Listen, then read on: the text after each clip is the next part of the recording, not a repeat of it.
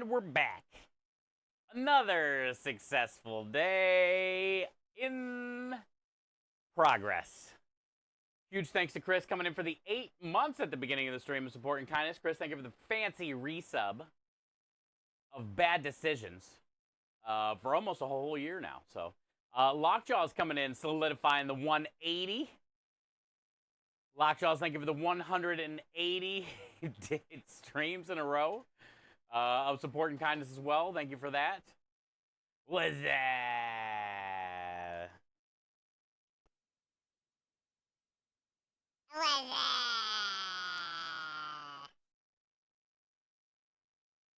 Good to see you, man. Thank you for the 180. Sarah, how are you today? Reflex, how's your day going? Good to see you. Chris, thank you for the 8. Oh, okay, Sarah, that's how your day's going? One middle. So, a light day, light work. Light work. Not that bad. Yeah, we got a lot planned. Reflex coming in with the 65 stream streak. Reflex, thank you for the 65. It's a lot. Lockjaw's 180.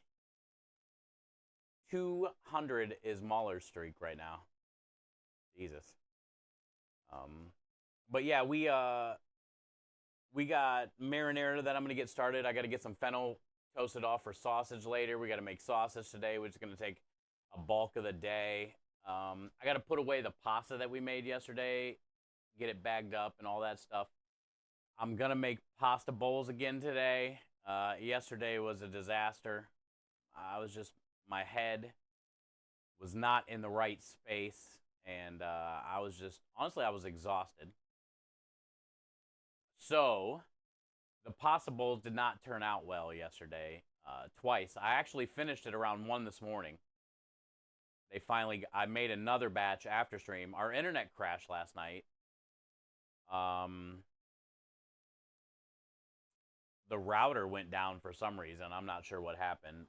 It ended up coming back up, but I didn't have time to wait around. So we just ended stream after it crashed yesterday, and I made another batch of the pasta bowls. They didn't work out again, and now I realized at the very end why it didn't work out.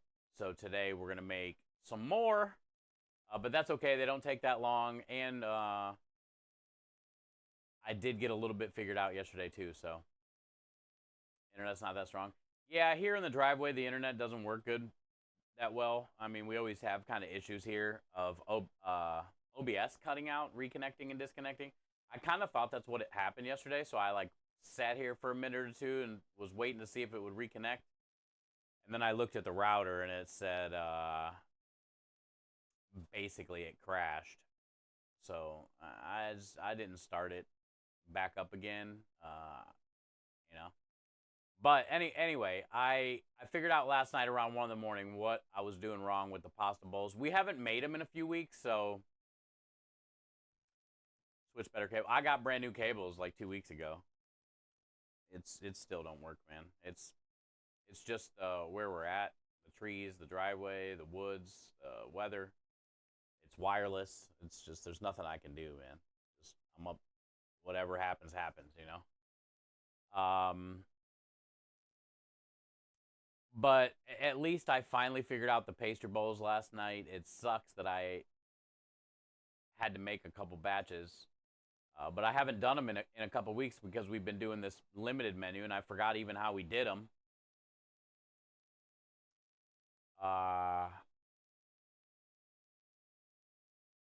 But we're gonna redo them again today, and I guarantee they're all gonna turn out good. So,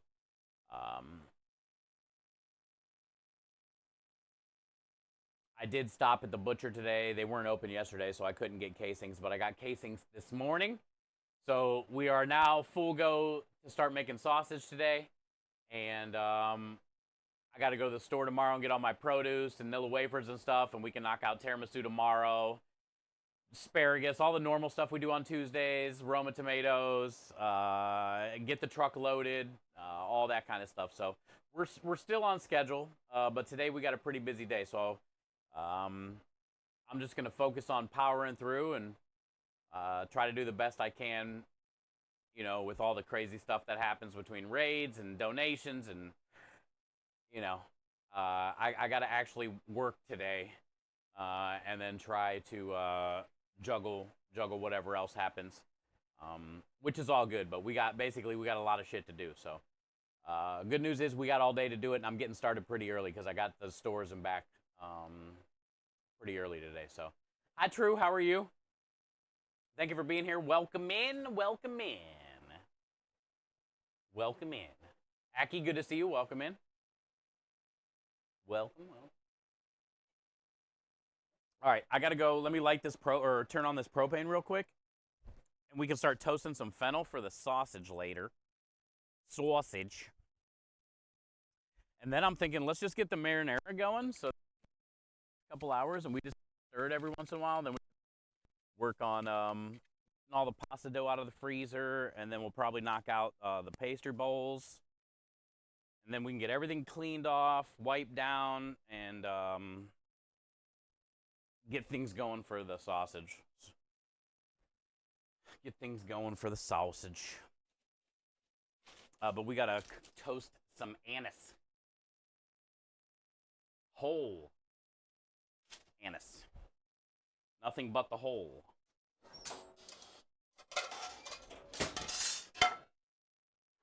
Nothing but the whole. My body is definitely pretty sore still. But my head feels a lot better than yesterday, so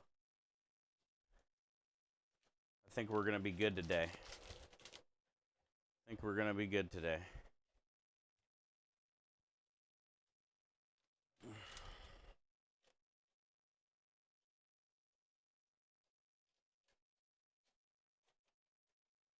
Want to get these nice and toasty, roasty, boasty. It immediately smells like black licorice as soon as it hit the pan. I love black licorice.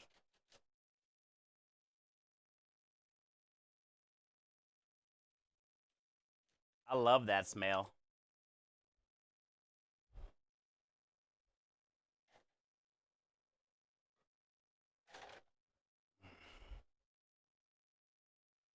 $180 stream streak today by Lockjaw.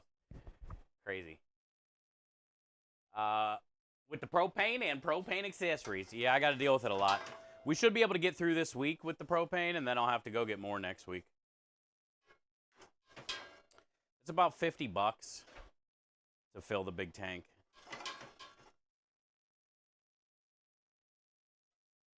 It's just a pain in the ass because I got to load it in the truck, drive it down the road, get there. I pick it up in the back of the truck, so then they can just fill it from the back of the truck so we don't have to take it down, put it in.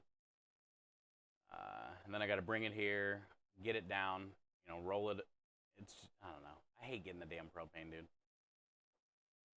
Yo, what up, Lumen? Welcome in. It's a Monday. It's a fun day, Monday.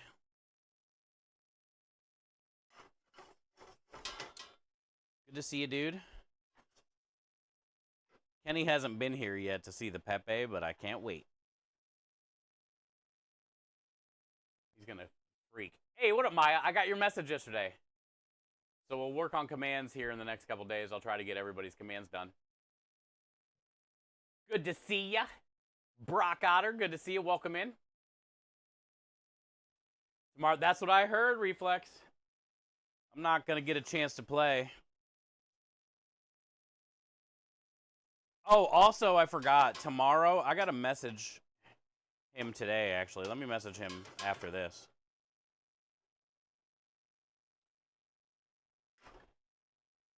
Tomorrow is going to be a kind of short stream-ish, depending on how far we get. But I think I got to be done by 6:30. With stream tomorrow.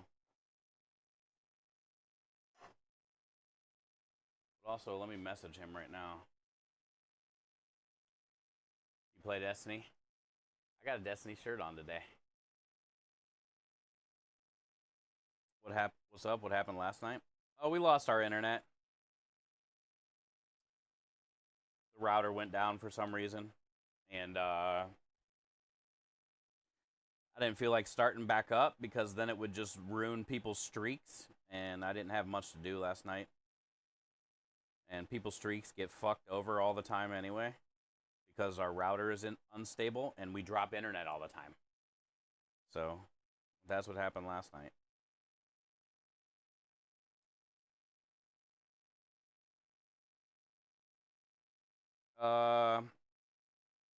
So tomorrow at 6:30, is that the...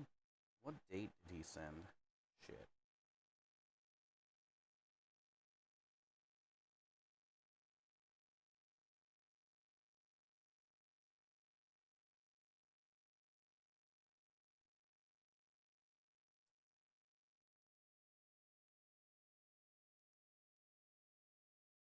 $6:30 Eastern work. Okay. Tuesday at 6:30 Eastern. I have a thing to do with the GCX people. They're doing a series called Why I Love GCX, and they're gonna basically just be sharing clips, talking to all the GCX communities that are involved in the marathon every year for St. Jude. What the marathon means to them and why St. Jude is so important. What's their favorite thing? What's their favorite GCX moments? What the marathon means to them and why St. Jude is so important. So basically, I got to do a video call at like 6:30 tomorrow. So I'll probably end stream around 6 tomorrow. But I need to message him because he said, look forward to chatting. Hold on. I'll shoot you a meeting invite now.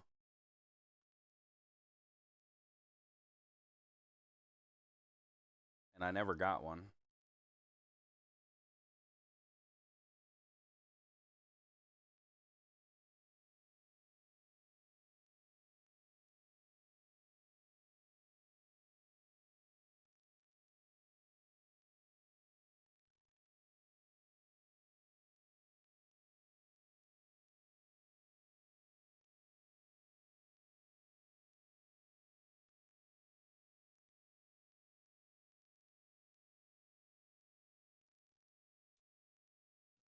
Send them a reminder because it's probably going to be like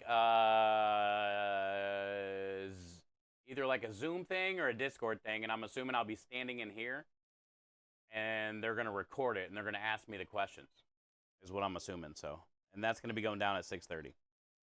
So whatever we get done tomorrow till 6 is what we'll do, and then after that I can finish up the rest of the truck. Yo, what up, Cactus? Good to see ya. Welcome in.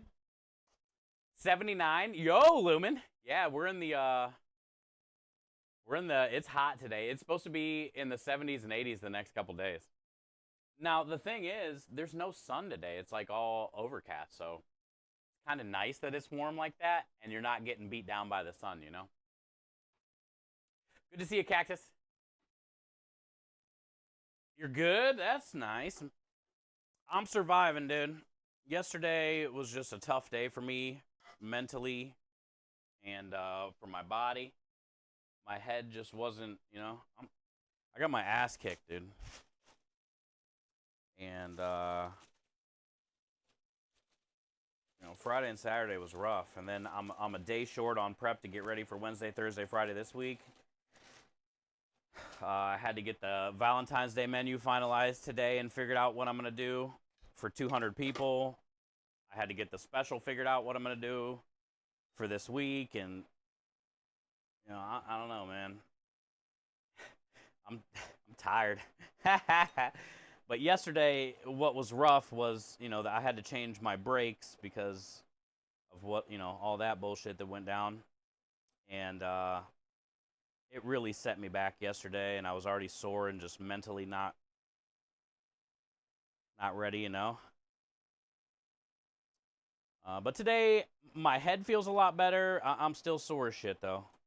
We just have a lot to do, man. I'm a day short on prep, and the streams have been really hype lately, and we've just been getting a ton of raids and donations, and I'm constantly stopping and, it's taking so long and I'm not getting much done and I'm already a day short. So, you know, my anxiety is at a fucking very high level. My body's hurt. My head's crazy. It's a crazy week, I would say, this week. Because last week it was just so busy, man. And I don't, there's no second in between, you know? So we're just going to keep pushing forward. I got to get this marinara going so that way I can just get this on and then stir it every once in a while and I can focus on the many other things we got to get done today so we can make service by Wednesday. But I'm very blessed, nonetheless. It's just, you know, being busy is a good thing. But also sometimes you got to, like, let your fucking mind rest or body recover sometime, you know? And I didn't get that this week. Also the sleeping situation, too, you know? Like falling asleep at 4, waking up at 9, 8, every hour and a half. Doesn't help.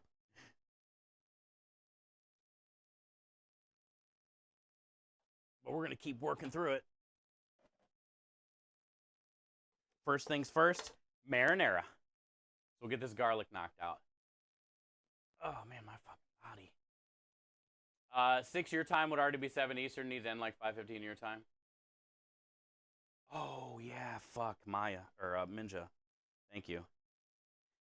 The email even said Eastern. And I didn't even, I bypassed that the whole I love you, Minja. I didn't even think about it. Thank you for patting the garlic. All right, so yeah, we got to be done by like 5:15. See, my head's just not, dude. I'm exhausted. I'm exhausted. All right, so yeah, we got to end by 5 tomorrow. I'm still waiting to see back what they say about this meeting invite because I don't know how it's gonna be. Probably Zoom.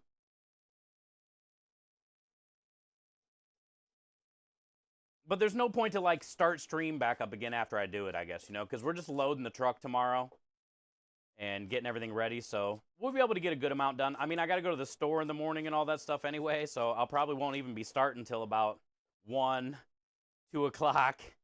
Maybe we'll get in like a 3-hour stream. And then I'm going to have to stop to do that interview thing. And then I can just finish. But I'll probably end up doing that off stream.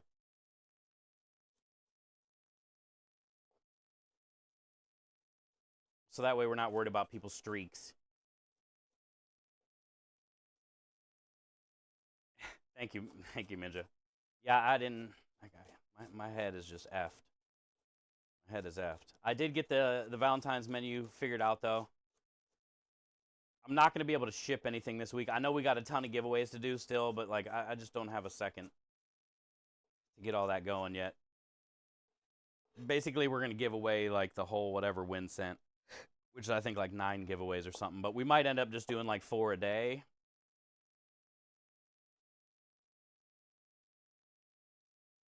4 giveaways back to back to back. 2 days in a row. Look who it is, the old rebel.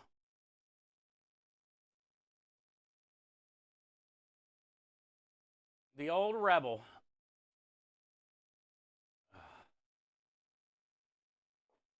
What's that? We're getting started on marinara first and then a bunch of other random shit. We'll finish our day off with the sausage. That way everything else is done and cleaned up by the time we get the meat out and don't cross-contaminate anything. So we'll finish up the night with sausage. We just got a couple things to do first. I forgot to get Nilla wafers today, so we're going to have to do tiramisu tomorrow. I wanted to kind of do that today. But I had to go to the butcher and get the casings. And I had to stop and grab fennel, and I forgot all about Nilla wafers.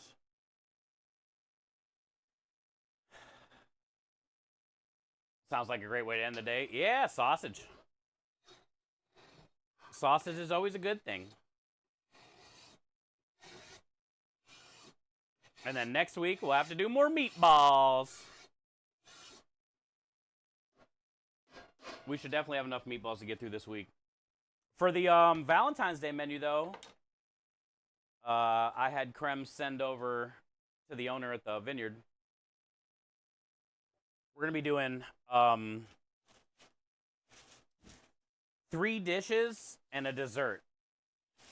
3 dishes and a dessert. And it's supposed to be 200 people. And we're also serving it on fancier plates. So it's going to be interesting. Me plating the food, you know, them getting it on a tray and getting it inside. I don't even know if they have a tray to run it on.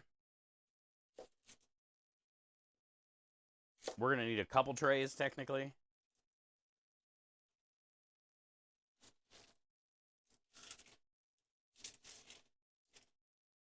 But I did, so the menu's going to be penne pasta, because that sells the best there, with meatballs and Sunday gravy and garlic bread. Just a classic, you know, pasta with meat sauce. I'm going to be doing a fettuccine and shrimp Alfredo with a sun-dried tomato basil cream sauce. I'm probably just going to puree up a bunch of sun-dried tomatoes and fold it into the cream sauce when I make it. And then, you know, the basil will be the garnish. And then, so the fettuccine noodles with the shrimp and the sun-dried tomato cream sauce, the meatballs with the meat sauce and the penne, and then braised beef short rib. It's going to be a 5-ounce short rib, but after I cook it, it won't be 5 ounces. And I'm going to be doing roasted garlic mashed potatoes and roasted veggies, and then we'll take all the liquid from braising all the short ribs, and we'll reduce all that down and make a badass, basically like a red wine demi sauce. And that's going to be the 3 options for Valentine's Day. The meatballs are going to be 18. The shrimp Alfredo is going to be 20 for pricing. And the short rib is going to be 26. And then I'm also going to be doing a dessert with those 5-ounce little clear towers I got in last week in the mail.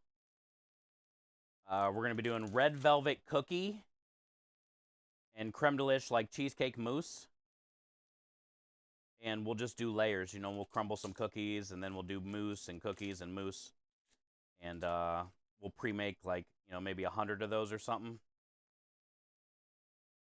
Put the lids on them, and then bring them with us like that. So it'll be like a red velvet cookie cheesecake kind of thing. I think that'll go over fairly well for Valentine's Day. And we have the potential to do better than Saturday. Saturday was record number of sales, record number of tickets, even though there's only 200 tickets sold for Valentine's Day. If we sell I'm probably going to bring around 60 short ribs, maybe 65. If we sell 60 short ribs at $26 a piece, that's more money than we've ever made there in just short ribs. And we still have the Alfredo, and we still have the meatballs too, you know? So we have the potential to do probably double our record sales there, which is crazy because our record sales there is like almost in the $2,000 range. You know, so we could end up $4,000 or $5,000 on Valentine's Day, which would be awesome. Which would be awesome. Yo, what up, Steve? Coming in with the 45 stream streak. Hi, Angry. How are you? I'm gonna make some balls today. Ooh, how many orders meatballs you sell last weekend? 5. I went through 5 packs, and in each pack there's 8 orders. 40 orders, 5 times 8, and there's 4 meatballs per order. So 40 times 4, 400. Went through 400 meatballs? Is that what it is? I'm real bad at math. 400 times 4? Has to be 400. Am I stupid? 40? No, we went through way more than 160. I am stupid. Okay. Well, we went through a lot of meatballs. Okay, it's fine. I'm stupid. No brulees. This week, no. We still got 1 tray, which should give me 7 or 8 orders of the Oreo cheesecake left, which I gotta pull that out of the freezer so then I can put some whipped cream on it tomorrow and portion it and all that. I think we'll probably get like 9 or 10 orders of the Oreo cheesecake for this week. And then I'm doing a chicken bacon pasta special with Roma tomatoes, spinach, and roasted garlic cream sauce. So basically like chicken, bacon, cream sauce, pasta with spinach and tomatoes is the special this week. I got to cook off the bacon tomorrow. I mean, we could maybe do that today, but I'll probably end up doing it. Nah, maybe we'll do it today. Maybe we'll do it right now. I got so much to fucking do. Might as well try to do as much as we can today. Because tomorrow, is going to be a little weird with going to a couple different stores, getting shit going. Then I got to stop stream, do the interview thing. Then I got to start, finish prepping that. I don't know. Maybe we'll do the bacon today. I want to get the bacon cut and we'll just render it down. I could put it in the oven, I guess, and then crumble it up. But I think the better option would be cut it and render it down. Because we're going to be here working on the marinara anyway. So let's just do that. What's the interview thing? It's for GCX, which is the charity organization thing that we work with every year for St. Jude. And they're probably just making like a little media kit for this year to get ready for GCX. And they're interviewing, just asking 3 questions basically. And it's probably going to, they're going to start posting it all over social media stuff and getting people hyped. They've been posting a lot about, the GCX hotel blocks are out right now, VIP blocks, all the tickets to Universal Orlando, and just getting ready for the event, which is in July.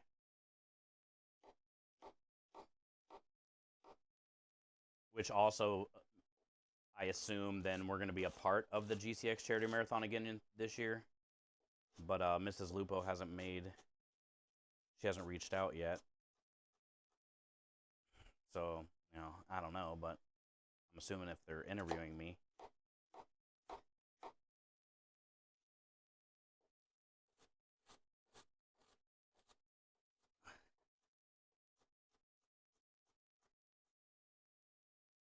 Oh, my eyes. I can't even fucking see.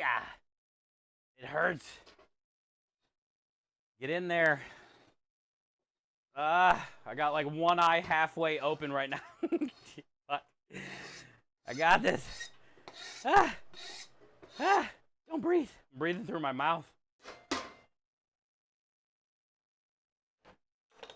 It hurts. I held my breath almost the whole time. You've been at 6 a.m. Oh, you're staying later today. Man, that's a big day. It's a big day, Rebel. Steve's a celeb? No, far from it. But, I see what they're trying to do. They just want to get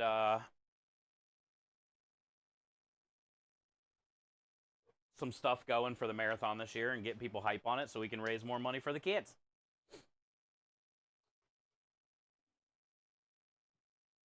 Which is kind of cool because it's February and it doesn't start till July, so they're doing a great job at planning and getting things going. I'm gonna go grab that bacon and then we can start cutting that bacon while this does this. I can take this inside too because it's done. Go grab that bacon. Steve the Crybaby. Man, onions wreck me every time. Some days are worse than others. Like today wasn't too bad. I didn't bitch about it for 10 minutes afterward. So we're good.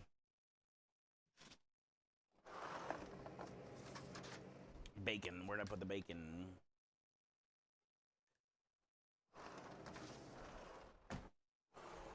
Oh, yeah, Italian deli sub. That was another thing we need to do today, and that's a pain in the ass. We have so much to do.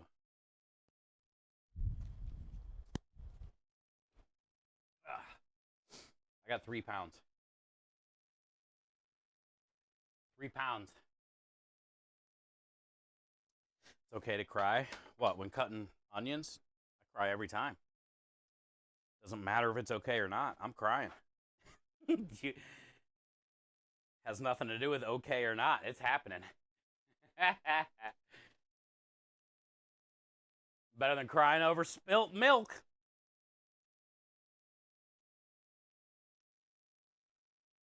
I've spilt milk a few times. Have you ever went to the store and got like a gallon of milk and then the milk like fell over in the car in the bag? And then you get home and it was like leaking out into the bag? I feel like almost every time the milk falls over like that, it leaks. And then I always got like a cup of milk in the corner of the bag that's like dripping onto my seats or on my floor or something. Like, why is it not ever sealed right? Why can't you tilt it? It should be, oh, you know what? You might be able to like sue for damages to say like your car or something because it doesn't say keep upright. If you got a good lawyer, you can sue the milk companies. You ate too many donut holes today? That's an issue.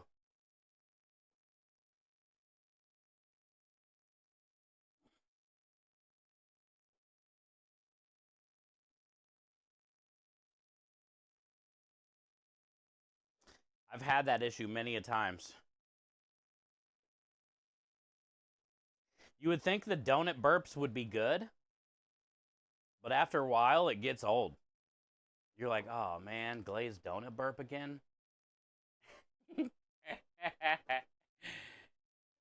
Too many donut holes does not compute. Trust me, you can get sick on donut holes. I've done it.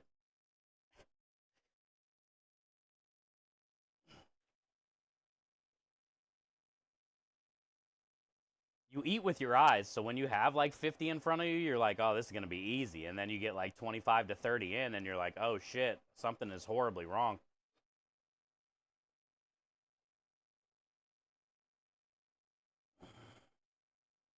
Your body starts shutting down. There's so much sugar. Your stomach is expanded. All the milk you've been drinking to get all the donut holes down is now sitting on top of all the pile of floured donut hole in the bottom of your stomach.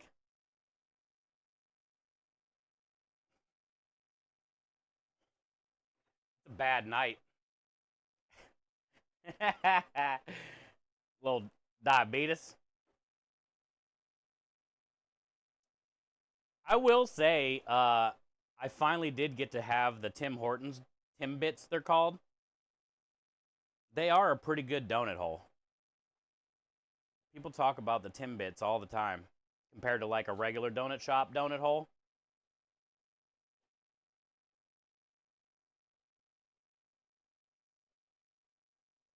They're pretty damn good. Milk has vitamins and calcium. Yes, it does. But when you eat 75 donut holes, that's like saying when you're drinking beer, you drink Michelob Ultra because it has less calories, but then you end up drinking 30 beers. You might as well just drink a 12-pack of regular beer. Fuck your ultras. Eat no donuts? No, that's not possible, bud. Are you out of your mind?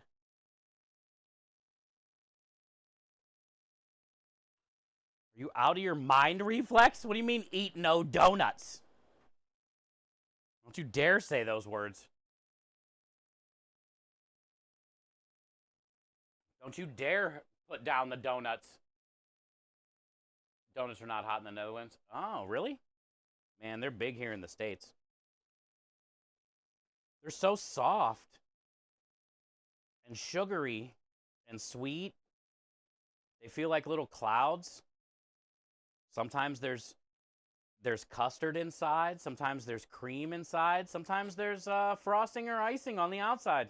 Sometimes there's powdered sugar, cinnamon sugar. Sometimes they're in different shapes. But you know what's consistent? When you bite into it, and it's so soft. And the diabetes. Those are consistent too. And fattening, and that's consistent too. These are all facts.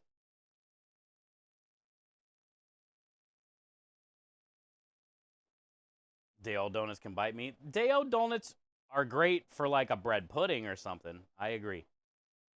Fresh donuts, when they're just like soft, sometimes when they're warm too, you don't even have to like chew it. It like dissolves. Oh, it's so good. There's nothing like it. Like even some soft bread with butter doesn't compare to like a warm, soft donut.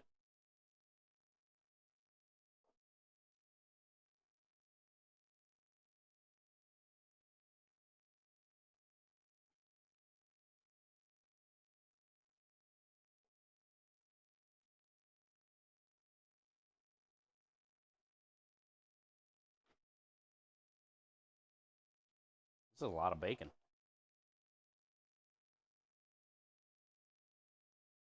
And with every donut, a heart attack is included. No. People eat donuts every day. Heart attacks come later, after you eat like donuts every day for maybe 10 years. Could be less. Oh yeah, you guys have those. Yeah. You showed me what those were too. Those look really good, Reflex. Hey, hi Scrub. Yeah, the dissolving ones. It's ridiculous, dude. Should be illegal.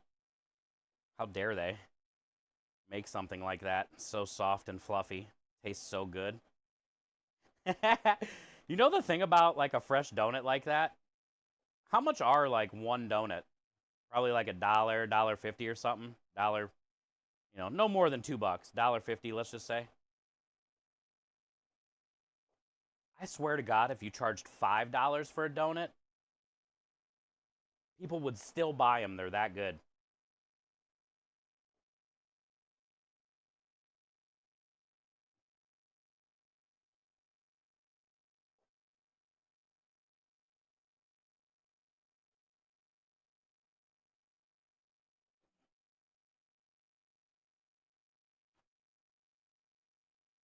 If I recall correctly. They're definitely bad for you.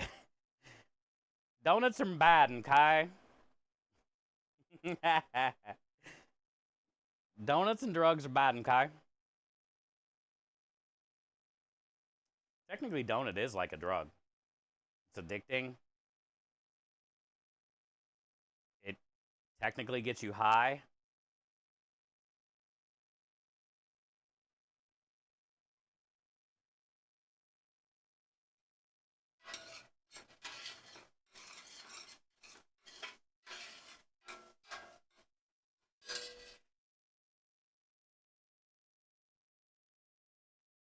I've accepted the fact that I'm a fat ass. Yeah, that's all you gotta do. Live life happy.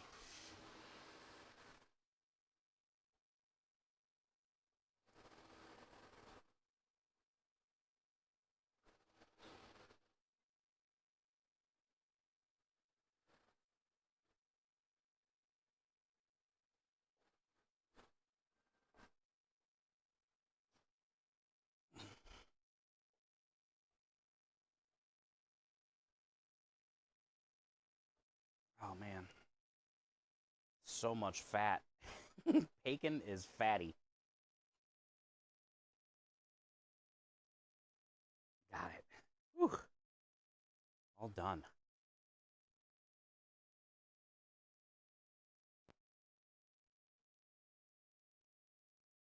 Are you browning the onion or just sweating them? I just sweat them down. There's no need to brown them for the marinara. I just make sure they get nice and soft. I'll show you. Like the garlic and the onions, they probably got about 2 or 3 more minutes.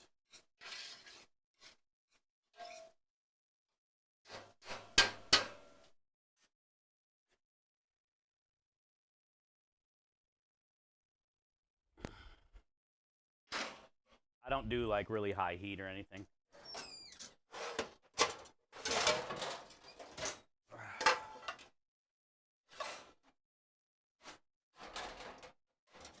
Should I do 2 pans? Yeah.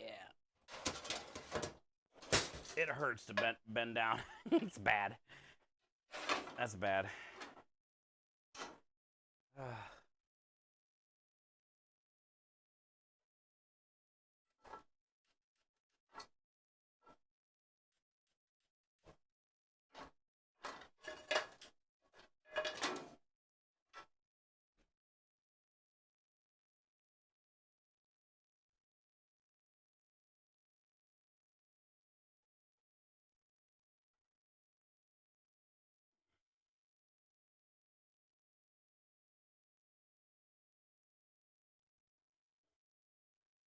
All right, this would be for the special. And then I got some leftover chicken and stuff. Let me go grab a spoon for that. That I can use for the pasta special, the leftover chicken. And then when I run out of the leftover chicken,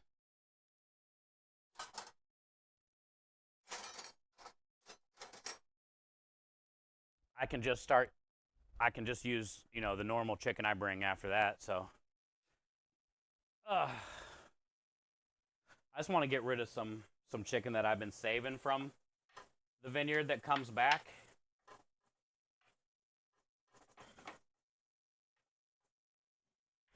I've been putting it in the freezer and just saving it. So now we can get rid of it in this pasta special this week. Which means we're basically selling it twice. We took it there to sell it. It didn't sell out there. So I'm going to sell it again in a special. We win.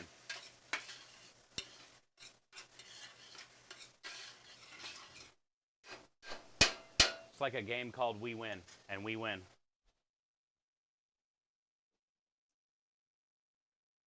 Yo, speaking of winning, look at that streaky streak, you. 160.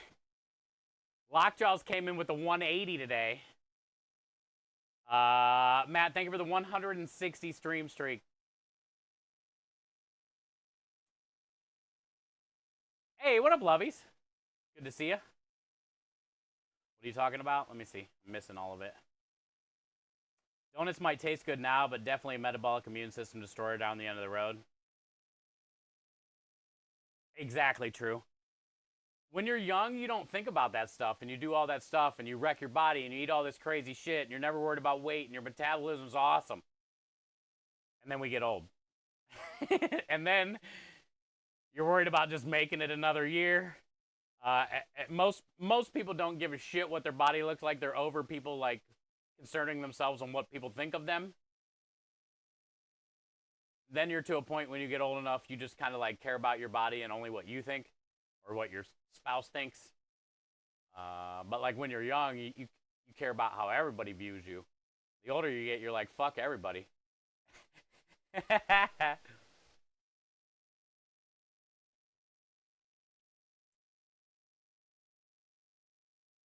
Yeah, I don't crave, well, I can't say that.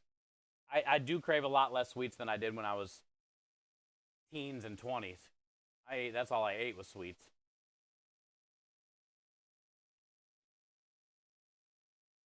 You just got to do what's best for like you. What feels best for you. You know, like I said, I can't believe one of the biggest differences for me, and, you know, also now you're hearing it with Patrick, just cutting unnecessary sugar. I didn't think I would lose like 10 pounds just by getting rid of sugar.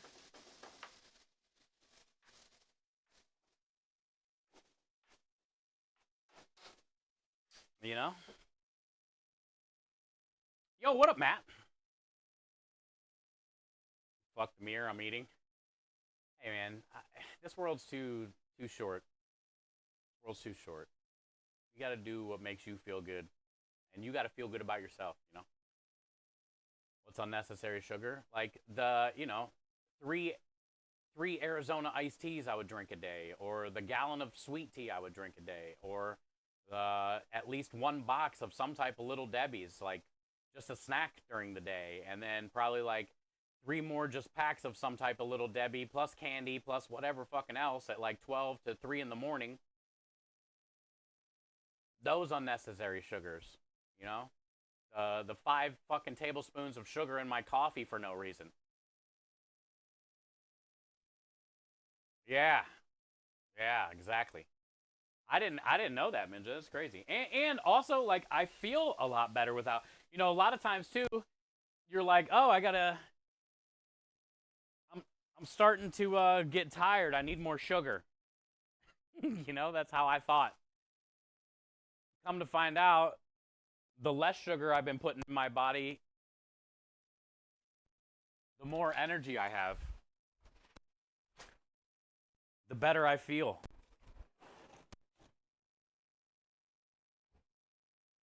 Yeah, I know it's a weird concept.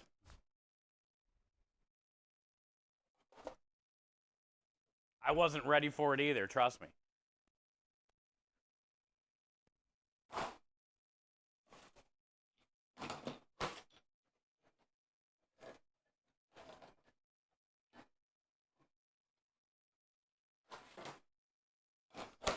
Oh, Scrub, you weren't here in the beginning. I finished pasta bowls last night at 1 in the morning.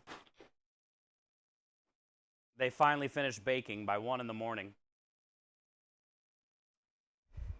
You could tell I was so out of it yesterday. Like, dude, I needed a day off yesterday. But because we're a day short prep, I'm fucked. Like, my head was a fucking mess. My body was a mess. I was done.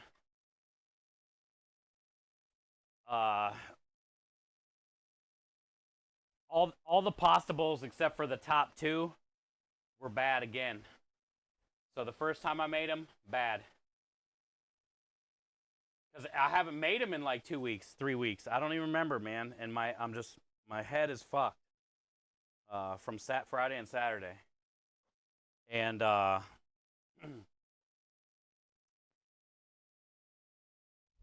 1 in the morning when I took out the second batch and immediately saw that they were fucked as well, that's when I realized how I did it originally.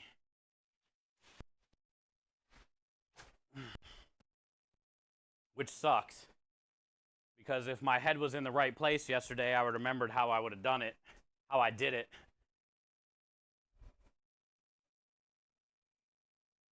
I remember in the beginning, last month or whatever, when we first did them, we stacked them and they didn't work out. Yesterday, I stacked them twice because I'm tired.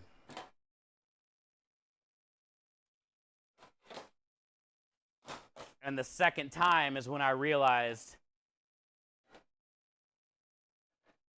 I didn't stack them.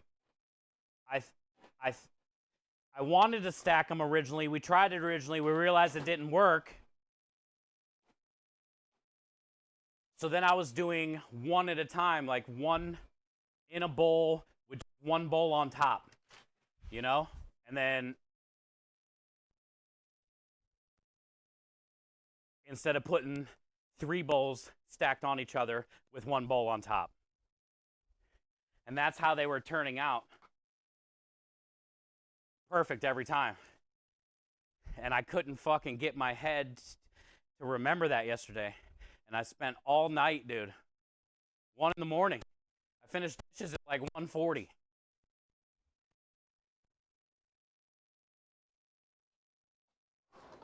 And that's when it finally hit me.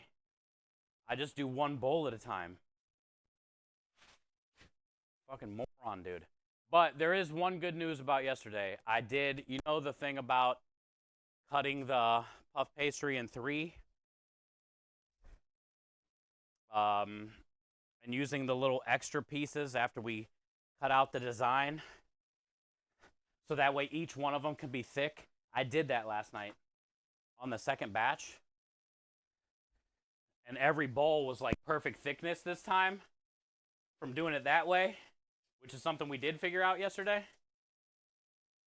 So I am going to continue to keep doing that. You'll see today, because we're getting ready to do them again today.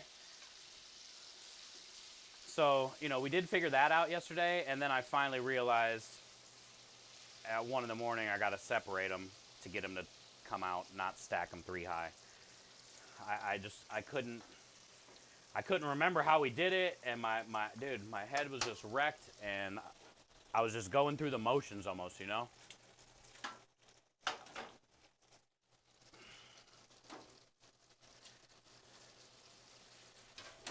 So we're going to get it today. We're going to do it again after I go in there and break down all this pasta. We'll get those done again since I got to get the oven on, but now I won't forget it. But still, you know, it was like those couple weeks and then just being tired, like I totally forgot. Totally forgot that we already did this science. It's not working for a reason. You've already figured it out. And you continue to keep doing it the way that's bad. And then at 1 in the morning, I had the epiphany of like, oh shit, yeah, this is the 3rd time now we've done this science and it didn't work.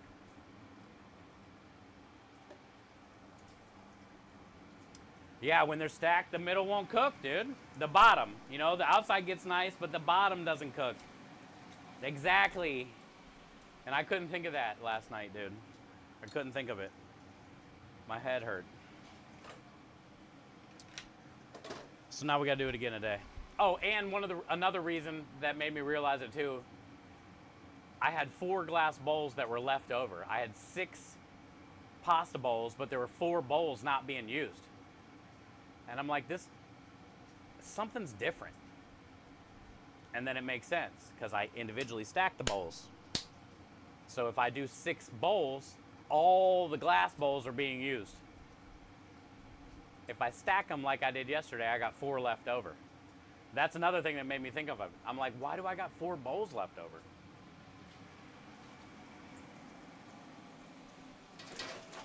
And then it hit me. So basically, I just did dishes, and I went and laid down, because I just needed to get off my fucking feet. Yesterday was basically a loss.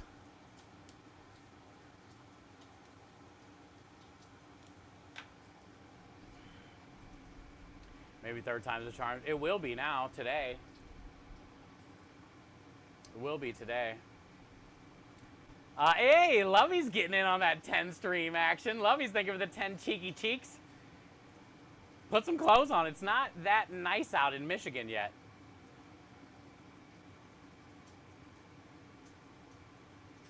Yesterday I didn't have a chance. Yeah, I was wrecked. Well, the problem, I think what really did me in yesterday was the brakes. I'm already stressed about getting ready for Wednesday. I hate not having the proper amount of days to prep. I didn't get any fucking break, you know. We didn't even get done cleaning until 1 in the morning on Saturday. Hulu was here by 9:30. I was immediately in the stores after that. Then change of brakes till 4 in the afternoon. That shit kicked my ass. My body already hurt. Yeah. Yesterday was just a disaster day.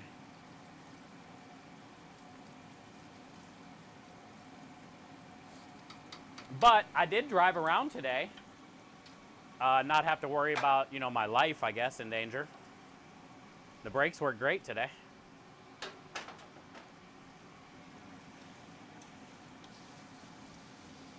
And I got the Valentine's Day menu done.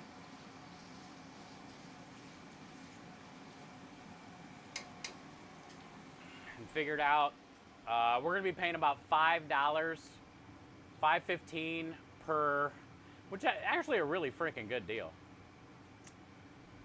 We're getting 5-ounce boneless short ribs for $5.15 a piece. So that's going to be one of the options on the Valentine's Day menu. And I'm going to be charging $26, which is my ×3.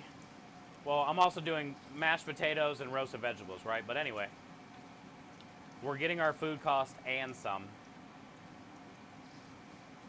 Also, $5 for a 5-ounce boneless short rib is a really good deal. They come individually cryovac.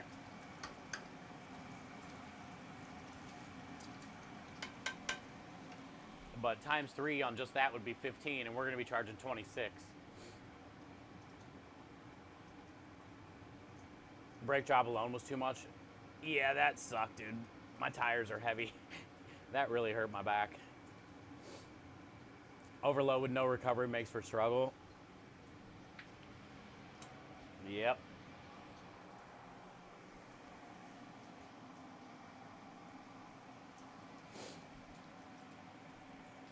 The difference is, you know, too, is I don't have help.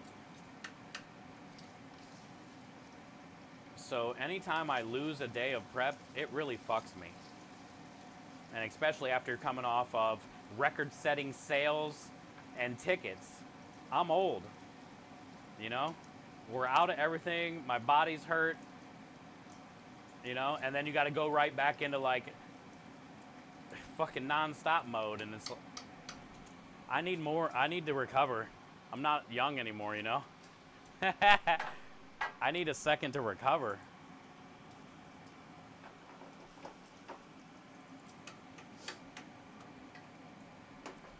We powered through, though. And we did learn something, so, you know, it wasn't a total disaster yesterday. We did learn something with a better way to roll them out so they're thicker. And I won't be worried about getting a hole in the bottom. And I'll show you guys today. Because before I was rolling out one big piece and cutting out two molds in one piece of dough. So the dough had to be stretched too thin. Therefore, after I cut them out, they were getting a hole on the bottom of them. So we did figure out the best way to do that. We just forgot that we don't stack them. All I had to do was remember that I don't stack them. But I kept thinking stacking them because when I had the original idea, you know, I was thinking stacking. And then when we did the science on the original idea and we stacked, it didn't work. And then I remember we unstacked and it worked. But also that was like two weeks ago. And I smoke weed. And basically I forgot that we don't stack them.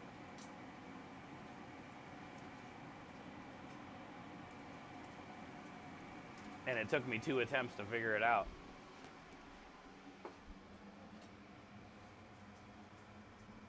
And I was working on like what, maybe 3 hours of sleep. And it was 1 in the morning. And I was like, okay, I'm over this. I'm waving the flag. Figure it out another day. Oh wait, it's already the next day. We'll figure it out in a couple hours.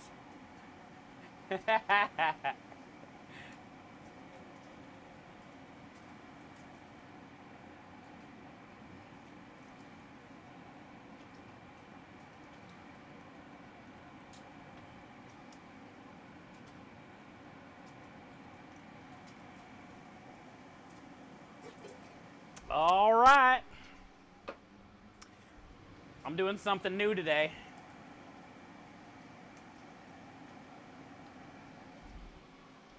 I'm getting all 4 cans of tomatoes in at once instead of 1 can at a time.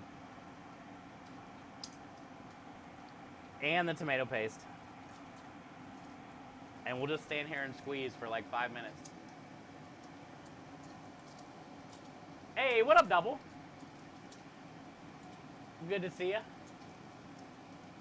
Doing something new today? No, new today? No, new today. NEW. Usually I do 1 can at a time. Like put 1 can in, squeeze, 1 can, squeeze. That way it's more manageable.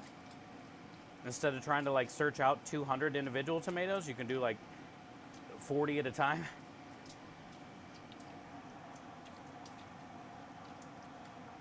But honestly, I think this is faster in the long run. Just get them all in there. Instead of back and forth, back and forth. Just make it happen. Just don't be scared. SK scarred. RAWD scarred. Don't be scarred. SKARAWD scarred. Don't be scarred. Scarred.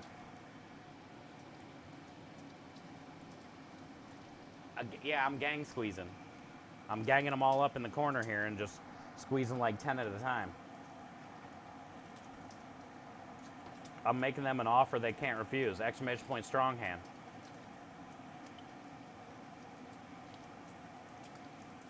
Actually, my hands are not very strong today. They're sore.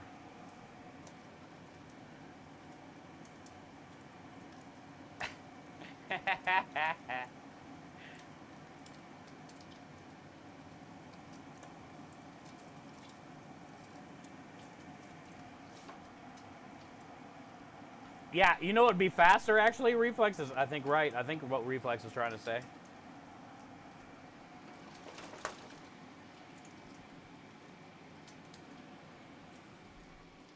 That happens like way too often the last 20 years. Can you even see where that hot grease just went?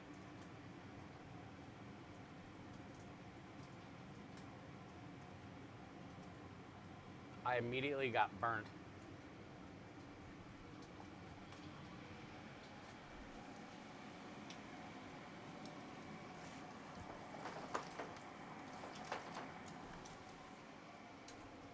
That shit blasted me right in the corner of the eye.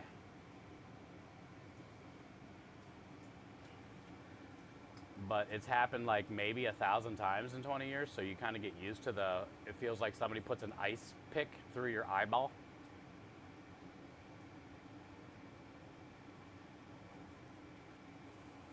But then you just kind of rub on it. And if the hot grease didn't explode your iris, then you're good to go. It's all good. I still got an eyeball.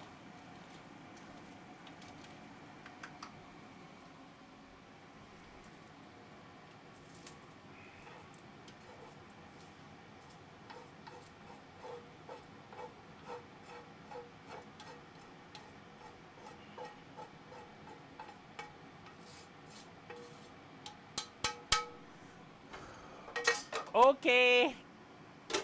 So we got that done, which is good. I was going to do that tomorrow for no reason.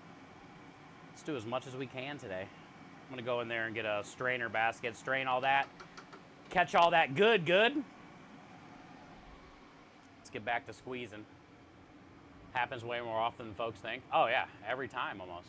It's fine now, kinda. I mean, you can tell that I got destroyed by 300-degree grease in the corner of my eyeball. It even left a mark instantly, huh?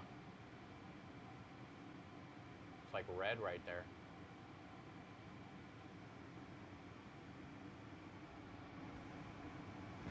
Hey, Kenny, what's up, dude? What up, Batty?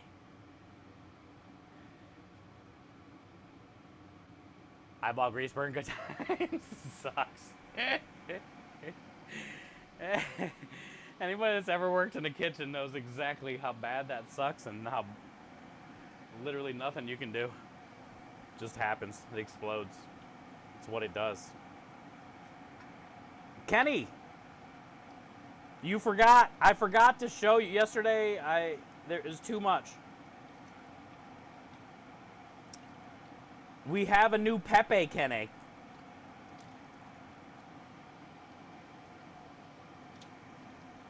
You're going to be so excited, dude.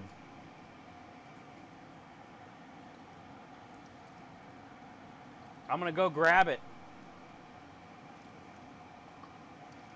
And I'll bring it out here because this camera's better. Kenny, wait till you see the new Pepe. You're going to love them.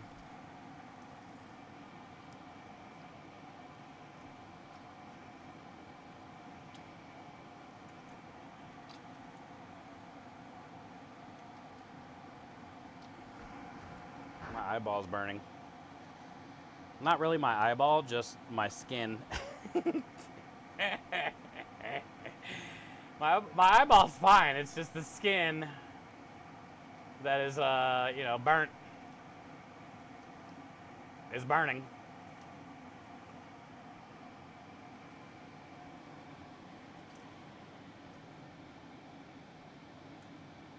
Cookies? Yeah, Reflex. He hasn't got to see the new Pepe.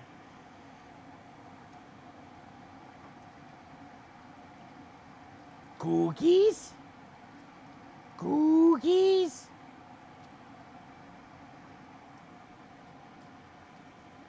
Kenny, we got a cowboy Pepe.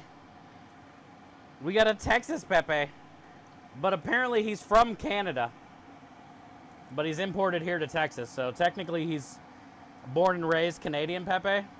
I think he said he lived like in the province you live.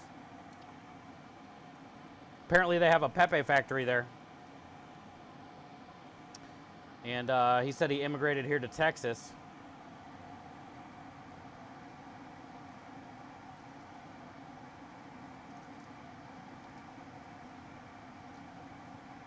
He was looking for greener grass, bud.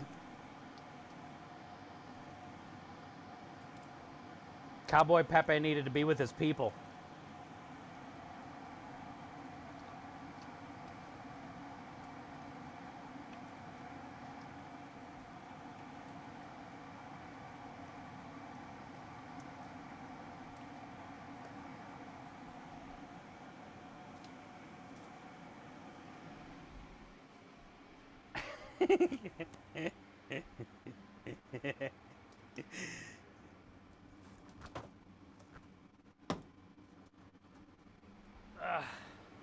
Let me go get him.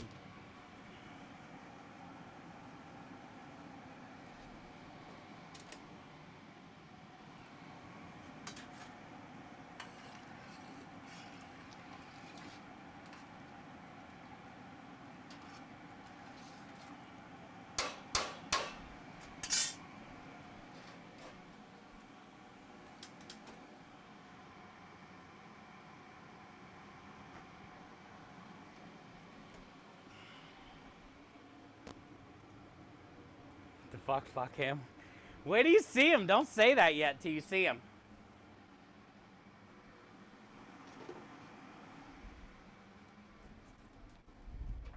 You might like him. He comes bearing gifts.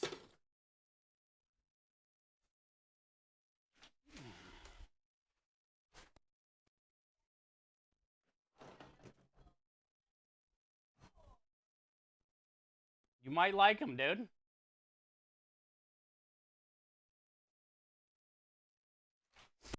Don't judge a Pepe book by his cover, Kenny.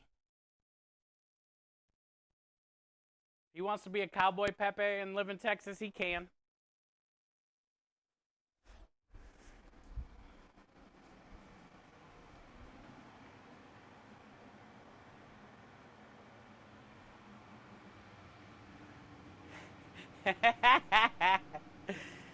You ready?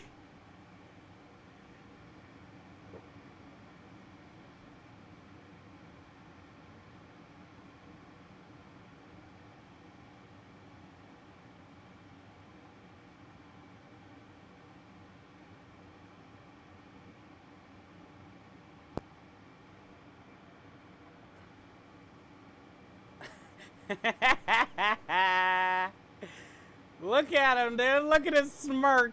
Look at the smirk on that guy. I told you he wanted to be a Texas Pepe.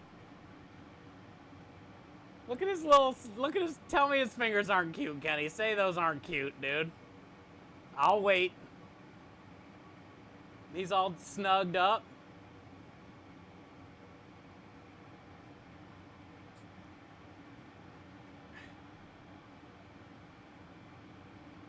How badass is this? No, Kenny.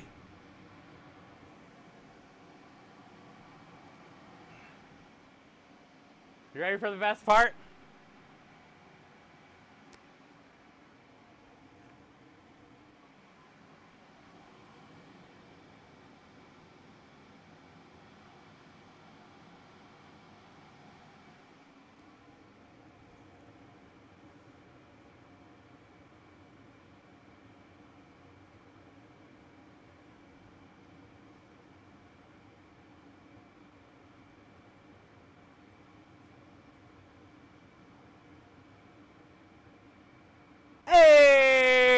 Hey!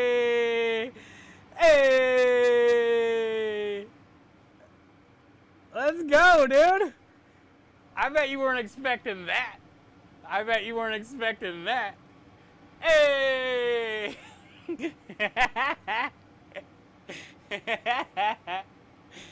Look how good it is. All right. You ready for the best part? Kenny, you ready for the best part?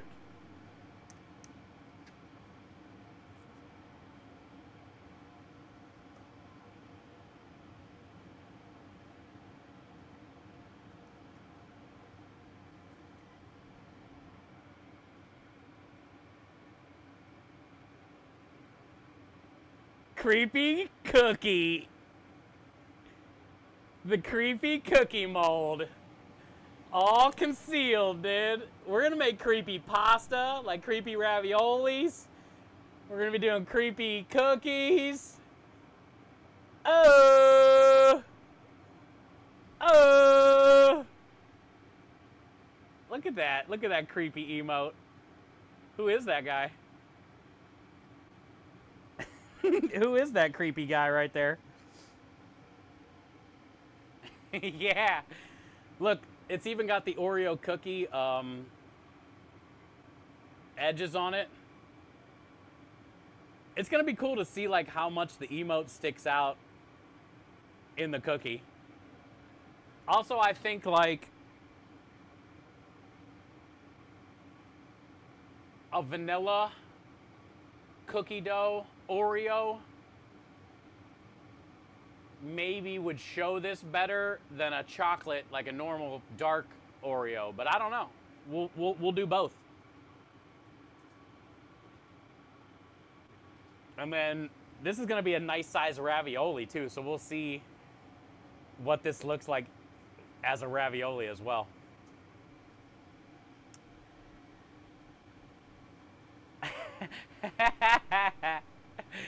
What do you think, dude? You like it? I told you you might like Pepe.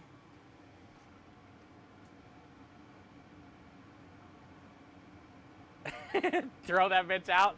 Just keep this. It doesn't work like that, Kenny. It doesn't work like that, dude. Pepe's part of the surprise, bro. Look what he did.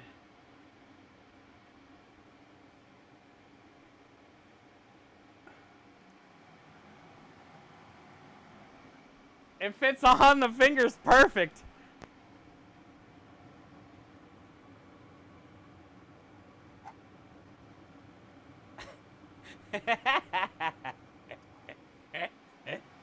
Pepe got fingered? Yeah.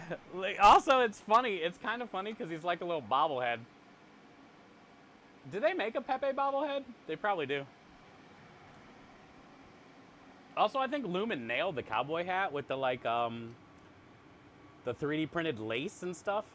The star worked out perfect. Fits his little butt. Look, Pepe's got butt head. Looks like somebody bending over, dude. Look, it's like cheeks. Little beehole right there. Pepe's got a butt head.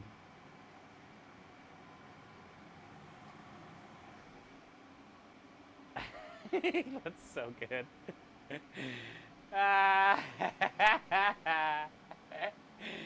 He got two butts on his head, dude. No wonder why Pepe is sad all the time. He looked like a butt face. Pepe got a butt face, dude.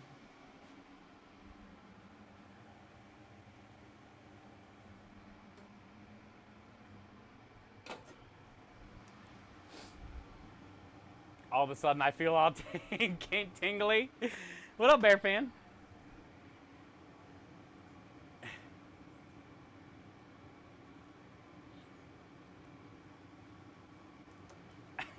Wow, Chris. So you're not the only butthead anymore? No, Andy. Pepe's got my back, dude. Where's Beavis? Dude, we should get a Beavis. Oh.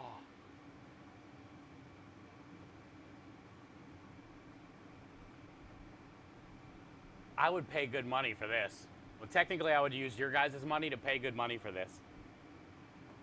What if we could get the same thing like this, but it's Beavis and Butthead as Pepe?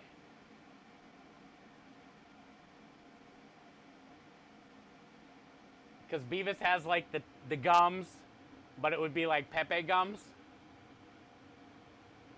And they would both have the, you know, the different shirts and shorts. Wouldn't that be cool? Little Beavis and Butthead Pepe style.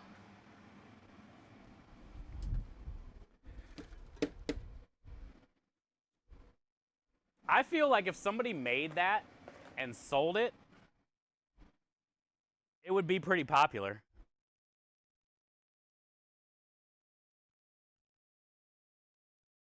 You'd probably sell a shit ton of Beavis and Butthead Pepes. With how popular Pepe is, especially with the Pepe coin and all that shit going around.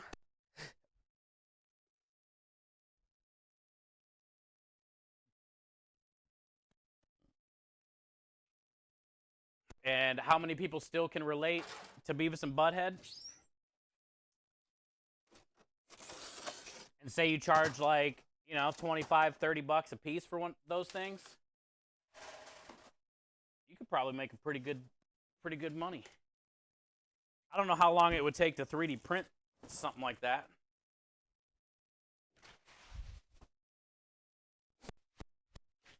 Bucks plus shit. For each. So then you'd have to pay like 60 bucks for the set because nobody's going to get just one, maybe.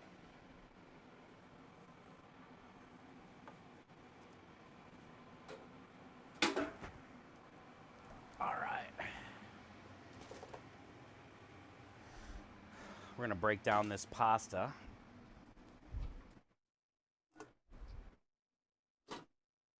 This number 10 can that had tomato juice in it just spilled.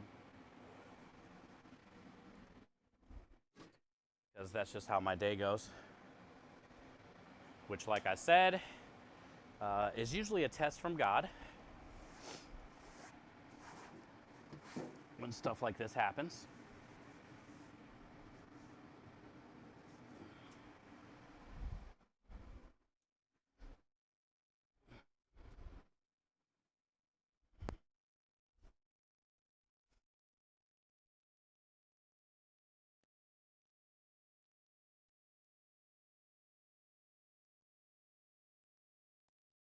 Usually how that goes.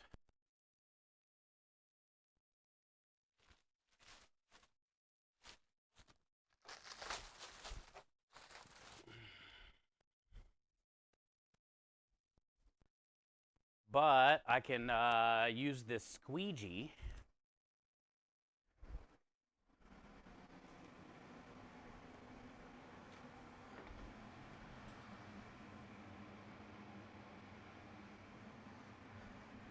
The whole number 10 can with all that tomato juice literally fell out of the back of the truck onto the ground, and then it splattered outwards.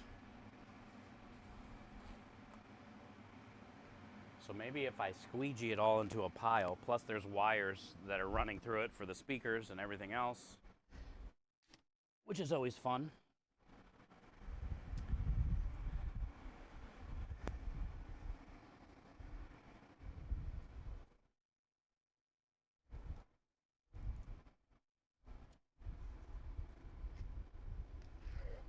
I can squeegee it all into one pile, and then maybe use paper towels to soak it up. Then I can go get some water and just dump it on here so it's not sticky, I guess. I don't fucking know, man. I'm tired. Actually, you know what would be better?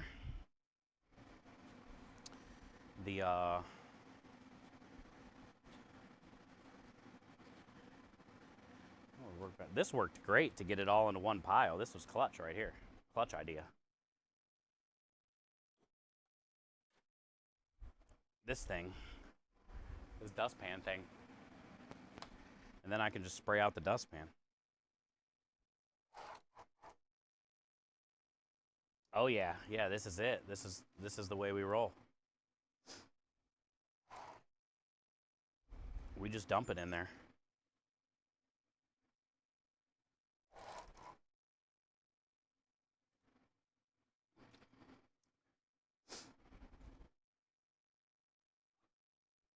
Dude, squeegees are awesome.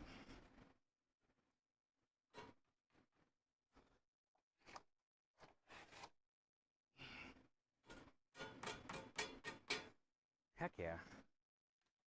Okay, so we just spray that. Let me fill up some water.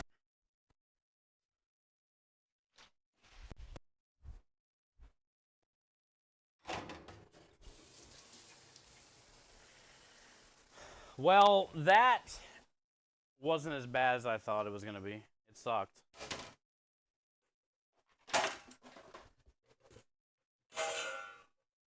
Sometimes the days just be like that. It's usually on like your worst days.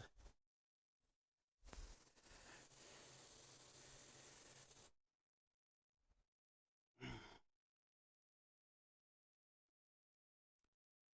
I hear DJ Skids?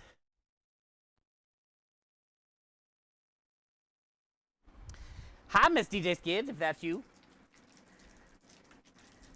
I spilt a shit ton of it. Well, the whole can of tomato juice just fell out of the back of the truck.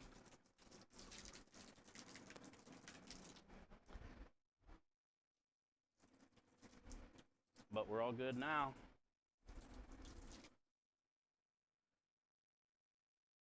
Dump some water there.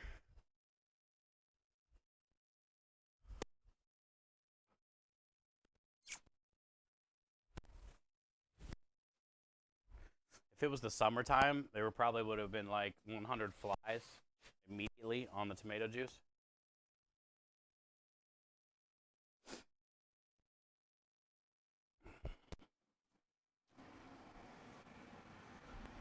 Okay.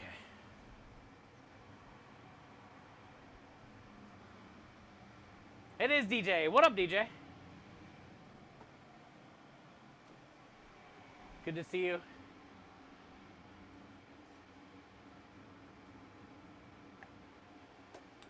You dropped a pot of chili. I didn't go. Chili all over the ceiling floor. Yep. Those are the days, right, Lovey? That's why I say those are the days that are like a test. You know? Are you going to freak out? You going to take a breather? It sucks when it's product. Like, I didn't need that tomato juice. You needed that chili. That tomato juice was going to get thrown away anyway, or sometimes I try to use it when I can.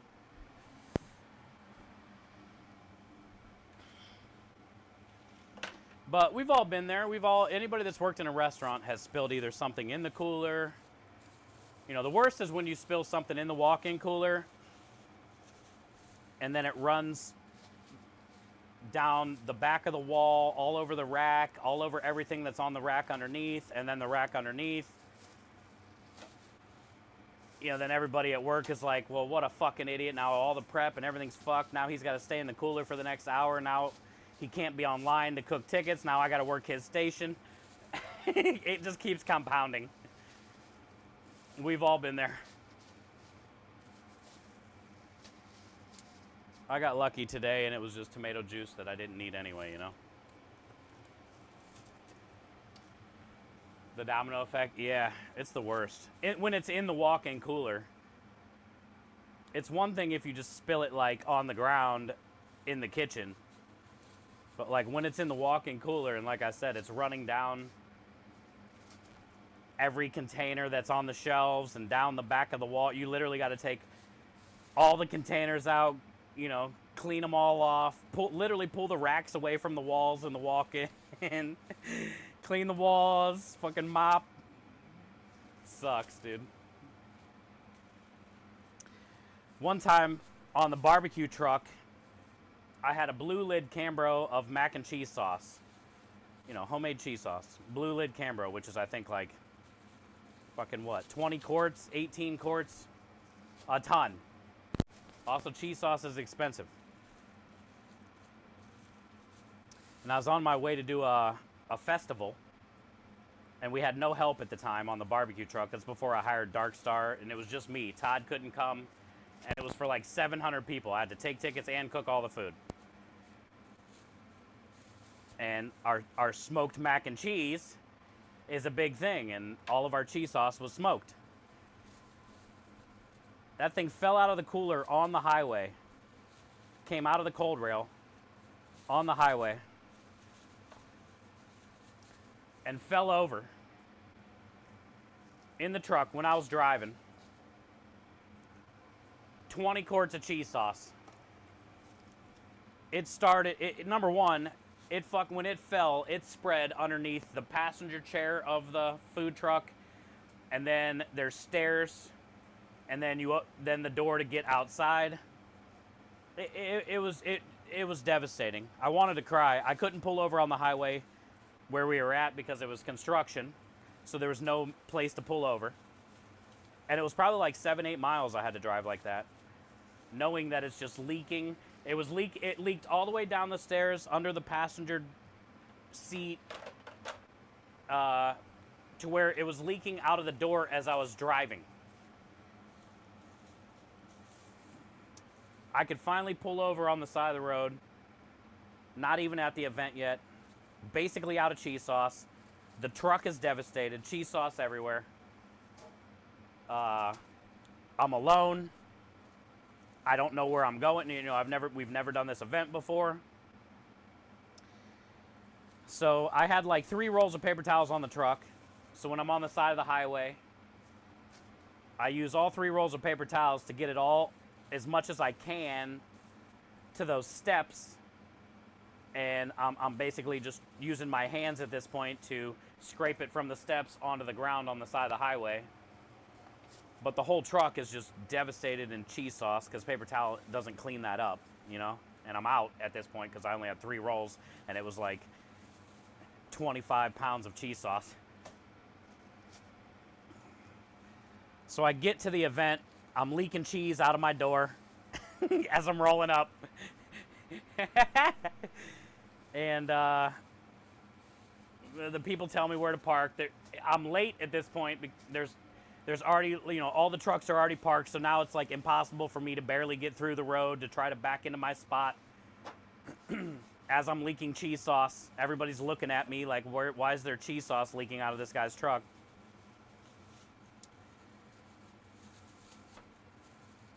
And yeah, I wanted to cry, but I didn't cry. And there was like a supermarket kind of across the street, but a little bit down the road. So I started walking there, and I recognized one of the restaurants that was by the supermarket. And my buddy was the front of the house manager at that restaurant who started a few restaurants with me when he was in the back of the house, but then he went to the front of the house and opened that restaurant. So I walked into the restaurant and he was working because obviously front of the house manager never leave. He hugged me and he immediately was like, dude, what's wrong? Like, you could tell, like, I've been through some shit. And he goes, what is wrong? And I told him that I'm here for this event, you know, across the street. And, you know, the story, my cheese sauce fucking fell. He immediately went and got the dishwasher to get a mop bucket and told the dishwasher to come over. And he literally mopped my truck, got underneath the seat to where, like, I could stand there and it wasn't sticky. Like, it wasn't perfect, but it was way fucking better. And why the dishwasher did that, I went to the supermarket and bought nacho cheese sauce in a can, like number 10 can nacho cheese sauce, and just used that the rest of the night for the mac and cheese, which is absolutely fucking horrible. But once you add enough brisket and pulled pork and barbecue sauce, most people didn't care. It wasn't our smoked mac and cheese at that point. But, you know, we still made it happen. And it was rough. It was rough. What up, Klaus? Good to see you, Rui. Welcome in. There's so many stresses non-food strikes people don't think about. Yeah, it's a lot. Good to see you. Welcome in. Welcome in. How you guys doing today? What up, Better? How you doing? I dropped a pallet with a forklift inside the cooler once. So much eggs and milk juice everywhere. Really? Were people mad at you? That sucks. Sorry to laugh. I couldn't imagine eggs, milk, and orange juice just spilt everywhere, all mixed together. Like, eggs make it worse. Because it's just, like, hard to, like, scoop up, and it's fucking disgusting. Still no sushi? Let's go!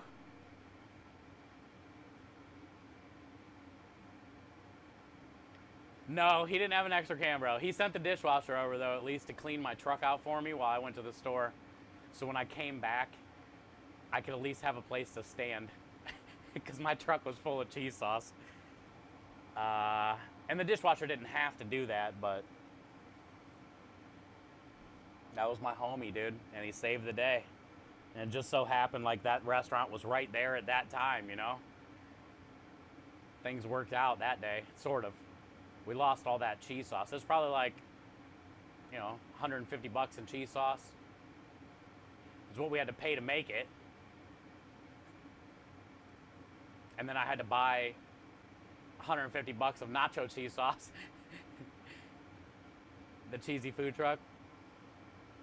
You made it happen. Yeah, I mean, that's the thing about our job.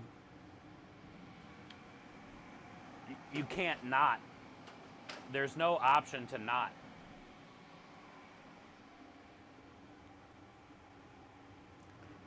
You can't be like, well, this fucked up today. We'll have to close the restaurant. You know what I'm saying? Oh, we'll have to cancel the job. This didn't work out today. He said, I sent it to your email. Okay. I finally got a response from the GCX people.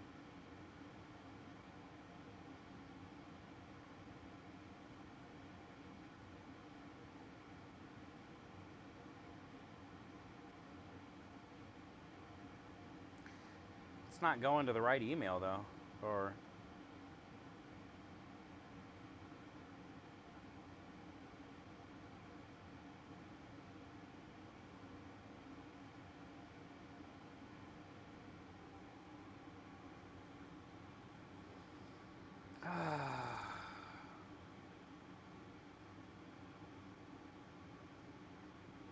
here it is.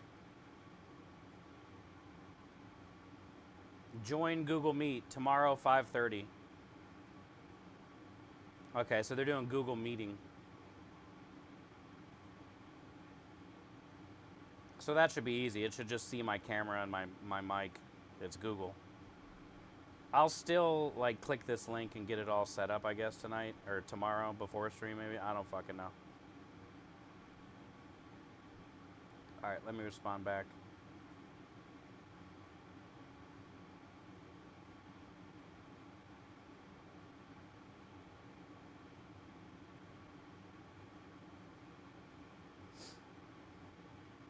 Okay, cool. Yeah, tomorrow, 5:30. So that means we got to end stream tomorrow at 5. So that way I can do that GCX interview. What up, Aspie? How you doing? Nacho cheese sauce. Nacho cheese sauce. Been lurking. Someone crashed into an olive oil and balsamic display over $400 of product smashed on the ground this weekend. That's brutal. Those two things don't mix well either, so if they were to like all spill into each other, that would have been a disaster. Like, hard to clean up, you know? And imagine all the different smells, the different balsamics and oils and stuff. That'd be kind of a crazy accident. Yep, exactly, Lovey. Nacho cheese. Chef have to be magician sometimes. You got to. You got work in 7 hours, Klaus? Well, good luck at work tomorrow. Hope you get a few hours of sleep. I know you don't need much beauty rest. But thank you for always stopping in when you can. I appreciate you. Now Rui finally gets some peace and quiet.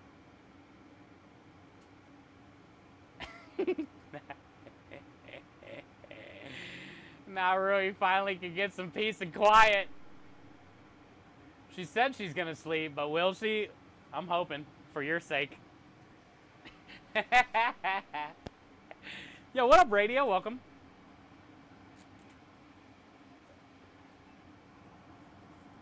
The guy, oh, really? The guy that wrecked into it? Well, that was good of him to do that. Because that's a lot for a small business. That's good on him to do that.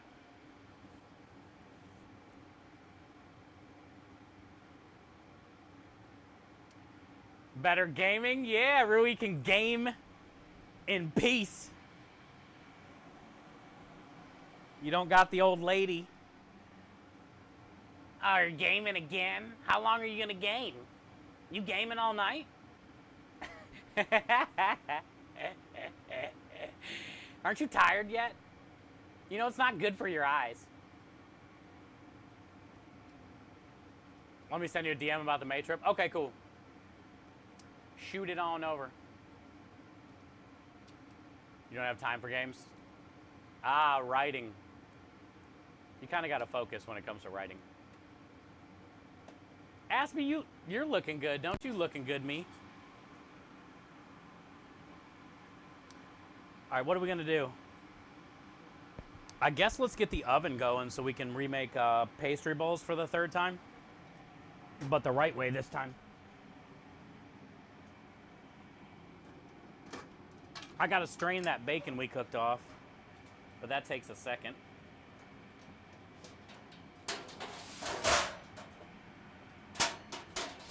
So I say let's do this first. And then I can pull the puff pastry, and then we can strain the bacon. And then we can make the bowls the right way. See what else we should start working on, and then eventually we'll get to the sausage, and we'll just finish with sausage.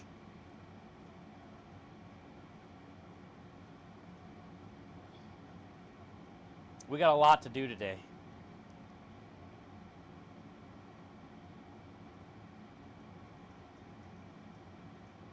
And tomorrow's stream basically is probably only going to be about 3 hours.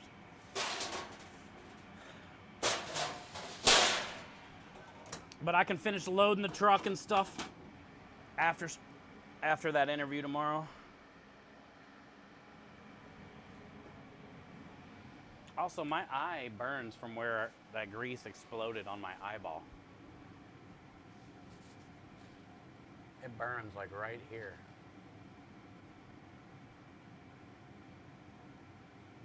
You see a mark right there?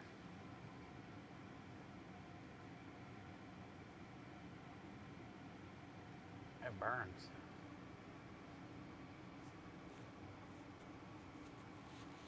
Hey, there's Sarah. Hi, Sarah. Bacon jizzed on me. It exploded right in my eyeball. Good to see you, Sarah. Welcome in. The Sarah socks, the best socks. What did I say when Coral got here yesterday? Ah, Coral's here, the best oral. I didn't mean to say that. There is a mark? Damn it. That's why it burns then, because there's like sweat must be dripping into it. The best socks. And then I said the best oral.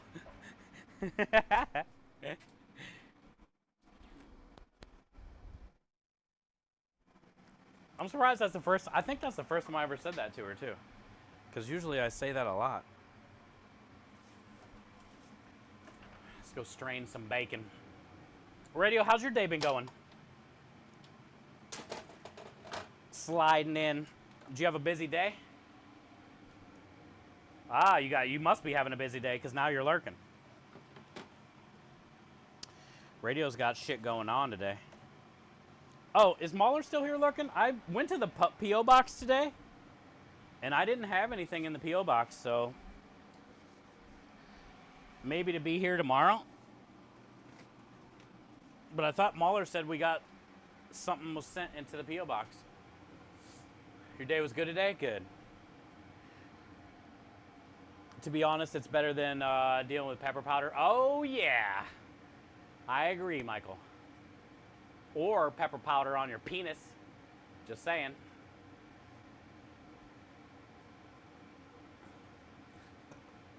Get closer. No creeping. Pepper powder on your penis, dude.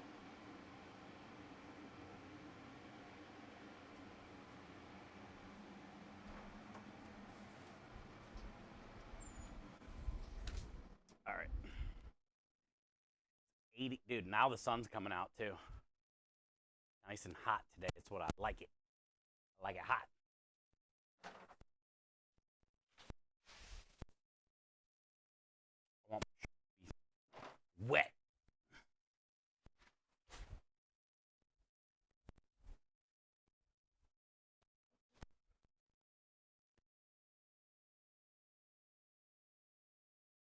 Front. That's a no bueno. Yeah. No bueno. No bueno.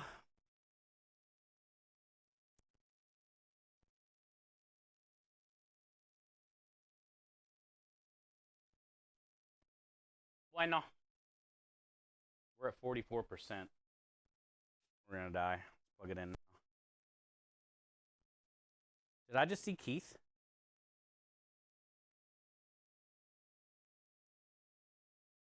What up, Keith? What's that?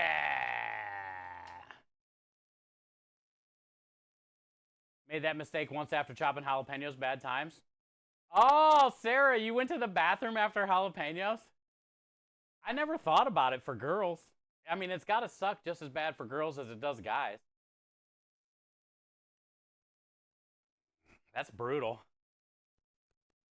Yeah, the problem is you don't sometimes. Or here's another thing. You don't wash your hands enough. You wash your hands and you think you're good. You're like, oh, all right, cool. Wash my hands. Now I can go pee. After you got done cutting peppers or something, you know? And nope. That never works out. You got to like wash your hands twice after cutting peppers. There's so much oil still on it.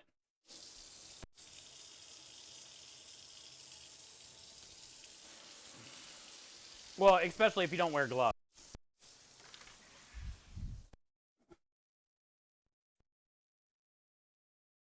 Actually, it might be worse for girls. If you think about it. It might be worse for girls. Because reasons.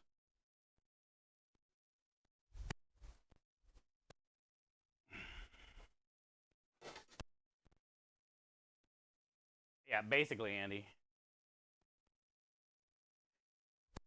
You always think you're safe. Well, sometimes you forget. It just happens, you know? But like most of the times you think you're safe. And you're really not.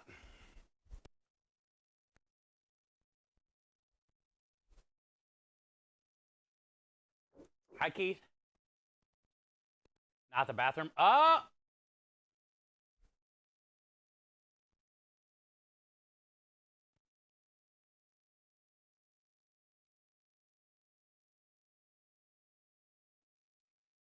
I don't want to elaborate on not the bathroom, but then what was it? But I want to elaborate all at the same time. I think it's TOS if we elaborate.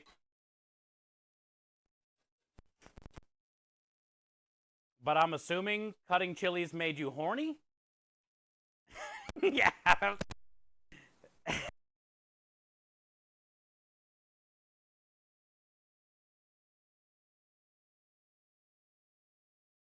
I would just assume she was talking about going to the bathroom. But now I feel like she's talking about another thing. Sarah. Sarah, are you hiding? You forgot to wash your hands before that? Oh, God.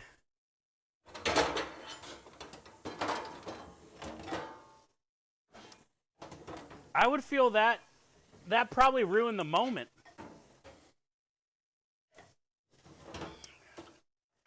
That probably ruined the moment, like, immediately. And the rest of the night, most likely.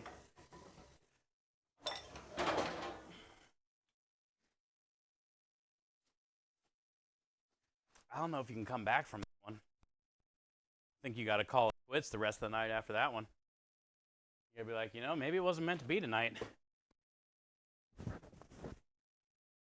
That oil has some staying power. Man, you got to wash your hands like twice. We got a lot of bacon out of this. This is good. Wash your hands like twice. And sometimes that's not enough. Also, it makes you... That's what I was trying to say and forgot. Something like that makes you realize how much you don't wash your hands when you think you do. Right? Because you were cutting peppers, you washed your hands, you thought you were good. You went and did adult things and realized you weren't good. And I feel like a lot of times we think when we wash our hands we're good. What do they say? You sing like happy birthday at least, 28 seconds or something. In my opinion, there's not too many times that I've washed my hands for 28 seconds or more. Unless they were like crazy dirty, like all kinds of grease, fucking whatever,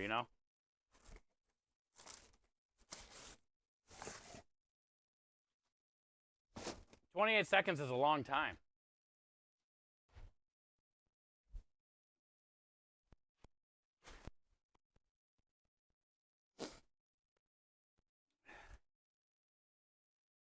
The best hand soap's baking soda? I've heard that. Well, because it's kind of what? It's like coarse? Yeah. Oh, did we get another streak? Lockjaws came in with the 180, so I'm assuming Mahler...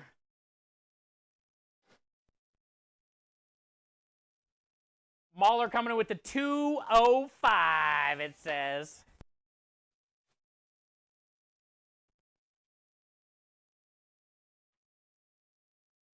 Mahler, thank you for the 205 stream streak. Thank you, dude.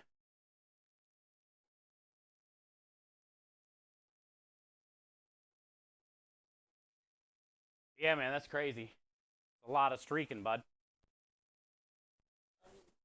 I used my last onion today. You didn't tell me? No. I'm going to the store tomorrow for produce and stuff. Yeah, I don't have an onion. I got garlic and that's it. I'm gonna eat that. Whatever that chocolate. The Oreo one? You like that one? Right? It was the most heavenly taste I've ever had in my mouth. Well, that's good. And I wouldn't let Michael have another bite. You ate it all? He ate some before he gave it to me. Right. That's why I did another bite.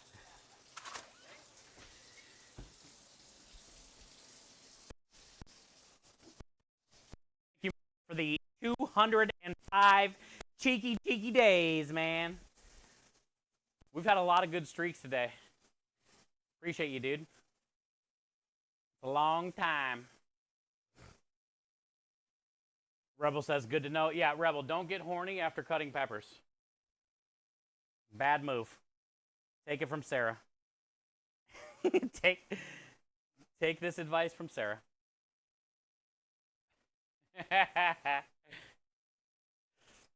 The best was I assumed she went to the bathroom when we were talking, And she was like, it was not from the bathroom there, bud.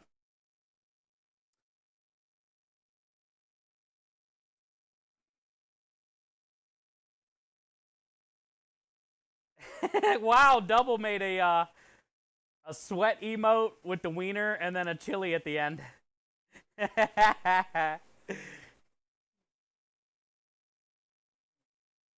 That was a good one, Double.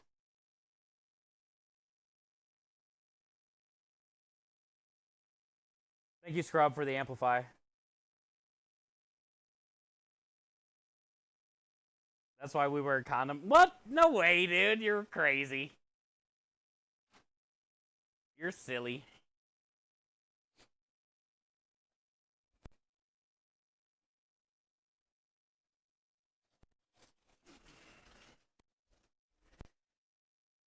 What I call it street. I love that. Let me wash these bowls real quick. Wash them.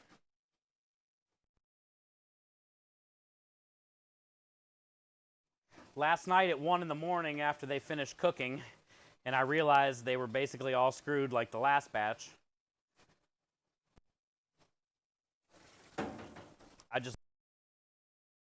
And I went, I called it.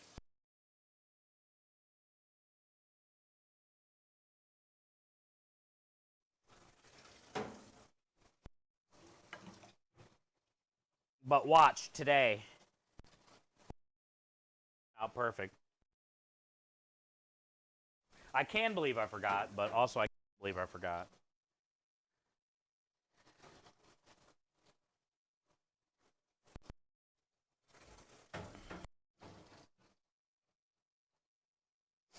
And the worst part is I did it twice yesterday.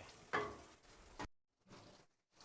first time they didn't turn out, so then I redid them off stream after the stream crashed. Except for this time I did way more butter and stuff. I was like, oh, maybe it was the butter. I still wasn't right in the head last night. It wasn't the butter. And then at 1, at 1 when they finished and I seen them stacked and they didn't work again, that's when it hit me. That's when I was like, fucking idiot. I can't stack them. We've already established that. And I forgot. Twice.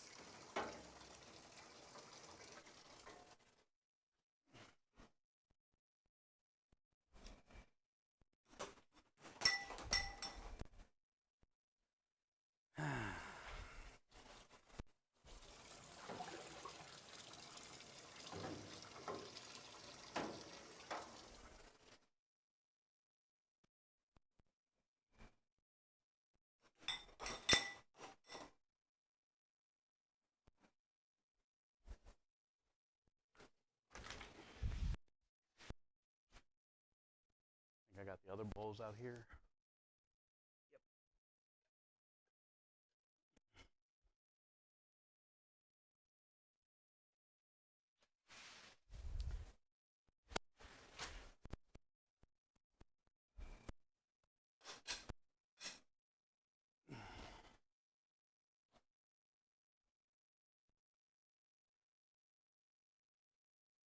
Thank you, Scrub. It's the Willy that's silly, you silly Willy.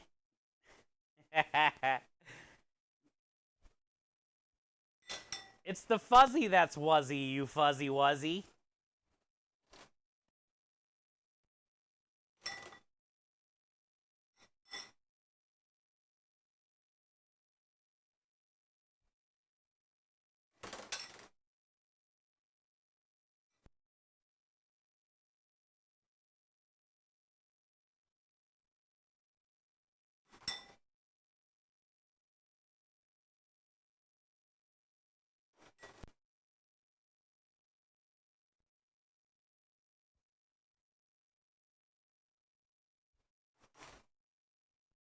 Also, remember yesterday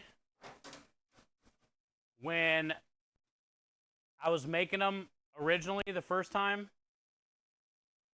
and I buttered the bottom of the bowl on the first one and forgot to butter it. No, I buttered the bottom, then the inside, then forgot to butter the bottom of the second one that I stacked on top and buttered the inside.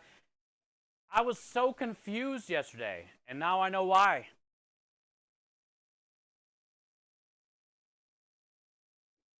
I should have realized then something was wrong.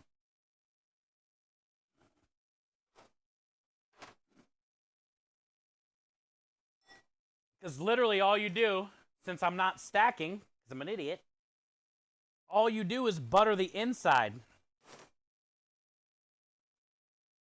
And then butter the bottom side and put one on, and that's it. And yesterday I was so confused because I was like buttering the insides, outsides, stacking. And I was like, this isn't right.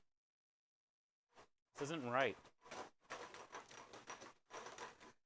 It's so much easier this way.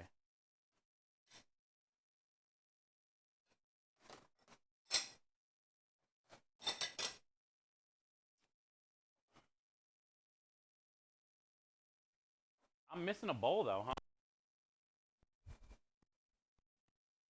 I haven't broken one. I wonder where that bowl is.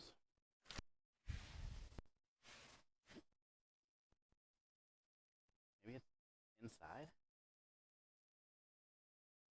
Check inside. We are missing a bowl.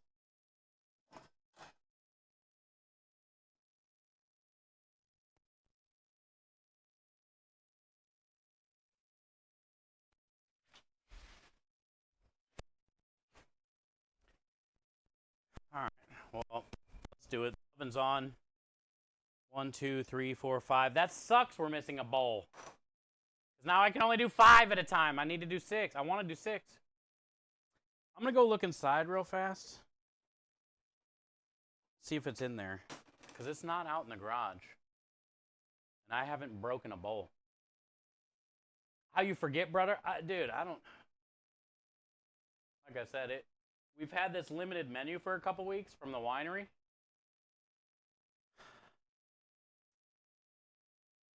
And we just started these at the beginning of the year. And it's been so long since I made them, I forgot how to do them yesterday. And I made them twice, and I made 12 yesterday, and this is all we got. 2. And they're not even right because the bottom isn't cooked.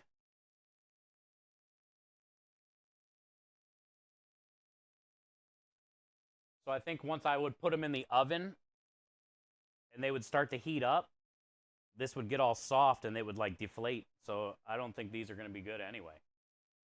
But these are the only 2 I could salvage out of the 12 yesterday because I couldn't fucking remember how I did it. Because my head is a disaster after Saturday and no sleep. All right, let me go inside real fast. If I can't find that other bowl. And I'm probably going to order 6 more bowls. Let me go look real quick.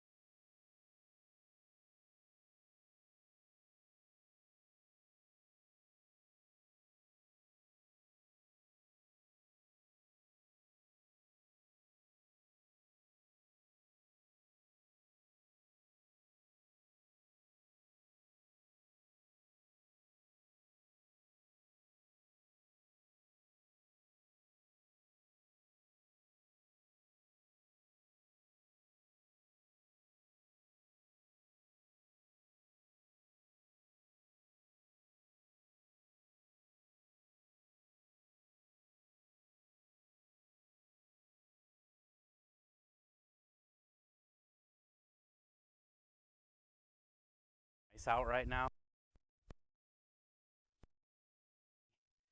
Not that humid. Fucking degrees. The bowl is not inside, so we are officially missing a bowl somewhere. Is it in the water? Like, is it under the suds, maybe? Reach in the water. There's a lot of suds in here.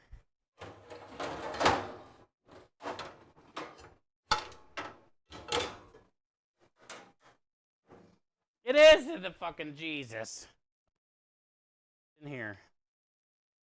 It was under the suds.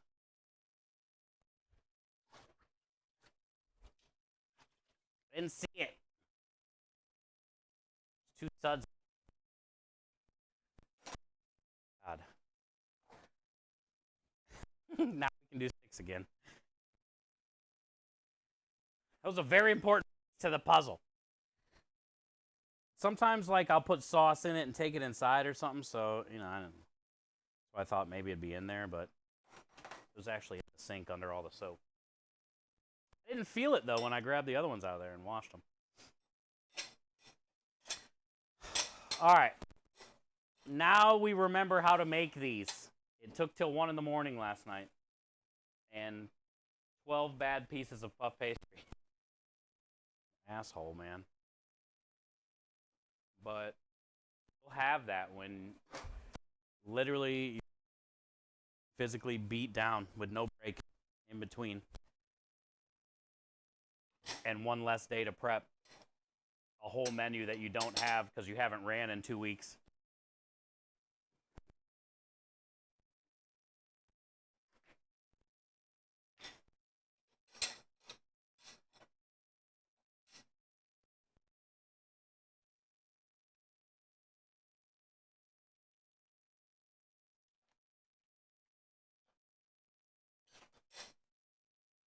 All right.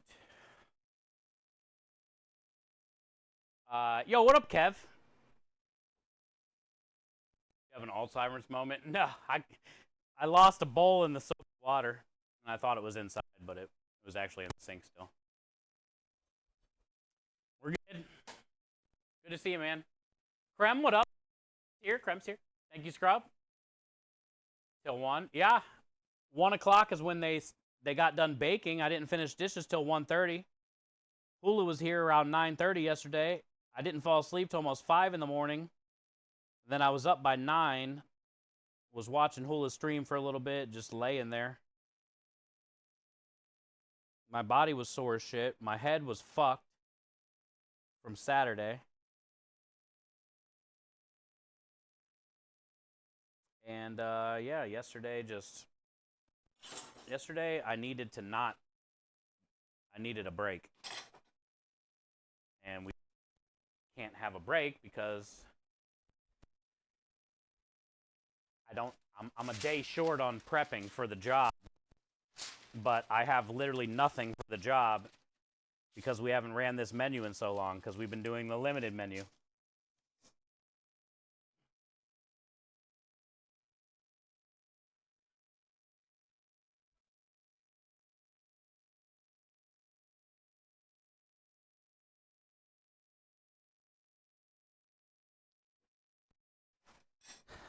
But what we did figure out is a new, better way to roll these out so they're thicker.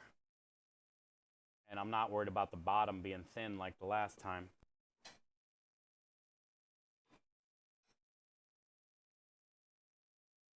Last night, up and down, up and down. Yeah, I get that a lot. I usually get about like an hour or two, and then I'm up. I never get like more than a couple hours before I wake up, but then I fall back asleep again. I might lay there for half hour, 45 minutes before I fall asleep again. That's my problem. I can't like stay asleep long. I'm always like up and down, up and down.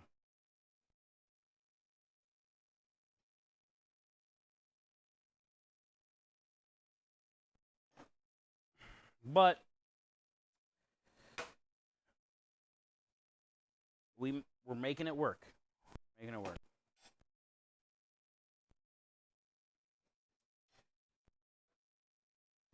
Kev, how's your situation going with the house, bud?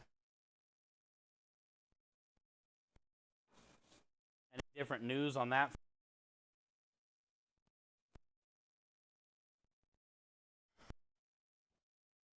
Hopefully, you guys will be able to move back in at some point soon. I know you got the other spot for now.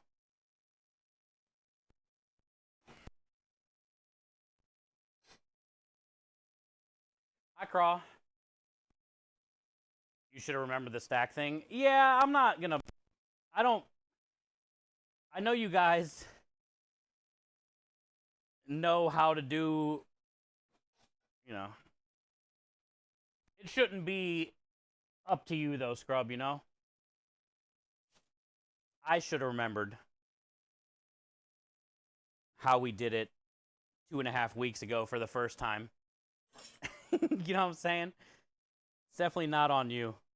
It was on me, but like I said, a lot of that had to do with, no sleep, no breaks.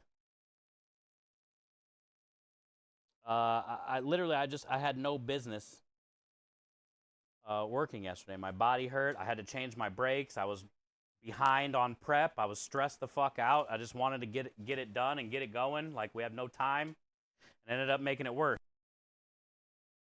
because I had to do it now 3 times. But if I was in like the right state of mind, I probably would have remembered that we don't.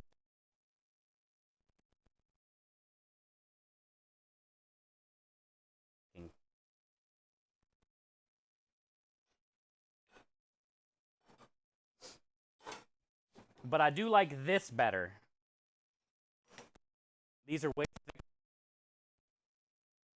doing it this way. Where I was rolling out one big sheet and tracing 2. And to make the sheet big like that, these would get thin. So I could fit 2 on the sheet to trace out, but I don't need to do that. I can just roll one out and trace it at a time, you know?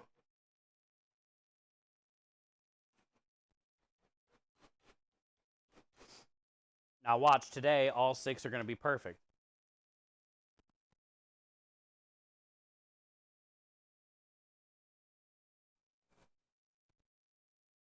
And we'll never forget again.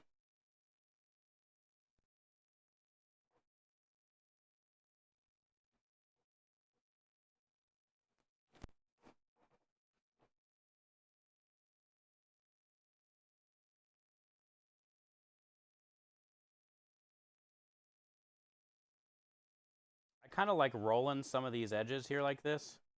If they don't fall off in the cooking process. They kind of look cool when they're rolled like that. Okay, so now we take one, put it on the bottom.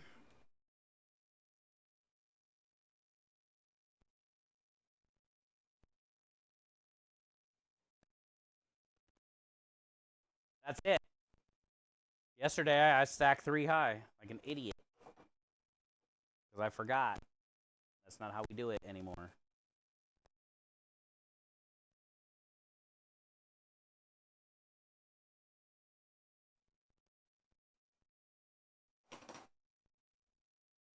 So now you can take this piece, and you can add this scrap.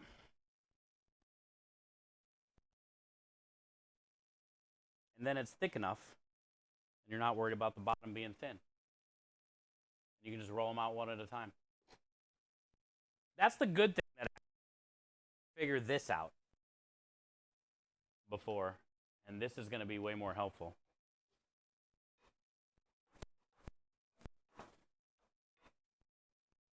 Instead of rolling one and tracing 2 at a time, we're getting 3 per sheet.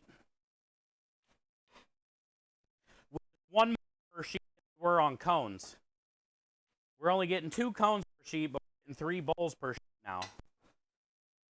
So when I need to do 6 bowls, I need 2 sheets. When I had 6 cones, I needed 3 sheets. So we're saving money on sheets. Well, not this week because I threw away 12. But technically, we're saving money on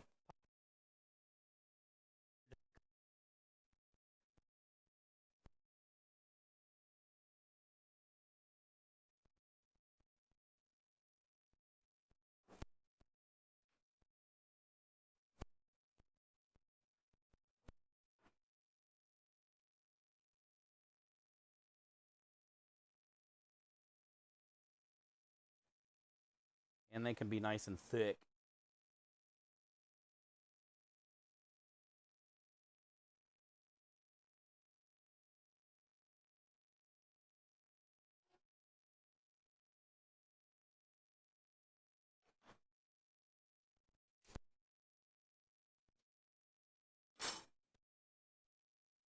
All the savings down the toilet, basically.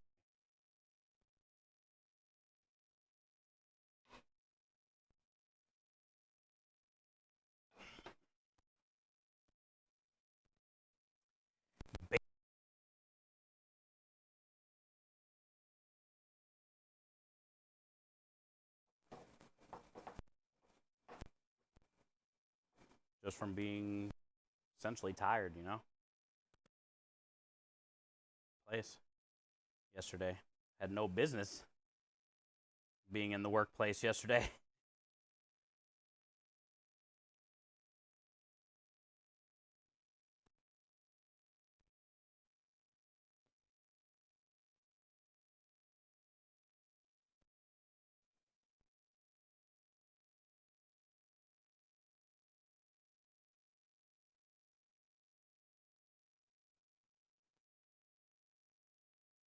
These are way faster than the cones, though, no matter how you look at it. We're saving more. They're easier to do now that I remember how to do them. So it's really not a big deal.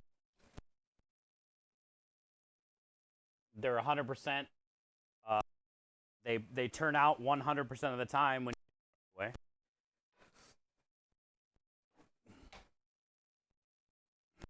Sometimes the pop cones wouldn't turn out. We won't have that issue with these bowls.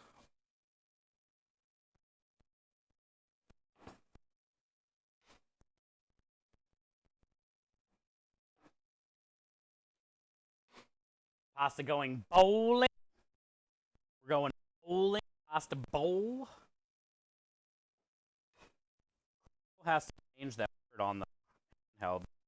He needs to get that done before service this week.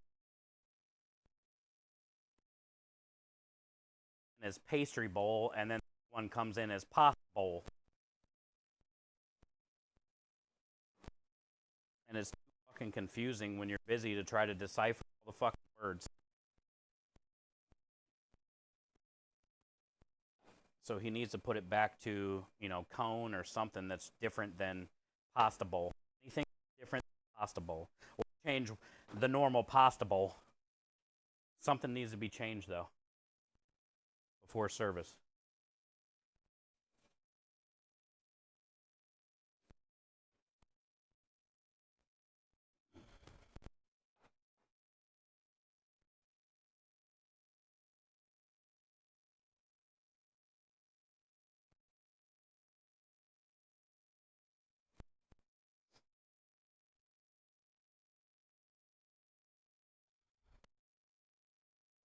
Because the last time we ran this menu, it was confusing as fuck.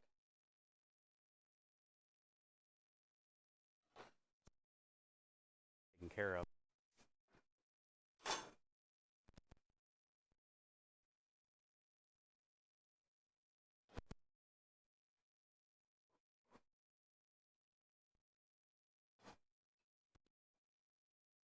Creepy double. Double creep. Reminds me of after, say, a Memorial Day weekend. Tuesday comes and I couldn't throw a pizza without tearing it. Yeah. Yep. It's pretty much the same concept.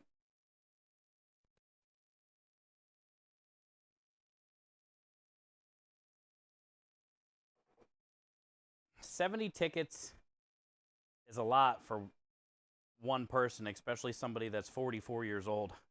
And I know people saying, oh, you're not old. You're not old. Well, it's different when you've been doing this for 20 years. 44 is unheard of to do 70 tickets by yourself working the line, you know? How many 44-year-old line workers are there? There's not very many out there. Like, it's a lot for one person. Like, I'm okay. Like, before, I would admit that it was a lot. But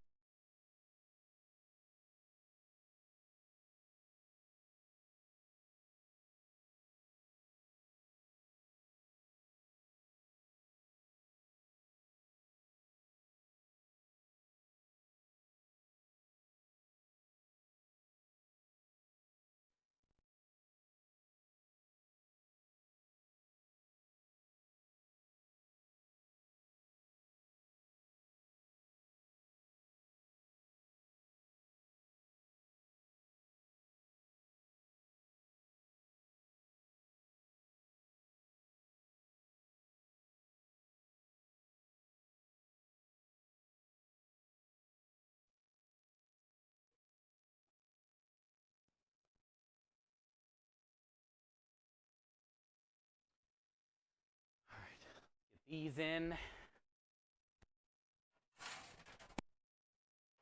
You're old? Yeah, I'm old. I don't care what anybody says. Oh, you're not old. Not old. Well, fuck off. It's like, I'm old. I've been through some shit.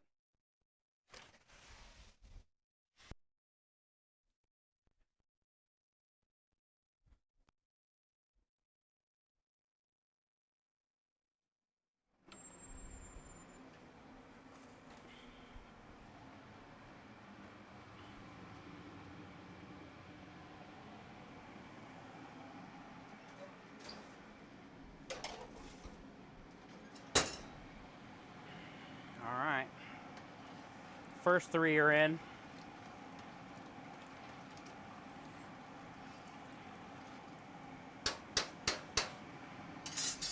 That's way quicker than the cones, though.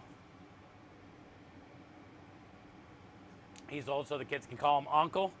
Call me Uncle Steve. What up, Unc? I do like the name Unc. What up, Unc? What's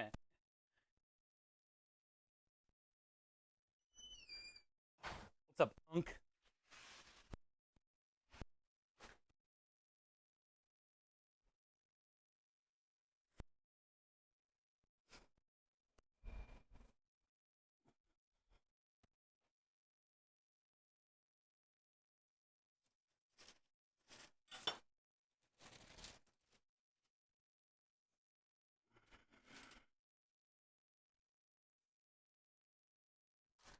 Bow.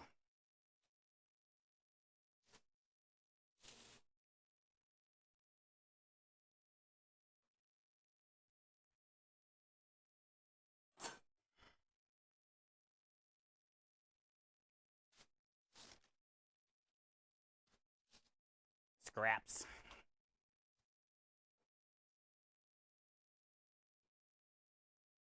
Steve, thank you again for the streaky streak today.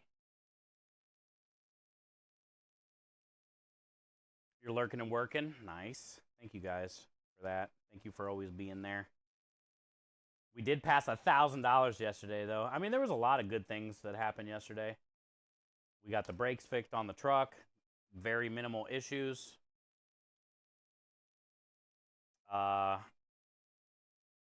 So that's good. I couldn't believe how bad they were. We really shouldn't have been driving at all on Saturday with how bad they were, but I didn't even know. I'm surprised we didn't die on the way home, not gonna lie. Like, there was no brakes on the driver's side. There were no brakes left. None.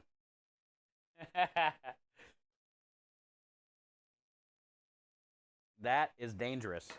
Because that trailer is probably like 5, 6, 7,000 pounds. I don't know.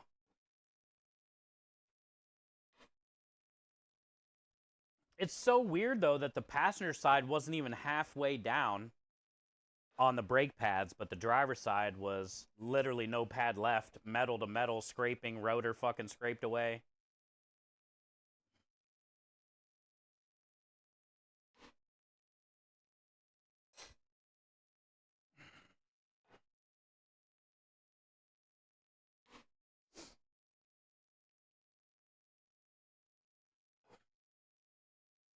But there is such a thing that is, it tells how much oil pressure to send to each brake. Front, left, and right, back, right, and left. I forget the name of that thing, and it's under the hood. And all the brake lines come into this one brain that's under the hood. Maybe that is bad because the driver's side brake pads shouldn't be all the way down to metal and the passenger side be halfway.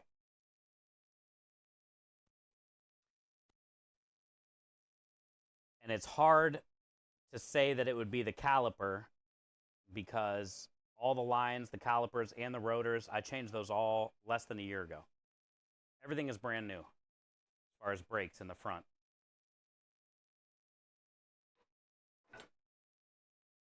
So I think it has something to do with that thing where all the lines go to that dictates how much goes to each one, you know?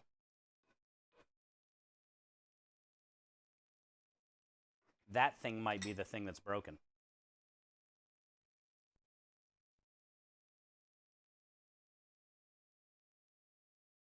Oh, you got the fam home? Let's go, Scrub. Hell yeah, that's good news. Cool. Yeah, that's what it's called. Thank you, Aru. Distribution block. I think something's wrong with my distribution block.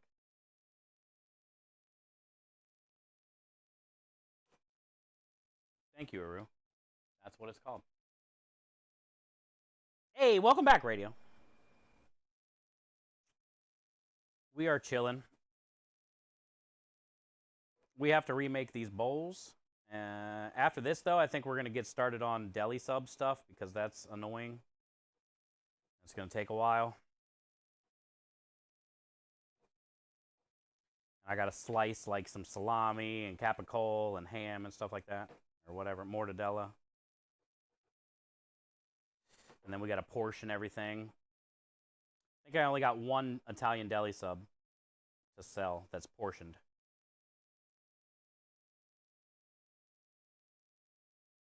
And I bought some salami this week because we're out almost.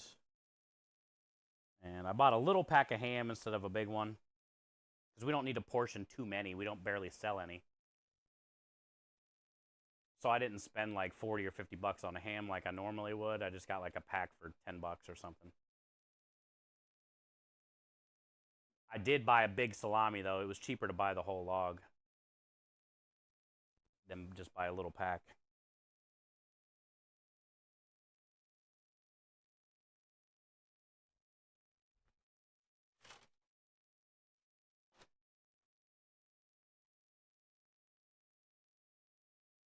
Caliper.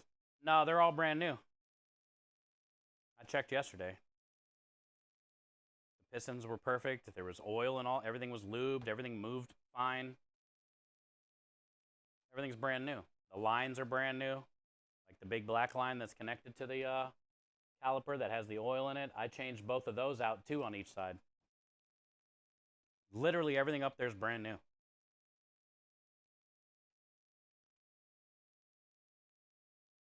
It's weird, right? That's why I think the distribution block is something's wrong with that. It either needs adjusted. I don't know if you can adjust those things. But it's telling too much pressure to go to the driver's side caliper. I don't notice it like when I'm stopping the truck with the trailer. Like it doesn't pull to the driver's side like when I hit the brake or anything. And you think it would, since that's the dominant brake that's making it stop. But I don't feel that at all when I'm driving.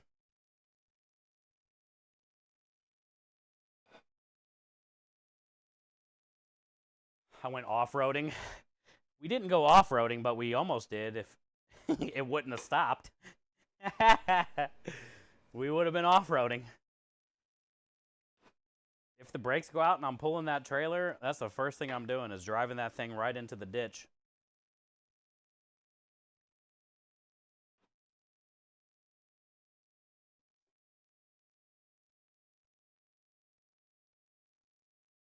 That way I can't pick up any momentum and literally take people out or buildings out. I'm going right into a ditch.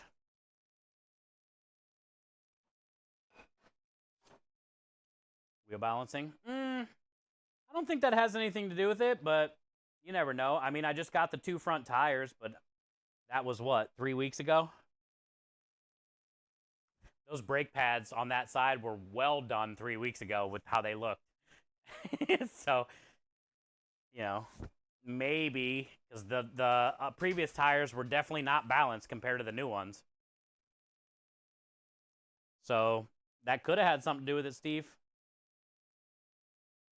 because they were not balanced that whole time.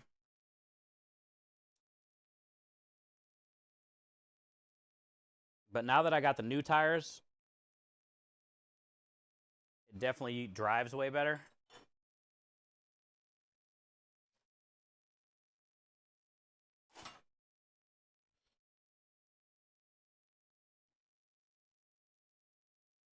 I mean, it's a 2012, so I don't know what a distribution block really does or how long they last. So that's why I feel like it very well could be the distribution block. Usually maybe those don't go bad, but I can't really see what else it could be other than the new caliper I put on is bad. Could be that, you know, just because it's a new caliper doesn't mean it's a good caliper.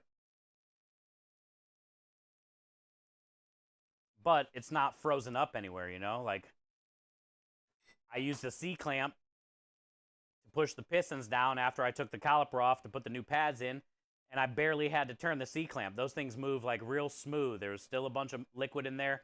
The sliding pins on all the 2 bolts, those things worked perfect, you know, like the caliper even still looked like brand new. That's why I don't think it's the caliper. It can't be sticking. If those things were sliding like they were, like I don't see it sticking. Now, I did drive around all day, a couple different stores. When I got back, I checked the rotor, and there's no new like scrape mark.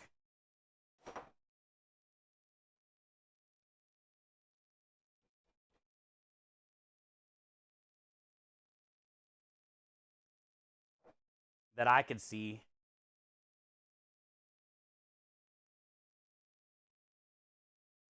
Because maybe if there was like a new scrape mark on the rotor today, I would be like, okay, it's sticking. You know, look at this new scrape mark. But it wasn't nothing. Also, I was listening today when I was driving.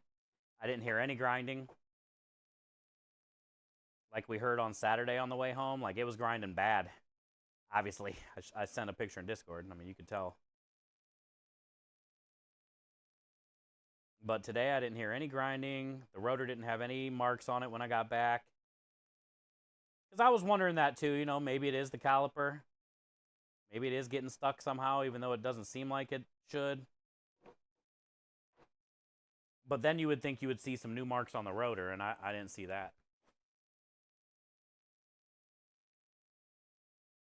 The hoses may have restriction. Yeah, that's what happened last year. I changed the calipers and the pads, and they was still sticking. So then I had to change those black hoses that plug into the caliper and then rebleed all the brakes and all that shit. And that worked. Then there was no more sticking.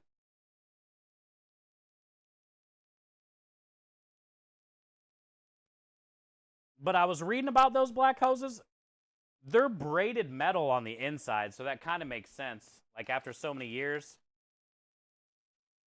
that metal probably breaks down on the inside and kind of just like restricts the oil flow.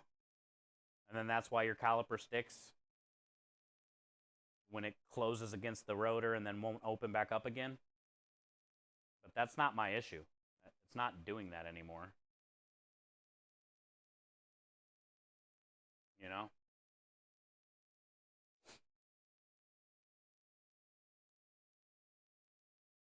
Next time you come home, press the brake hard when parking, jack the truck up, and see if the tire rotates freely. Oh, yeah, good idea. To see if there's, to see if the piston opened back up after okay. That'll tell us, yeah, if it's sticking. Because you'll be able to hear it when you go to turn it. And we'll also feel it, see how like hard it is to turn.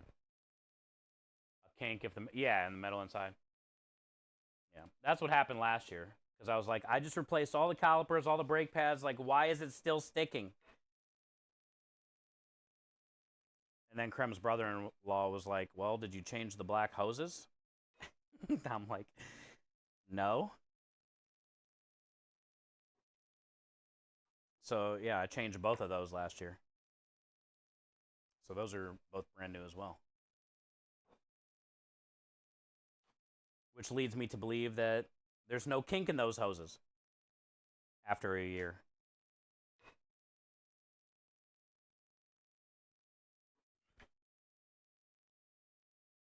Also a chance to catch it. Yeah, it's not a bad idea.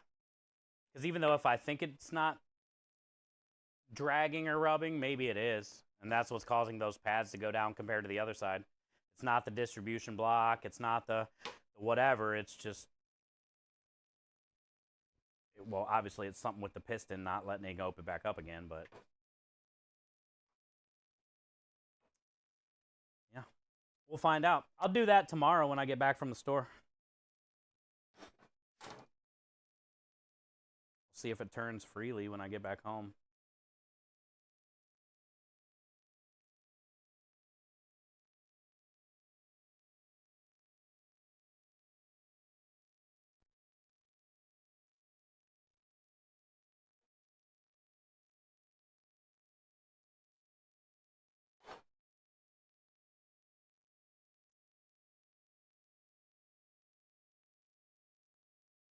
And then if it turns freely, the only thing I could think of after that would be the distribution block, or it is the black hose that's brand new.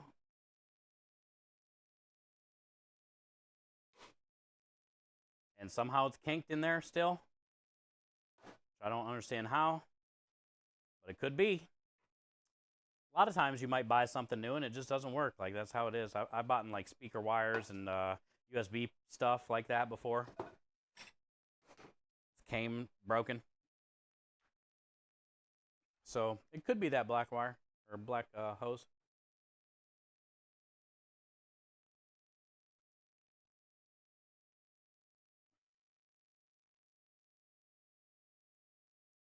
Those aren't hard to change if it is that hose, and they're not that expensive. The problem is you got to re-bleed all the brakes, though, which is annoying.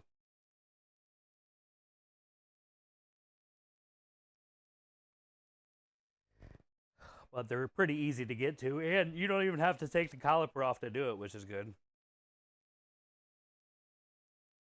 Well, it's easy to get to for me because I got a lot of room in the wheel well of that truck. There's a lot of room to like work with.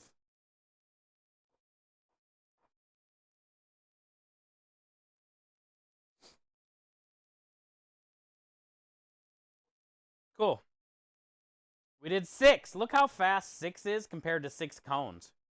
We probably would have only been done with like maybe 3 cones by now. And we did 6 bowls. Also, look. I still can't believe I didn't fucking remember this yesterday. I'm so mad at myself.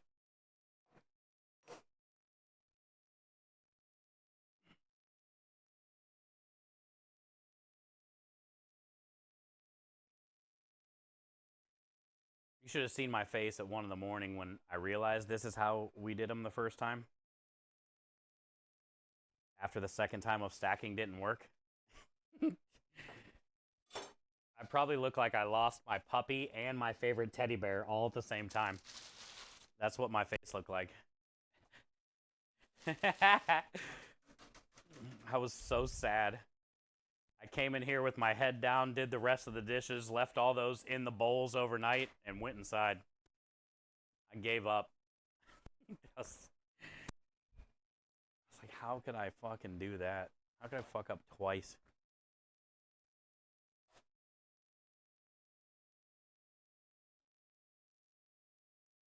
I pee freely.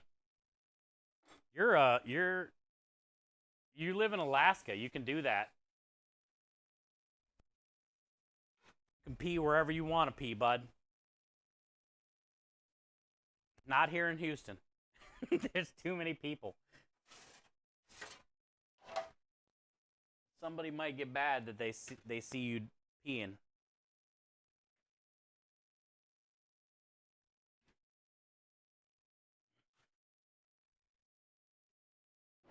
Can't pee freely like we used to back in the day, you know? Now you're a weirdo if you got to relieve yourself next to a tree. Our country was founded on people peeing next to trees. Now we're looked down upon for peeing next to trees. We're ruining the environment.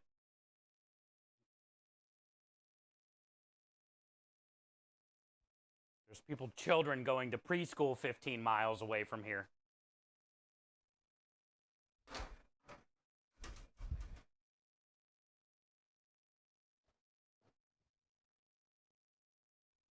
That's why I always carry a Gatorade bottle with me in my truck, you know? You never know when you're driving, and you just need to bust out the Gatorade bottle. Johnny Appleby.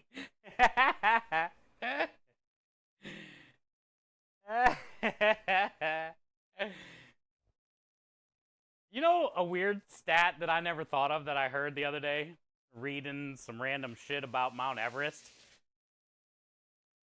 Mount Everest literally has a problem with people's doo-doo. Because it's so cold there, it just freezes. So it's like after so many years of people going to the bathroom on their Mount Everest climb, it's like building up and becoming a problem. There's literally shit everywhere. It's one of those things that like you don't think about.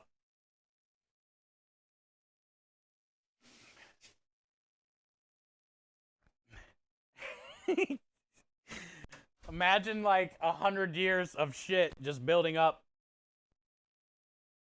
Nothing but doo-doo and dead bodies. Yeah, I heard that too. There's like bodies that are still there. Like people's feet hanging out on the trail from like 30 years ago. Frozen solid. This place is crazy, dude.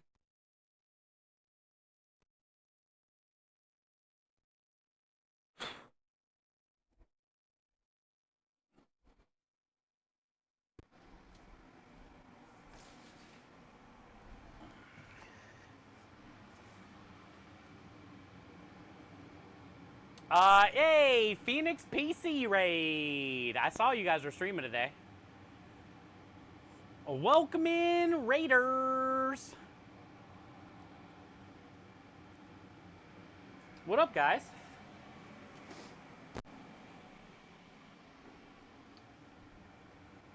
Hey, I hope you're doing good too.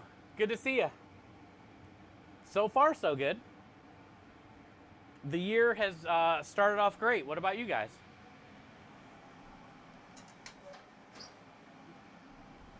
We had a really good first month of January. We had a great ending. Disabled One, thank you for the follow. We had a great ending on Friday for January. Good sales, good amount of sales. And then Saturday, February 1st, we had a record number of sales, record number of tickets. So it was like a great end to January and an awesome beginning to February. And then also this year is going to be cool because now we can go back and see and compare like what we did last January, you know, to this January. So that's cool. This is the first time we've been able to kind of do that. We can go back and compare what we did the previous year. We've been open long enough now to where we can go back a year and compare, which I think would be fun because now that gives us something to like chase every month, you know? Like, we did $5,000 last year in January. You know, this year we finished at 7,800. You know, whatever it may be.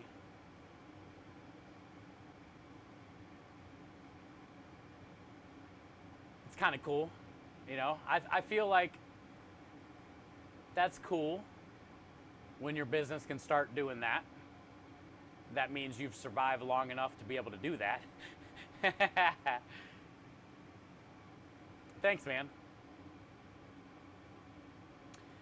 Yeah, starting off like that. Well, hey, at least you guys are still going strong. I can't thank you enough. I can't talk about your product enough. We have an automated timer command that pops up. We got the thing at the bottom. Like, I'm very thankful for you guys and what you do. Oh, and Phoenix, we started, check out above my head. Dude, January was crazy. We finished at over 2,000 for F Cancer.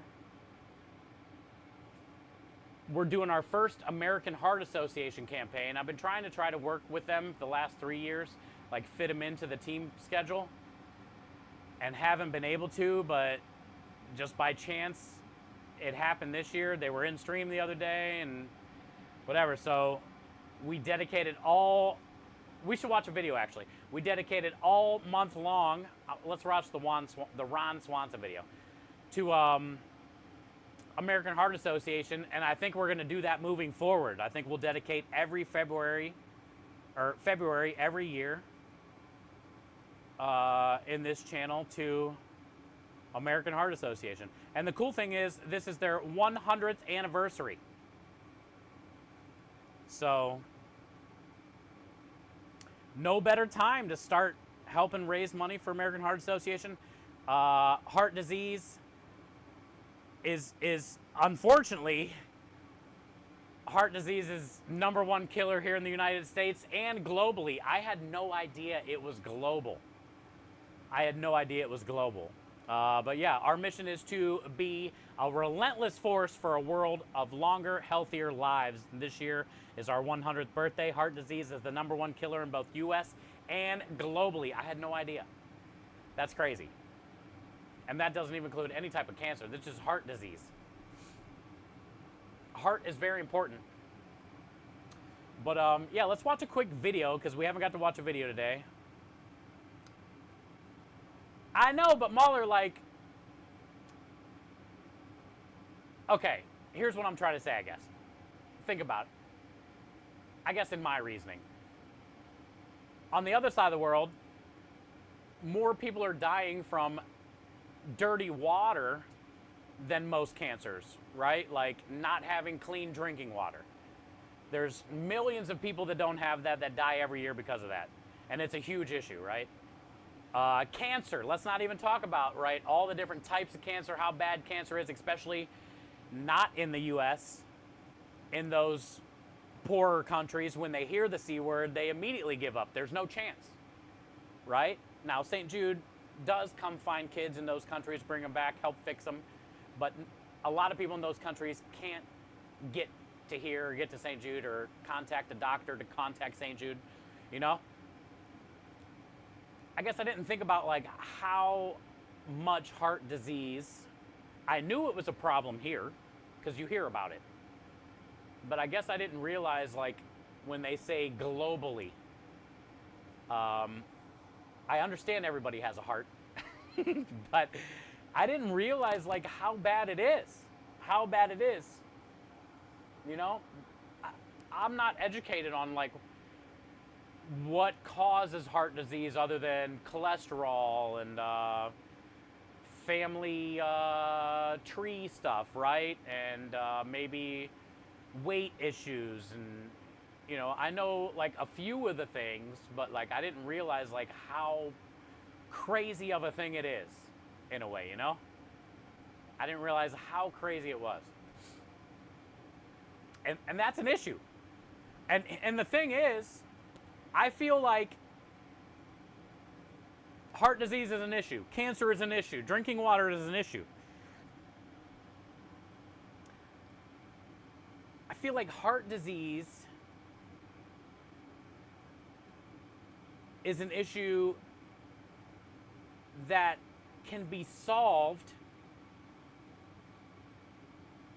more easily than like a cancer-related issue that takes chemotherapy or figuring out a cure, right? Like heart disease, if it's in your blood or your genes, you're probably screwed either way. But like if it's something that has to do with like obesity or too much bacon in your life, you know, I feel like those are things that you can like help prevent, which can get the percentages of heart disease to go down easier compared to like finding a cure for a cancer that hasn't been cured yet. You know?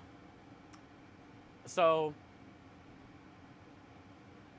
I guess it's my ignorance on not realizing how important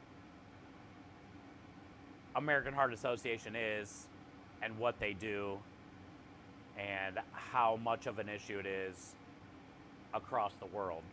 Which is what's cool about fundraising for important charities like this, because we can all learn those kind of things together, you know? Like, I'm not afraid to admit I'm completely ignorant about heart disease. I knew it was bad, but I didn't realize like how bad. But then also like it can somewhat be preventable. You know? It can somewhat be preventable. But also like I feel it's the same way with cancers too. Like a lot of things in our lives probably can be preventable. But nobody wants to eat rabbit food all day. I want bacon sometimes. I like donut holes. With bacon. You know? But yeah, so let's watch this Ron Swanson video real quick. We haven't watched a video today. I love this video. I laugh every time. There may be a few people in here that haven't seen it. We just got some raids. So let's do that, and then we'll be right back. Bacon is good on everything. I agree, Maverick. Maya says, my father had a heart attack twice in a row. He was restarted, but in the fire truck he stopped beating again the second time. Today he has stents. And that's exactly where these dollars are going too. For things like those stents, things like keeping, making heart transplants more readily available, or whatever it may be. Yeah, there's huge growth in the fight for heart disease and heart transplants and stents and stuff like that compared to a lot of the cancers. But yeah, I had no idea, Maya, and thank you for sharing that story. Thank you, dude, and I'm glad he's doing okay. All right, so yeah, check out this video, why we're raising money for American Heart Association, and we'll be right back. I gotta turn on the window capture.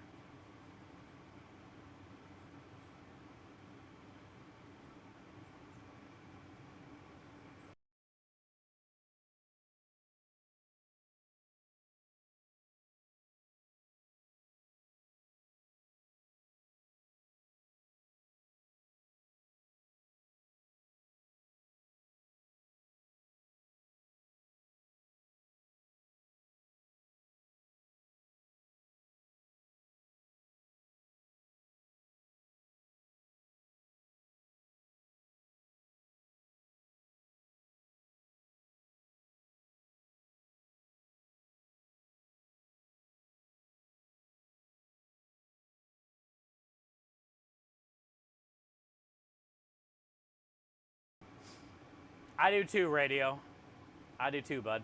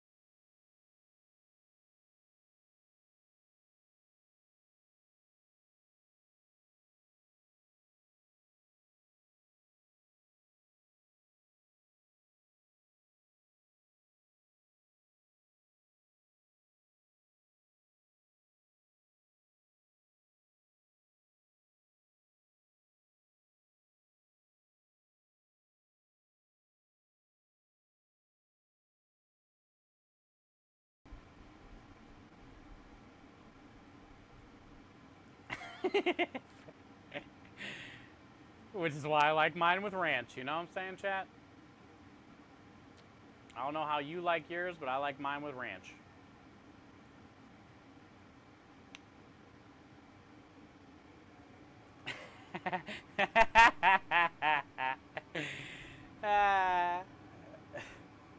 We're sitting at 1,000 even and 1 cent. Ah, thank you, True. That is great wordplay. That is great wordplay. Oh, I wish American Heart Association was here right now to see that. He.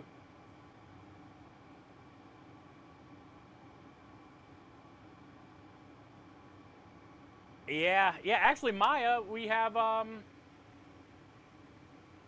Here, we got one more video. It's a minute long, and I want to watch this video a lot this month. But yeah, good point, Maya. The first 3 minutes are very, very important.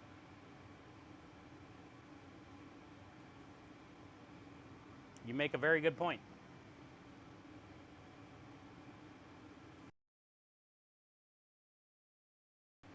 This part right here, step 1, call 911, is something that I feel you don't think about. If it comes to like you having to do CPR, calling 911 first is a great thing to think about because they can assist you and help you. And usually there's so much going on, you forget like that step.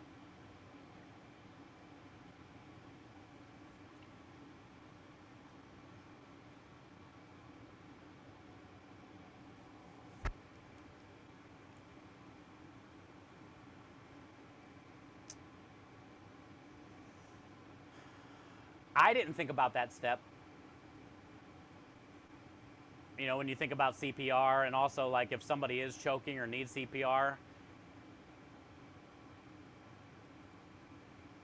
things are happening so fast, you know, you forget about something like that.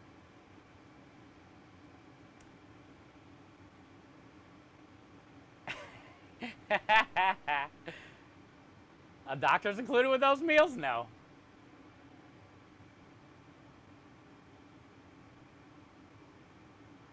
Oh, yeah. See, good point, Phoenix. Good point. 100%. 100%.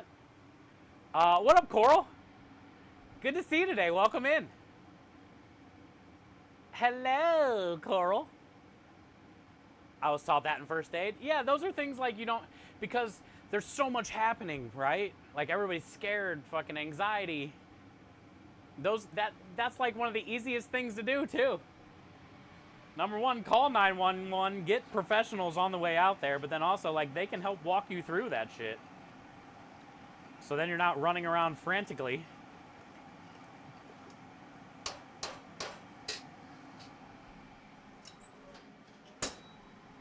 No frantic.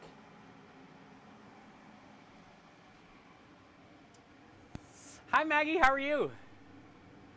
All right, so we got 6 pastry bowls in the oven. They got about 10, 15 minutes, so we'll come back out and check those in a minute. Let's get in here and see what else we can do next.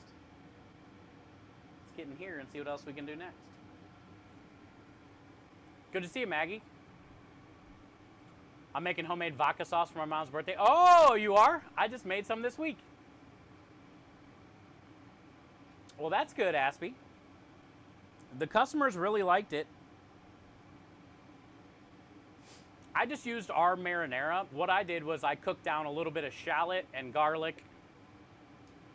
I added the vodka, burned all that off, added cream, and kind of reduced it all a little bit. And then I dumped that in our marinara. I cheated a little bit, you know?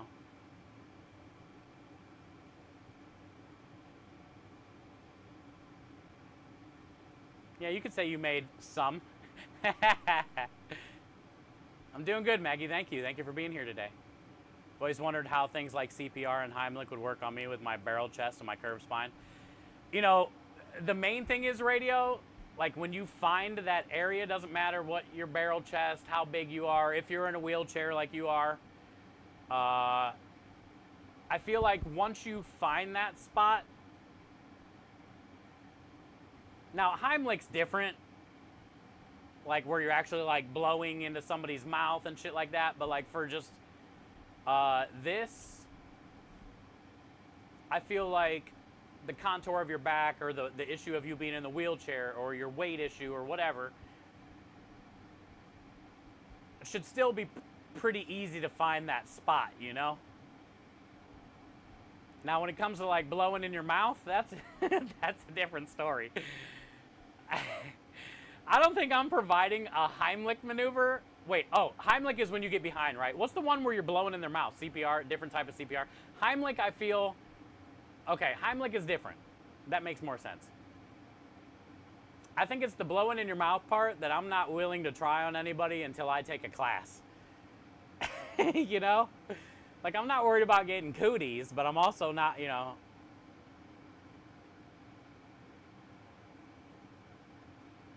You don't give respiration. Yeah, I don't know how all that works.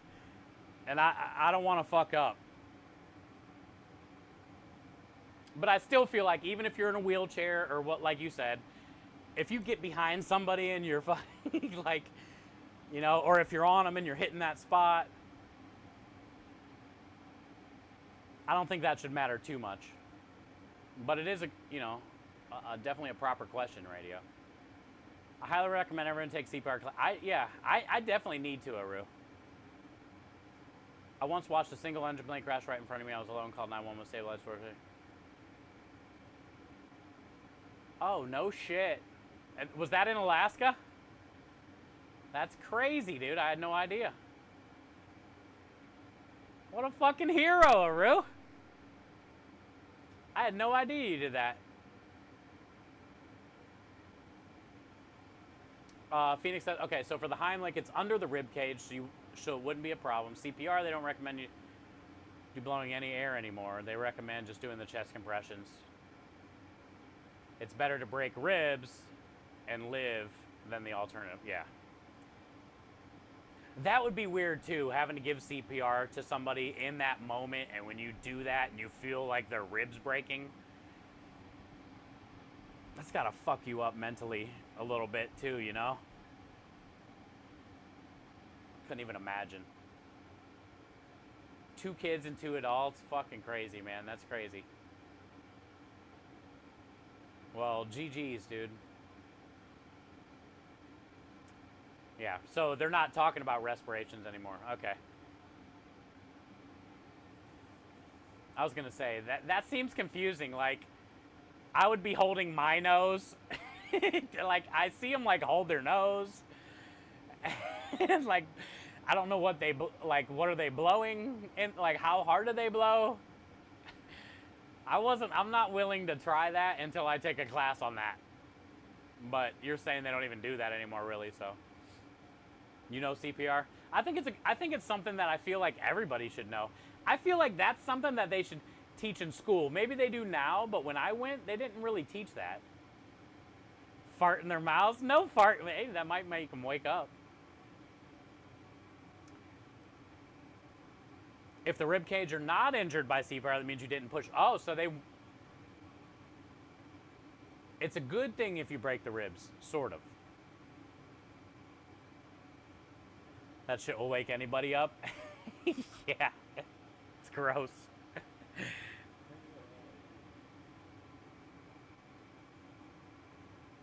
Keeping the oxygen and doing the chest compressions, then we'll keep the oxygen. Okay. Like, even if your heart's not pumping, but you have somebody doing this, it's still keeping the oxygen going, is what you're saying. So, as long as you're doing this, like they said, what did they say during that video? Like,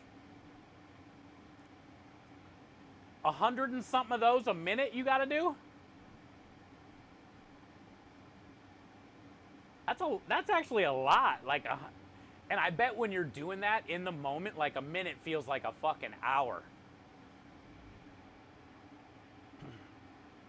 100 to 120.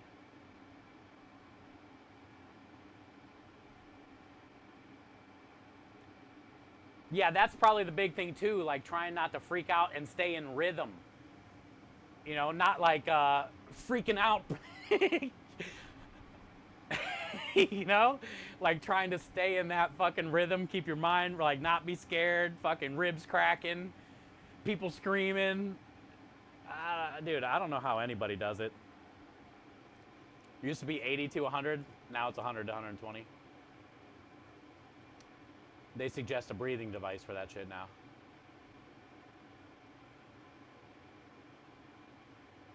Yeah, even if you're not getting the 100 a minute and you do, say, 60 or something because you're freaking out half the time, still better than nothing, huh?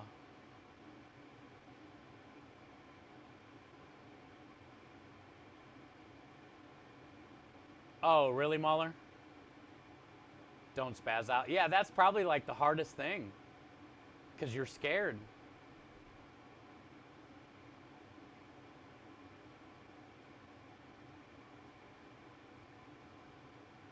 Oh, yeah. That's what somebody said yesterday. Staying alive. Using the song Staying Alive for chest compressions is a good way to stay on rhythm.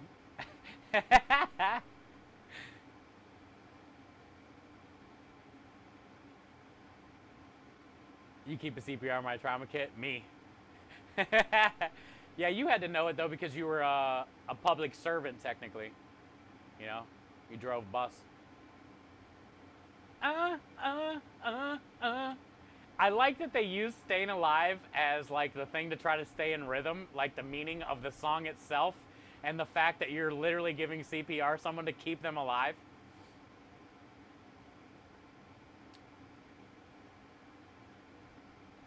Like most people say you're supposed to sing happy birthday to properly wash your hands. Like why isn't it like a song about like staying clean? What's happy birthday got to do with it?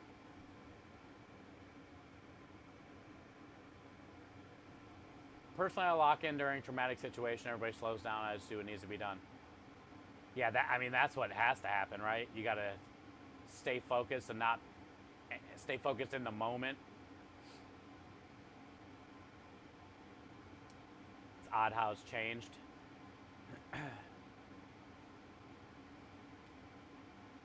I feel like it's changed probably because of medical science changing.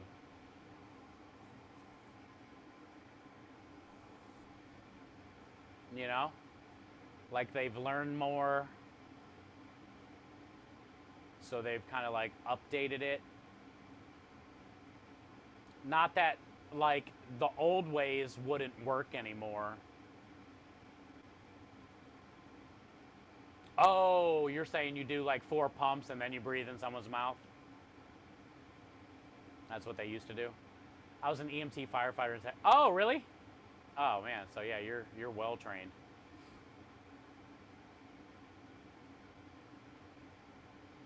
It's definitely a Monday. I feel you, Coral.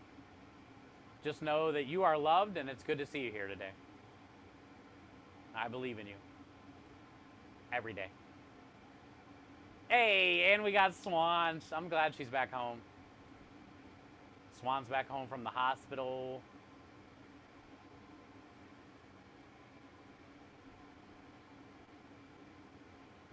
Sauce is looking. Oh, thanks, Smitty. Yeah, here I'll show you. It's kind of dark in here because of the light sun, but we're almost there. I mean, it's reduced a good amount.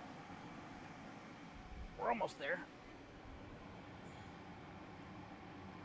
You can see how far it's reduced.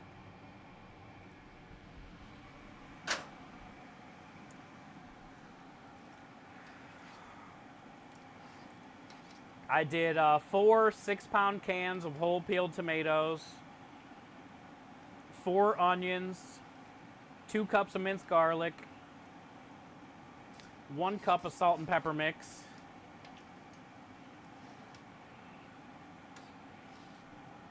and olive oil. Pretty simple. Marinara. It's probably got half hour, maybe at most. And then we can puree it up. Problem is I don't have any basil till tomorrow. So I'll probably just leave it in this pot overnight. Tomorrow when I get back from the store with the produce, we can cut some herbs first thing, and then I can stir the herbs into here and cord it up and all that stuff. I'm out of basil. Oh, look at Pepe. Chat, did you guys see our new Pepe? Cowboy Pepe? Thanks to Lumen.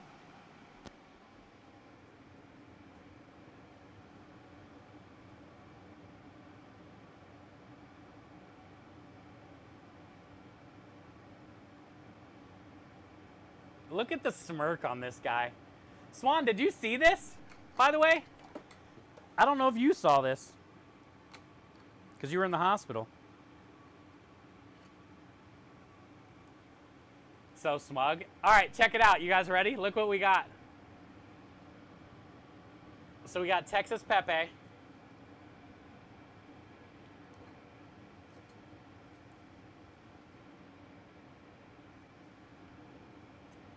Here's the best part. Look at his hands.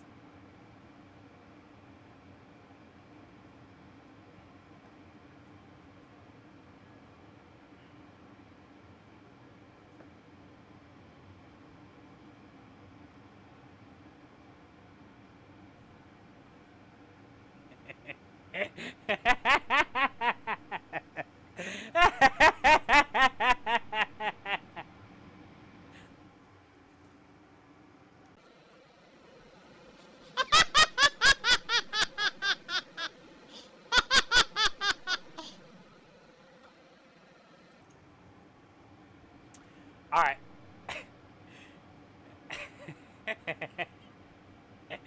All right, here we go. Look at this. It's not done yet.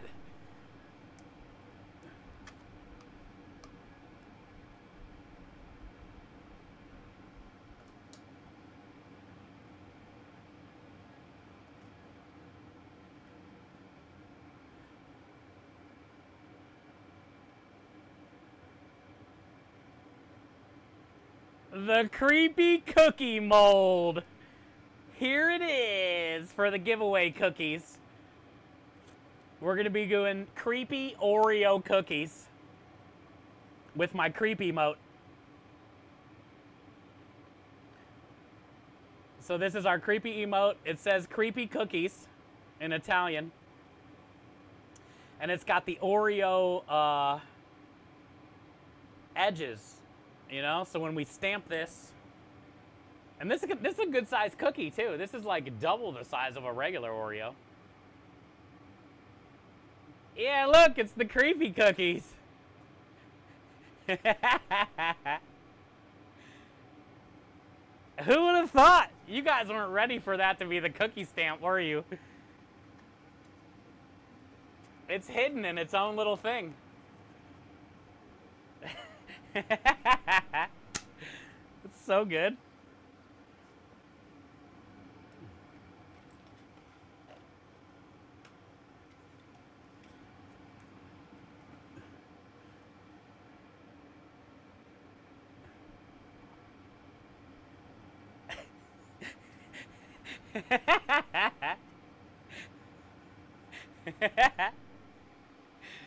Jumbo size Oreos? Yeah, they're gonna be good. Imagine the amount of cream filling on those suckers. Yeah, creepy cookie.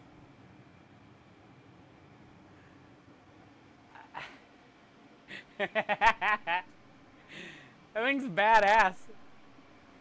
Lumen's the goat? Yeah. It started out with a creepy cookie idea. Lumen made a creepy cookie 3D printed mold. And then he said, like every day he was like, well, I was like, how's the cookie coming? How's the cookie mold coming out? He was like, well, we're on phase 2. And then I was like, okay, cool. You know, maybe he's like refining it. Oh, we're on phase 3. Oh, we're on phase 4. Oh, we're on phase 5. We're on phase 6. I was like, how many phases is this cookie mold? Like, I didn't get it. And then this came in the mail, and I'm like, oh, now I get it. Now I see why there were so many phases. He kept making more phases. And it turned into this. It was really cool, though. I mean, it's hilarious, actually, but yeah. The cookie cutter needed a handle. It did need a handle, because we did say when I go to push down, it needs pressure. So it's nice that we have something to hold on to. There could have been more phases. Eventually he would have like been able, this would have been a rocket ship, and then I could have like pulled a string and it would have spun a gear and then it would have flew. There was supposed to be 10 phases apparently. What's it made of? He 3D printed all of it. But I mean, look, he 3D printed this, the black stuff, the star, the hat, the head, fucking scraped it out to fit the finger, 3D printed the jacket, put magnets in it, put felt in it, 3D printed the base, put magnets on this, 3D printed the cookie cutter, the hand, made this little thing.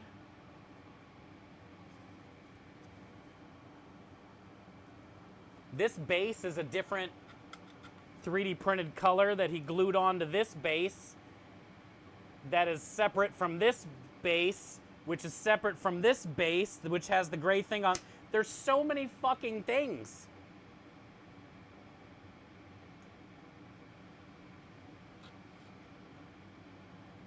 He painted all the buttons, painted the hands, or used that. He had to paint these probably. He had to paint that probably because unless he used that green, changed out the thing and then went to black.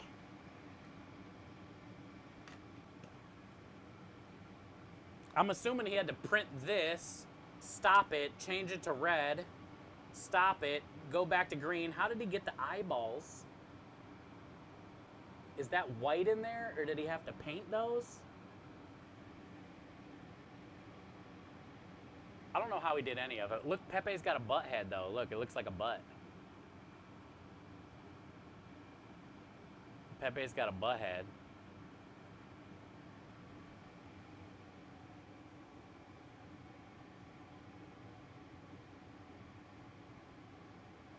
Scrapped. My fingers don't work, I give up. Scraped. Oh, yeah, he had to scrape this out. Yeah. So, I mean, he could have used, like, something hot and, like, you know, how do you even... And then he had to scrape it out perfectly to fit the fingers. Also, did they make a Pepe bobblehead? Because I think that needs to be a thing. This is fucking cool in itself. Do they have Pepe bobbleheads that you could buy? If not, we need to fucking make that. I bet we would sell millions of them.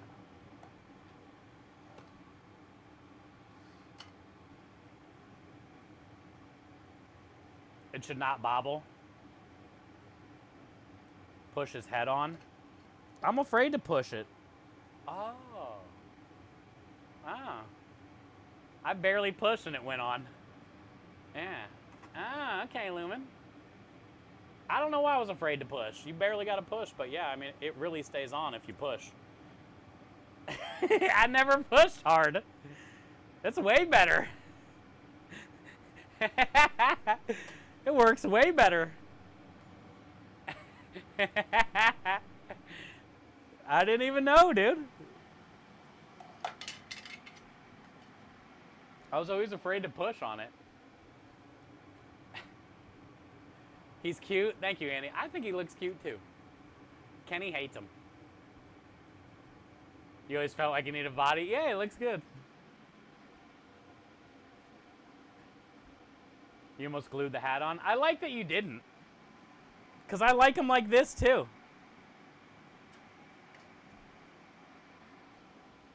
But I also like that you didn't. He's very Texan. He is. Yay, these are done.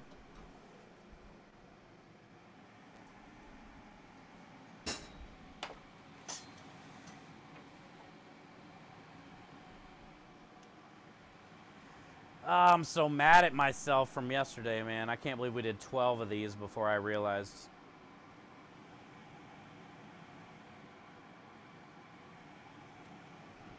They're fucking perfect. Of course they are. Just gonna let them cool down in there. I'm gonna rotate these ones.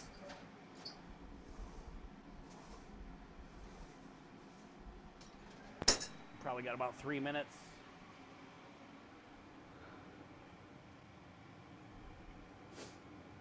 Are they selling good? Not. I don't know. I mean, we only had, I think, like 2 or 3 days. We sold 4.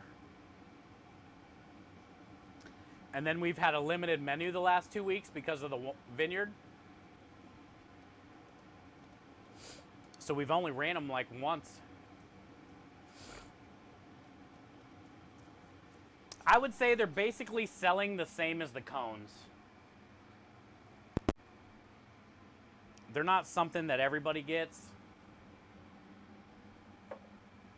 But they're easier for me to make. We get more bowls than cones per sheet, so we're saving money, saving time,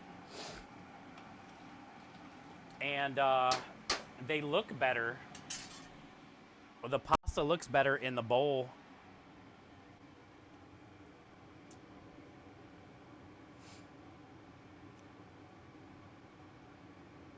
What happened to yesterday's bowls? They're all bad. Oh, you weren't here earlier when we were talking about it? Yeah. Hey, what up, Perkins? Official birthday dinner is chicken Alfredo, only if I had the money to do it homemade. Hey, nonetheless, you made it another year around the sun. You get some chicken Alfredo. Congratulations, dude. Officially happy birthday, Perkins.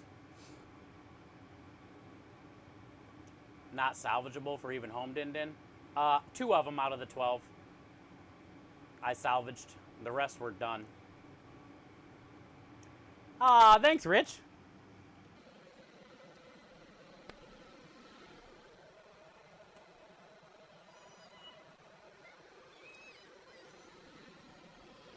Zone 3.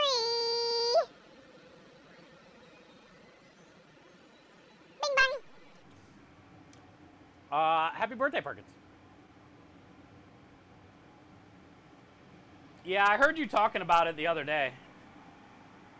It deserves to be a week-long celebration. It's your birthday.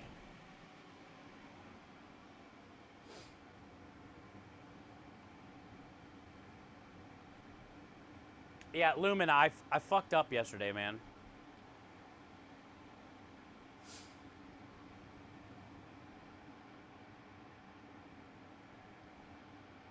I haven't made the bowls in so long.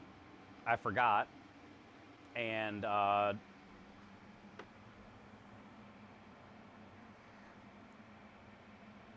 was just not mentally right yesterday. My head was still shot from Saturday. I only slept maybe 2 hours. Hula and Hoop got here early in the morning. My body was just wrecked. My mind was wrecked.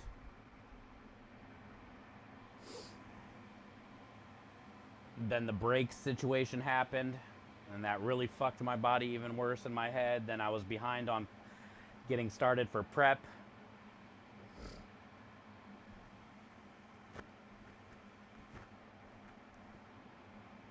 And I forgot how we did these. It was so long ago.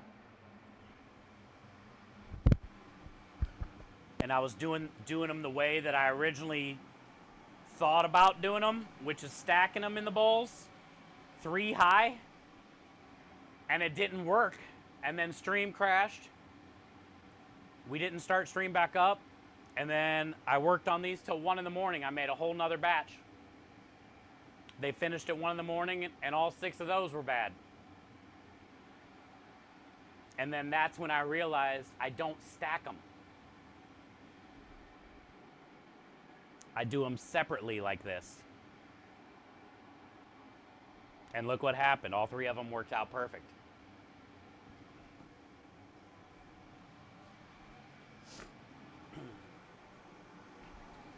My head was just not in the right place. It's not often when I say I needed a day off. But after Saturday, like, I needed a day off yesterday. And because I have one less day to prep, I couldn't do that.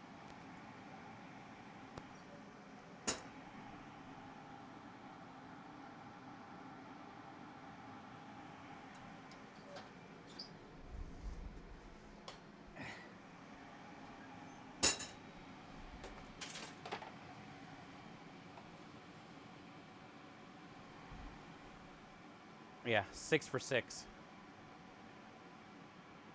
Yesterday, 0 for 12. Because I was stacking them.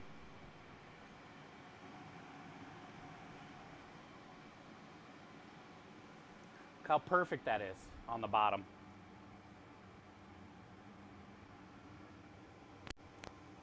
And when you stack them, it can't cook on the bottom like that. And it stays real soggy.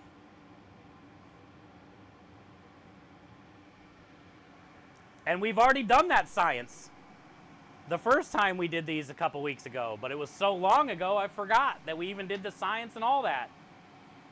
Because the first time we made these, when we changed the menu this year, I stacked them and they didn't work out, I remember.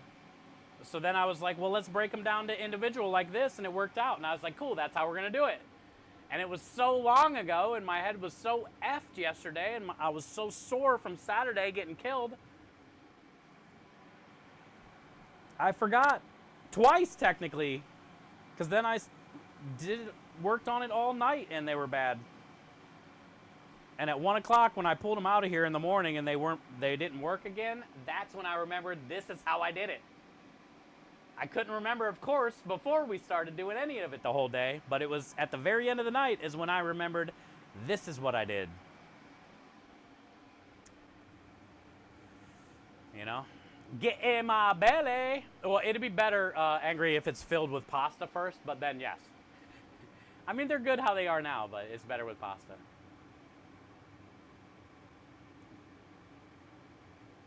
Oh, it's okay, Annie. What up, Earl? Good to see you today. Being American Horror Stories Mud, you can share the funny CPR class I taught. She will never forget that step.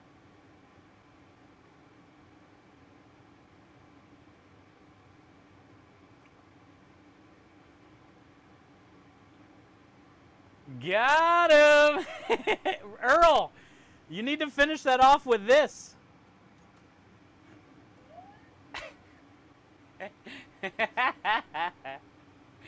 Thank you, Earl. Rich, you can share the funny CPR class I taught.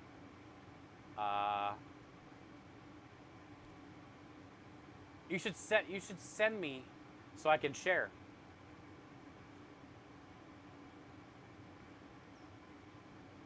I like that thing, Earl. I like that. We need to make that a command. Lumen has a let's go command like that.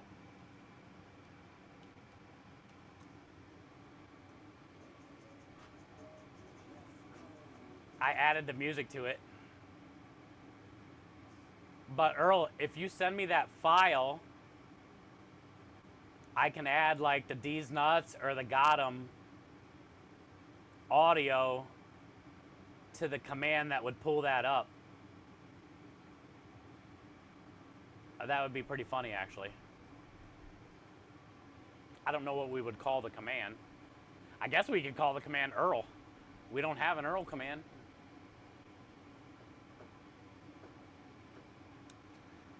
Got him!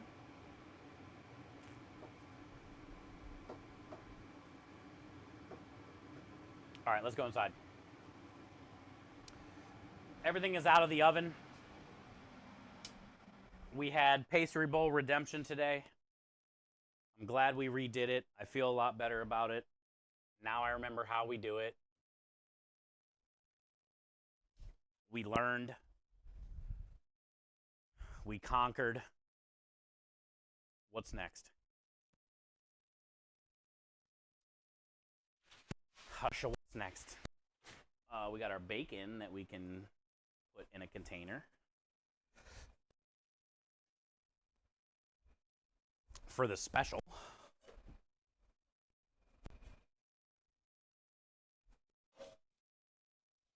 We're doing chicken, bacon, Roma tomato, spinach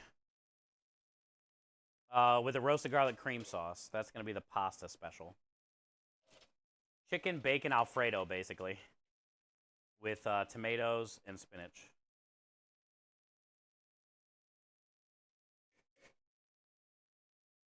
And we got all this fat, but I think I got more bacon fat here. I do.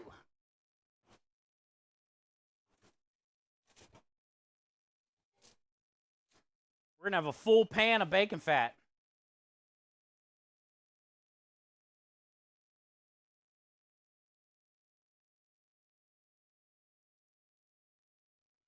Noise. Noise, noise.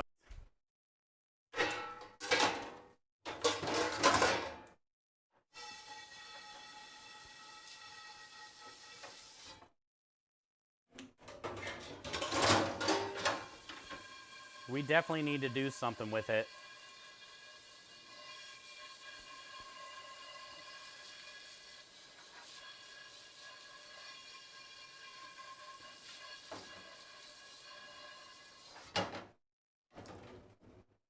I kind of want to use the bacon fat to do like a dessert.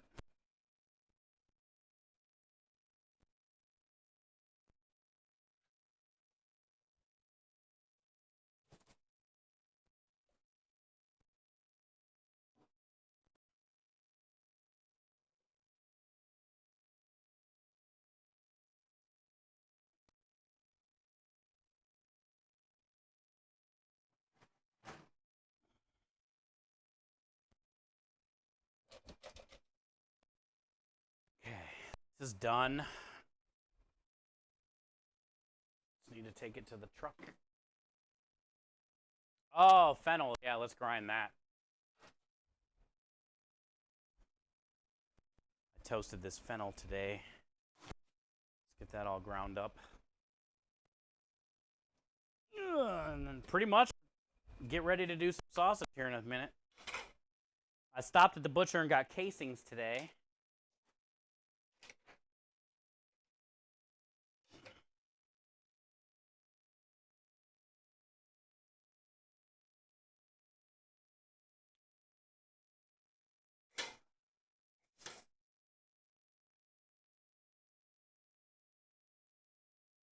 Oh, really? Thank you, Scrub. Let's go. Now I can just add a, yeah, that's cool.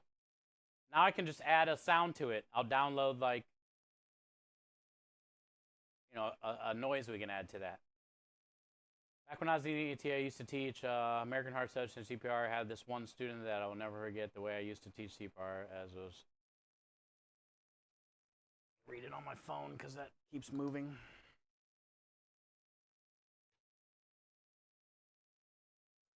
To an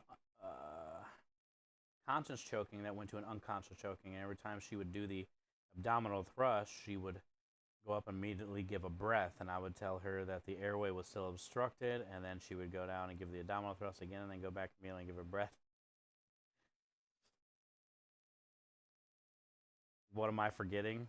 I said, if you'd ever check the mouse after you give the abdominal thrust, you'd oh my gosh! Oh my gosh, Rich, really?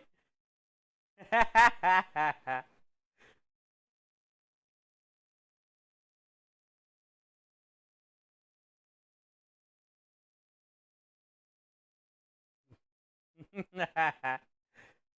funny. That's a good story, dude. It's a great story. Thank you, Scrub. So what do we name it? Earl?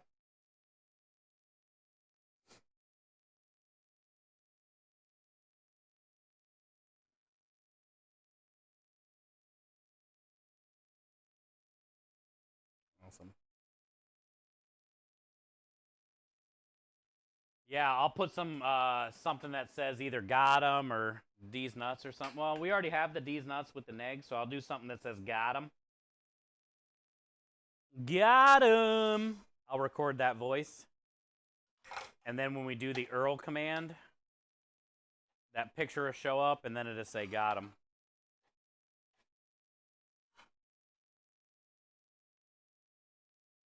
Does that say D's nuts? It doesn't show up right. It's like off-centered or something.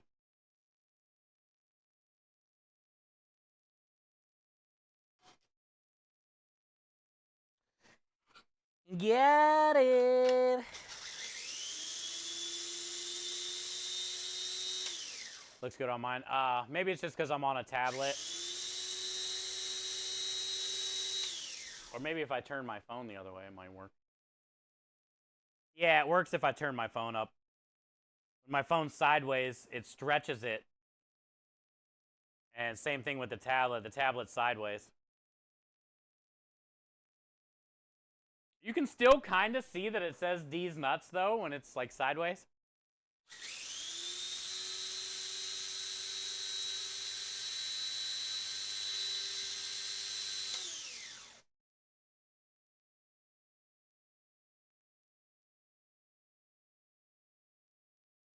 Yeah, exactly, Rich. Yeah, I get it. She didn't realize it. But then once she realized it, like, it makes sense. She probably felt, you know, like an idiot. Like, oh, yeah. That makes sense. Like, it hasn't came out yet.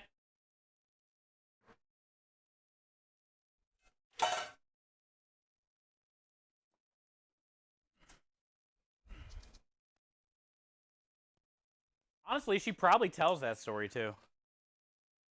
Or she has told that story before, I bet, too. Like, you won't believe. One time. Phone sideways, stretches D's nuts. Got it. Thank you, Maverick.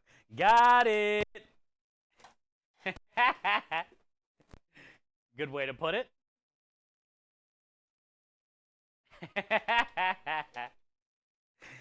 Don't turn the phone. You don't want to see that. You don't want to see D's nuts stretched.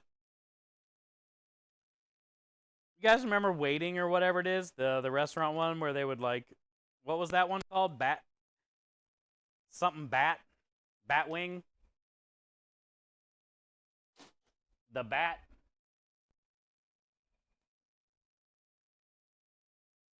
Remember that one? Where they that movie was so funny, man. It was spot on too. Honestly, about a lot of like the restaurant, you know, what happens on late tickets and servers and kitchen staff and that movie is fucking hilarious.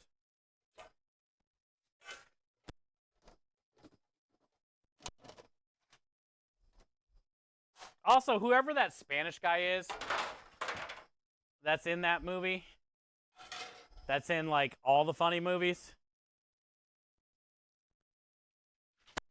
He was like this, you know, the Spanish chef.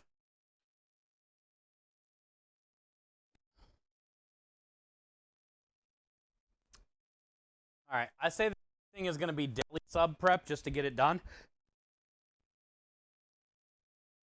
And then we can finish off with sausage. We got to trim 40 pounds of pork. We have to grind. We got to clean some casings. We got to case. It's going to be a long night of sausage, but I say let's work on Italian deli sub prep first. I got to cut mortadella. I have to cut salami. I got to cut capicola or gabagool. And then we got to get it all portioned. I'm not going to make a bunch of them because we don't sell a lot of them, so I'll probably portion, you know, maybe 8 or 10 orders at the most. Actually, we'll probably do 12 so I can do 3 packs of 4.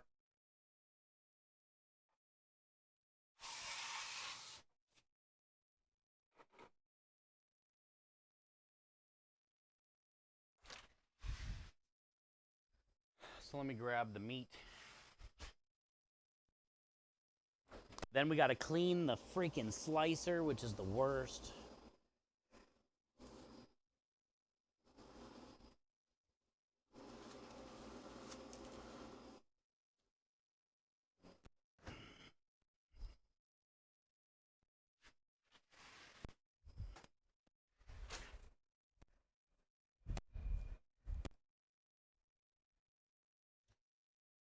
Mortadella, capicola.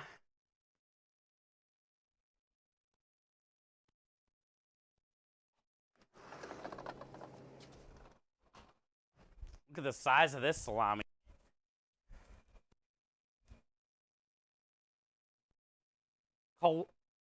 Coliseum hard salami.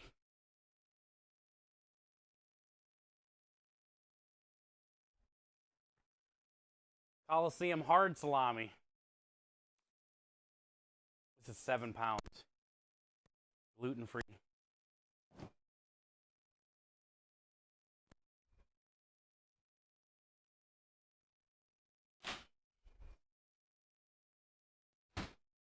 You ever played Hide the Salami?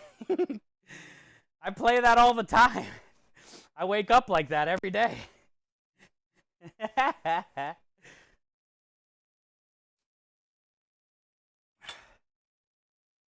Oh, yeah. Isn't she lovely? Oh, that's very good.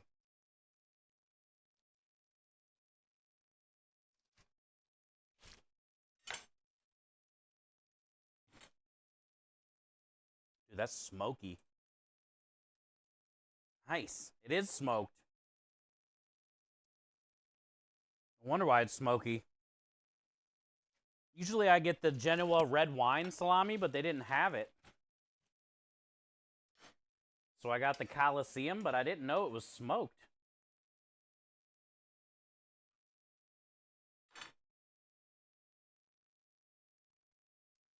That's pretty cool. Had no idea. It even smells smoky.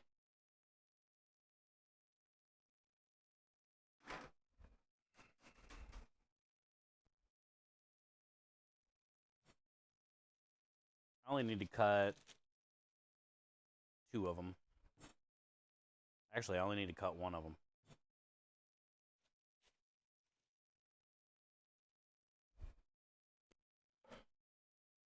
Smoked salami, never had it.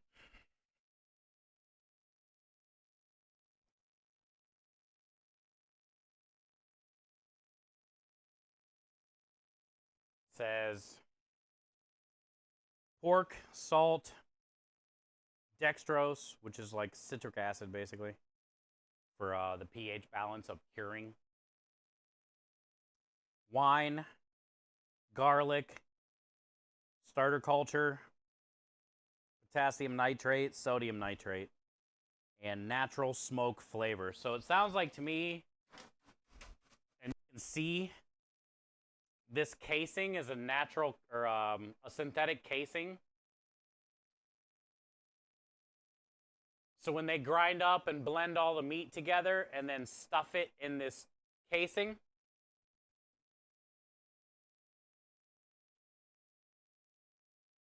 you can tell they threw this in the smoker because these casings usually are clear or red. They're never brown like this.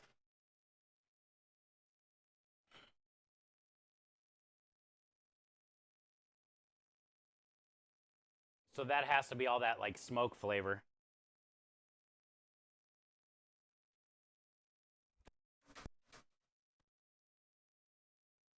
So they cold smoked it or something. So it's because there's like no smoke ring anywhere on it, but you can smell it. And I tasted it immediately. When I took that little piece off of there, like that's the first thing I got was smoke.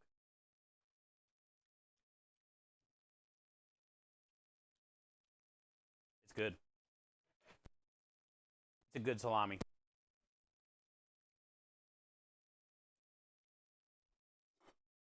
got great like salt, acidity, pH or whatever. It's good. Yike it.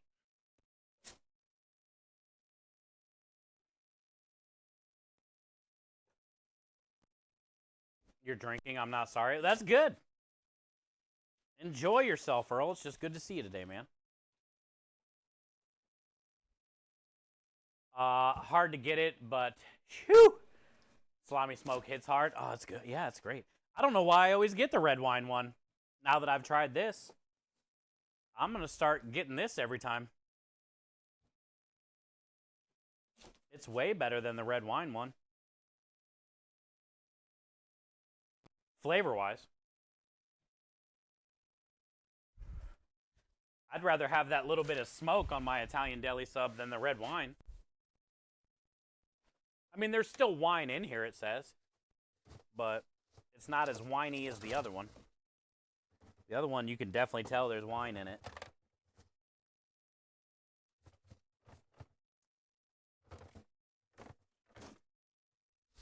I only need one, and I'll put the rest in the freezer.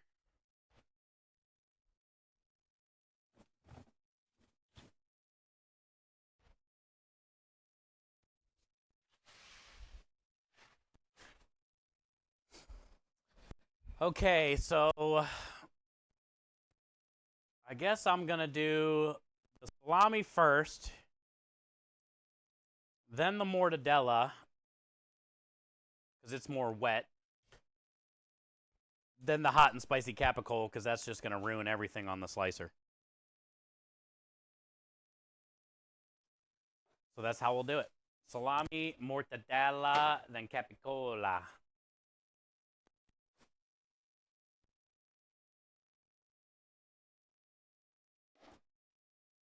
Yo, what up, Clab? No Taleggio? No Taleggio, bud. I love Taleggio. Oh, how am I going to get this? My fucking back is wrecked already.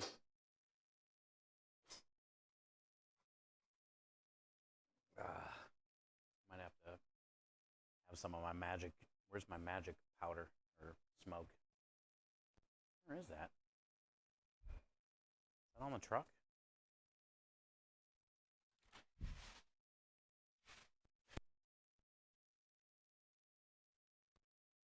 Did I leave it in my truck?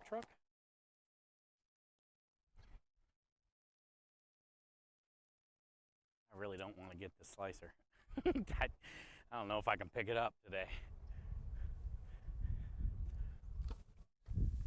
I left it in the truck. Damn, that means it's been like hours since I've had my medicine.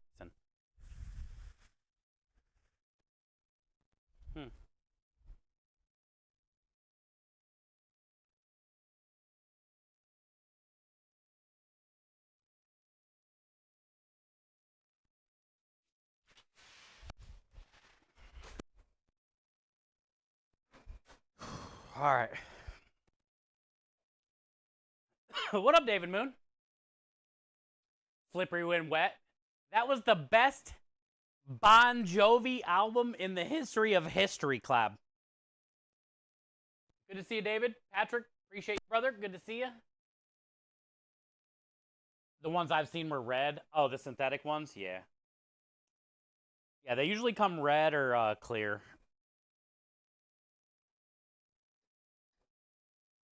Fuck me.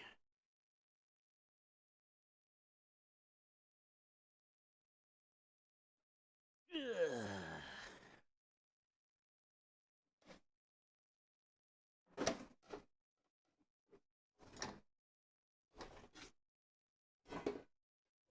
Easy.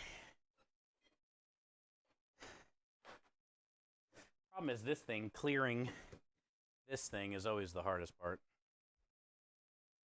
It's not really that heavy, but it's this big-ass thing clearing the table.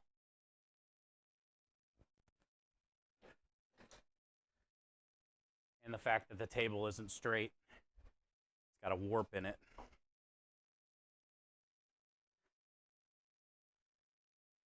So I need to use a shim.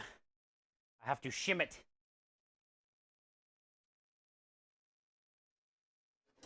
Wipe up all. Got some semolina on here from last night, you know? A little semolina.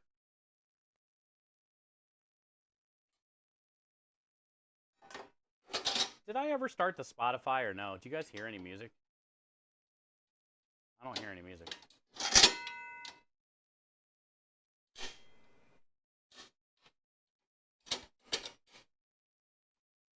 $65. Let's go, David.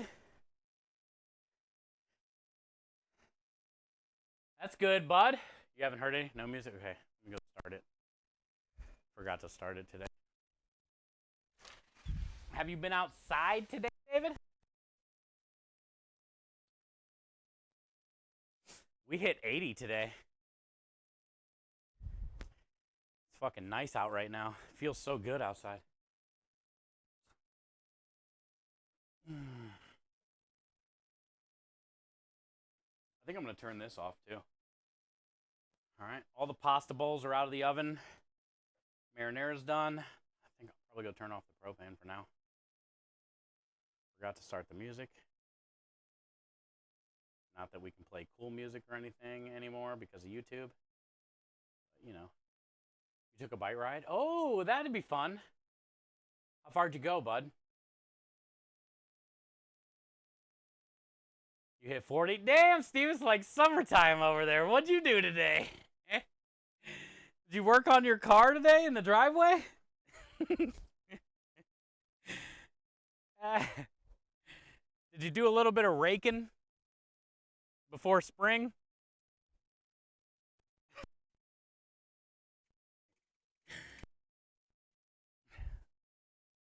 Did you sow any seed today in your lawn? 40 degrees, dude? Were you sowing seed today, Steve?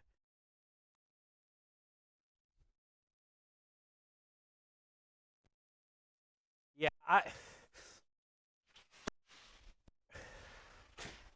problem is Chicago. Because, like, everybody around you, like David in the 60s, everybody's in, like, the 60s, mid-60s, maybe hitting 70, and Chicago's still, like, 40.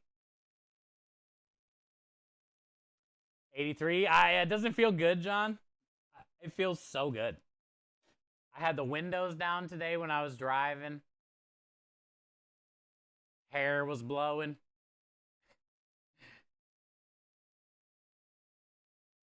You actually took the trash out in shorts? That's basically the same thing as sowing seed. That's cool, man. Hey, 40's better than 20, right? I feel bad for Minja. Oh, you're 53, Minja? Yay! I was going to say, I thought Ohio David's a little lower in the Ohio area. But I heard y'all were supposed to get a warm-up, and then Minja was like, not us in northern Ohio. And I felt bad about talking about it, but hell, she said they got up to 53 today, so that's good. Yeah, it is, Minja. The problem is my schedule. I need to call around or find a place in this area that will take it, or do they cut it? Do I bring it? I need to just do that. But honestly, when? From the time I get up, I'm either driving to a store, doing something, whatever, getting stream going, like. And I never have that. Well, this week especially, I don't have time. I'm a day short.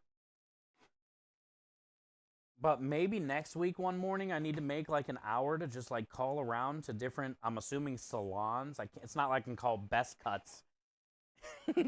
Sports Cuts. But I need to figure it out, yeah. Where to go, who takes it, what's the process, do I bring it, do they do it, how much is it going to be? I need to dial that in, but it is definitely time. Krem said the same thing the other day. He was like, your hair is definitely long enough.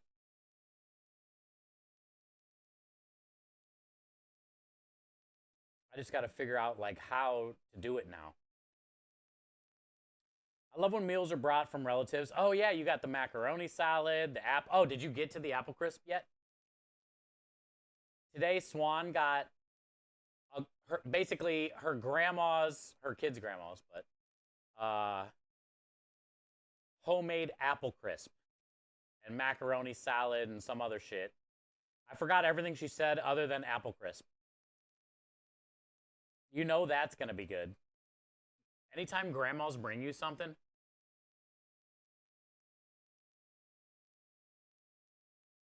You like the long hair? I do too. I'm not gonna lie. I've never grown my hair long before. It's annoying AF. And I'm always worried about getting hair in people's food. But I kind of like it. I know I need to get rid of it though. You know when they say like it grows on you, literally? I feel like that's what happened. Because I've never had it before, so I didn't care about it. But now that I've actually had it, like, I kind of like it.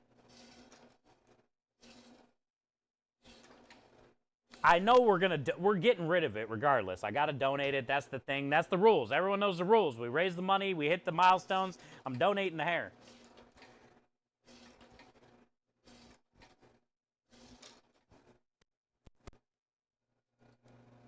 Short hair gets some food too. Yeah, you're right. You're right. Good point. Lumen.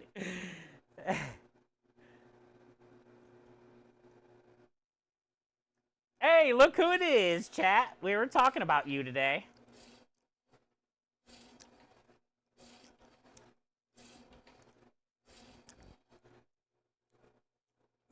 I was showing the Ron Swanson video again. Some people haven't seen it. I think it was true. True said, she had like a great pun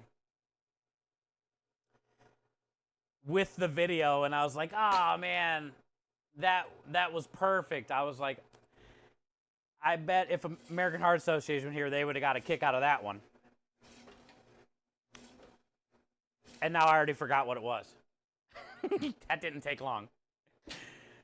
But it was a great moment earlier today. Your ears were ringing. True, she always has like great puns with whatever's like something that gets said or something that happens. But she came out with a good one today for that video. And I already forget. I sent you a website about... Oh, cool. Yay, thank you, Minja. Thank you. That's what I need. Just got to make it easy and then I can knock it out.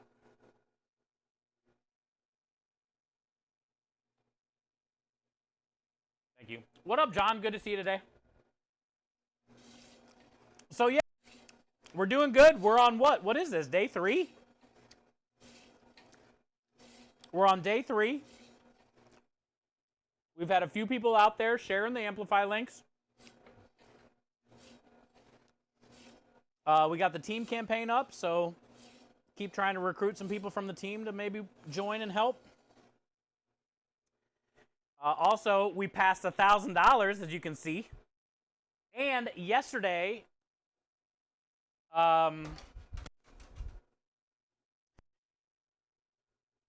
we started a ×3 donation matching challenge, which is currently live right now. So every dollar donated is 3, every 20 is 60, every 100 is 300. We got a $500 challenge going and a $250 challenge going.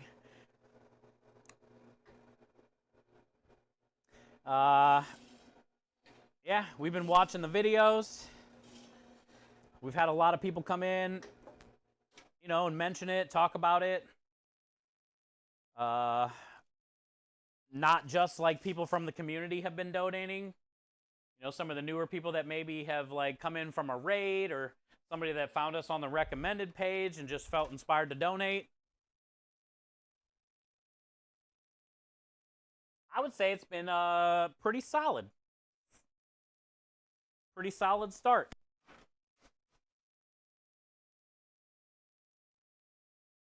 Come on over. It's fun in here. My daughter has oh, really? Swan. Locks of Love.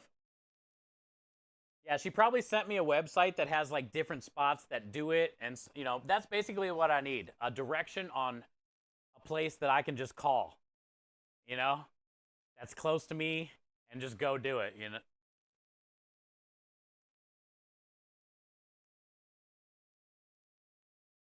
Yeah. No, thank you guys. Thank you, and congratulations on the 100th anniversary. Like that's a huge moment. That's a huge moment. So I couldn't be more happier to be a part of it. And like I said, I feel like God brought you here that day, because I know for the last couple years I haven't been messaging back and forth with you. I don't know. I think it might have been Beth. I don't think she's still there, but either way, I've just been trying to get the team to do with American Heart Association. It just hasn't happened, and I'm very glad that it's happened this year. And you know, you came in that day, and just the timing of it was perfect. And we don't do a lot of like new charity, like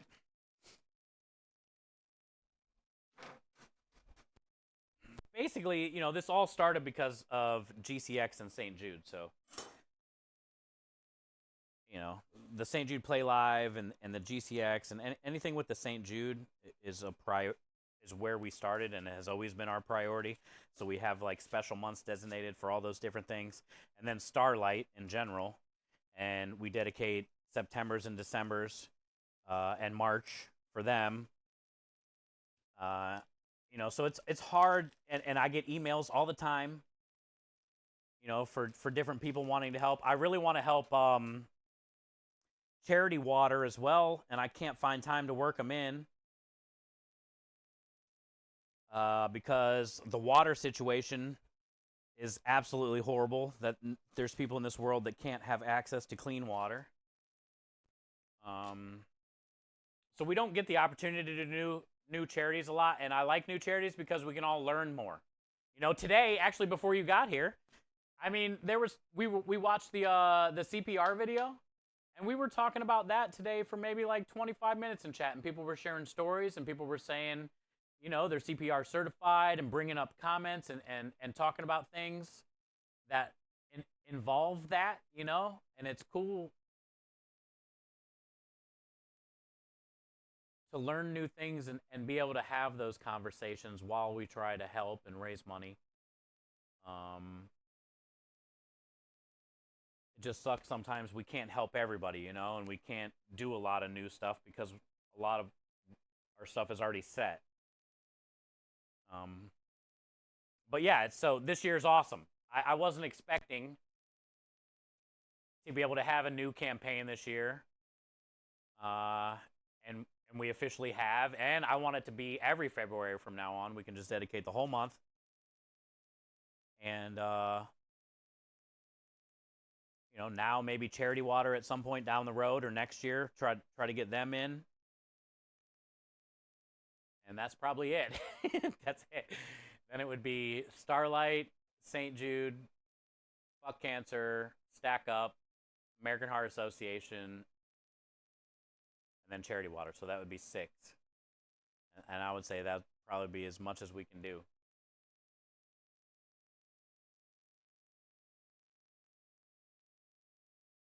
Yeah. Yeah. I'm looking forward to spring, taking on walks. Yeah, it's gonna be nice, Swan, when you can finally just like get out. I mean, you said it was like negative or 8 degrees Fahrenheit or something yesterday in Canada where you are. That's horrible. You definitely can't go touch grass. Tomorrow's your first dialysis, though, at the new center here in your town. Okay. Well, hopefully that goes well. And like you said, this is a thing that you had to do just to get you home, get you on track. It might not be a permanent thing. It might not be forever.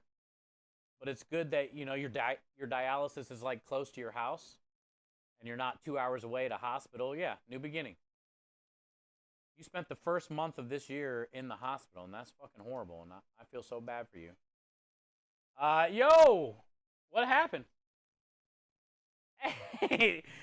McNizzle! Let's go, dude. McNizzle coming in with a triple donation challenge.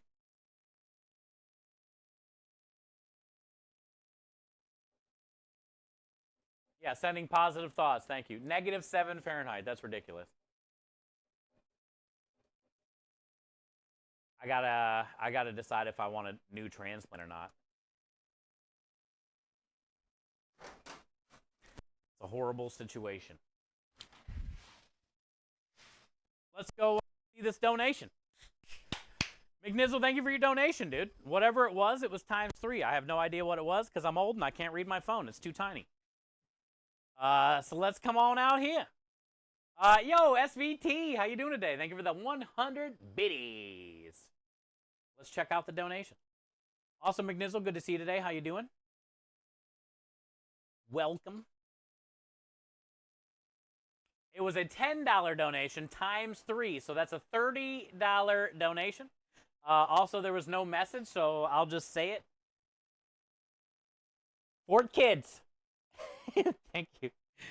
Thank you for your $30 donation to American Heart Association. Thank you for all that you do, all of your donations, numerous campaigns through the years. I appreciate you, brother. Thank you for being the first one today, technically.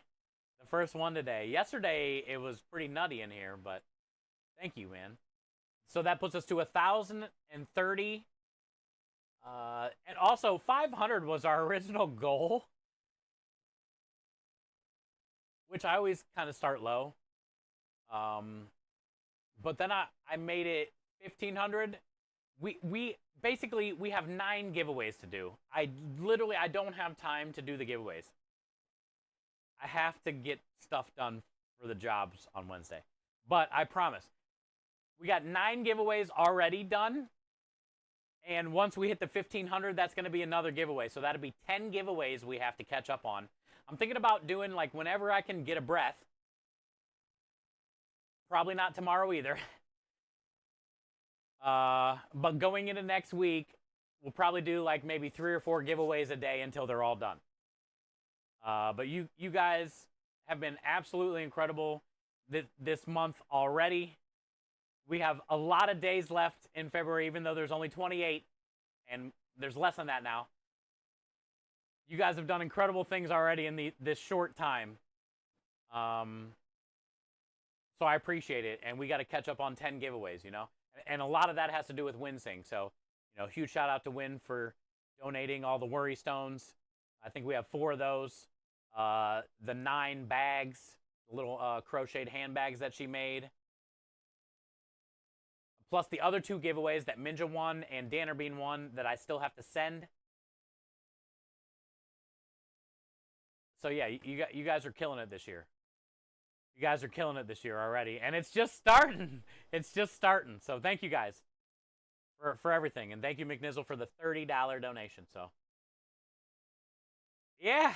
And we're still at a ×3. I mean, this is nuts. Think about, there's still $700 here that's going to be in this at some point.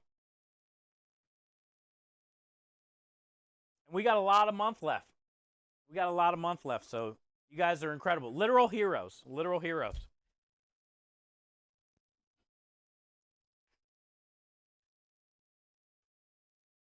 It's making the 75,000 by the end of the year more realistic.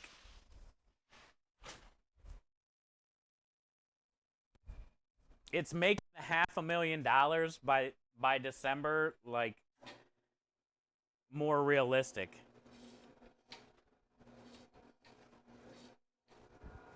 So that's really cool. You guys are on a tear. I appreciate it. No, I was there today, Mahler. I had to mail some creme de liche this morning, and they didn't have anything there, so maybe I was there too early.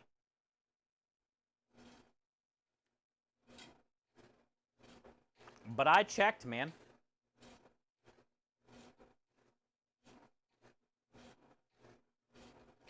I told him I'm just going to stop back in the morning because I got to go to the store tomorrow to get all the produce and stuff, so I'll swing by there in the morning and see if it's there, like maybe it came later today.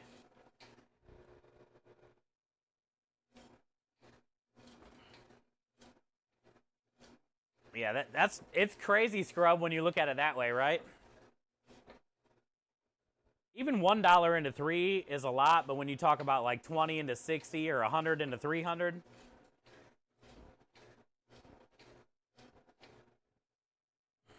those are big boy numbers.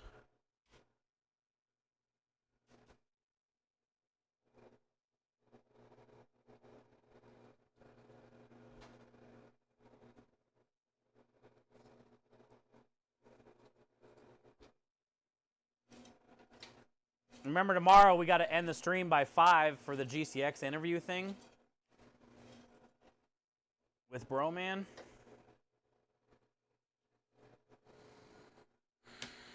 So tomorrow's probably going to be a short stream, chat, because by the time I get back from the store, it's probably going to be 1 or after.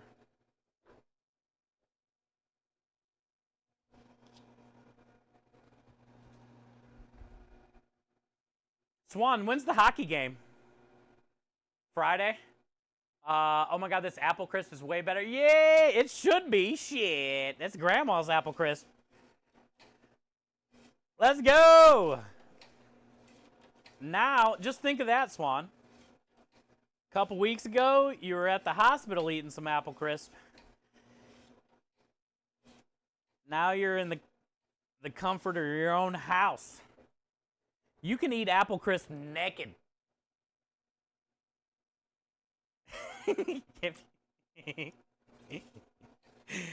You can eat naked apple crisp right now, Swan, if you want to. Everyone knows the rules.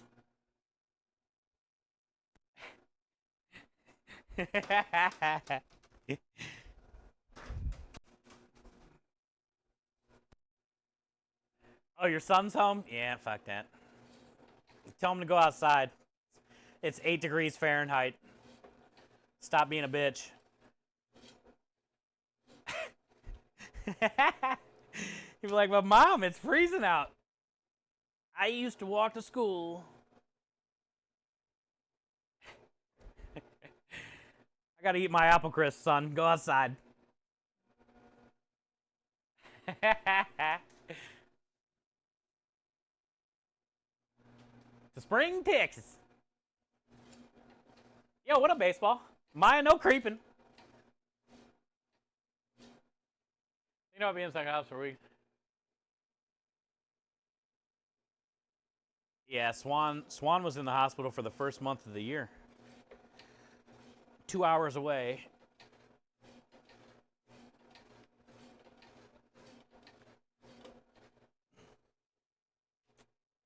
Fuck that.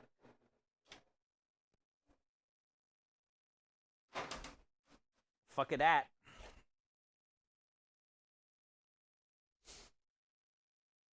All right, now we got to do hot and spicy gabagool, aka capicola, aka how you doing? How you doing?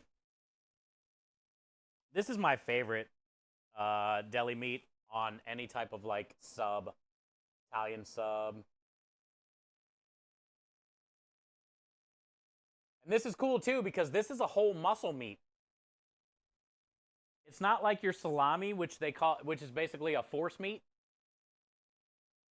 where you're like grinding up meat, mixing it with fat and flavoring, and then forcing it into a casing or a tube, and essentially smoking it, steaming it, cooling it, slicing it. Capicola is a whole muscle meat, so this is a big old part of the leg. And you can see like the different textures and the lines. There's always like a big fatty section too in the middle.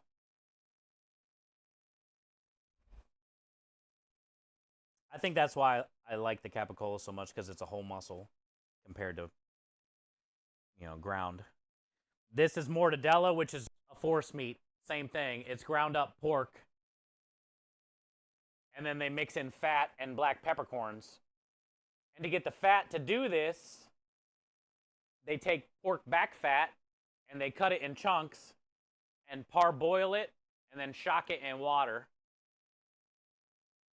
And then when they grind up all the pork, as it's mixing in a mixer, they stir in handfuls of that pre-cooked fat. And then they squeeze it into a log and then cook it in a steam or whatever. And then cool it. And then you have the bigger fat that doesn't smear. And you can, see the pieces. And they also put like peppercorns in there too. So these are both force meats because they're ground up before they're forced into a casing. And this is a whole muscle meat, which means it's like one body part, essentially. And these are the things that you can cure at home. The whole muscle meats, like your duck breasts, your pork tenderloins, your beef tenderloins. Those are types of things. Pancetta, which is pork belly. Those are things that you can cure at home safely. The thing about the force meat, if you try to, this is fermented meat essentially, which is called salami because it's meat that gets hung up, and 30% weight loss. It's ready. But nobody likes to say the word fermented sausage, so they call it salami. But if you were to try to do this at home, it's harder to do because air is all in this. And then that means mold. And then that means you could die when you eat it. So this is easier to cure at home because you can only get mold on the outside because it's a whole muscle meat. You can't get mold in there.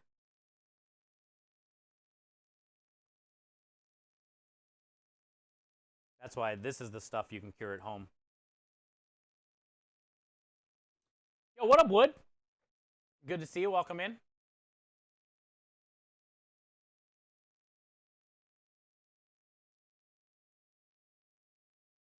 All right, thank you, American Heart Association, for all that you do. Happy 100th.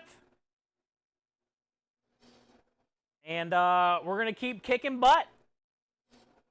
We're going to keep kicking butt this month. Thanks for being here. Some molds are okay. Yeah, that's the thing. You got to learn those. Black molds are always bad. But there's some good brown and green ones. There's bad brown and green ones. Also, like the mold that you see in blue cheese, that's good mold. They put that there.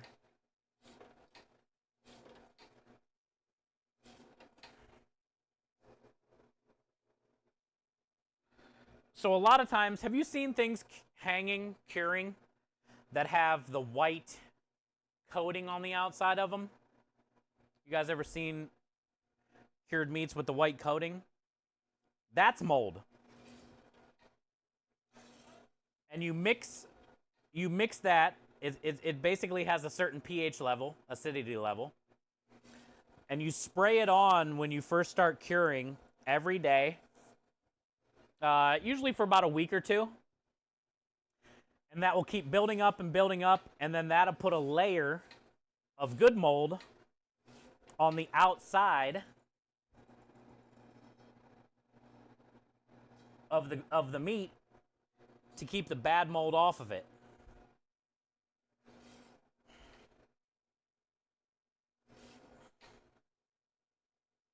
That's called, a lot of times, it's called Bactofirm. Bactofirm.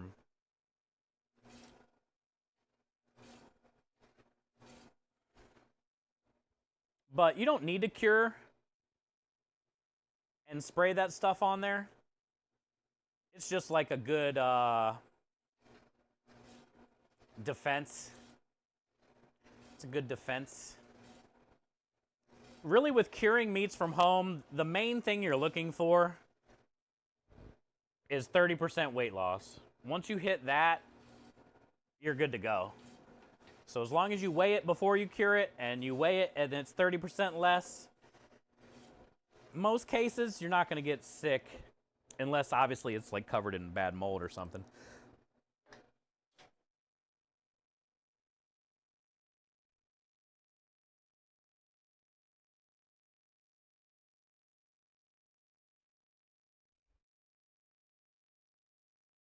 Spicy capicola is the best. Legit. Ridiculous. Ridiculous.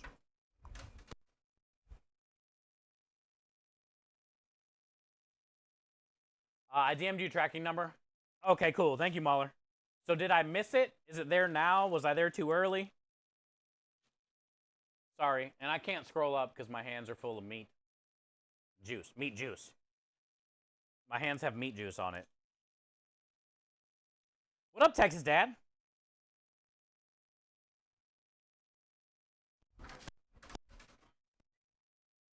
How was work today?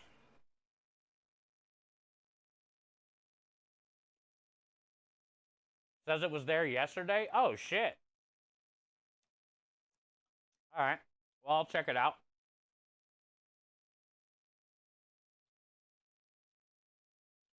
And did it say Chef Steve? The problem was the owner was on the forklift today when I got there helping the UPS guy. So I talked to somebody else. But we opened up the P.O. box. Nothing was in it. Is it something that would fit in a small P.O. box? Usually nothing fits in there, so then they go in the back and everybody knows I'm the only one that gets something delivered that says Chef Steve.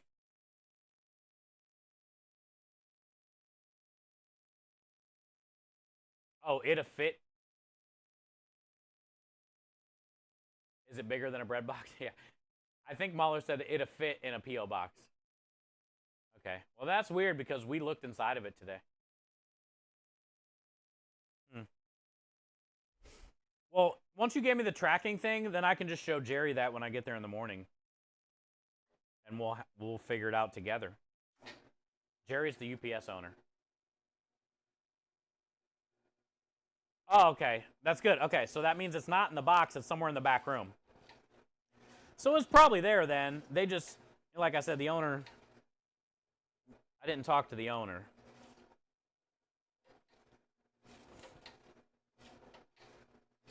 As soon as I walk in, if there's anything there for Chef, like I don't even have to say anything. He's already like bringing it out. Gary's that guy, man.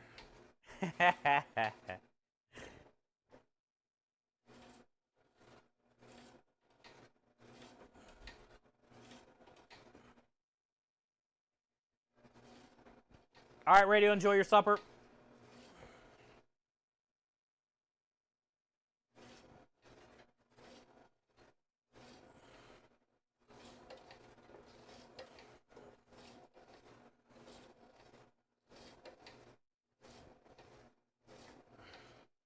By the time I got there, the mold in the basement looked like a coral reef. Oh, really? Well, some of that stuff can be wiped. If it never made it to the inside, a lot of that mold can be cleaned off, wiped off. It's kind of like the same concept as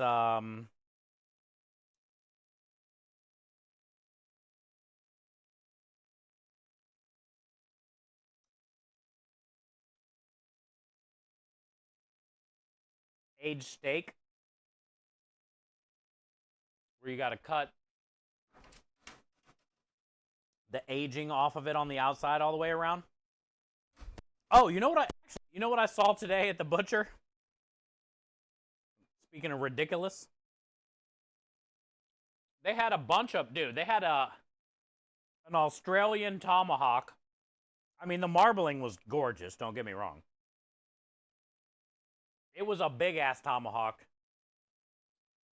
I think it was Australian Wagyu. $149, you know, individually cryovac, big-ass bone. $149 in the glass case. They had 2 of those, bunch of other regular Black Angus Texas tomahawks that were like 50 to 70 bucks, but the Australian Wagyu was 150. And then there was a couple pretty thin-looking ribeyes, Japanese A5 Wagyu, and holy smokes, the marbling on that thing was beautiful. I don't know how many ounces it was. It was a ribeye, but it was pretty thin. I didn't see how many ounces it was, but they wanted 170. 170 for that steak, and 150 for the big-ass Australian Wagyu tomahawk. You're paying 40 for just the bone? Now, compared to the Black Angus tomahawks right next to it, that Australian Wagyu one, don't get me wrong, like, it looked fucking gorgeous. It looked way better. If somebody, like, held them both in front of you and said, which one would you eat, you would always choose that. But still, like, 150 bucks for a tomahawk steak that you gotta cook yourself, I feel like that thing should come perfectly cooked, and I should just sit there and wait. You know? I shouldn't have to cook it, too.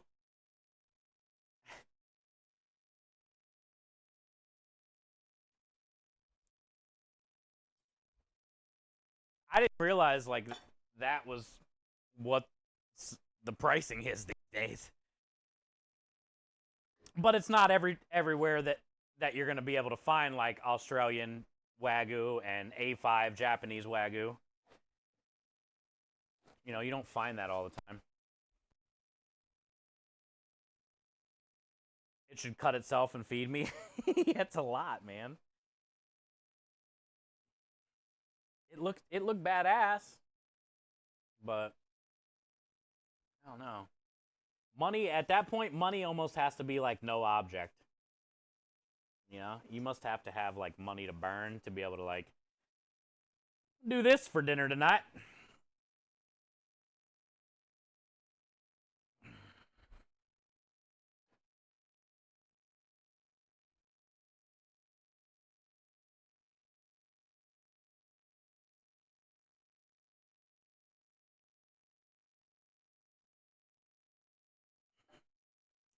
They have a ton of good meat there, though. It's a badass butcher. It's called Smitty's, which is like, feels like a classic butcher name to me. I don't know. But it's a cool place. And they got a shit ton of different wood out front that you can buy by the log. Cheap as shit. Different flavors, pecans, cherries, apples, post oak. You know, a ton of prepared stuff in glass coolers. It's a badass place. I would like to have a place like that for sure. It would be hard, though.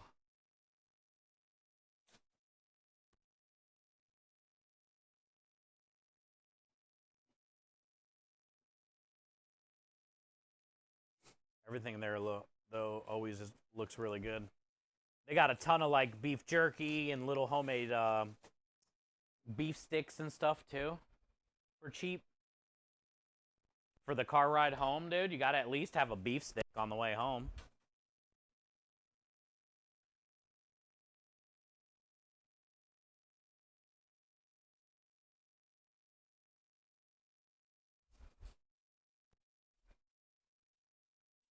You gotta snap into a real Slim Jim. A Smitty's. You gotta snap into a Smitty's.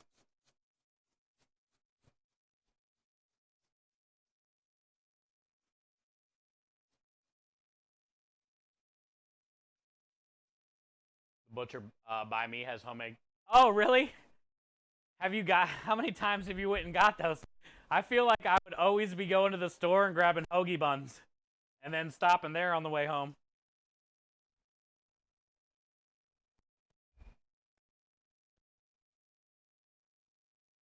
I love those little like fake McRib patty things that aren't rib meat at all.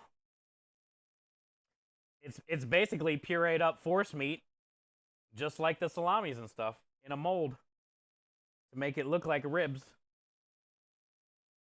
But still, nonetheless, it's fucking great. With pickles and onion.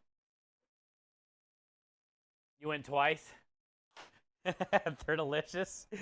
That's what I'm saying, dude. I'd have been there way more than twice already. I'll fuck around and eat a McRib every day, but not from McDonald's, a homemade one.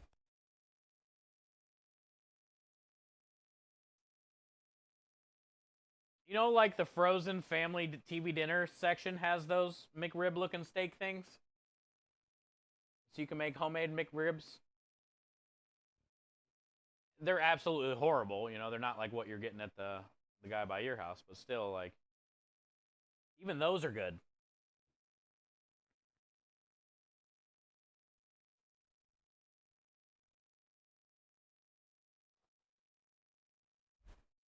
A McDonald's McRib is not good by any means. Like, the sauce is absolutely garbage. The McRib patty itself is garbage.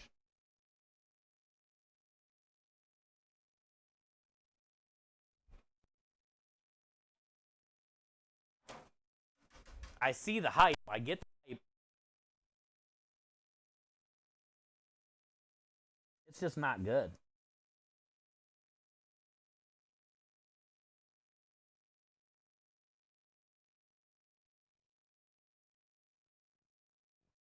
It's the best worth thing ever. That's what I'm saying. It's not good at all. And it's still, like, amazing every time it comes out. So fucked up. That's why it's better to get, like, the frozen TV dinner ones. At least put some good barbecue sauce with it, even though that meat is garbage, too. Or find a spot like Double has, where there's a butcher that makes, like, some cool ones.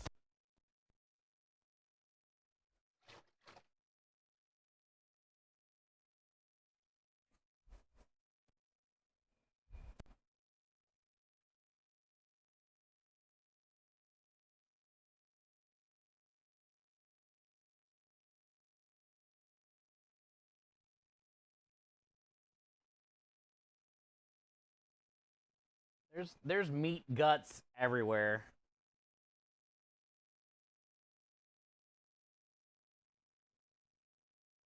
I fucking hate slicers, dude.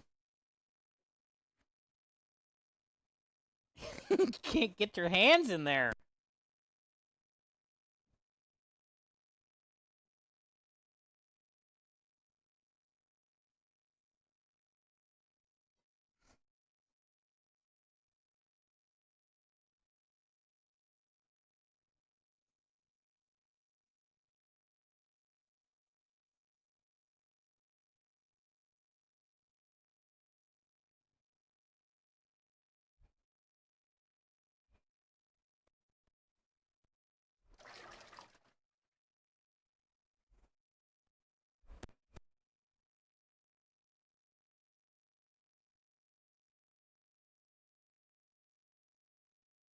We'll run away together.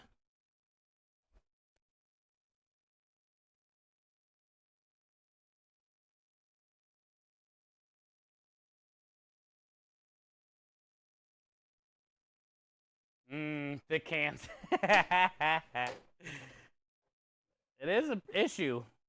Fat fingers, fat hands. Not easy.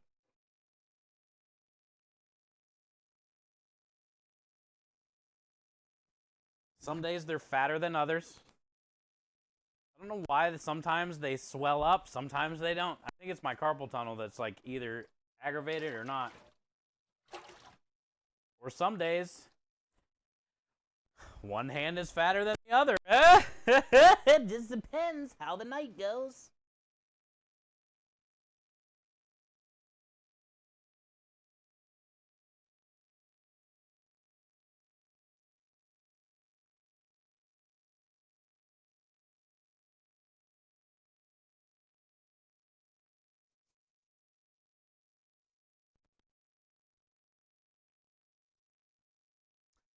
All right.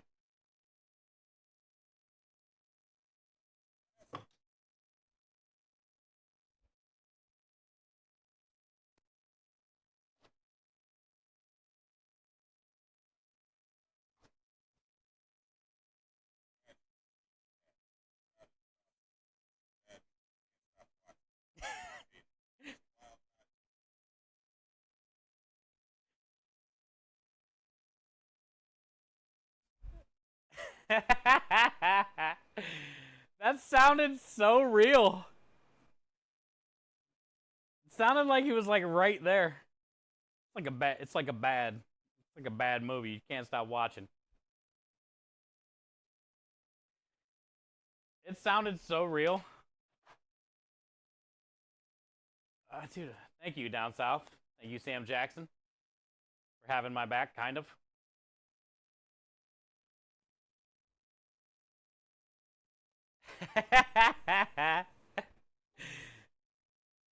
How do they do that?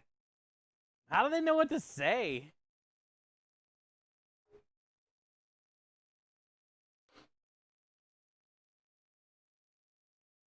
How do you nail it that hard?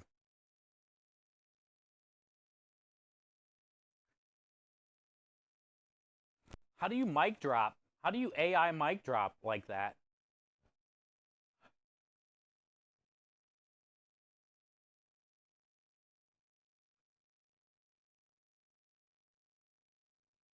Like I'm DJing. Dangerously. It's like I'm the dangerous DJ. One slip and you can really lose a finger or hand or vein, artery, eyeball.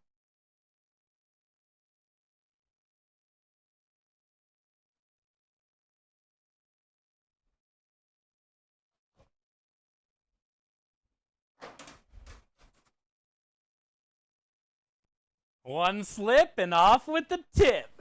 I always put it down to 0, like when I'm cleaning this, so that way the blade is recessed. Some people forget, dude, and they just start scrubbing because they're in a hurry. Oh, whack. Some people actually have it like plugged in and on when they're cleaning. Idiots. I've seen it. I've seen it.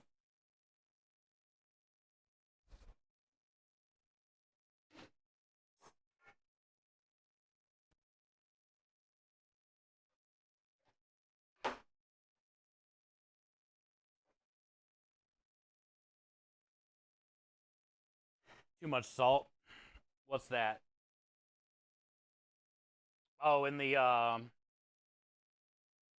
you talking about the frozen food McRib patties for low budget McRib sandwiches from home?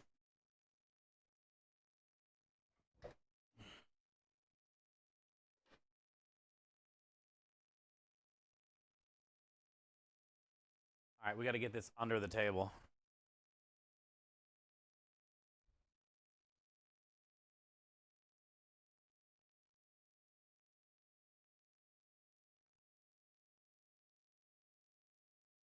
I didn't want to get it on the table in the first place. Now we got to get it back under the table? Fuck.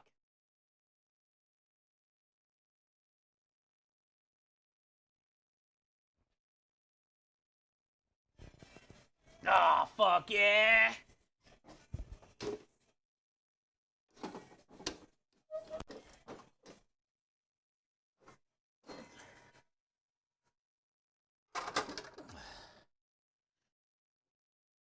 Yeah. What up, Timmers? Happy Monday, man.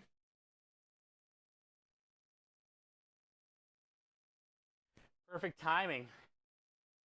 You gave me the strength to get it down there. Fucking America. Fuck yeah.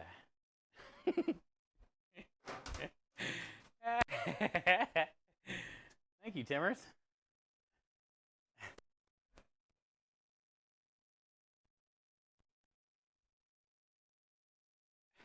Concentrate, Daniel-san. It's so awkward to grab, and then the thing's moving, the arm, and then that one thing's sticking up. Like, you go to pick it up, then it's sliding, that thing's sticking up, so then you go to try to get it under here at a weird angle. It's awkward as shit. I mean, it is heavy, but not like... I bet it's only like 50 pounds or something. Just an awkward 50 pounds.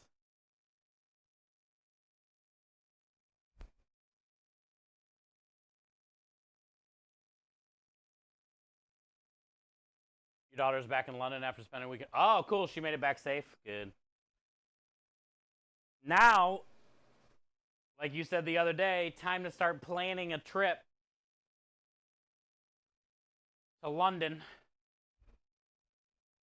You better go to Greg's. Make Greg's meat pie one of your stops for sure. Better get your butt to Greg's, dude.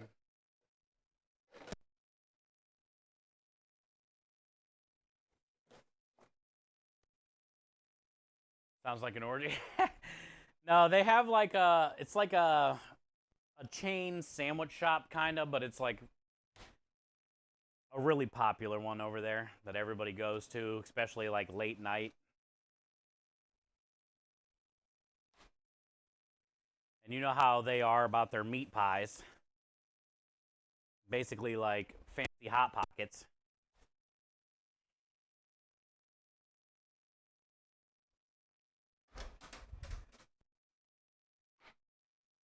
Fish and chips. Yeah, that too. I mean, definitely for sure find a fishy. I mean, he's been overseas before, so.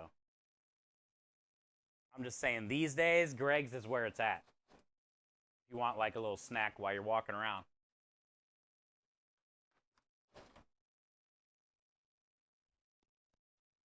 All right, we can portion up some of this Italian sub stuff. I got some ham and salami and stuff out here already. Ow, that was my elbow. I don't know if you heard that. That was an elbow. Mm-hmm.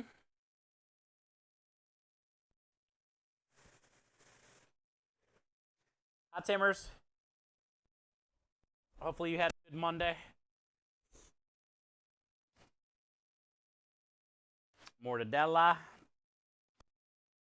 ham, salami. I think this is a portion of deli sub. What is this? What is this? Yeah, it's a deli sub.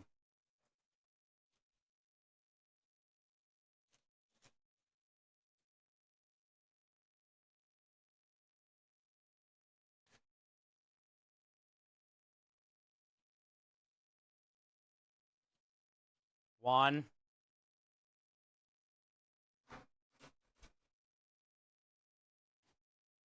Something just disconnected. I'm bringing my phone. I feel we dropped internet. OBS disconnected. Something happened. I heard a noise. What happened? We dropped internet last night.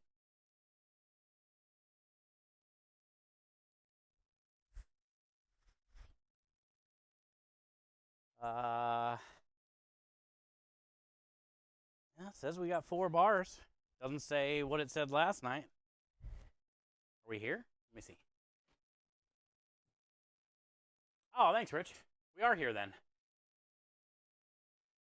Hey, Crochet! Touche, chat. We didn't drop stream. What was that noise then I heard? Terror strike again. I heard a noise. You know, like the ding noise, like when something pops up on your PC. I thought we dropped stream again or something. Or sometimes that's the noise it makes when the OBS disconnects and reconnects when we think we drop stream, but we don't. But looks like we're all good. Crochet, good to see you. How you doing? Welcome in. Yeah, we were talking about you the other night, and it was all good stuff. It was all good stuff. Yeah, we have a bunch of, I'll go grab them. I have so many giveaways to do. I just don't have time to do them today. We started a new campaign this month, Crochet for American Heart Association.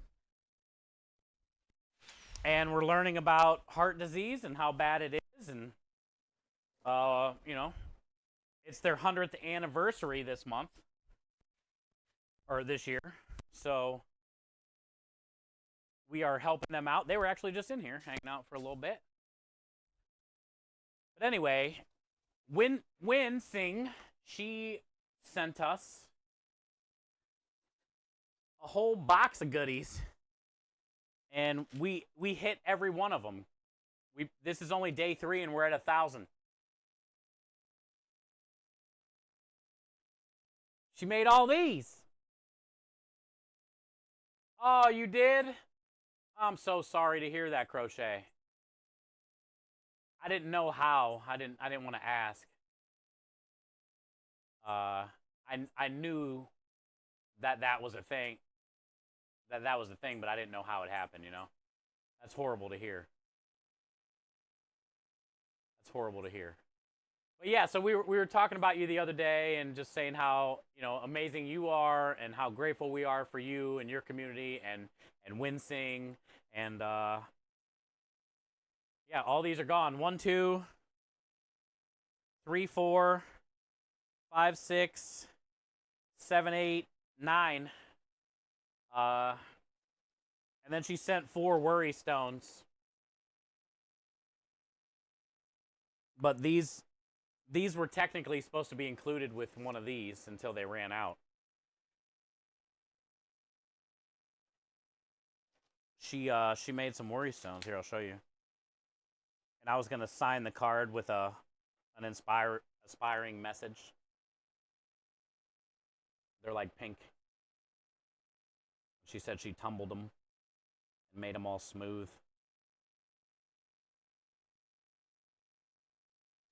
So yeah, we got 9 giveaways to do tomorrow or the next day or whenever I can get to them. Because these were incentives to donate, and then boom. Everything was so crazy the last couple days between, you know, how busy we were on the food truck and the donations and stuff. Like I haven't been able to catch up.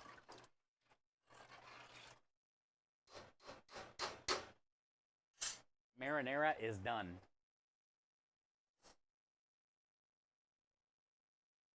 Oh, thank you, Woods. It's nice to meet you today. If you haven't been here before, often, I'm sorry I haven't even, my head is all over the place today, but yeah, if you haven't been here before or lurked here before often, we've been streaming about 7 years.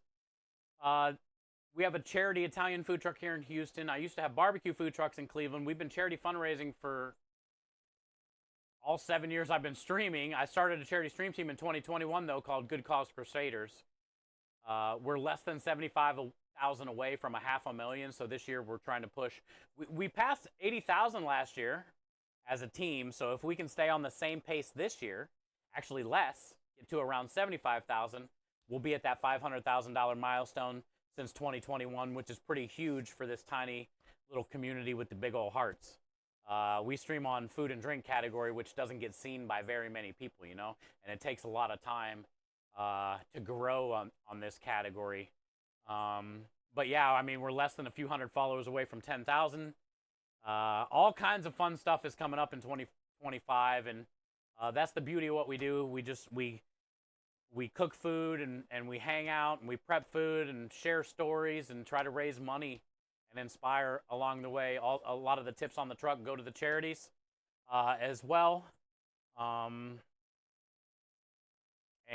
this stream is, you know, we haven't been able to pay ourselves yet through the business. So without this community and without this stream, we wouldn't be able to, number one, have the business, because then I would have to like get a job to pay my bills, and we wouldn't have a community anymore. We wouldn't have a stream anymore, you know. So it's kind of like a cool full circle thing that we can all share together, and I get to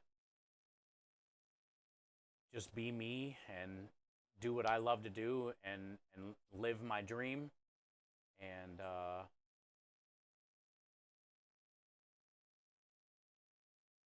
it's been pretty cool. I can't believe we've been streaming as long as we have been. I mean, it's 7 years now. Is pretty nuts. We started in 2017 streaming. That's pretty nuts. So but thank you, man. That's nice of you to say that, and I appreciate you being here. I do have a cool video I can play real quick, actually, now that I'm thinking about it. We usually cook on like Wednesdays, Thursdays, Fridays, and Saturdays from the food truck for customers. And then any days that are not those days are prep days, like today and tomorrow. And then we have a job Wednesday, Thursday, Friday this week. But here's a quick video on kind of like what it's like if you haven't got to catch that. Also, you can, we have an amazing Discord, a lot of food shared, stories, pictures, the best way to get, you know, when we're going to go live, things like that, questions.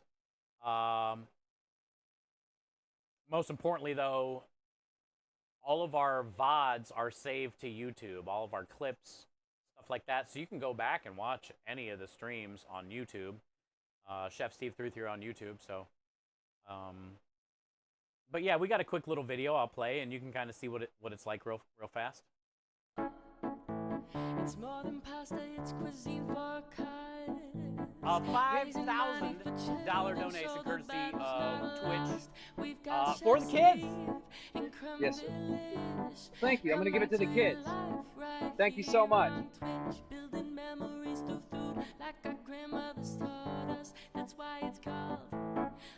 It's the food and beverage enhancer that can be used across all the culinary arts to create sweeter or savory dishes.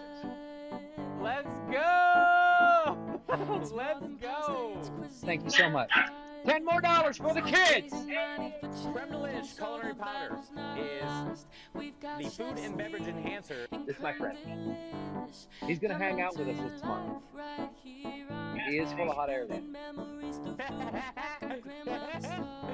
Look at this thing, dude!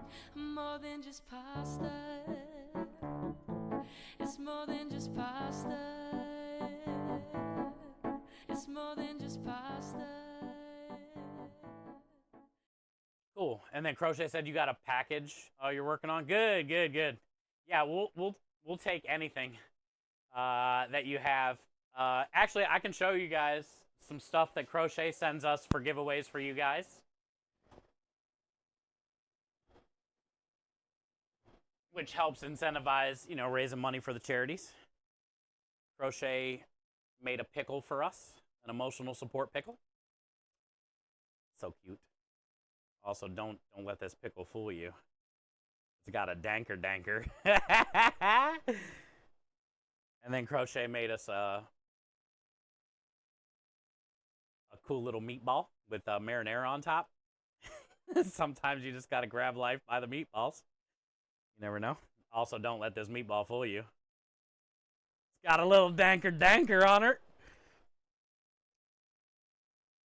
Crochet also made us a little taco.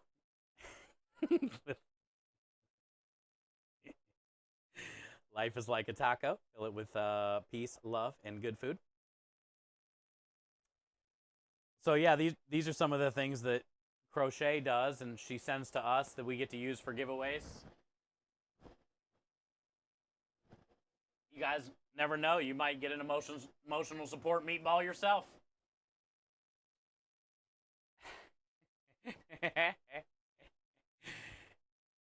Yo, what up, HR? Thanks for being here today. I refuse to go bungee jumping. I came into this world because of broken rubber. I'm not Even because of one. Uh,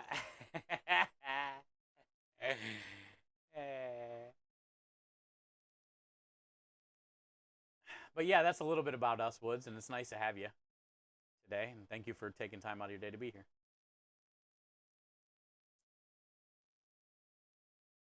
All right, let's go work on these deli meats because we got a lot of stuff to do with sausage. We're gonna be doing sausage literally till midnight tonight, probably. We haven't even started on it yet. We gotta trim it, season it, grind it, case it, cook it. Oh god, we have so much.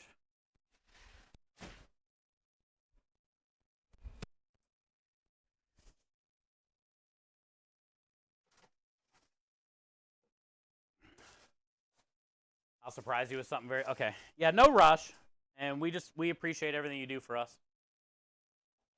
Thank you. It's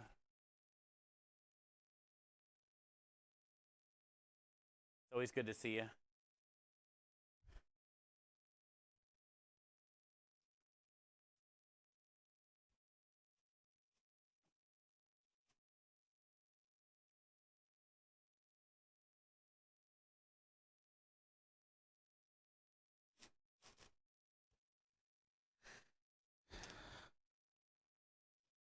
I would say I really wrapped this thing up good because I don't even know where to start.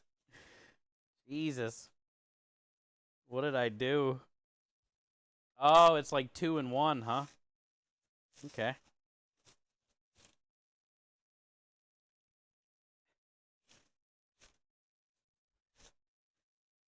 How many layers is this?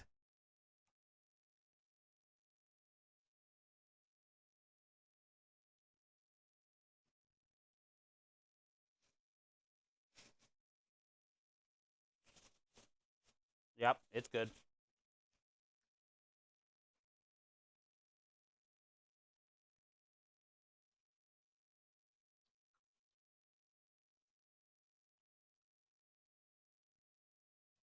Thank you, Scrub.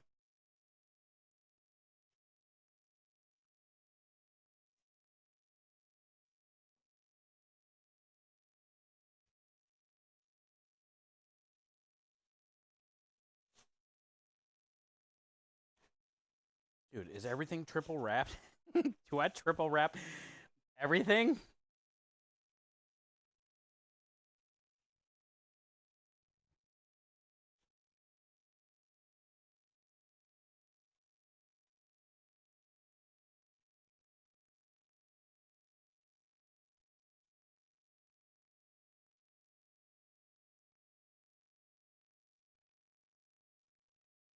And I got more ham over here. I didn't get a whole one because we don't need a lot of portions.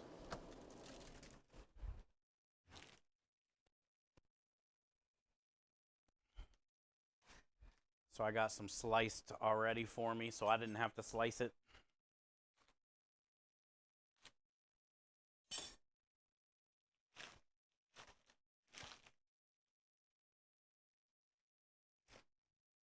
Okay.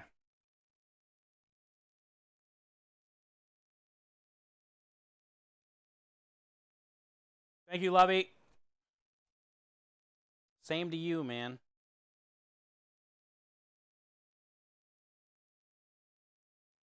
We always do the mortadella on the bottom. So that way when I throw it on the flat top for the hot Italian sub, I can sear it. And then you get that like fried bologna, you know? And then we do the salami. How you doing? Then we do the hot and spicy gabagool.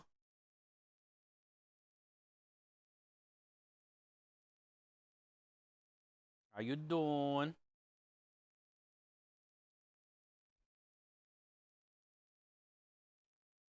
Then we do the ham.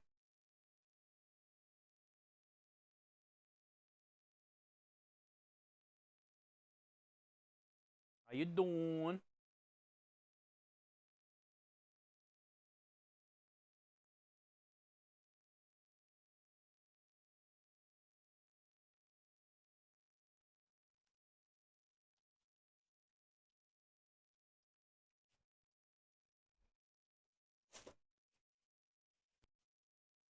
And I do 4 in a pack.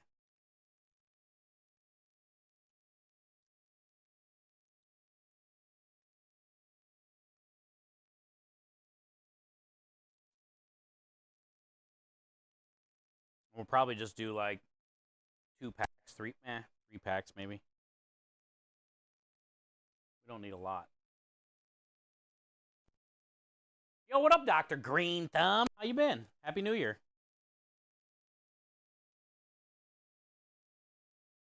Time to pillage. No pillaging, no bonking, no creeping. Just pats.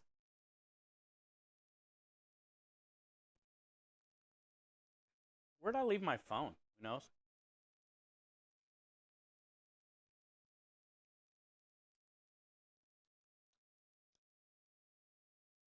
Gabagool.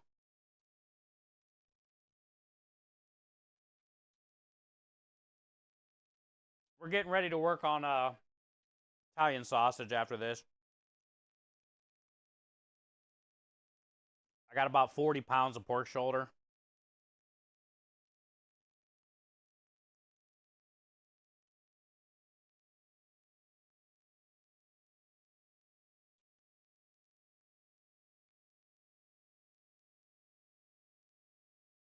How you doing?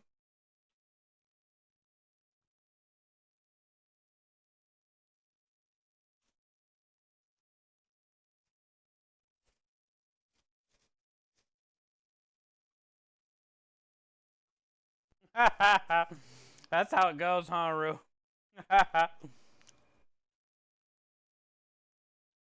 We never sell these, to be honest, though. I say it every time. It's my favorite sandwich on the truck. I love fried bologna. Or love a hot Italian sub. Like, it's so good. The pickled peppers that we put on there, the vinaigrette, right? What's that? But yeah, they don't sell that good. Yeah. Pro.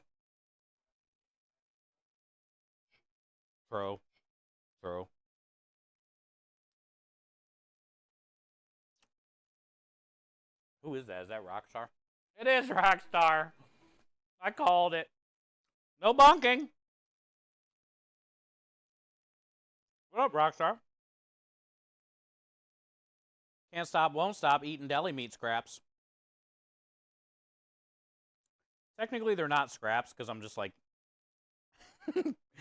I'm making it scraps in my head because I'm ripping a piece off of it. It's a scrap.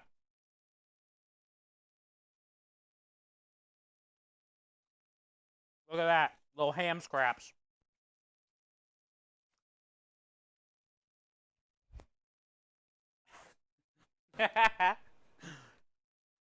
It feels better in my head if I rip it before I eat it, you know? It's like, oh, this one was broken. Can't use this.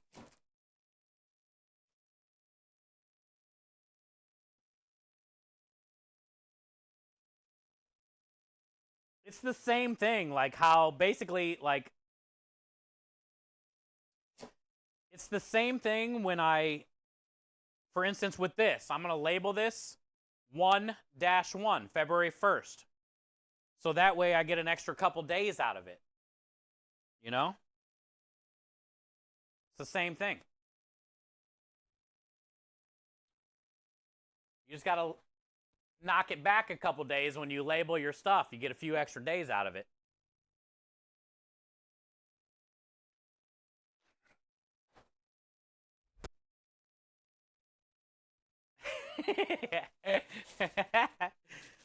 Oh, sorry. 2-1. 2-1.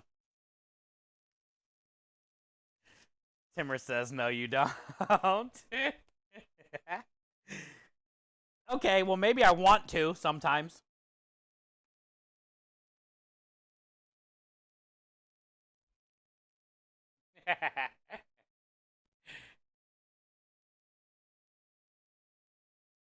It's not like I haven't thought about it.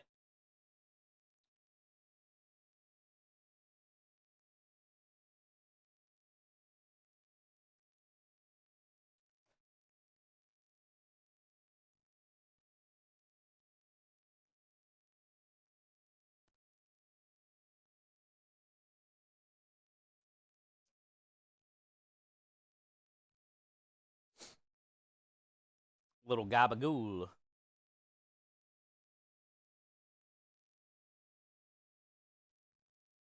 Crap.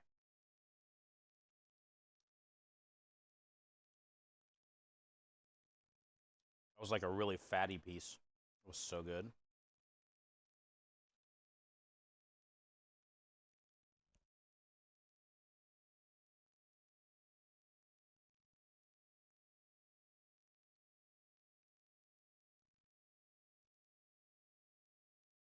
You want to sample the fizz? I'll give you all the samples you want, Radio.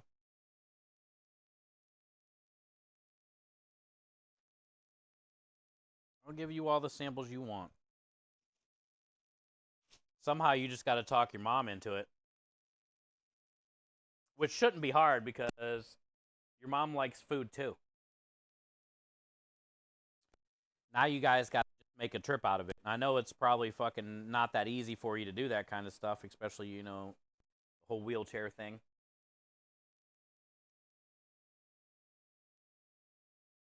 But that would be pretty cool if you could.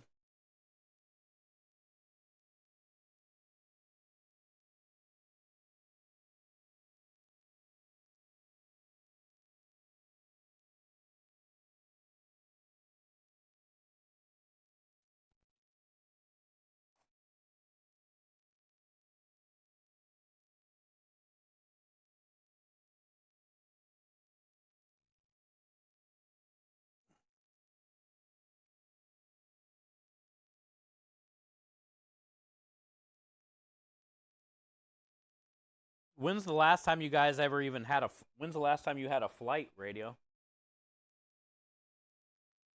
Or would you maybe consider driving if you did? Not that because you're in a wheelchair you can't fly. I just feel like it makes it probably more difficult.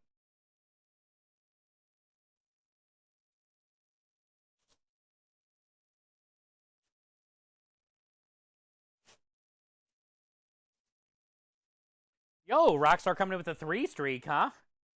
Thanks, man. Thank you for streaking, you streaky streaker, you.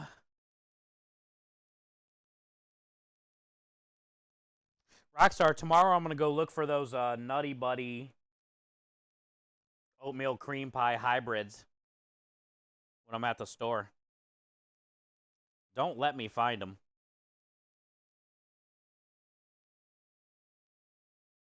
Should be like 300. Yeah, that's what DJ says too. I mean, you guys are right though.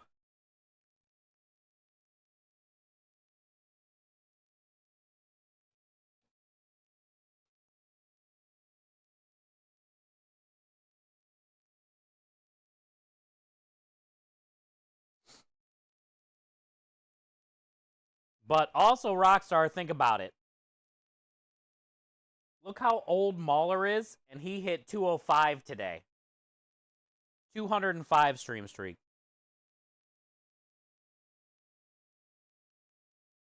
And he's old. You're blaming Twitch. Like, it's an easy cop-out, I get it. But if Mahler can do it, and he's old.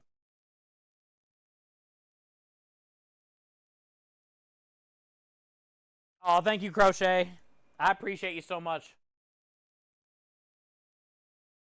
Polish sausage, sauerkraut. Let's go! And sweet peas. Oh, I bet it's going to smell amazing in there. There's probably a lot of people that are like, ugh, sauerkraut. But I'm telling you, that would be a dream come true to try some of that. I would love to try some of that.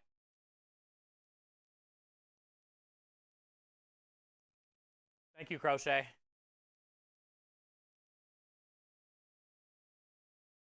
Little Debbie gone, got me up. Oh yeah, Steve, Texas Dad brought some of those to the last time we were there. Not this last time, but the time before. I think I ate like 2 or 3 of those. Those things are amazing. They're like so fudgy. And they look like little footballs. It's like 3 or 4 bites at most. Oh, Steve, you know what I did too? I don't know if you remember. I put one of those on the flat top when he brought them last time for like 20 seconds or something each side. And they were like kind of warm, almost like falling apart in my hand, but more fudgy. I've never thought about like, you know, warming them up or microwaving them for 10 seconds, but it was worth it. I've never flown. Going on a trip with me is like taking half the house. Yeah, that's what I was thinking. I figured you haven't flown that often because it's just an inconvenience. Not that you can't and you don't deserve to, you know, not that you don't deserve to. It's just a lot of shit. Just going through, like you said, getting all that stuff checked. The whole, everything of it, loaded, in, out, packed. It's a lot. And I get it. Well, then I guess, radio, the only other option we have would be, you know, you guys driving, but that's probably not very, you never know. You got to really talk mom into that one. But, I am planning on going to one of the Ice Cream Posse meetups at some point. Also getting out there to Rusty, hanging out with Rusty and Lady for a couple days. So I will be making my way out that way at some point. And then maybe we can just make a plan to meet up then, you know? I can make a pit stop. Come say hi. Maybe we can eat some dinner. That way I can make it easier for you.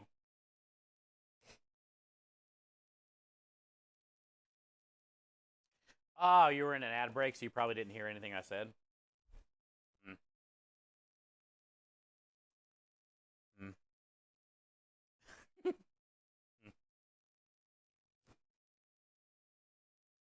All right, Rockstar. Enjoy your food, man. Well, basically, radio, I said it most likely, you know, you guys driving out here is not very likely.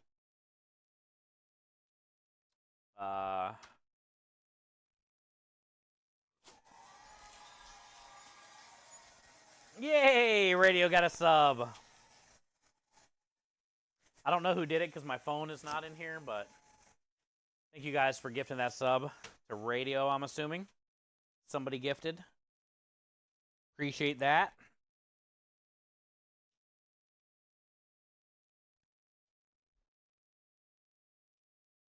But yeah, what I was saying, radio, is when I make my way out that way to hang out for the ICP meetup,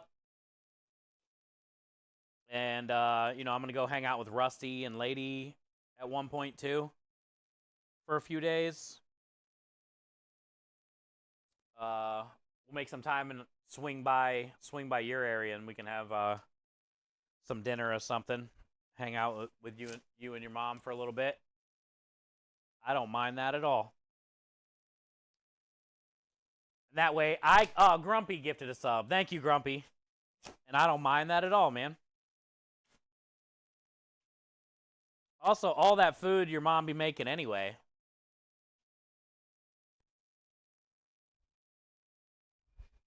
I'd be down to have some.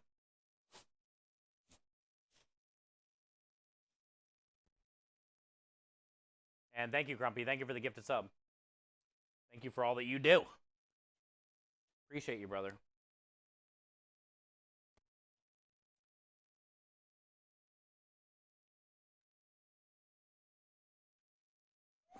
Get up!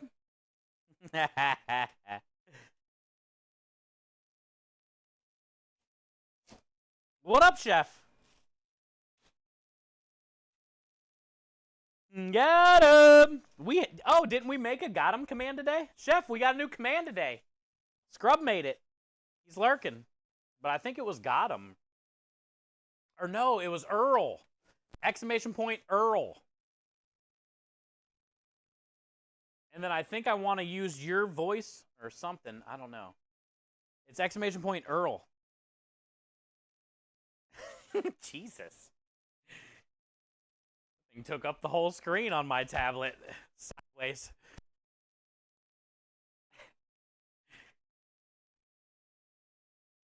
If you have your phone or your tablet sideways, it doesn't show up right. It has to be right side up. Yeah.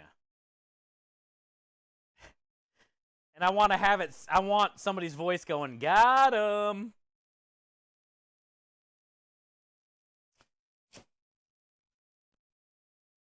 Yo, what up, funny man Mark? Sorry I missed your message, dude. My chat is, I'm blaming chat. I don't know where my phone is, I'm not gonna lie. It's my fault. I left you guys somewhere in the dark, in the cold. Hey, hi, Win. Crochet was just here. Were you here lurking? We got 9 giveaways to do because of wind. But that's going to be when I'm not so busy.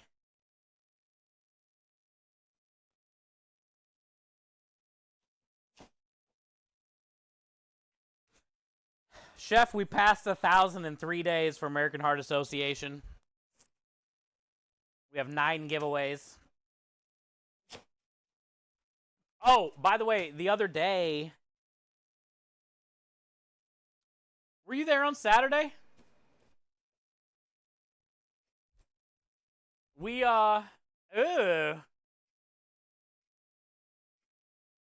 we did 70 tickets on Saturday. Record. Can you see my Mario? It's a me.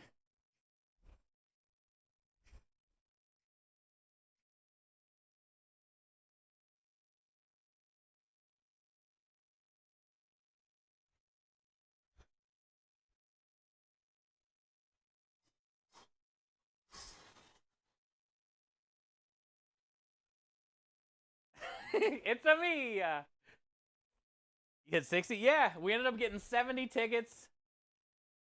Record number of sales. It was like doing 6 apartment jobs in one job. Yeah, record number of tickets.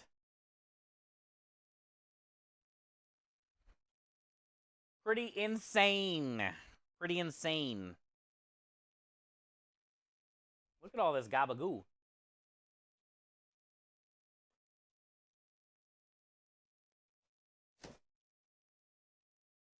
We had a venue?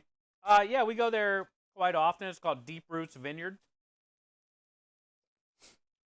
We're going there for Valentine's Day. They've sold 200 tickets for Valentine's Day. I put in my menu today. I gave Krem my menu today to give to the owner. Valentine's Day, we can double up. As busy as Saturday was, if we sell all the food I'm bringing Valentine's Day, we can probably make like 3 or 4 grand.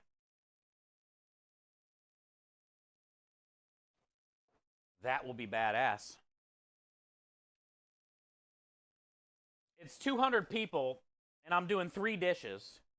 2 pastas and a beef short rib. So I'm thinking about bringing... Here, see what this is, see what you think about this. I'm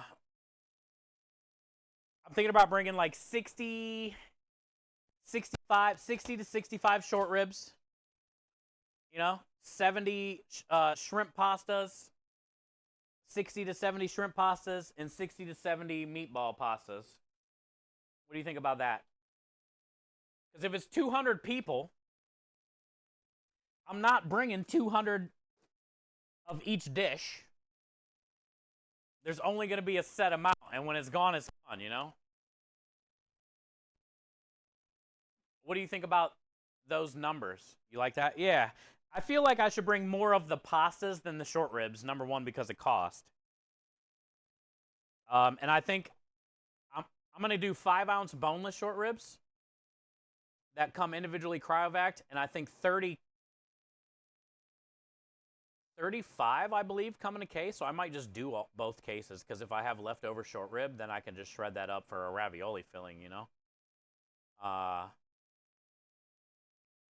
But we're going to be charging $26 for the short rib with roasted garlic mashed potatoes, roasted veggies, and then the short rib jus.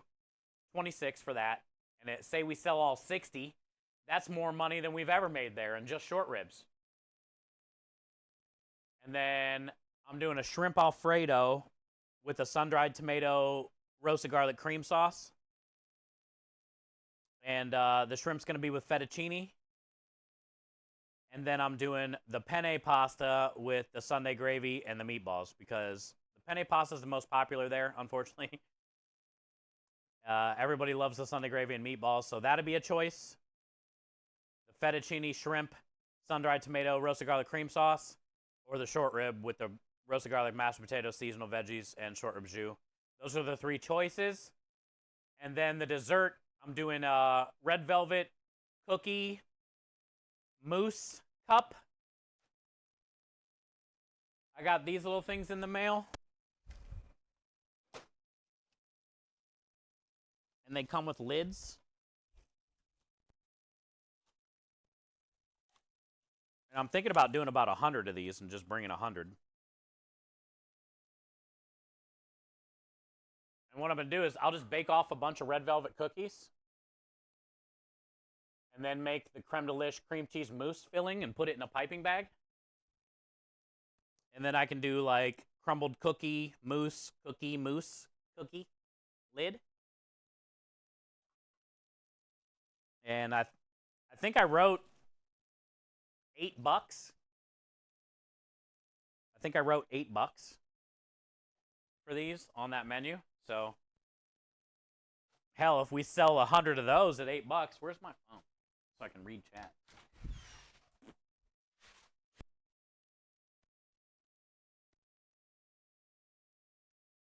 So that's going to be the Valentine's Day menu. Oh, here it is. It's at least $10. I was thinking about that, but I want to sell them. There's a limit as far as like, yeah, could probably sell them for 10. Oh, this would be better. Could probably sell them for 10, but if we sell them for 8, maybe we'll sell all 100 and I don't bring any back, you know? Either way, I'm doing 18 for the meatballs, 20 for the shrimp Alfredo, and 26 for the short rib. So no matter what, we're making some money. No matter what, we're making some money. You think 8 is reasonable? I do too. It's a 5-ounce container. It's not even going to be a whole red velvet cookie. You can't even crumble that much cookie in there if you're also putting mousse. You know? It'd probably be like not even a half of a red velvet cookie in each one of those. I've seen some pre-made red velvet cookie that most restaurants get, catering spots get, where it's the cookie dough that just comes frozen like in a case. It's $33 at the restaurant store. So I'm just going to buy a case of the red velvet cookie dough, bake off a bunch of cookies, and just crumble them up and put them in there. You know, we'll have to make a bunch of the mousse, but I kind of have a plan for that too to save some money. Easy. Yeah, I have a plan for that too.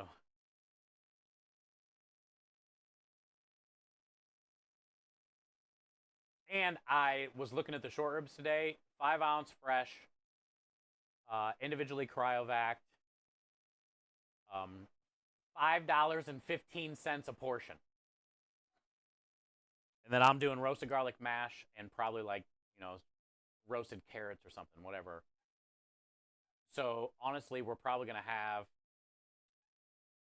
$7, $8. Let's just say $8, maybe 9 at the most into the dish. 65 cents for the plate. And I'm charging 26. So we're getting our times 3 and some, but not too much, you know?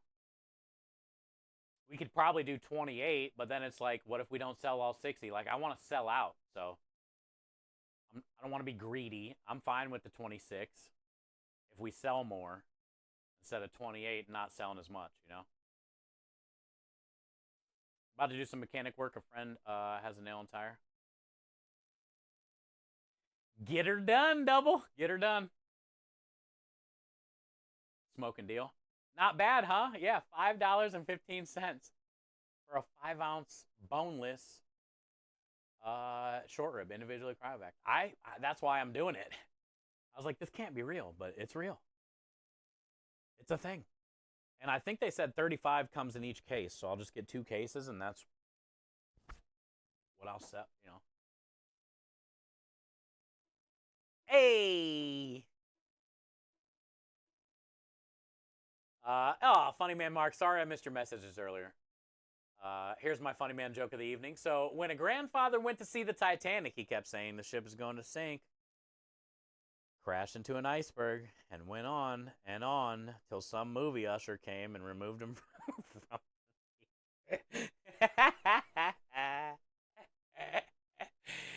Did he ruin it for everybody? Oh, man. Imagine. No bonking. Bonk's here. You must ask Bonk first. Laura, thank you for the follow. Make sure you check with Bonk first before bonking. No bonking. Did Bonk actually bonk and then he missed me? The best is like when we switch that camera when we're on our job to the customer view.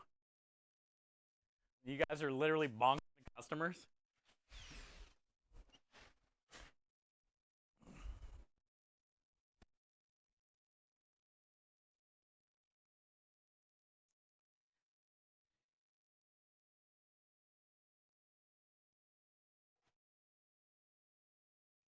That joke needed a bonk. All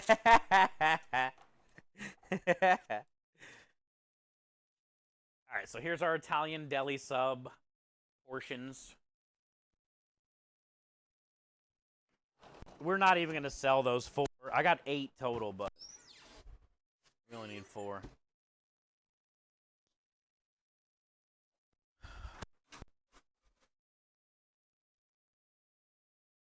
You missed the snaps. A lot of people have been saying that, I'm not going to lie.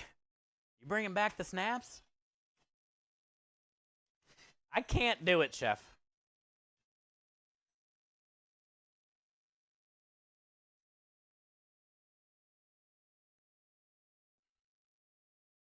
It was as fun as it was. It was that time, you know. This is the new. Also, they gave me a wedgie like the whole day, and I'm not gonna lie, it sucked having a wedgie all day.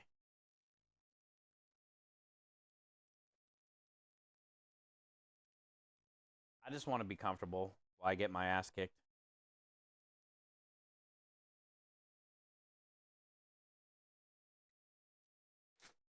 It won't be. Yeah, yeah. We need to find a new suspender snap thing, not suspenders. I'm just so busy, like I can't think of like fun. I feel so bad sometimes because before I used to do all kinds of fun incentives and things. Like we still do a ton of giveaways here, but I had time for stream to do cool things and plan things, and now it's like I'm so all over the place. I can't even think of, you know, I don't know. We do need to find like a new fun thing maybe. But I can't even.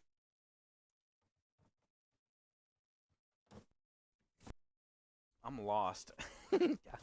I'm buried. I'm lost. I'm outnumbered. I'm overwhelmed. All of the above.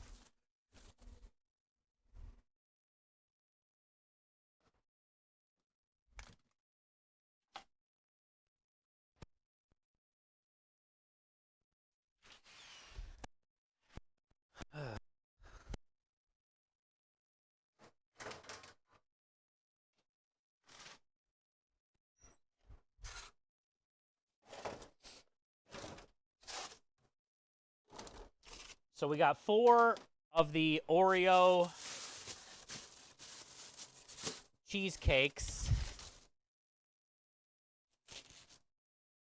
And then I got a whole nother pan of Oreo cheesecake, chocolate lasagna stuff. Just got to put some whipped cream on top of it and portion it up for tomorrow. We should be able to get 8 or 9 portions out of that, plus the 4. We have 12 dessert specials to sell. So we should have no problem selling out of those. I got to make tiramisu tomorrow. I already cooked off the bacon today for the chicken bacon pasta special.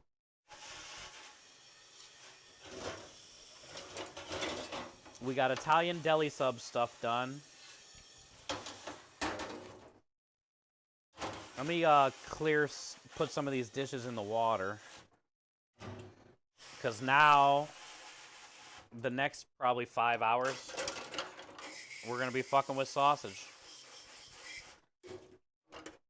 I think. I got to look at the list. Oh, I should probably go grab that marinara and puree it up real quick. And get it cooling down. Let's do that first. I need to get everything kind of like sorted out and figured out and done. And then we can start on sausage. And then we'll be fucking with that literally the rest of the night. We gotta trim it. We gotta rub it. We gotta grind it. We gotta case it. We gotta cook it. We gotta cool it. We gotta portion it. We gotta label it. We gotta date it.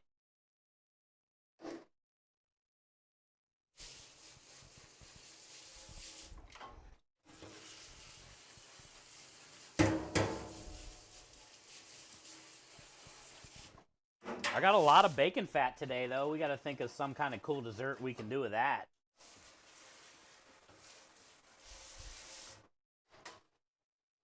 Next week, I got to make ice cream. We're going to be doing the Werther's Original Creme Delish. Creme Delish Werther's Original ice cream.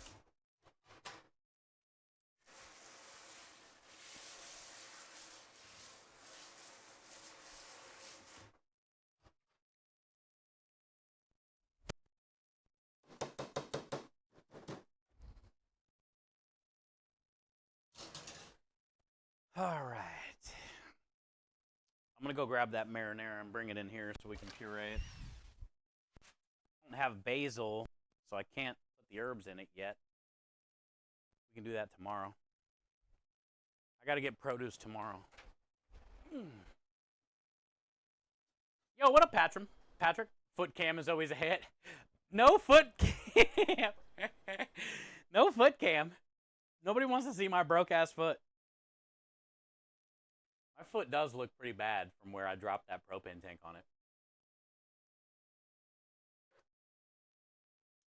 Imagine having a veggie and a wedgie at the same time. Oh! So you're saying, like, eat a carrot with a wedgie? That'd be cool. Oh, Chef, are you still here? Real quick, because it's not like it matters anyway. We're going to be literally prepping all night. You still here? Did you see our Pepe?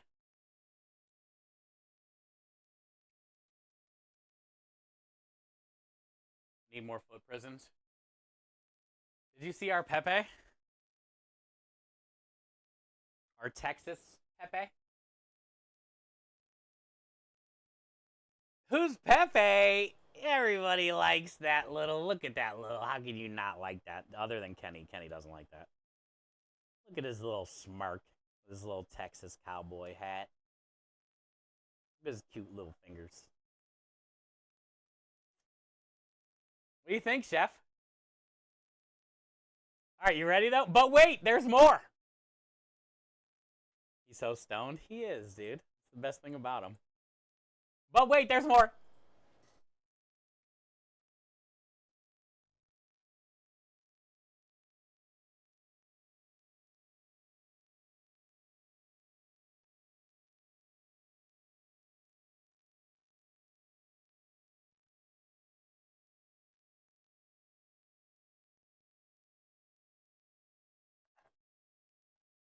Hey! Let's go! Let's go! It's so good.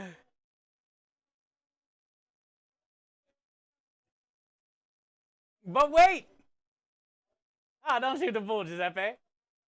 Ah, no. But wait, there's more!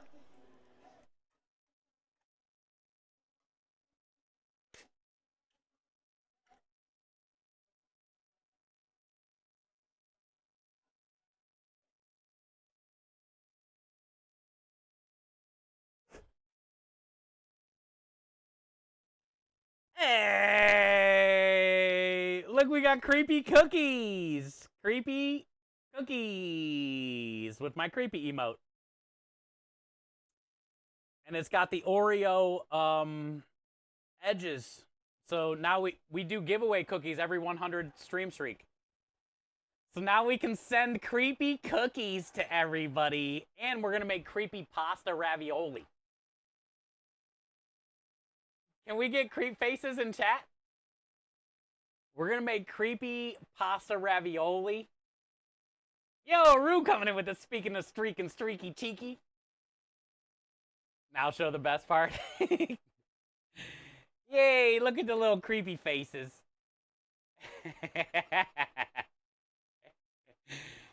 Ah, man, it's so good.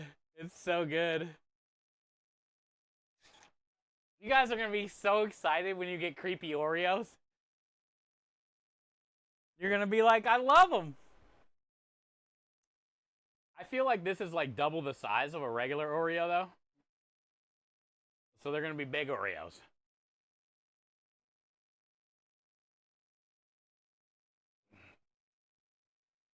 What do you think? Do you like it?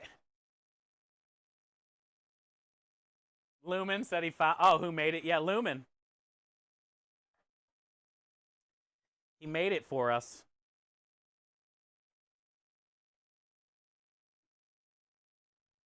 There's so many pieces to it. Fuck. He made it for us.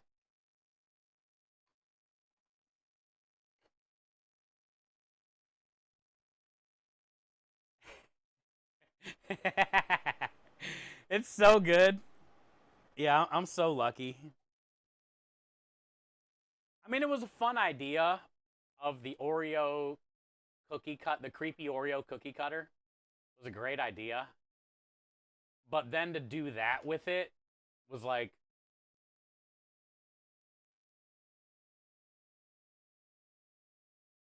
talking about like landing on Mars eventually. You know what I'm saying? That was like way out of a whole nother different dimension. It went from creepy cookie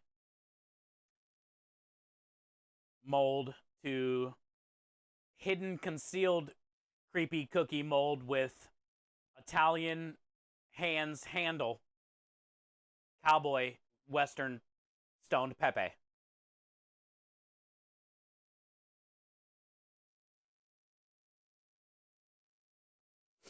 Took about a month. Yeah, it's insane. What's gonna be funny is when I die, who takes it? Where does it go? Does somebody, when they're like pillaging through my shit that is basically worthless, is somebody gonna be like, what is this thing? And they're not gonna know the true potential to it? Like, they're not gonna know to unlock the secret of the creepy cookie? It'd be like a time capsule. 50 years later, somebody will finally undress Pepe and be like, and appreciate it for what it is.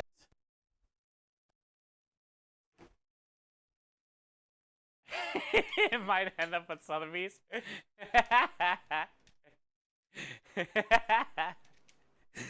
You never know, dude. Rebel says, me. Okay, Rebel claims it already. When I die,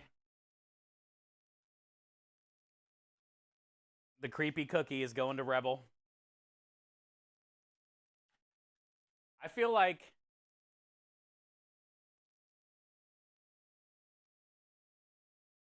Sotheby's is a great thing, but I think Smithsonian has a better ring to it. It's my last name. Smithsonian, I feel, is where Pepe and Creepy Cookie should rest.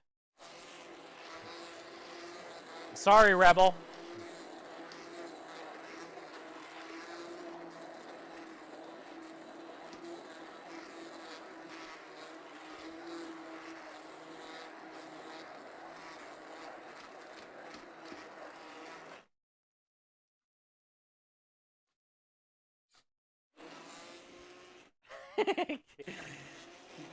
It needs to be dedicated to the Smithsonian for science, you know?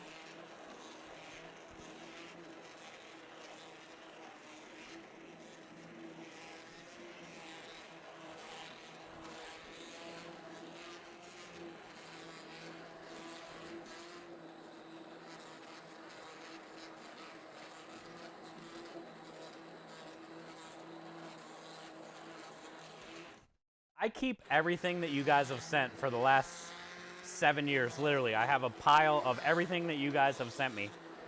Cards, notes, whatever.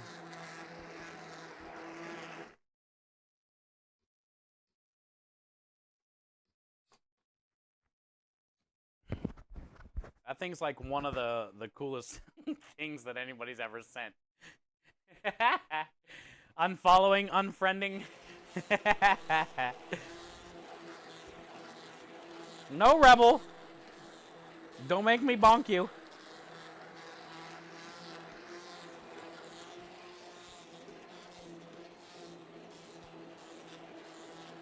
Also, think about it. You know, he said it took about a month off and on. Not only the time invested in lurking in the stream, you know, chatting when he can, helping out with the website, the Good Cause Crusader website, like all the stickers. Yo, what up, Aspie? Welcome back. I appreciate everybody's time spent and invested into what we're doing. Even if it's lurking, you know? You're taking time out of your day for this and for us.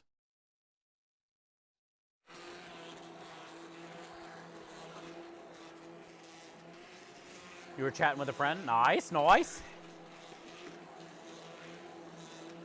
We're getting ready to get started on sausage finally. We got everything else, I feel like, knocked out.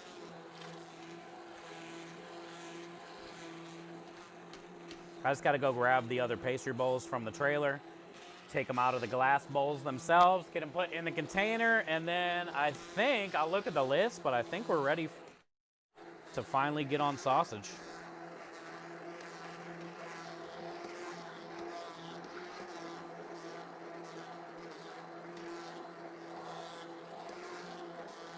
I don't have basil, so I can't put the herbs in here.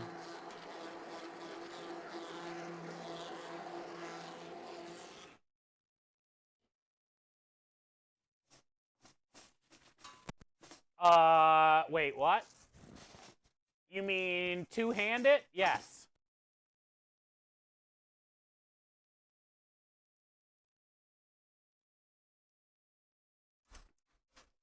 Yes, you may. I would even personally feed you.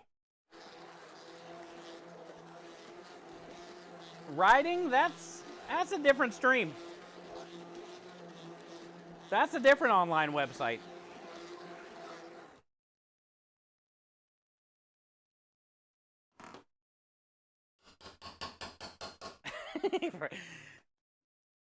I didn't know they did that in Canada.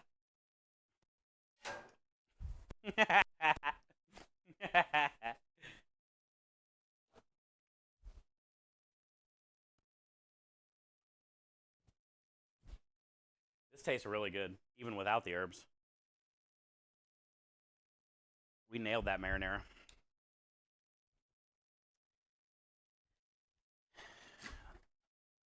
Nailed that. All right, so we're gonna let this cool down over here.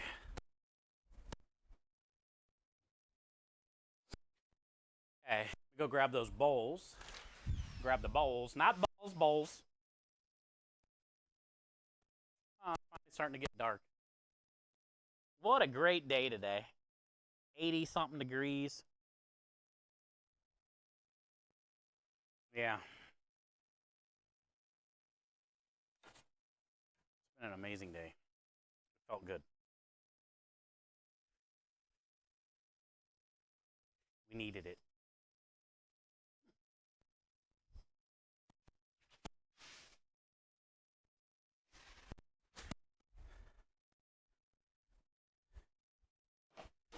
All right.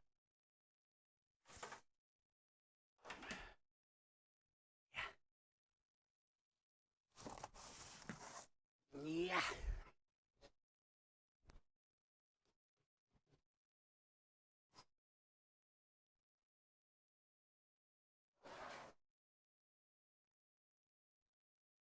Yeah.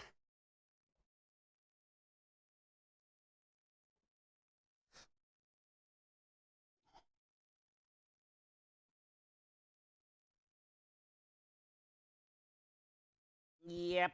You kind of want to do this when they're warm before the butter hardens up.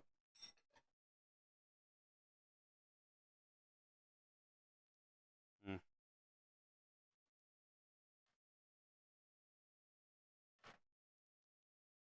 Okay. Note to self. Definitely get these out of here when it's hot.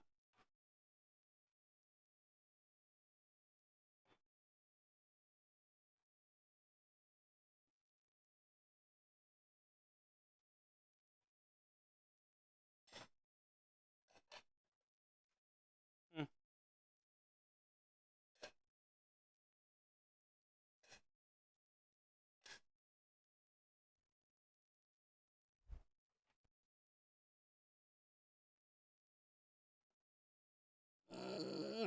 The fuck?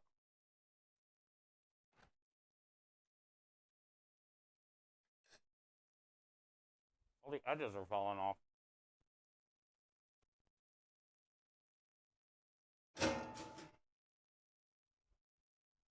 Well, I got an idea.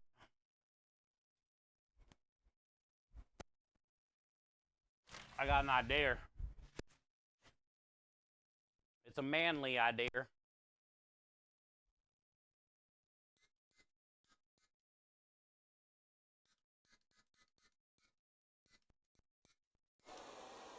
Yeah. Yeah. This is my idea.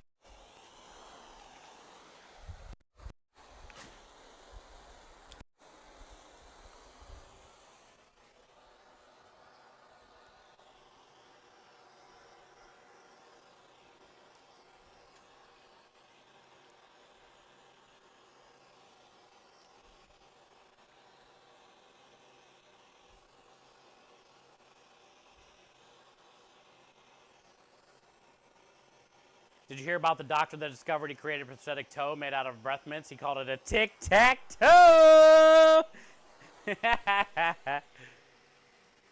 Yo, what up, Hungry?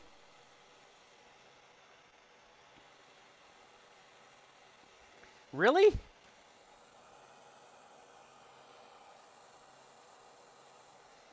Okay, maybe it wasn't a good... it was a good idea.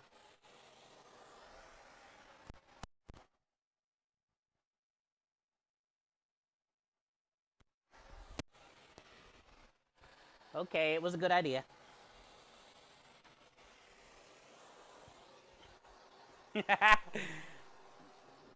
No! Oh, now it's not going to light again.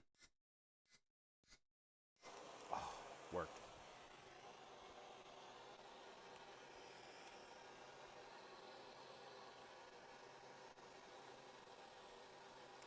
I actually haven't bought vodka for my sauce yet. I'm wondering if I could use white wine instead. Yes. Because you're going to burn off the alcohol anyway. You're basically just deglazing your shallots or garlic or onion or whatever you're doing. You could. Honestly, Aspie, I'm not going to lie. You don't really taste the vodka anyway, right? Once the marinara, the cream, the garlic, the seasonings, maybe the herbs and stuff.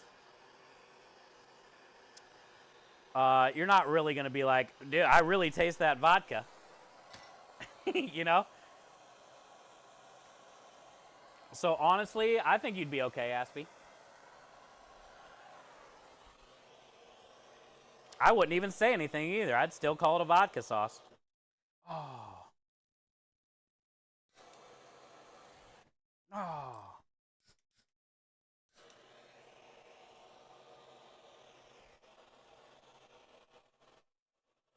Yeah, you'll be all right.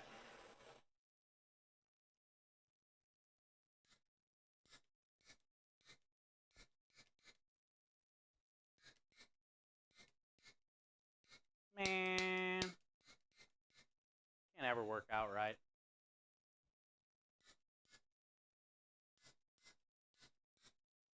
I've had issues with this propane tank. I knew that was coming. I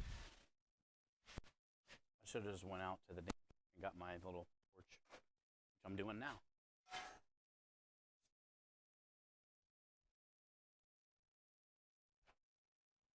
My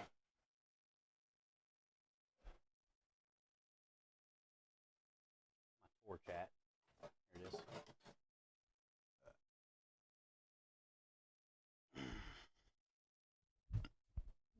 The way you're holding it. Yeah, it doesn't like when you hold it at a weird angle, because then it kind of like back feeds to itself and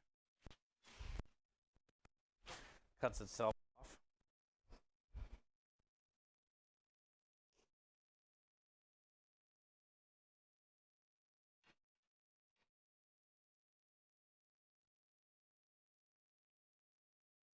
Mm.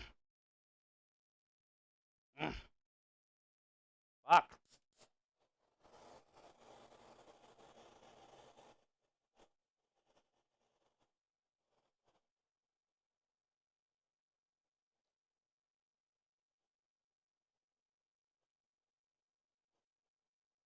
Yeah, I gotta get these out when it's warm, or they ain't ever coming out. There's so much butter in here.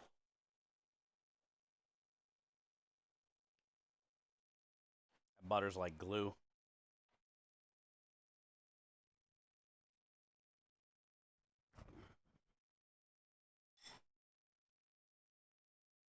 Oh, cool.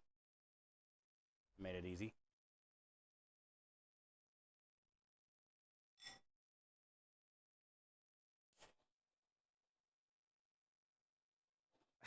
Propane pain. Yeah. I don't know if it's the bottle or the little screw-in thing. Something is messed up on that one, and I've been having issues with it for a while.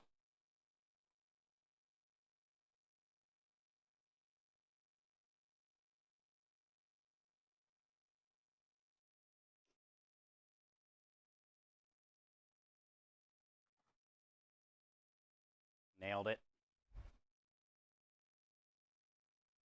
Okay. Oh, I should dunk these in the marinara. Dunk these in a little marinara. Little snack. Oh, yeah. Perfect that marinara is.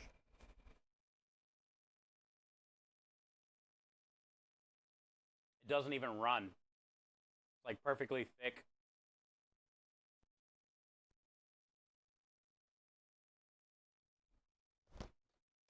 It looks like ketchup. Mm.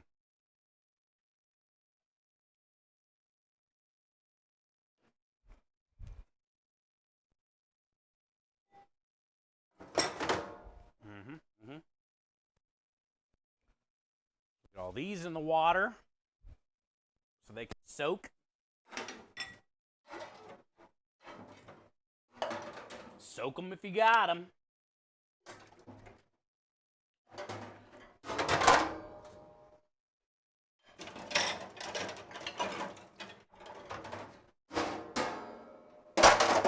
I'm going to have probably an hour and a half of just dishes after stream. Stream's probably not even going to be done till after midnight by the time we get done doing all this sausage.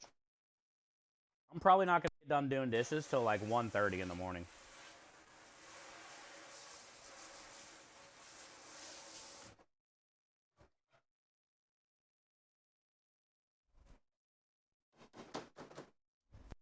It's going to be back-to-back 15-plus hour days.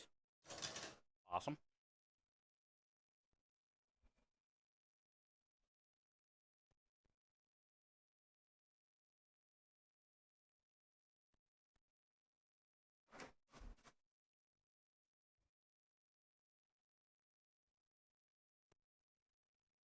You're perfectly thick. Ooh, don't you tempt me with a good time. Oh, fuck, that feels good to sit down. Oh, there's 38 per case for short ribs. So I'm not doing all of them, I guess. I only want to bring like 60 or 65 or something. But yeah, $5.03 a piece.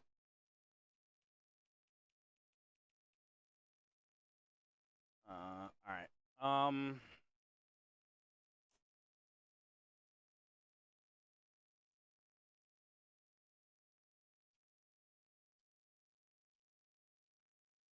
Marinara.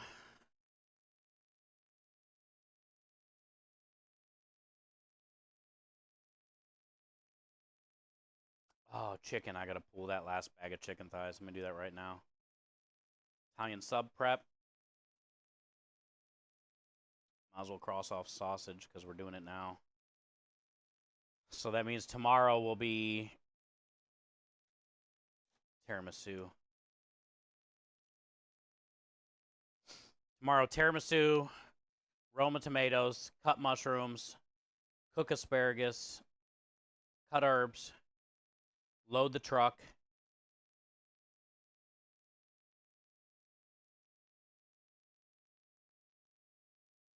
We already got all the fresh pasta done. Pastry bowl's done. Marinara's done.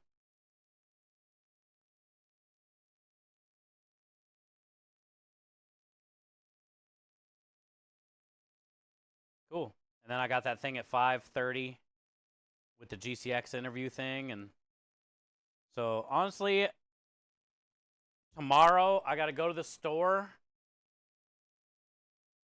get all my produce, all that, come back. We'll start stream, and we'll probably just knock out tiramisu first. Actually, we'll do Roma tomatoes because they take time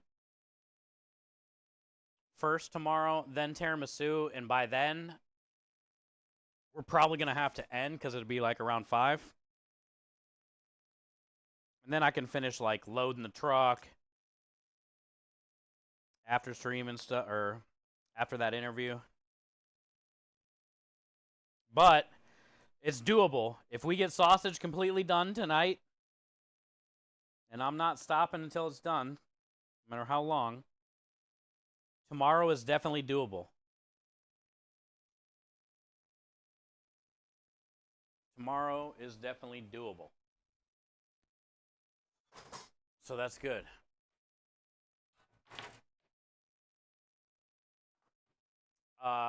Too bad you're... Well, thank you for the offer for help, but that's okay.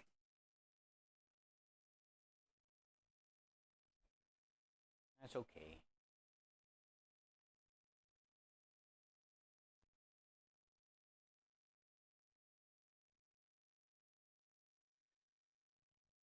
All right. Where should we start? I say, actually, I need this cutting board because we're going to trim the meat. But let's get our seasoning mixture all done in a container, in a bowl. So then all I got to do when I get done trimming is dump it on there. So let's do that first. Let's find a big bowl. A big bowl. This bowl might be big enough of a bowl. A big bowl.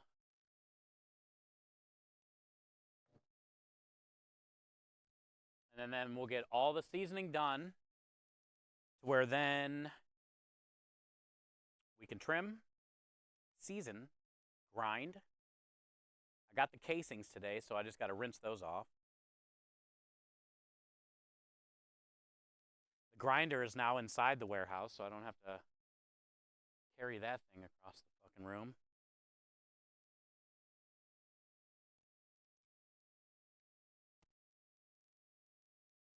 Oh, let me make sure I turned off this propane too, just in case I forget. I did. Yes, it's off. Oh, I need to turn it back on. Son of a bitch. We got to cook the sausage. Well, I'll leave it off for now. And then we'll come back out and light the oven again.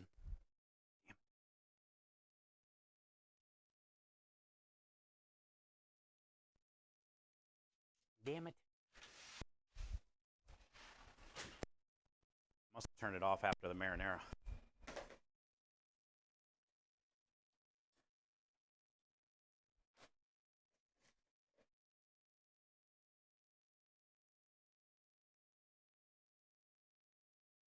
Oh, it was a Buick Encore you were working on? Those are Buicks. Buicks are definitely different. I agree. They're good cars though, honestly. I've never have I had a Buick? I've never had a Buick, but I've had a bunch of friends that have had them. Oh, what's this little hidden thing? Story of my life. Scribble scratch writing that you can barely read. Recipes with no labels. This is what my recipe book that I sorted through after like 10 years of saving paper like this. Same thing. I have a problem. I went through probably like 500 pieces of paper like this when we were trying to make a recipe book a long time ago.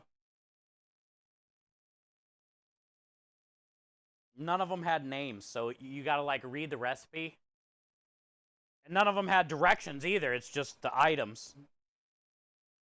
And try to think back of like what that was. This one is cream, sugar, salt, egg yolks, and creme de liche. So this is the original creme de liche creme brulee recipe. That's why I shoved it in here somewhere with no name. And I've done that my whole life. Sucks. I don't know why I do it. Because my head is so fucking jumbled. That's why. So it's just going to sit in there with all the other unnamed recipes. What up, Daniel?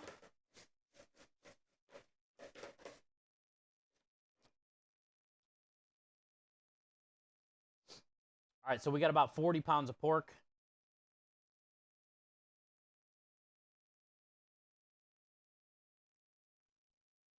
This recipe is for 20 pounds, of course. So now we're guessing, as usual, as per usual. Go grab a measuring cup. As per usual, we're out here guessing. Ooh, I don't know what that noise was, but wow. Sounds like a cicada, but really fucking loud and in my eardrum.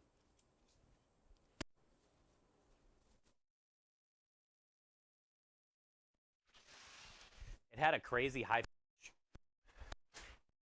Like, it hurt my ear. It was so high pitched.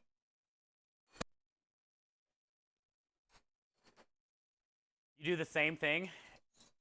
See, the cool thing is, you remember Jackie on the barbecue food truck? She would always work the front, the lady with the red hair. She forced me to go find a bunch of recipe books through all the restaurants, go through them with her at her house, and she got them all onto a computer.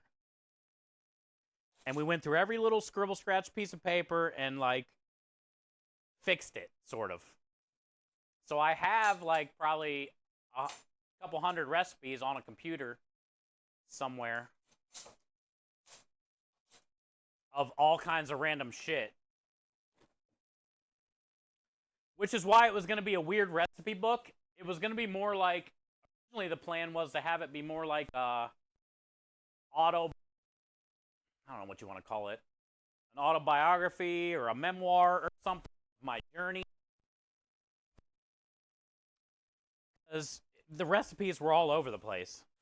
It wasn't like, a seasonal recipe book or baking recipe book. It was like fucking all the just random shit, you know?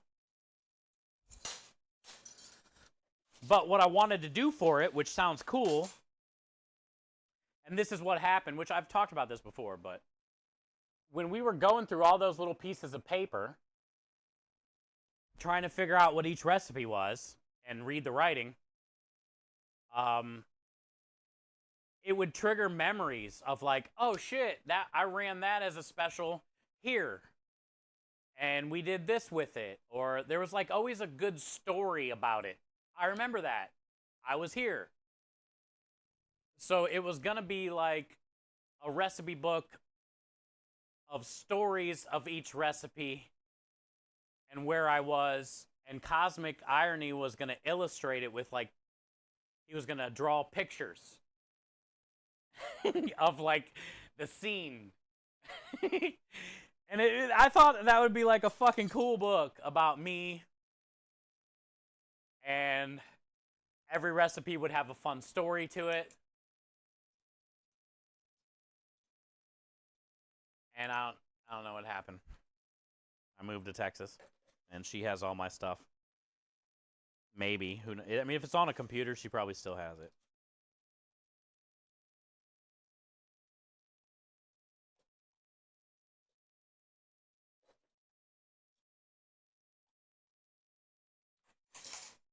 That's nice. Yeah, wouldn't that be cool? You don't find a lot of like recipe books like that. Now, it wouldn't be for like to put on Amazon. It would just be a cool recipe book for like us, our community. People that are into this community, you know? I don't really want a recipe book that's like, you know, seller on Amazon. I could care less.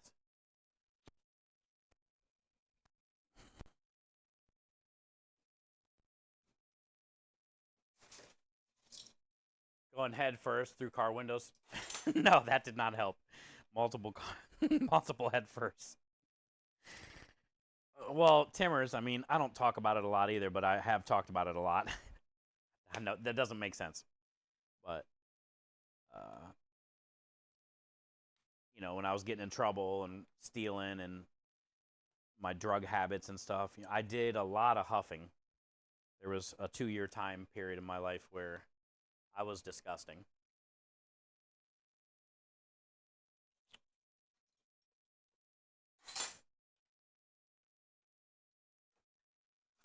That probably didn't help, dude. I'm talking like gas and Zippo fluid and crazy shit, dude.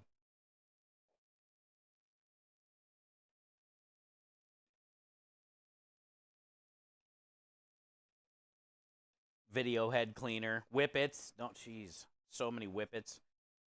Also, like, how could we drive around doing whippets? Like, what was wrong with us? I remember driving and doing whippets. And somebody holding the wheel, but I still had the brake and the gas. Like, what the fuck? I can't believe I didn't kill, like, so many people. Including myself. Stupid.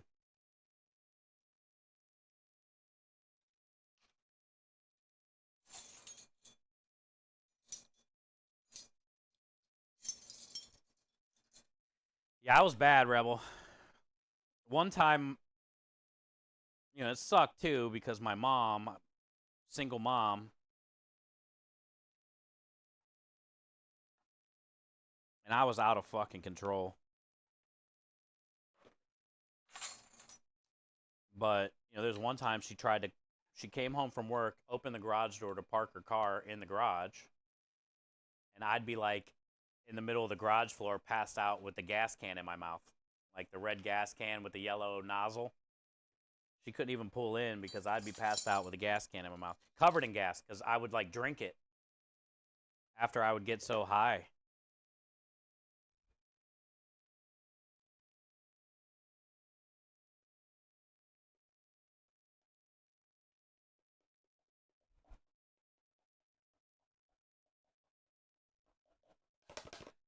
I was definitely lost. Yeah, I needed help. Those kind of moments though really helped because I realized like I I was affecting more than myself that I didn't care about. It's one thing to not care about yourself, but then, you know, so. I can say it was one of the easiest drugs to ever quit. Because when I made my mind up that I was disgusting and I was fucking killing my mom and myself, I stopped immediately.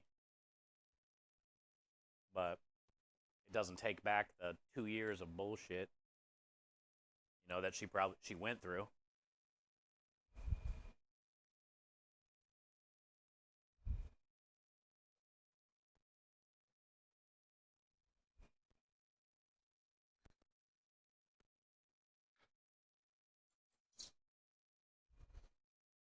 Yeah. Yeah. Well, a lot of life, everybody's life journey is always different. A lot of it has to do like where your product of your environment, you know, like where do you grow up? What's around you? Who are the people that inspire you? I didn't have a dad in my life growing up. Like I had a couple stepdads. I was rebellious. I was out of control.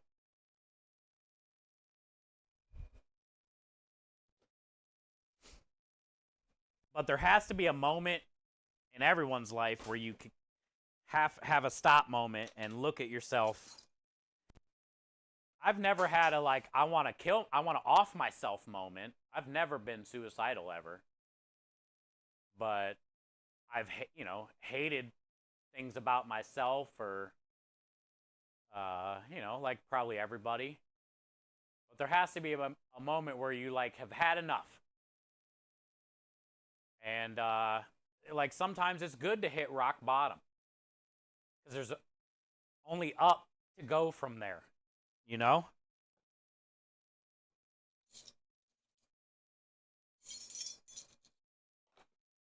And I'm glad I hit rock bottom because it set me on the path that brought me to this point.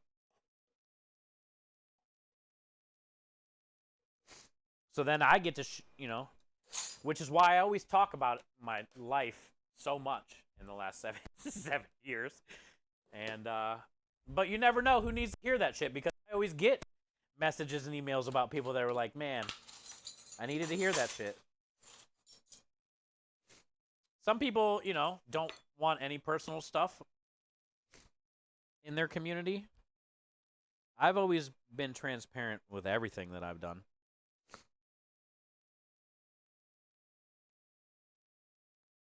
That's just how I like to do things.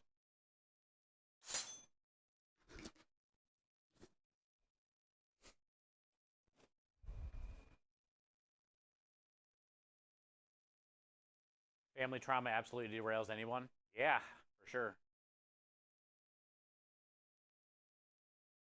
Wood says, thank you for sharing this. Needed to hear this today. See what I'm saying? That's why I've always been this way for 7 years. I get messages after stream all the time, people that say that. Thank you, Woods.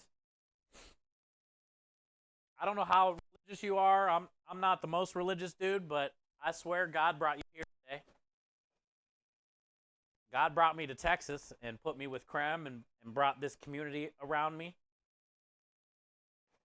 And I know you haven't been here before and you've been in here all day hanging out. I don't know from where or whatever, but maybe that's why. Now you can leave. You're free to go now, Woods. Yeah. You've been here long enough today. You heard what you needed to hear. Now you can leave.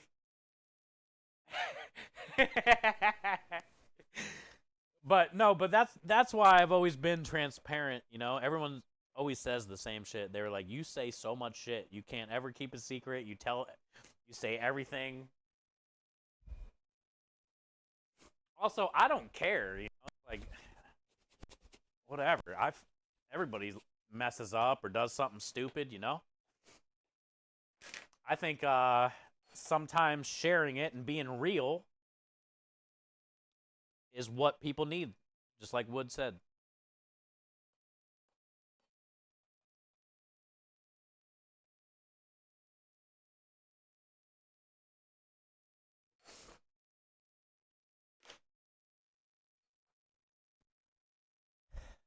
cool thing about sausage, it's like chili. Look at all this shit. You know why sausage is so good? Because of all this shit. Same way with chili. You can put so much stuff in it, and it just tastes good. Sausage is the same thing. Load it up with whatever you have laying around and case it. And then smoke it. Or grill it.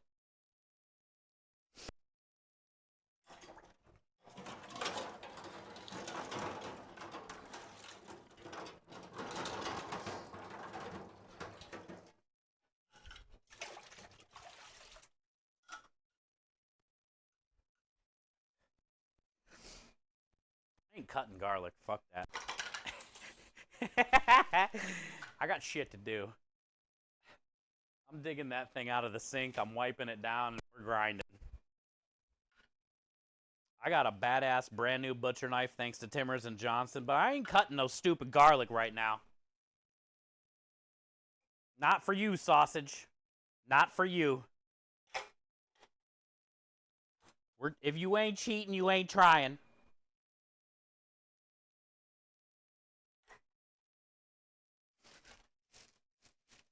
If it was 1 teaspoon, maybe I'd consider it. 8 tablespoons? F you. Get in here. 8 tablespoons? Nope. Not doing it. Pick off this tree bark. I got shit to do. I'm gonna be here all night making sausage. I'm tired. I want to cut it. Cheating, dude. Why is there so much tree on here? You'd think they grew this in the ground or something.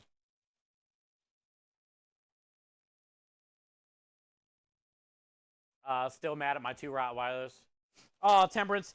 I've been meaning to ask you, how's your dad?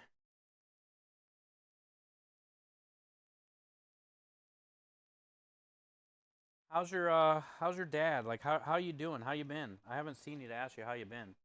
I've been busy as shit.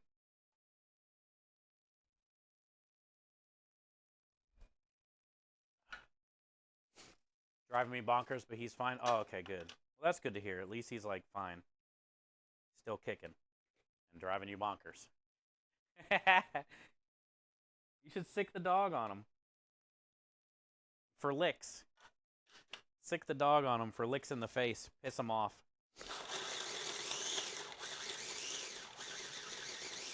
I'm going to send you a gift card to a massage place. Better have a happy ending.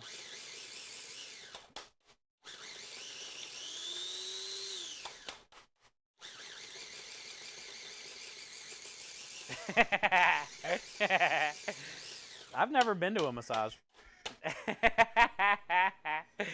Thank you, Swanee. No cleaning at a massage place. That's more than a happy ending.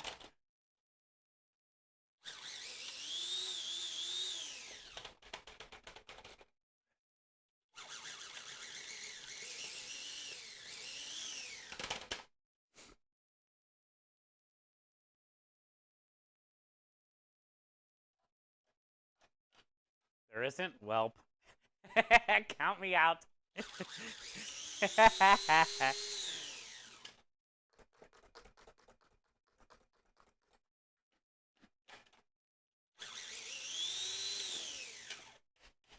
All right, is that enough? Maybe.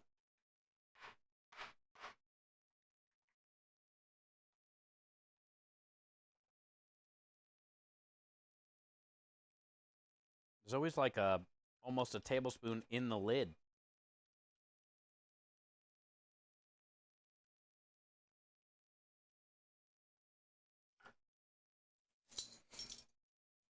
How's the new mix? Oh, it's great. Yeah, yesterday we got to use it for pasta. So much better. Here's a chunk. Probably need more anyway. So much better. I never took it above 7 on the speed.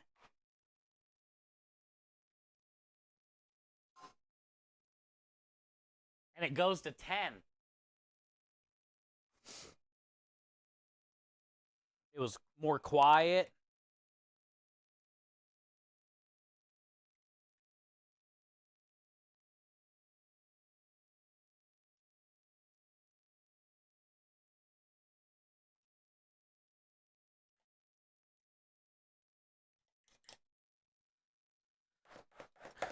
Well, we're in a predicament, but no predicament, but predicament, technically a predicament, but not a predicament. I have 11 tablespoons, which is what I wanted, but there's...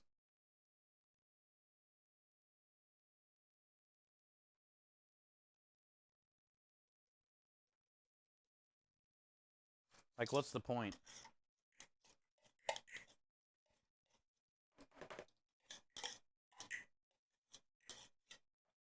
Just put it all in there. Fuck it. Bad breath for everyone. Tiny Tim.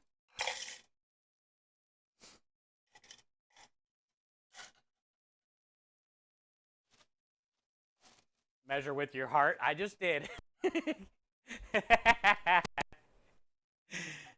I just did. Yes.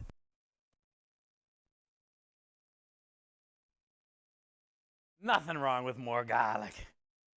Get it in there. It was only an extra tablespoon, maybe 2. Probably 2.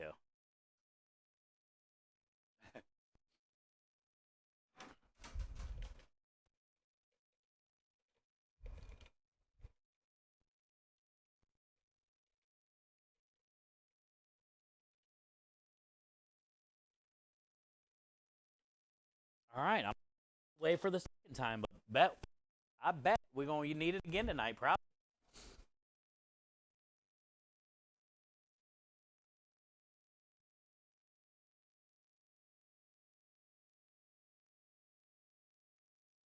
Okay. Fennel, check. Coriander, check. Red pepper, check. Salt, paprika, sugar, oregano, basil, pepper, garlic, red wine vinegar.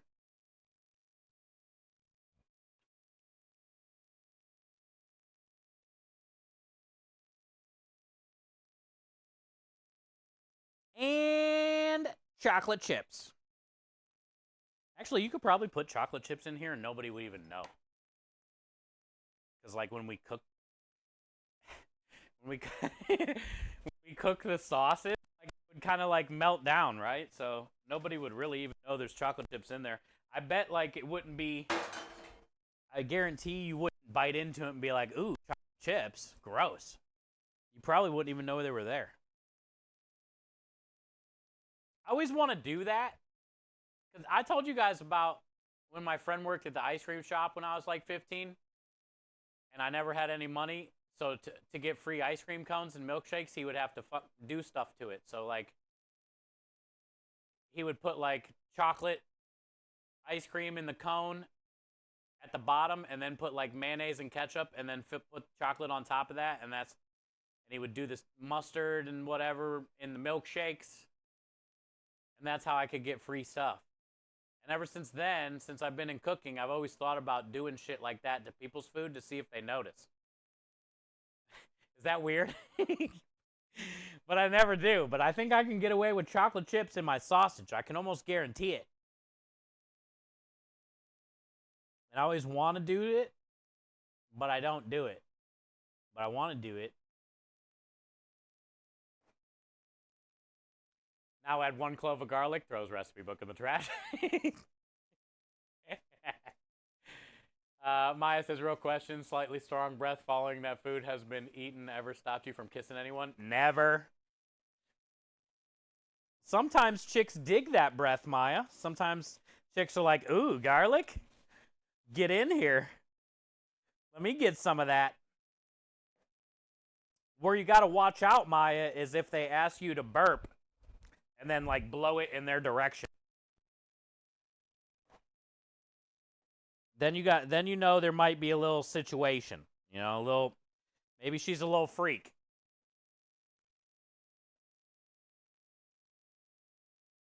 You don't like garlic? Does it give you heartburn? Or is it one of those things that's like, that's all you can taste if it's in there? Steve only knows the the classy chicks. The ones that the ones that ask you to pee on them and burp and blow it in their face. Yeah, those are the chicks that I like. That's my kind of gal.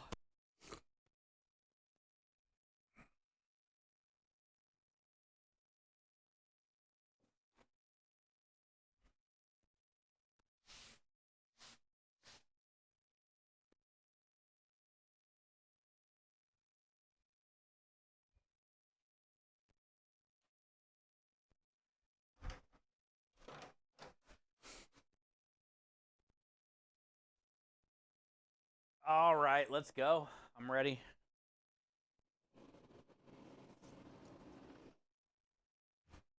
These are some big bass too. The problem is we can't marinate it overnight, unfortunately, but I got 2 packs of these. This one, 22 pounds. There's 2 in here.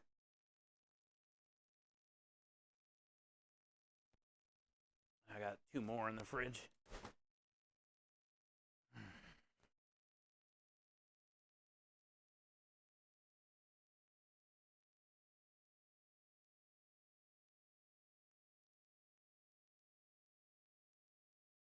Oh, Temperance? Yeah, Temperance drove from Florida to put my balls in her mouth. It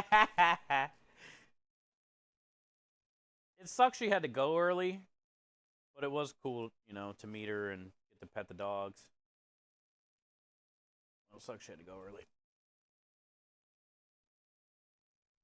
Texas Hula stopped by on Sunday and grabbed 4 pounds of my sausage. And he got some creme de liche and some butt rub.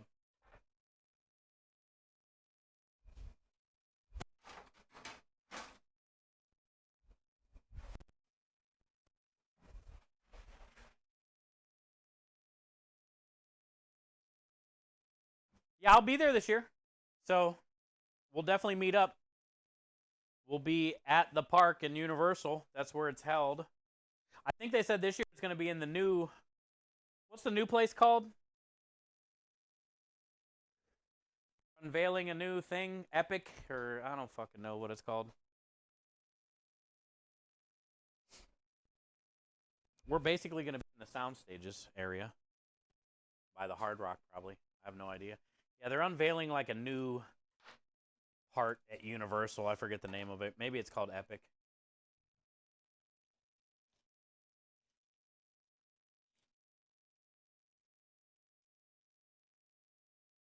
But yeah, I'll be a lot closer this time.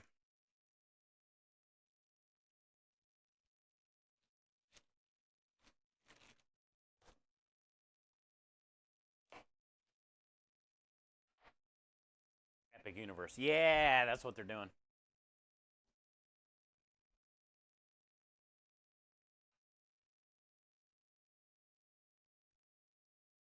Oh, I don't even have a place to throw it. Damn it. Grab a bus tub.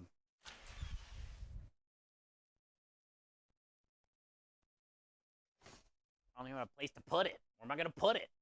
The cooler?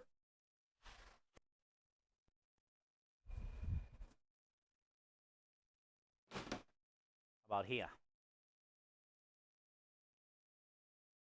People are going to be eating good in the neighborhood. Eating good in that neighborhood.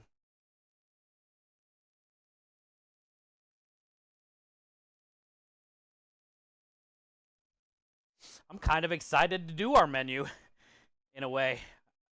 I've been doing this limited menu the last couple weeks. Forget how to do a build your own pasta. That should fit in the hole, but I'm going to cut it in half anyway. You never know. I'm going to leave that fat on there. But I'm going to take this stringy fat and silver skin thing out of here. And this chewy silver skin thingy.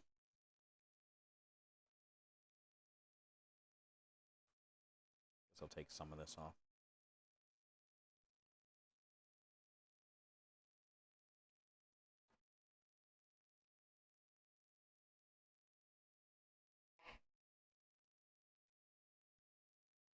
Ooh, this is a nice one. Not a lot of fat at all. Well, I mean a lot of fat, but not a lot of bad fat.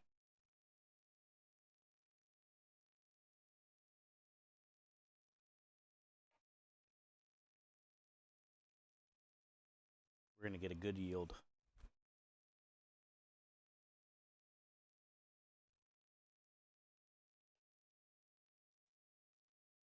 It's always better to cut away than cut towards, no matter how long you've been using a knife. Call that a knife. I got my knees dirty. Let's go! Hey, at least you got to work on some cars. And you fixed it. Yesterday I got to change some brakes. It felt good a little bit. Sucked, but it still felt good.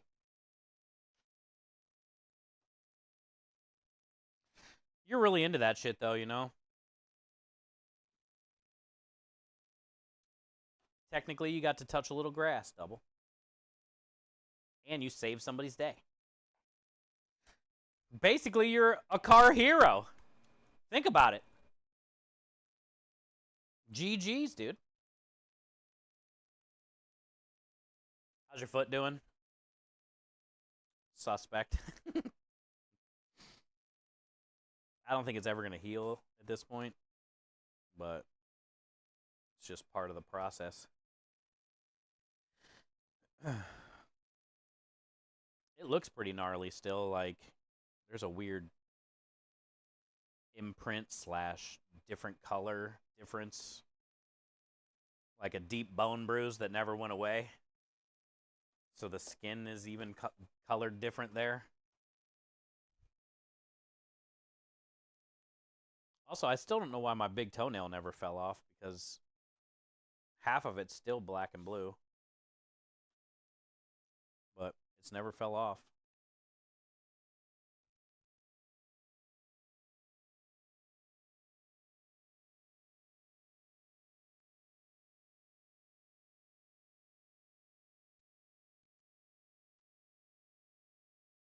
You shop at GFS? Yeah, sometimes. They're so expensive, bro. I can get a lot of stuff at Restaurant Depot or Kroger and H-E-B and stuff like that. Really, what our original order was GFS. When we first opened, the original beginning order was mostly all the shit from GFS. But they're crazy expensive.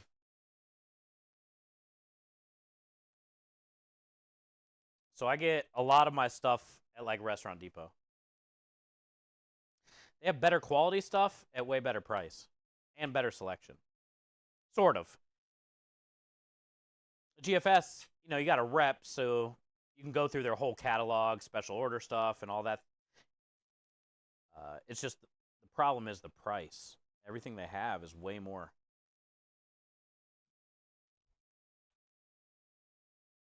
So what I get from there now is kosher salt. I can't get Diamond Crystal anywhere but there. So I get kosher salt from there. Our ice cream cups I get from there.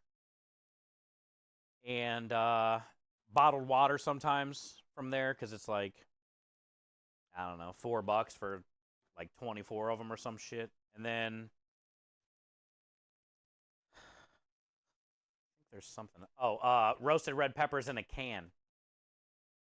For some reason, they have those are cheap. They have like a Spanish brand can roasted red pepper there. And it's $6 there. And at Restaurant Depot, the non-Spanish version of roasted red peppers in a can is like $9, $3 more. So I get the red peppers from there. Oh, napkins for creme outside are from there. And I think that's about it. Really no food. Sometimes I'll go there and grab spring mix or spinach here and there. But it never looks good, so I try not to. It's like last resort.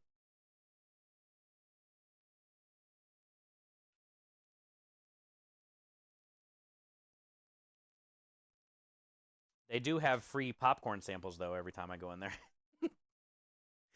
Different flavored popcorns.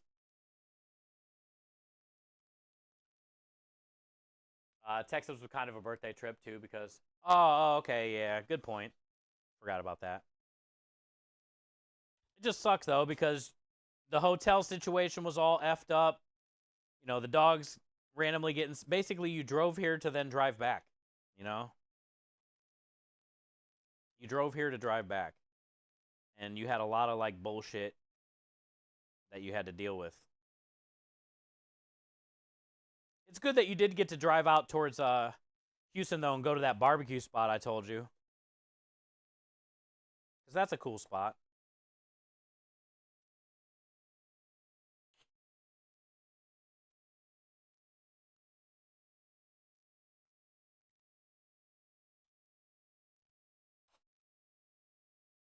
My regular store has Diamond. Oh, your grocery store? Yeah, that's cool. Kroger doesn't have it. Neither does H-E-B. And neither does Restaurant Depot. They have Morton. Diamond Crystal has the best consistency for kosher salt. Like, the grind is perfect. And it makes a difference because you see how I measure.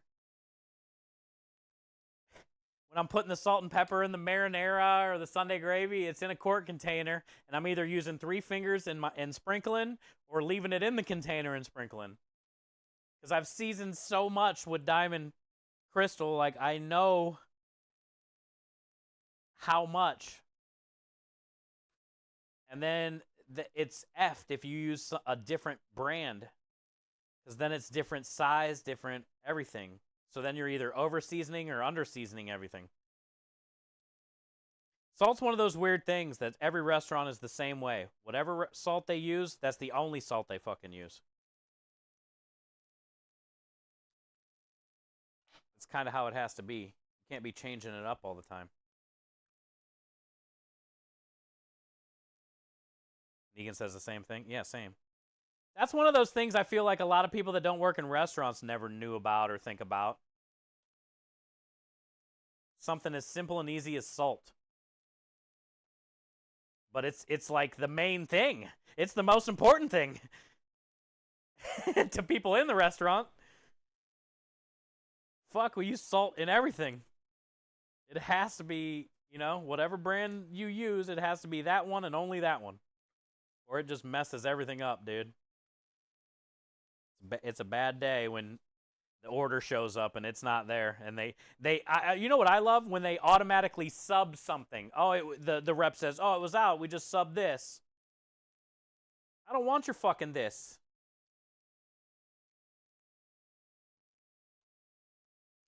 I would make them drive out and I wouldn't even give it to the driver. I was ruthless.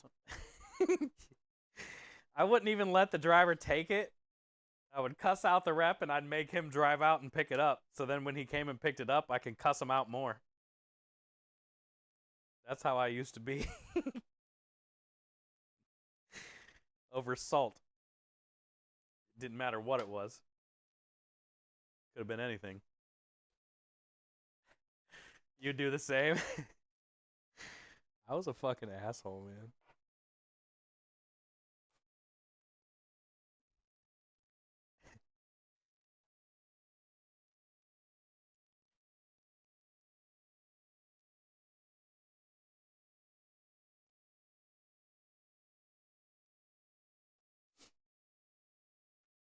Don't sub it without asking. Yeah. Dude, there was one time, Negan, I forget. It was so off the wall.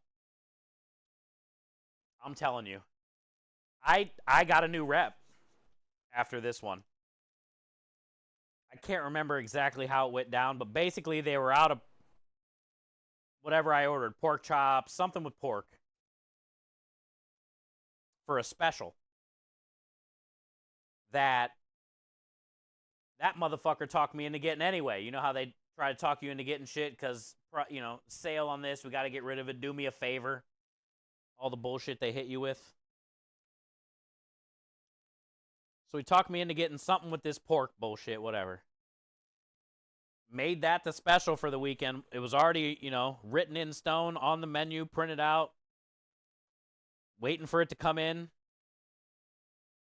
And it was out. They subbed chicken. I don't even know what chicken it was. I didn't look at it. I was freaking out. I don't know if it was like airline chicken, chicken thighs. Who fucking knows what that... That was it. I lost my shit. I hate when they sub with, you know, stuff, but usually it's like, you know, the same product of some kind, you know? But when it's like, you got me to order this pork, then it shows up and it's not even in, and then you sub chicken. That's it.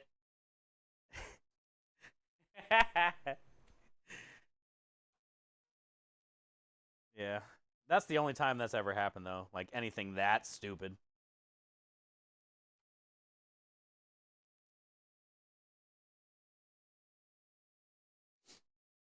The thing about it, too, especially back home in Cleveland, I worked at so many restaurants, or, you know, started so many restaurants. I had the same reps for like 15 years.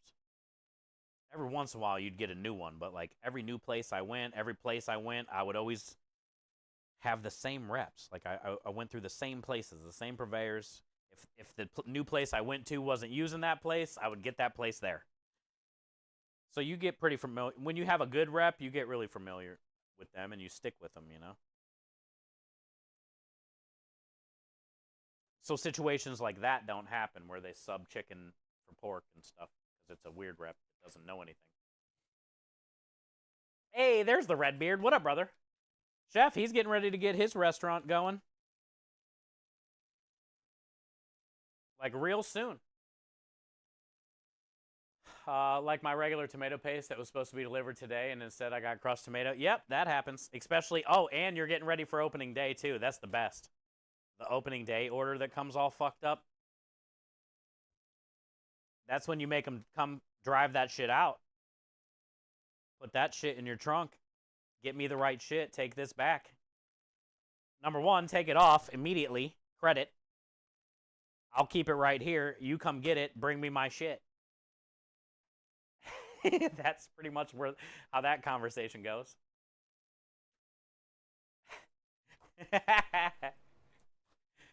Good reps hard to beat. Yeah, they are. The thing about it is good reps, too, are usually former chefs. Or former people, not even chefs, former people that worked in a kitchen. Because they know.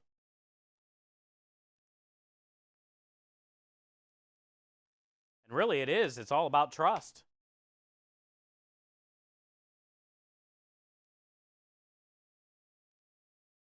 They have your back. They hook you up on the good deals.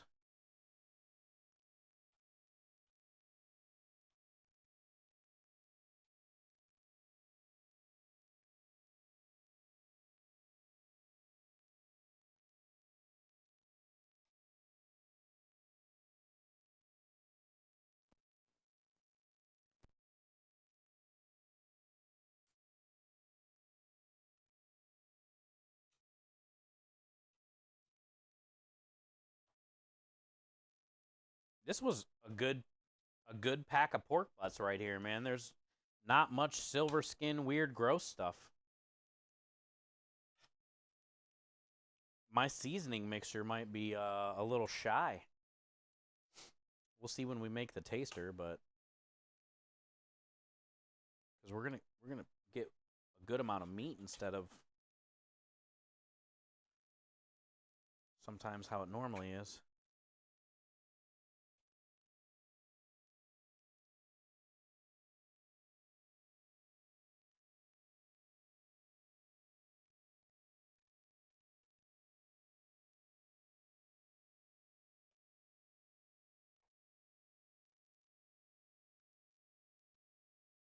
My issue with the company is their delivery minimums with no storage, hard to maintain 15. Oh, yeah. Yeah, you can't really have that. I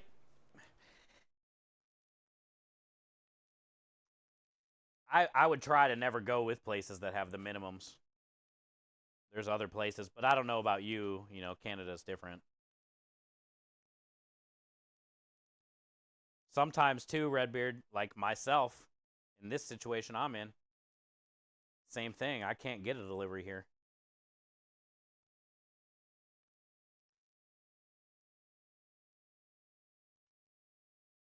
So half of every day I'm at a store.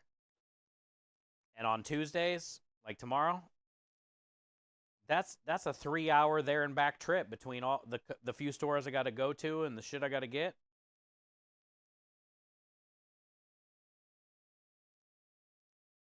So you have to plan like your prep, your menu, everything around your drive time.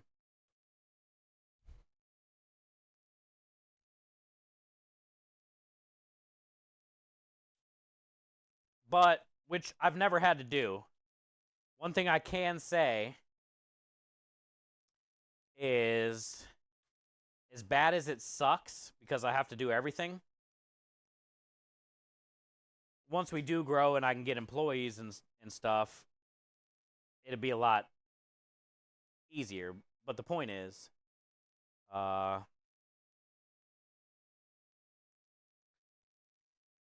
you feel way more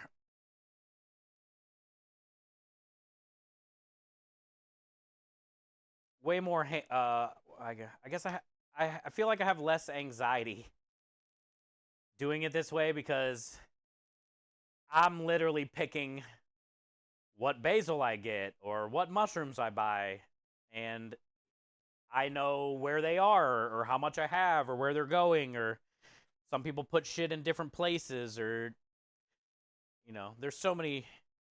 So I can say having to do it yourself, as tough as it is, it's still pretty cool being able to like have, I guess, more control. I mean, because honestly, that's what your kitchen is. Like, you have to have control. Everything has to be, you know, whatever. I'll be your errand boy. I'm a real boy. Minimum order 10K? Whoa. That's ridiculous.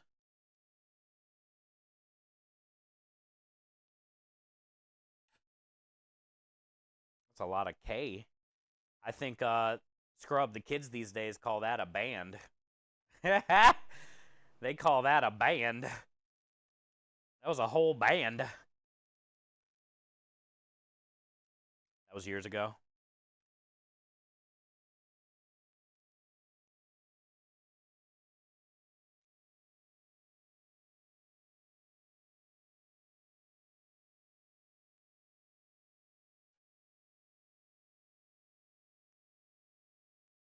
It's all shite.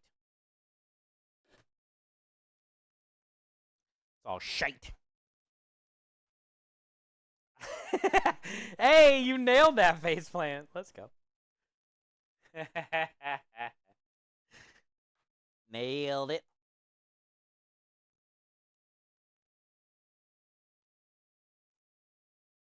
Oh, I stopped and got a taco today, faceplant. Saw Michelle. They were slow as shit today.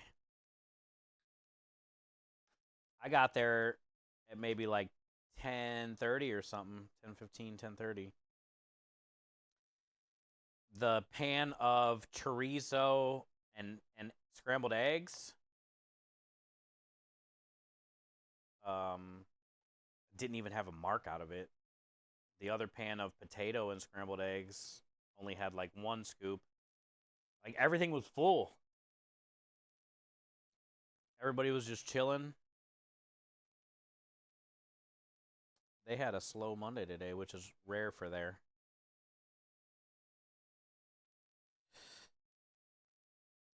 But I had the deshebrada, the braised beef taco. I get the same thing pretty much every time.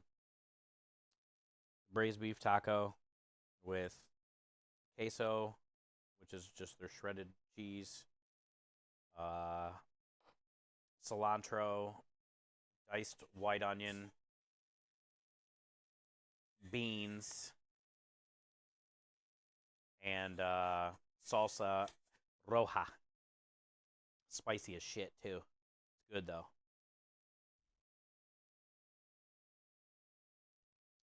That's my go-to taco right there. All shredded, braised.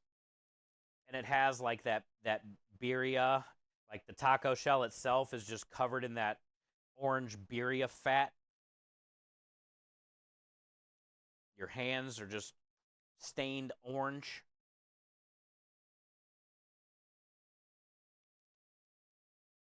I got an orange stain right here from where I had it sitting on my lap.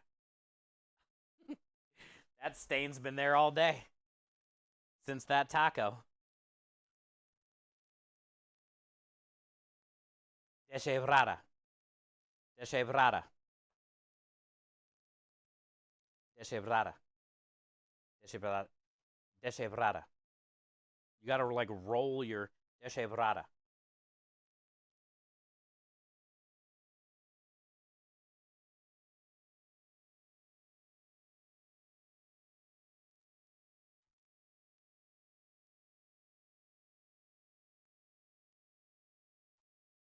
Hi, Crawl. How you doing today? We're finally getting to sausage. We got marinara done. We got the fresh pasta portioned up and put away. We got the pastry bowls done. Again.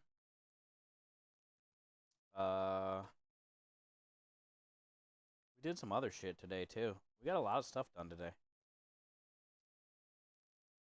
Now we're just getting on the sausage, so we're going to be here till probably... I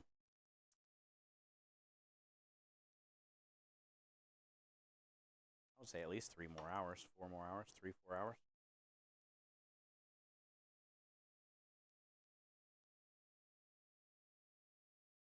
Unless the internet goes out again. Last night the internet just went out on the router. I didn't want to start it back up because I'm afraid of losing people's streaks, you know?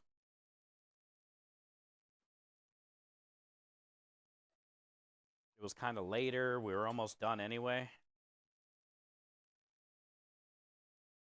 It did end up starting back up, though. It was about like 10 minutes later, 15 minutes later, the internet came back on. Or the router reset, or whatever the hell it did. You noticed that stain earlier? Yeah, that's from the taco. It leaks out of the bag. By the time, so she'll put it in the bag. They wrap it in foil, you know, when they make it. But they'll put it in the bag. It's a brown paper bag. By the time I get out to my truck where I parked at the gas pump, the bag already has deteriorated away, and it has a hole in the corner. Literally by the time I get out to my truck. So when I put it like on the seat next to me or so, I can't put it on the seat next to me. I never can. I always put it on the floor, the passenger floor. Because the bag is already leaked through with the liquid gold. It's ridiculous. They don't dunk it in the stuff like the birria. It's just the red adobo that the meat cooks in. Completely soaks the shell in it after she builds it and then wraps it. And then by the time I get out there, it's like leaked all the way through the brown paper bag. And then you go to grab it, and then it's all over your hands. It's amazing. It's like the best, worst thing ever. So messy, but it's like so good.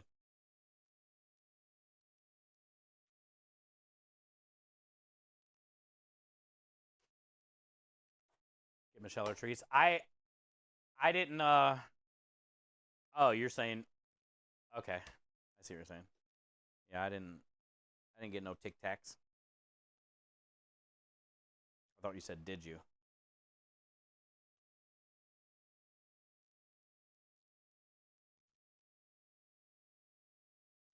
No bonking.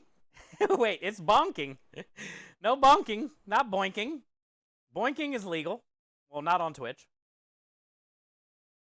No bonking. Boinking's fine.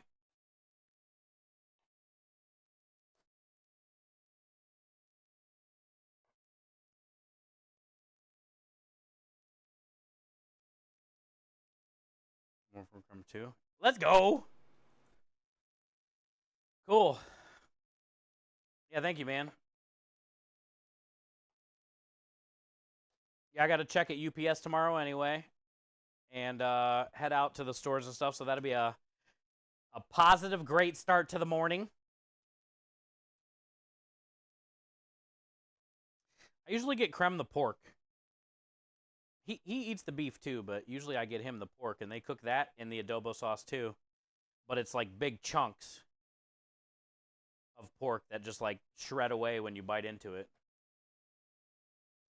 They're both really good. I like the way the beef tastes better though. I mean, they both taste great. It's just hard to not get the beef. Sometimes I'll get one of each. But Michelle always like makes my tacos big for some she must like me.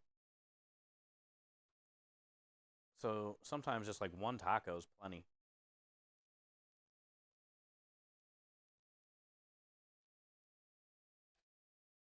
Or carnitas. That's basically what it is. They just leave it in like nice solid chunks, and it's in that like dark red adobo sauce. So then by the time they put it onto the taco, like, and you just touch it, it's like shredding in your hand, kind of, you know? But yeah, that's essentially what it is. It's really good. You'd probably really like it. They got great tacos. I mean, you live in San Diego, so you got tons of great tacos too. But this spot, I feel, is like one of the best spots around here, you know? I think a lot of it has to do with the fact that, you know, they're not Mexican. It's what it is, Salvadorian or something. And honestly, I think what makes a big difference too, it's run entirely by ladies. You know, so it's probably like their moms, their grandmas' recipes.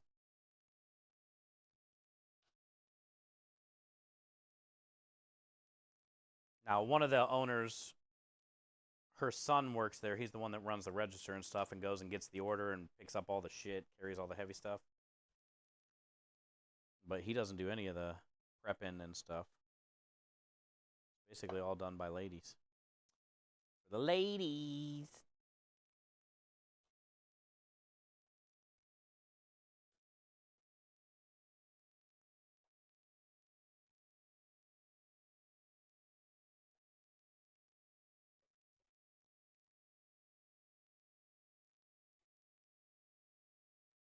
Double had a taco from there. Actually, Double got the beef deshebrada. He got the deshebrada. It's really good. It's just super beefy and messy, flavorful. I think tacos need to be messy to be a taco, you know? You want like remnants on your finger still so you can smell it throughout the day. Yeah, I remember that taco about 7 hours ago. smell your fingers every once in a while. I remember that dish, hey, brother.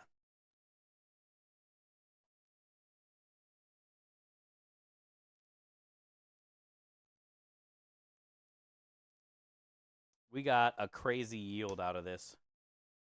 There's a ton of meat in here compared to how much usually fattier they are.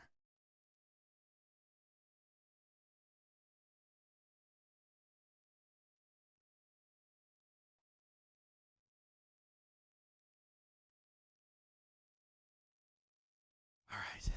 2 more. Actually, let me sharpen this.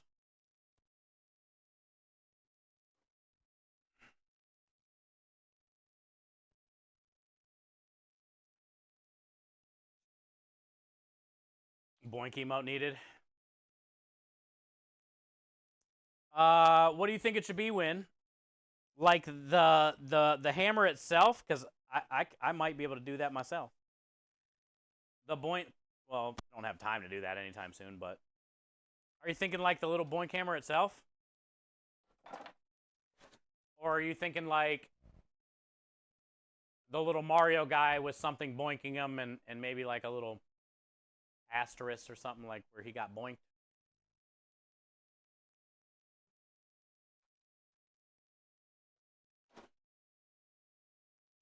What kind of boink emote you thinking?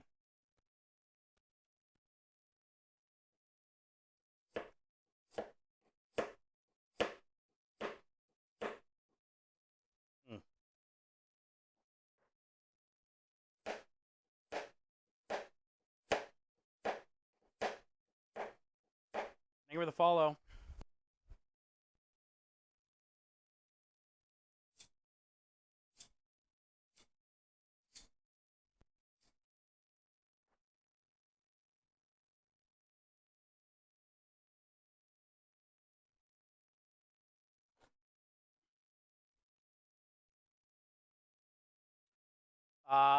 Scuba scores. He shoots. He scuba scores. Good to see you. Welcome in. We are making Italian sausage. We do it pretty much every other week. Next week we got to make meatballs.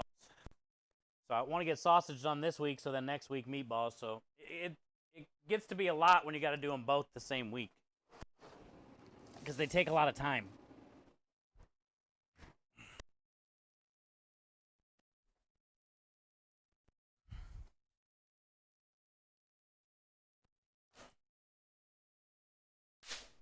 Ooh. Ooh. That made me do the Scooby-Doo. Ooh.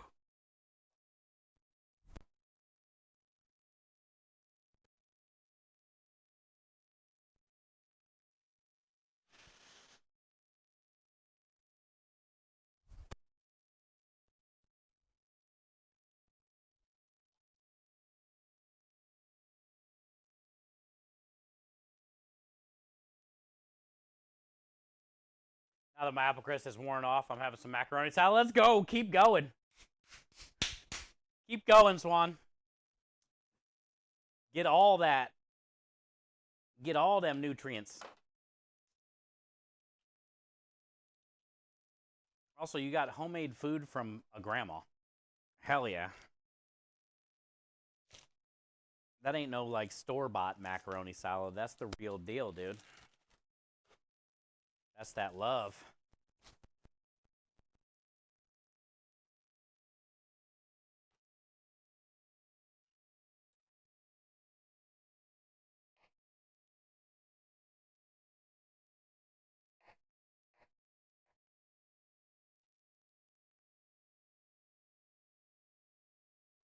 Whatever. Put that in there. No one will know.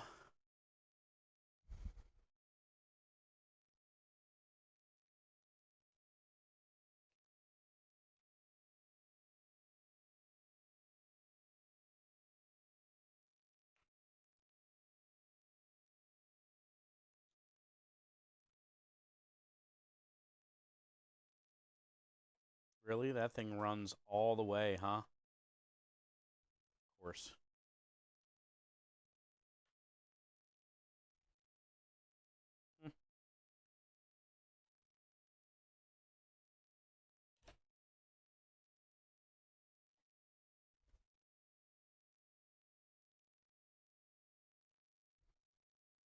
Nobody wants to eat that.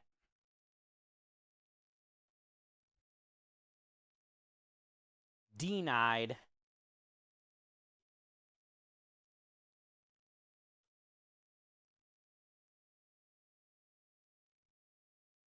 Faceplant, thank you, brother. Can't wait. Back-to-back days. Maybe I did it on purpose. Knew it was coming. Okay, I didn't.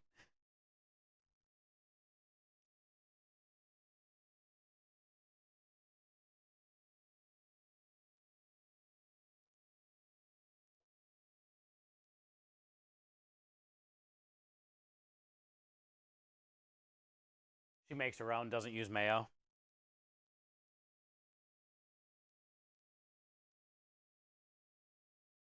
Is it sweet? I bet she probably puts a little bit of sugar in there, because usually macaroni salad calls for a little bit of sweet. So good. Nice. That store-bought macaroni salad stuff is usually never good. It's like all mayo-based and overcooked noodles. With a chunk of celery or something, you know? It's gross.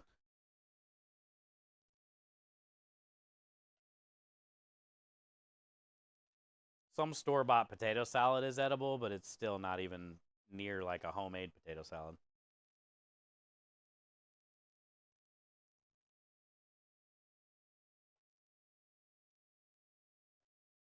Woo.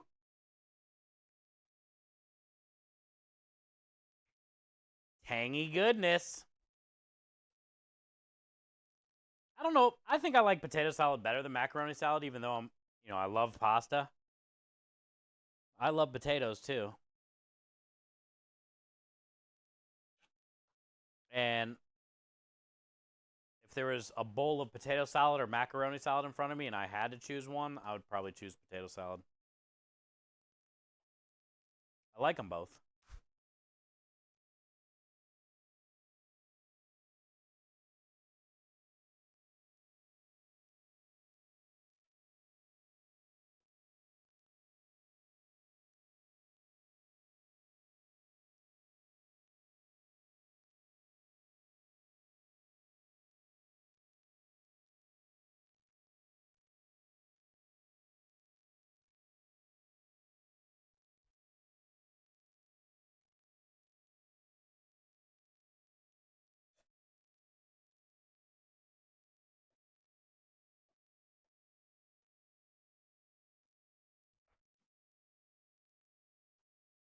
Homemade pico. Oh, yeah, 100% on the pico. You like potato salad better than pasta? I feel most people will probably say that. Something about potato salad. And it's weird, too, because I love warm potatoes. And I love potato salad where usually they're cold potatoes, unless it's like German potato salad or something, right? But I'm a huge fan of warm pasta. Just not the biggest fan of cold pasta. So it's kind of weird. I like potatoes hot and cold. Pasta, I sometimes would rather just have warm.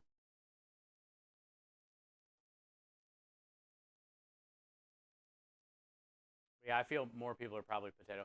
I had nasty potato salad the other day. Most pasta salad to me is awful. Do you think it's like the mayo base of it, Temperance, or the fact that it's like cold? You know, maybe the whole cold potato, cold pasta thing. A lot of times it's probably the mayo part most people don't like.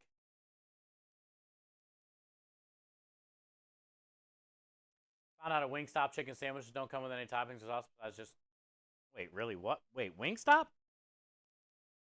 No. What? They charge you for sauce on the side, you're saying? At Wingstop, you would think their chicken sandwich should include choice of one wing sauce kind of thing that we toss it in or put on the side for you, or ranch. Well, their ranch is really fucking addictive, honestly. If anybody goes to Wingstop and doesn't get their ranch.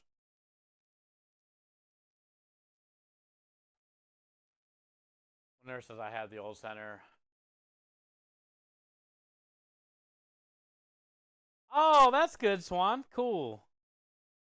Yeah, that'll be a better transition for tomorrow. That's cool. Did you just find that out today, or you knew?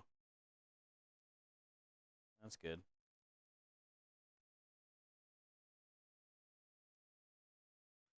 You already got to be nervous, you know, going. So having that familiar face would be pretty helpful.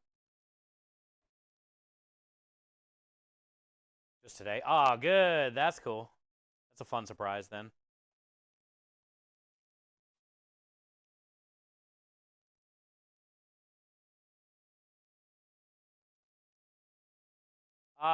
Yo, what up, Blob? You see, you eating spoonfuls? Blob, you better have some milk, bud. It's gonna dry you up real quick, my friend.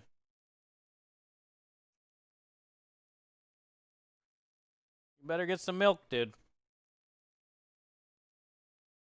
You're not gonna want spoonfuls of that.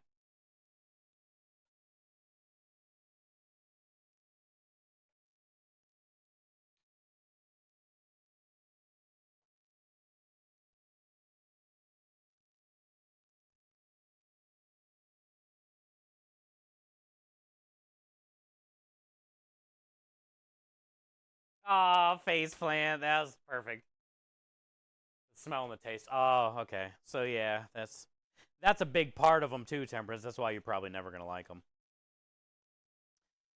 You might like German potato salad maybe because it's like warm and there's a lot of bacon and like mustard. But I don't know.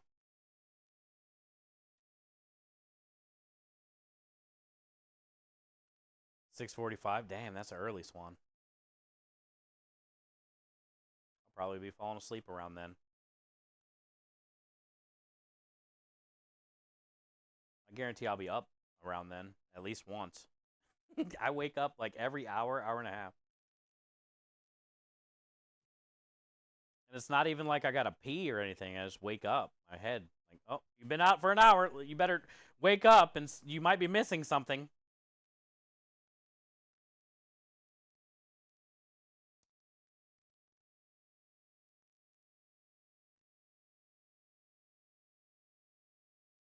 The wind might have blown, and you didn't know.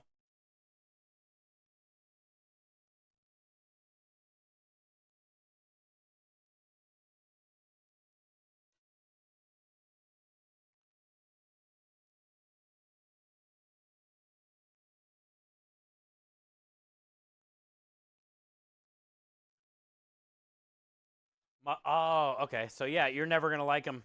That's it. You're done. No more potato salad or macaroni salad. Ever. I like them.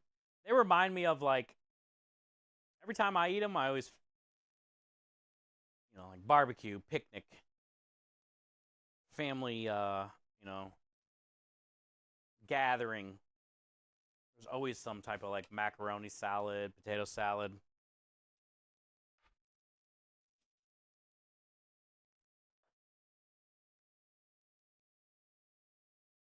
If it's there wherever I'm at, there will be some of it on my plate.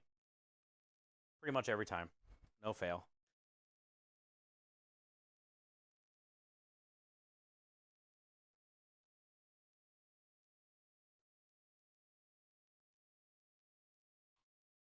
Philly cheesesteak or Chicago Italian beef? Italian beef all day. Cheesesteak is nice, especially from Angelo's. With that seeded bun. Fuck, man, that's a hard one, baseball. But I'm a big fan of like the pickled the jardinere with the pickled carrots and peppers, that beef, the juice, like the bun soaking in all the juice, so the bun is drippy, soggy, the beef, and then you got that like pickly, vinegary, crunchy veggies. Philly cheesesteak's great in the sense that it's like cheesy, beefy, fatty, soft, chewy bun. But like everything on the cheesesteak other than the good bun is kind of like all one texture. And it's a great texture. But I think the beauty of the Italian beef is the crunch of the pickled veggies and how well they work with it.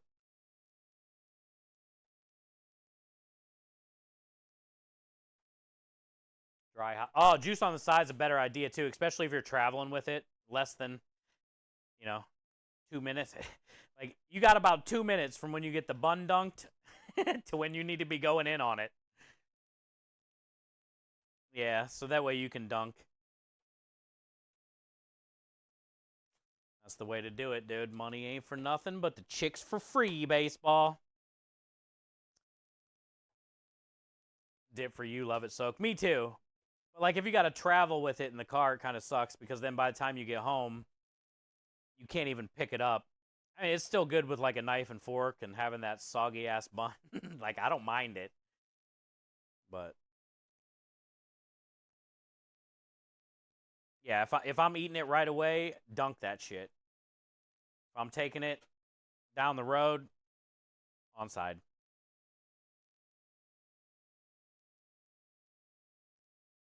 Same with cereal. Wait. You pour your cereal in the bowl, and then you have your glass of milk next to you, and then you dunk your spoon in the glass of milk that's loaded with the cereal? Is that how you do it?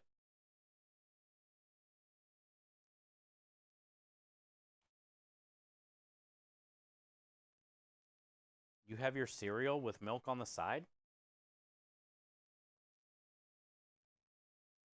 You're an avid cereal dunker?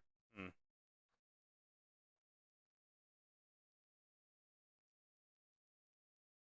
I like controlling the juice. Oh, I like wheezing the juice. I like wheezing the juice.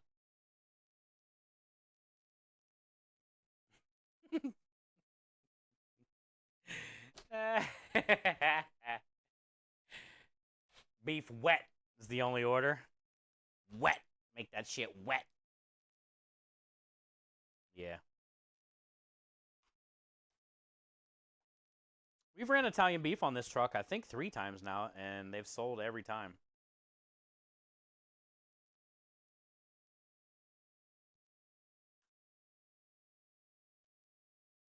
I cook my beef down with like a shit ton of pepperoni peppers, so they kind of just like dissolve into the beef when I shred it up.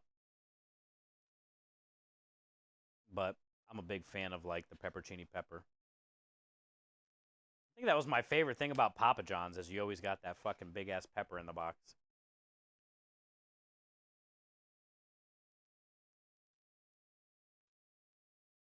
I wish more pizza places did that.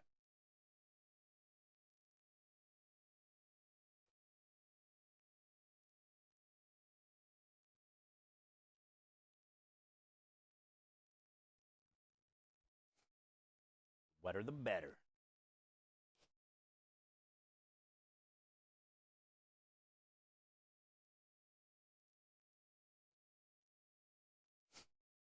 I still got a whole nother one, and this thing's almost full. We're definitely going to have to adjust our seasoning. I'll put what we did on it, and we'll make a taster, but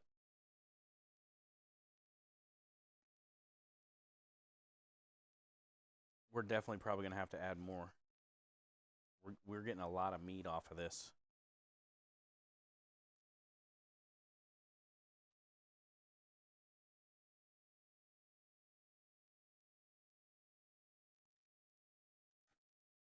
This part is definitely fucked.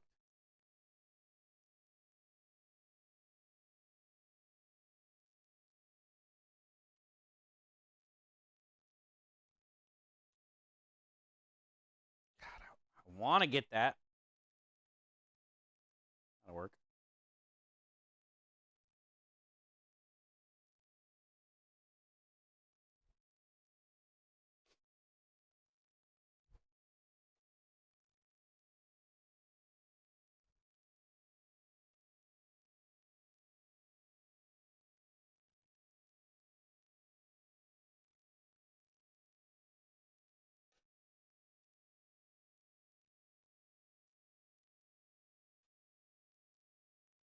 Hi, Pink. Is this a real food truck? Yeah. Nice to meet you. The truck's outside. If I didn't have meat all over my hands, I'd take you out there real quick. We're going to be out there in a second. You can also check out our website if you're curious. Exclamation point truck.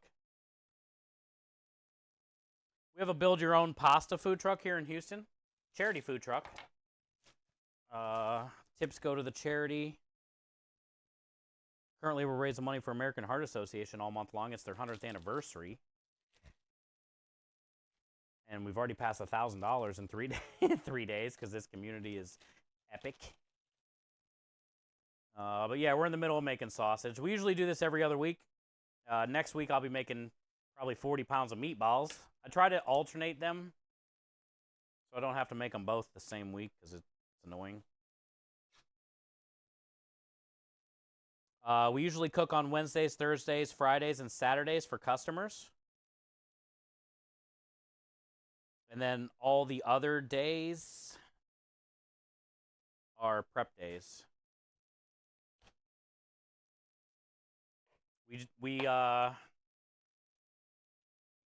Today we've already finished the marinara, which is over there. I got to break that down here in a little bit, but we've got a lot done already today. Fresh pasta is done. I think we got like 18 orders or something of that. Plus I got some spinach fettuccine that I need to sell first that we made. The dessert special is done. We did the Oreo cheesecake pudding cup thing.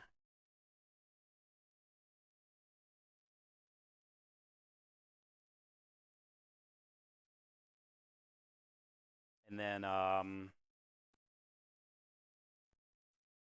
what else? We got the bacon cooked off today for the special. We're doing a chicken bacon pasta special with a roasted garlic cream sauce, spinach and Roma tomatoes.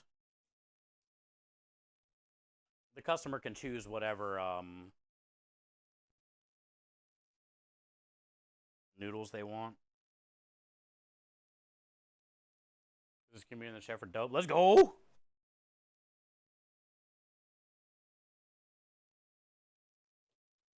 Rinse this knife off.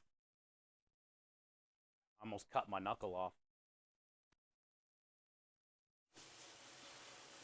That's why I hate wearing gloves, but if I don't wear gloves on Twitch, the whole stream would be like, you're not wearing gloves, you're not wearing gloves. All the new people coming in. Can you believe he doesn't wear gloves? But gloves make it more hard to cut sometimes. You can't see your fingers. And then sometimes you cut pieces of the glove into the meat.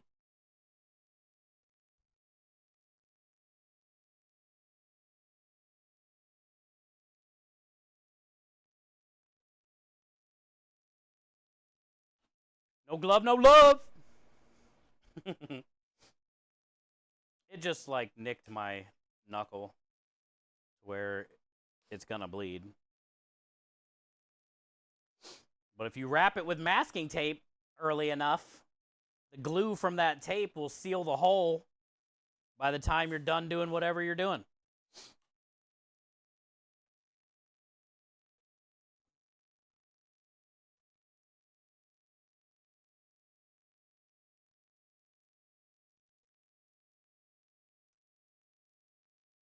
She tends to hurt her fingers while cooking. Yeah, chainmail.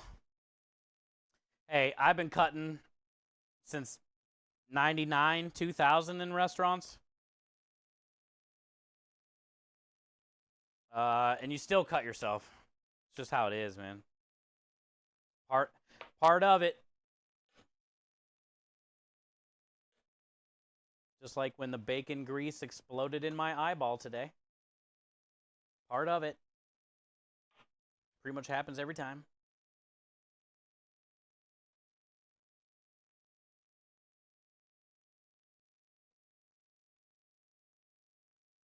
We got a bleeder. As long as it's not a gusher. Then we'd have to throw it all away. I've seen some pretty nasty cuts in kitchens where like my crew has gotten cut and didn't know what to do because they were in shock, and it would be like literally squirting every heartbeat. And I'm like fucking grabbing them and throwing them in the dish tank so I can like spray them. You like get the fucking geyser blood out of everything. That's what you could do first. Instead of being in shock. Yeah, you fucked up, but like, how about let's not geyse blood everywhere?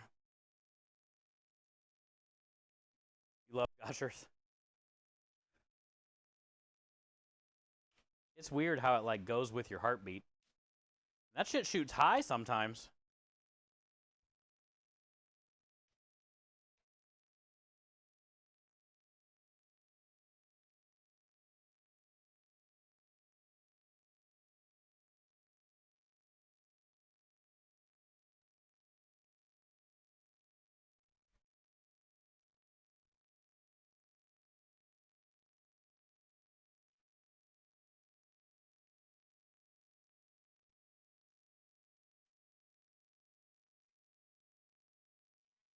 Yo!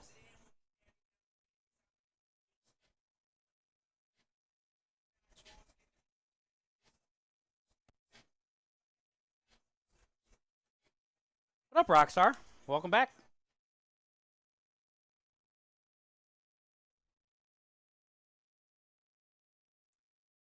Grease getting in the eye. New fear unlock. Oh yeah, bacon grease.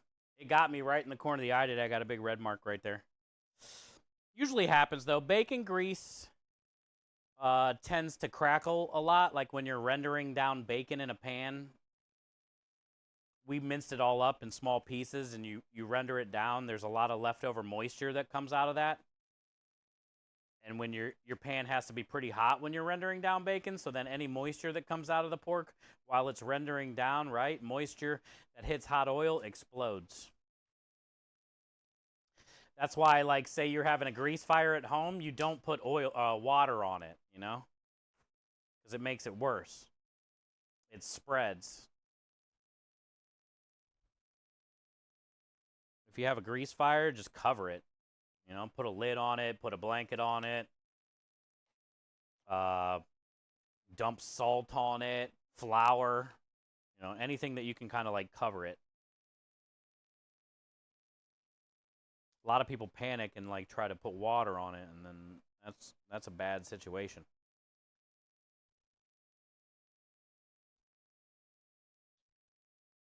We call that there a predicament.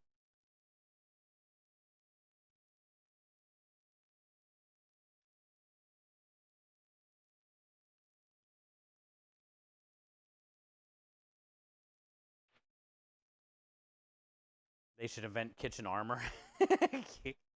It's called a butler. It's called a maid. It's called a private chef. They've already invented it. The problem is, Pink, it costs too much money. If I ruled the world. Imagine that.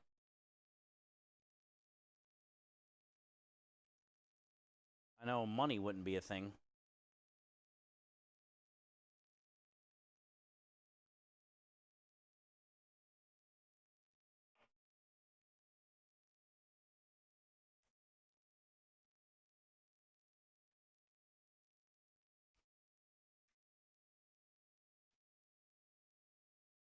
Chillin'. True. That's good.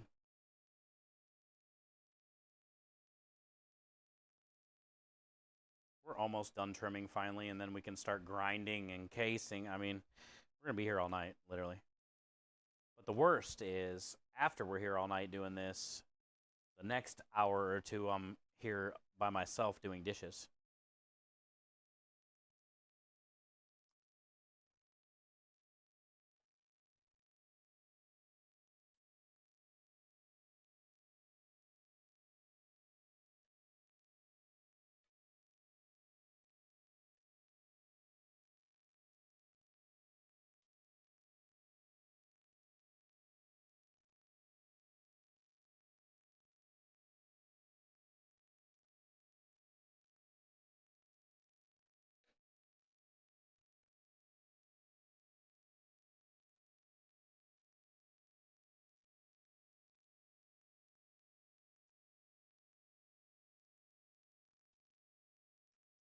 Brr, brr, brr.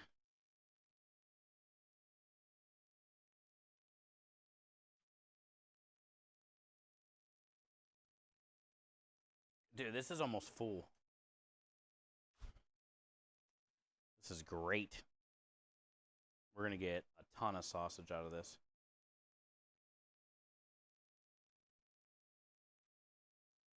We're going to make some good money. We're going to be making that good money.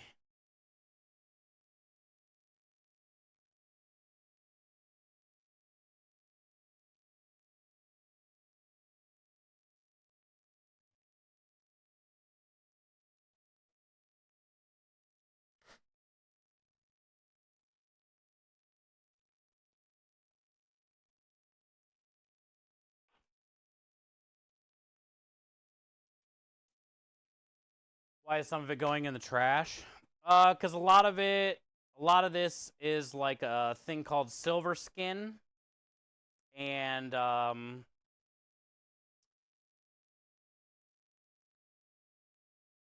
back fat, technically.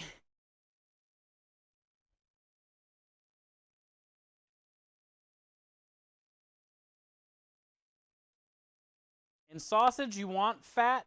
Like, fat is good. But there's also bad fat. Look at this. This might be gross.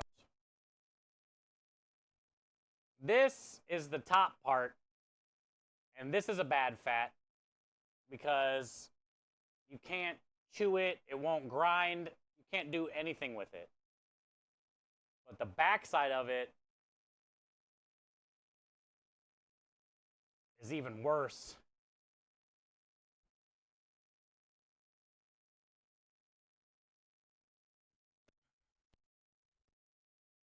And it's gross.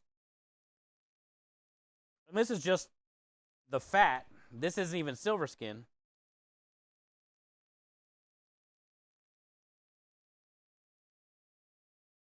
That stuff won't grind. You can render it down and turn it into oil and cook with that.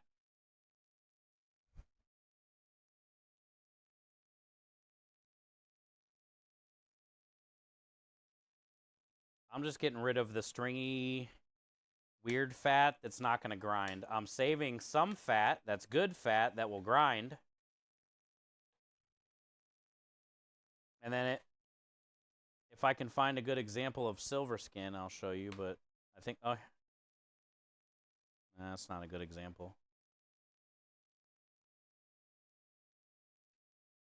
Silver skin's even worse because you can't chew through that, you can't grind that. Silver skin is what holds, like, it's what's like wrapped around your muscles, I guess you could say.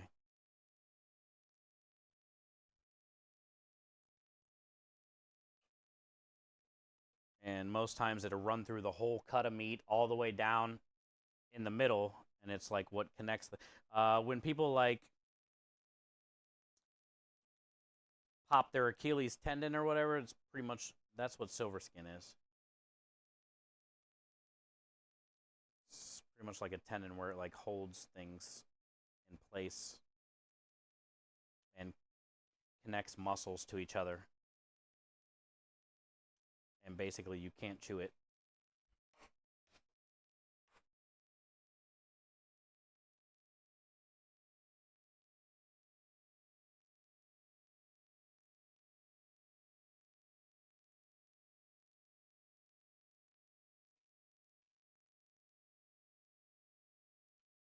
So you just got to find it. You got to dig it out.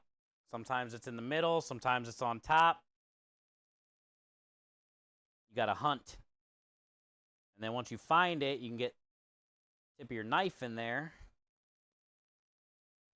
and you can cut it away.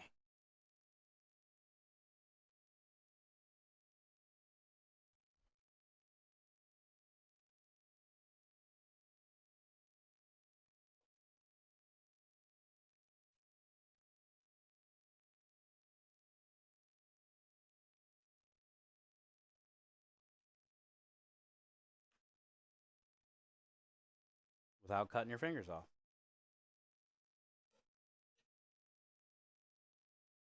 That's why boning knives are cool, because they're real flexible. So you can like get in there sideways, get the tip in there, whatever you got to do.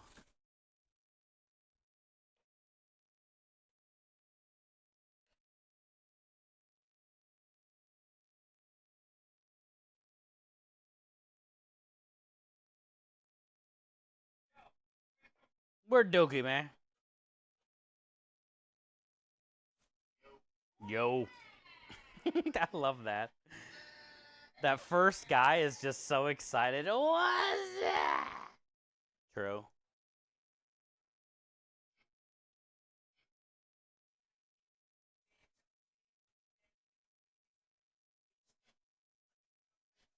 True.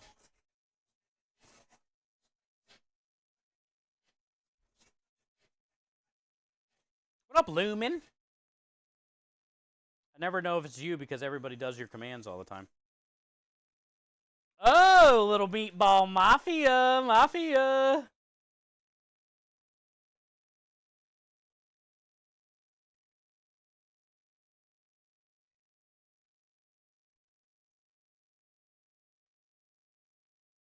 That's what we about. That's what we about.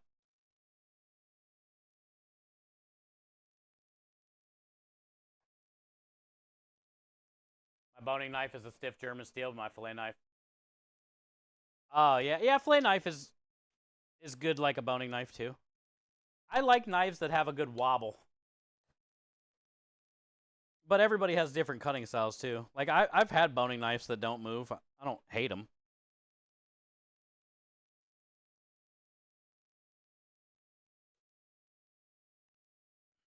A lot of times you use like with what you're comfortable with. I have a better time using a flexible one more than like a straight one.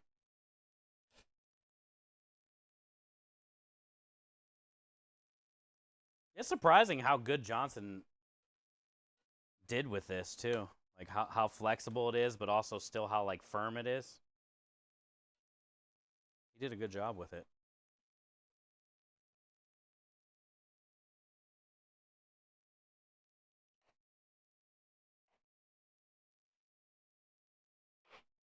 Respect. I appreciate you, Bill. Thank you for being here today, man. Yeah, everybody has like different knife styles, the way they hold it, the way they cut, you know, it's just part of the process. There is no right or wrong. Whatever you can do to get her done and get set up for service. You know, without like losing a bunch of food costs and stuff like that, you know. But really, there is no right or wrong way. Basic Walmart knife or a plastic knife. Yeah, that's fine. You just got to build up your skills, and then eventually, like, if food is something you like to do, then maybe think about, you know, investing in a better knife. Because if you like cooking and stuff like that, you need a good knife because you're going to be using it a lot, and you need it to stay sharp and not hurt your hands and be comfortable in your hand and be well balanced and all that stuff, you know? The thing about a knife is you got to think of it as it is your hand. You're not holding the knife. Look at it like it's your fingers, almost, you know? I make this knife go where it needs to go and cut what it needs to cut, and it's like an extension of me. And, you know, if cooking is something you like to do, you don't want to have a cheap extension of you. You want something that fits you and fits your style and fits your hand and is comfortable in your hand so you don't cut yourself. Because you're going to be using it a lot because you like cooking, so you're cutting a lot of things. You know?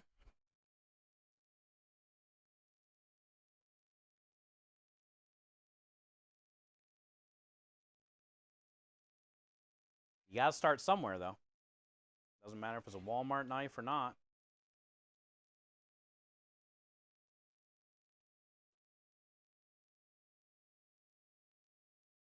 Your first halibut? Ooh.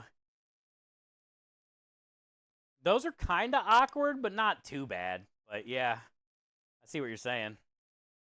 Was the chef there watching too?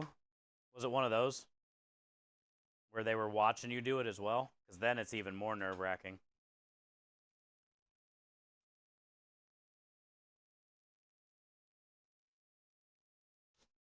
Fish is pretty easy to learn how to break down. I talk about this a lot. There's probably like, what, thousands of species of fish?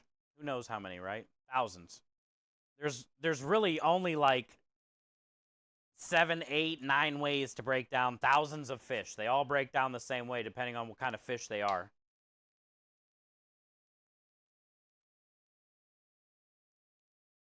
It's the same way with, like, if you can break down a chicken, you can break down a duck. You can break down a pheasant. You can break down a turkey.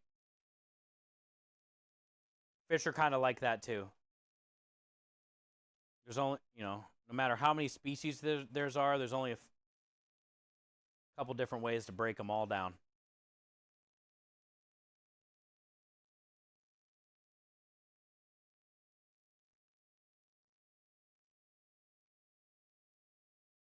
You can dodge a wrench, you can dodge a ball.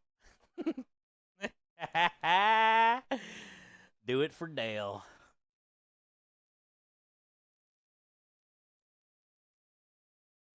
Weren't they coming out with another one of those or no? Oh, maybe it was the Happy Gilmore that's supposed to be coming out.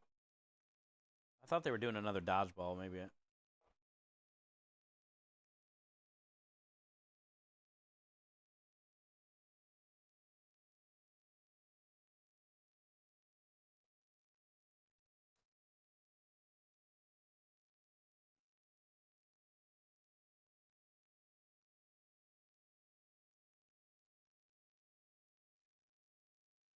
Whew, thank God that's done.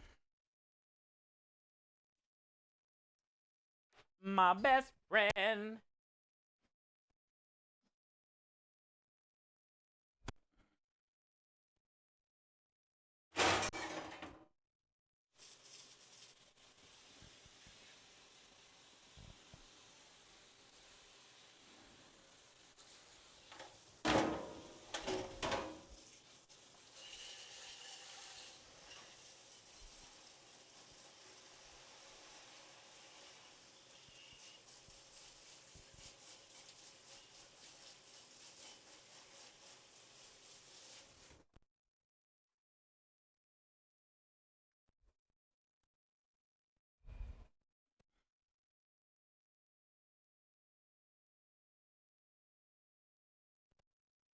Cactus.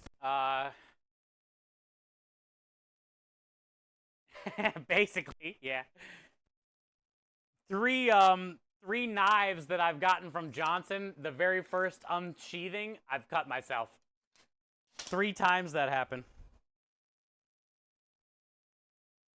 Just from taking it out of the sheath. I'm bad with it. I cut myself all the time. I don't care. I'm usually in a hurry or not paying attention.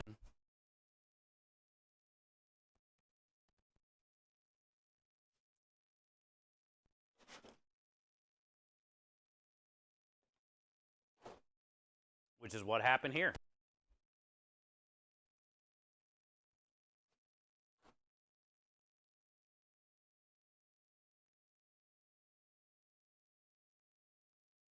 And it was my middle finger. Just a little nick. Little nick.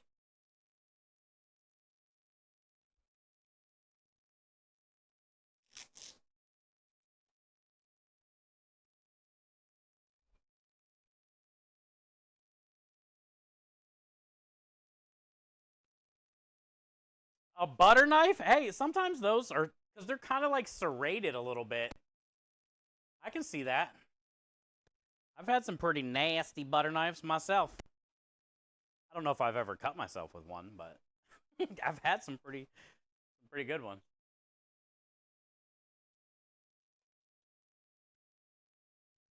Epic movie. What are we talking about? Happy Gilmore? Except pufferfish. Pufferfish? Oh yeah, those are poisonous. Oh, the if you can dodge a ball, you can dodge a wrench. Yeah, epic movie. All right, well, let's see what we got. We're at that point. I feel like I need more of this. Because I think I got a lot more yield than what I thought. But we'll at least see what happens.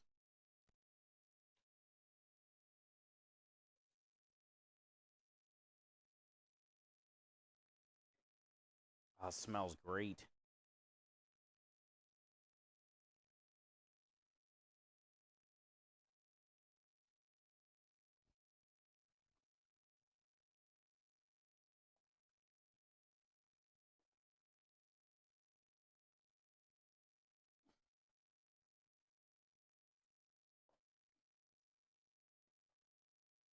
Oh yeah, it smells so good.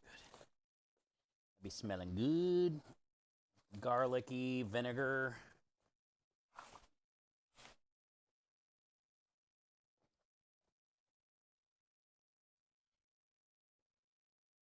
Work that meat, America.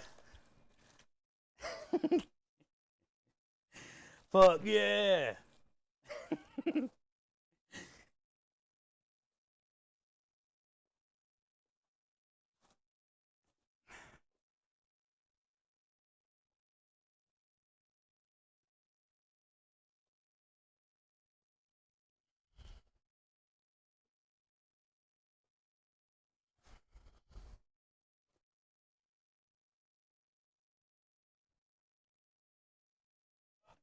Welcome to Buc-ee's.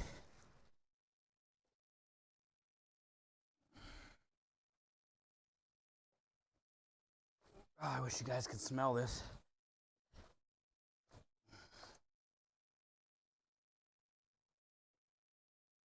Oh, I'm so sore. Eh.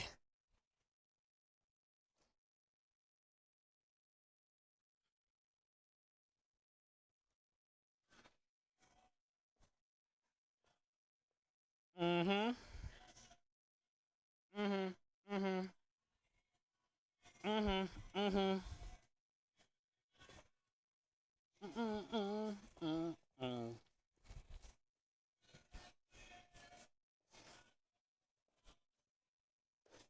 Smells great. I definitely think it's shy, but we shall see. It's got good good coverage, good color.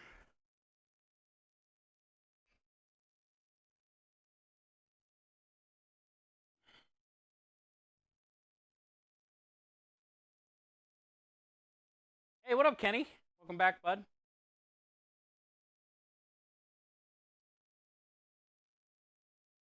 My phone froze. Let's pull the channel back up.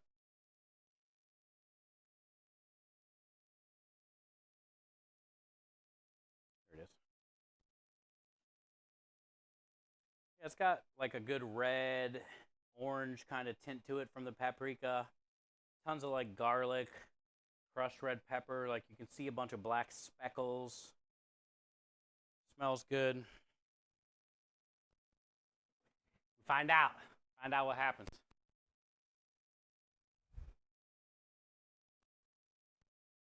What does it smell like?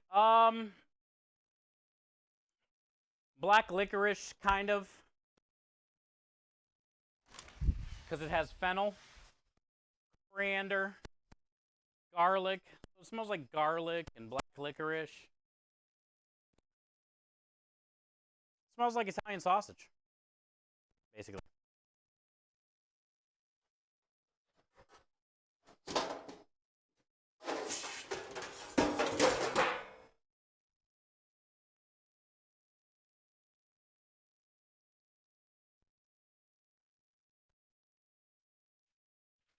Well, sweet Italian sausage. You can easily make it spicy.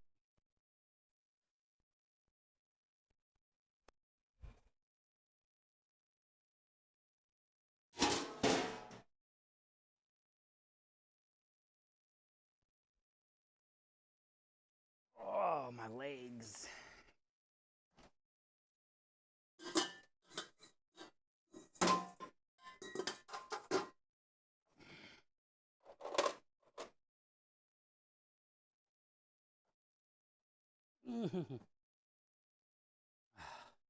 Thing's heavier than the slicer.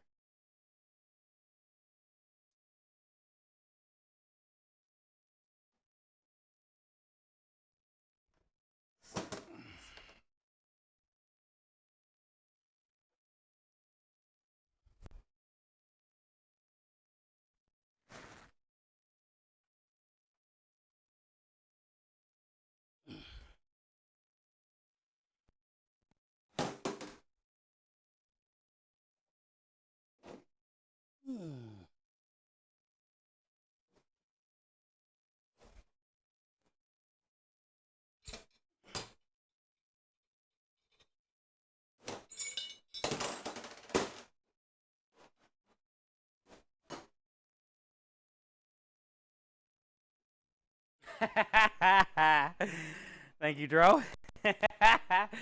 You felt them when I've squeezed your buttocks. Appreciate that. You always have my back. That's why we voted Thickum Dro 2024. Now we got what?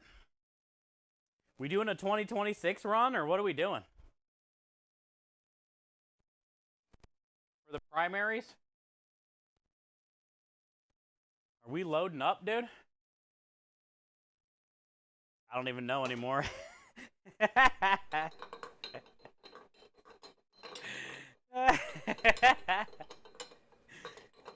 can't find the whole story of my life. There it is.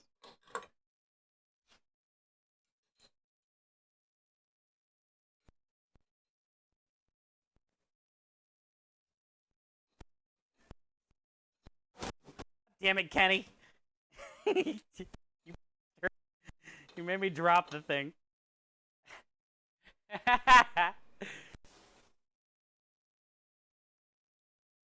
I should have known that was coming, but it actually scared me too at the same time. I wasn't ready for it.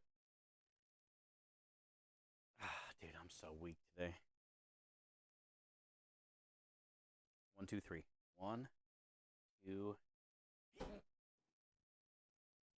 All right, should be good.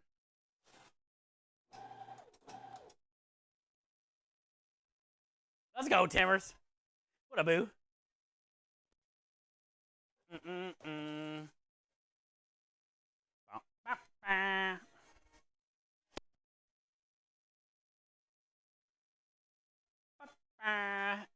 That's the favorite part. Twerk for ravioli. You are in the right place. We love twerking here. Exclamation point twerk. Exclamation point twerk 2. Twerk 1. Exclamation point birthday twerk. Exclamation point.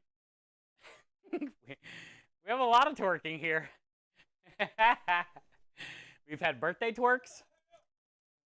We have ravioli all the time. We make ravioli constantly around here. Nice to meet you.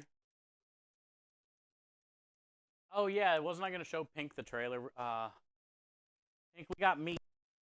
I'll show you the trailer in a minute because we're going to grind this up, and then I got to take this out there and taste it and see what it looks like before we case it. So I'll show you the trailer in a second. Also, it's dark, so you're not going to see too much, but let's get this ground up because we got to kind of move fast when the meat is out, you know? Yeah, welcome in, Twerk. Good to see you. We are in the middle of making Italian sausage for the truck this week. Usually we do sausage every other week, and we alternate between meatballs one week, sausage the next week. I usually do around 40 pounds at a time, which is what we're doing today. It's also probably going to get sloppy because it's got the rub on it, so it might squirt. I might have to block it with this blocking shield.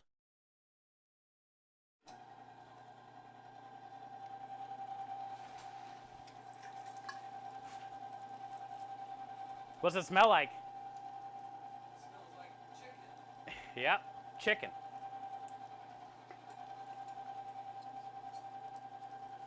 Got another mouth for the sauce. Oh, really? Let's go. That's cool, Kenny.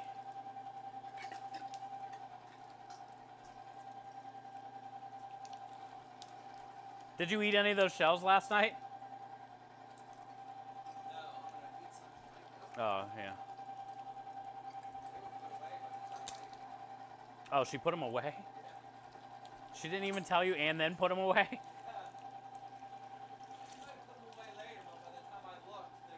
Oh. You had spaghettis and meatballs tonight? Nice.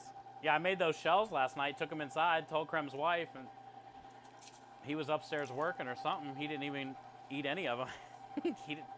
They were already put away, he says. She didn't tell him.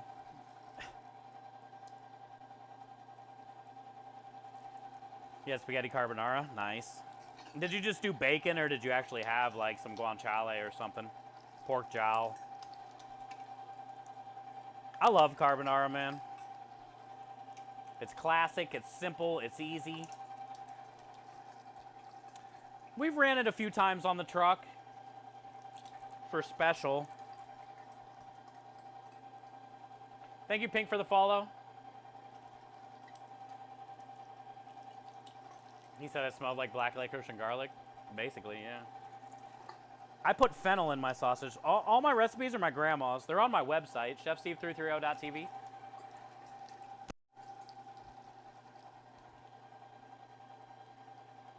But you can see what's in all the stuff we make. But the fennel has like a black licorice smell to it.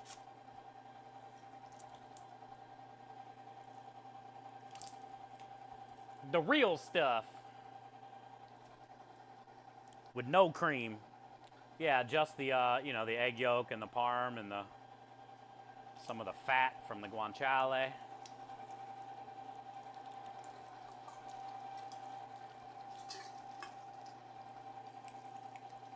I prefer that over bacon. Yeah, most people just do the bacon because it's easy to find. More easy to find than pork jowl. Or, you know, cured pork jowl. It's the technique of the carbonara is what is the best part, you know? The eggy pan sauce right at the end with some of the pasta water, and it's so good.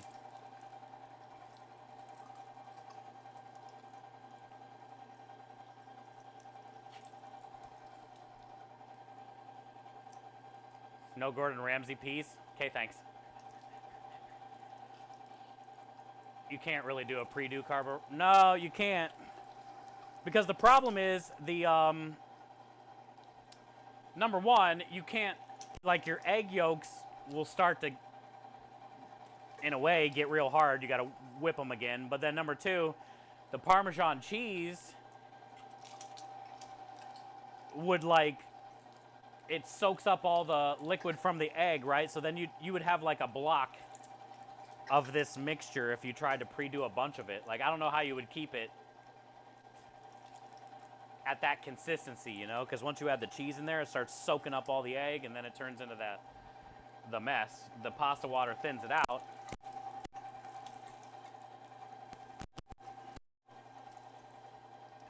You might be able to like come up with something to where you can keep, I don't know, keep that mixture maybe in like a squirt bottle under a heat lamp. Nah, because then your egg would start to cook. I don't know, man. I'm sure somebody's done it.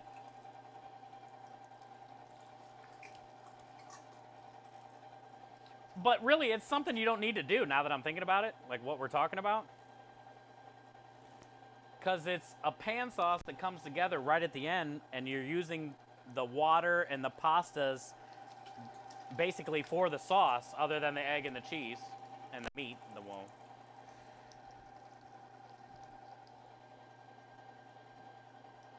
So really, that's something that doesn't need to be done ahead of time ever anyway.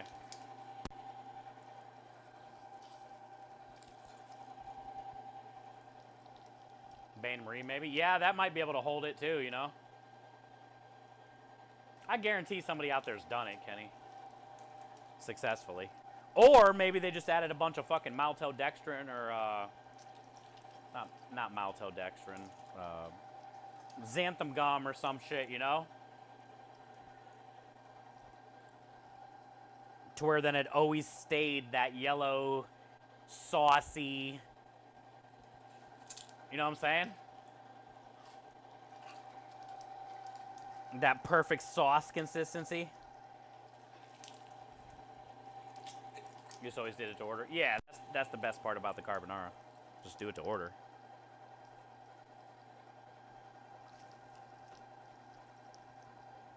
Or even maybe like tapioca powder or gelatin mixture. You might be able to like put some of that in there and then store it in a squirt bottle with that.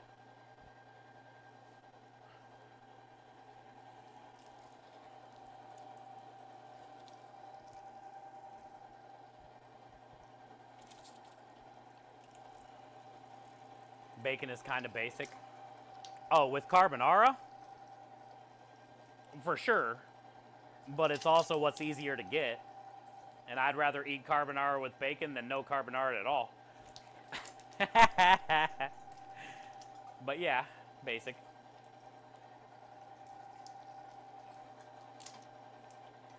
You're a bacon. I'm a towel.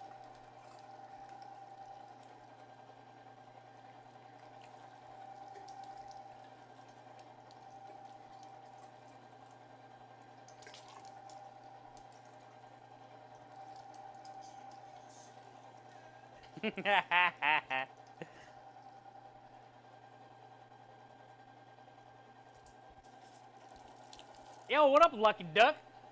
What the fuck? Tickety chuck chuck, Lucky Duck?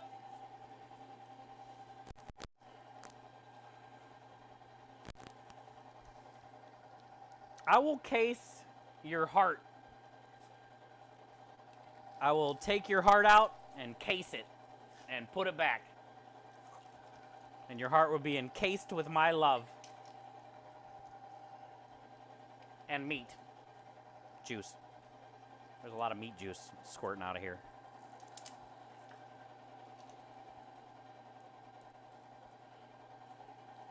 You like that? Dude, with the name Luck Duck, you know they gotta come hard when they first come into chat for the day. You should take notes, Kenny. That's how you fucking do it right there.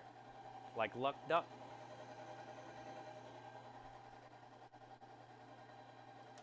That's how you come in chat and drop a mic all at the same time.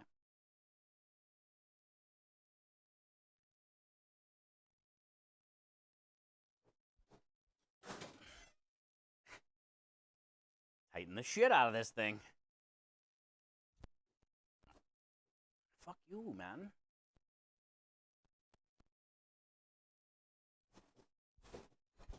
Got it. I told you I squeezed it with my strong hand.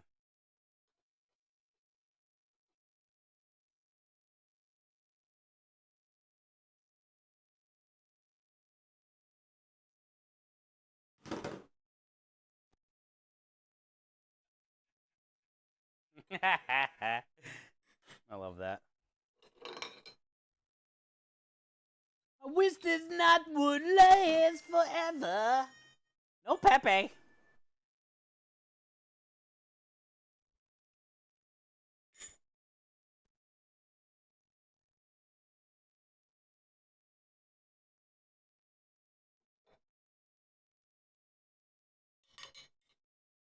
Let me go rinse this.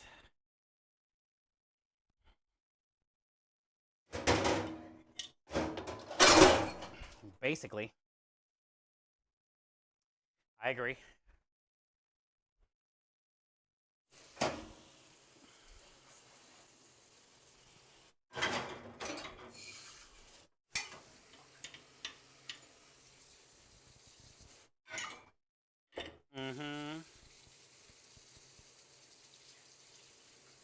It's always fun trying to spray the meat out of these little holes of the dye. It's awesome. Then it comes out like little holy meat nuggets. And then your dish sink is full of like those little meat nuggets that came out of the little dye. They look like little meat pellets.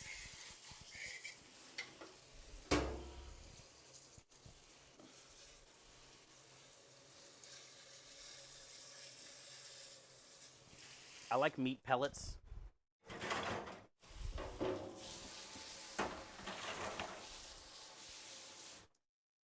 right.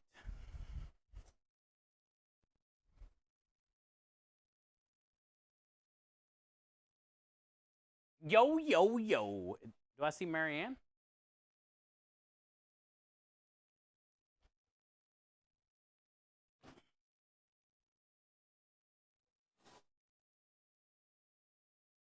Got meat on my phone.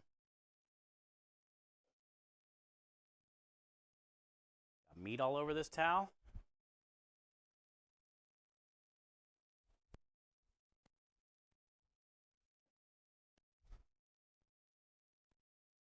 Thank you, Scrub.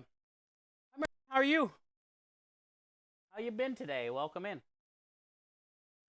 We're just getting ready to go out to the truck and make a little taster, so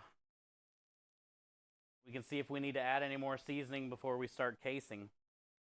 I still gotta clean the intestines, but you know how that goes. We got all night. Why wouldn't I put my meat on top of the trash can where I had to throw that? We'll just set that right there. You got this, dude. I know you want to squirt. I know you want to. There you go. There you go. I knew you wanted to squirt.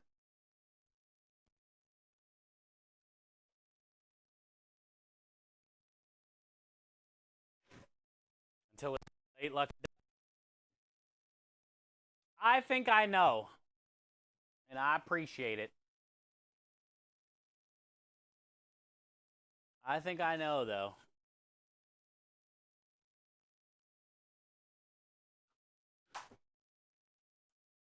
Now you just got to come try some food. And give me your money.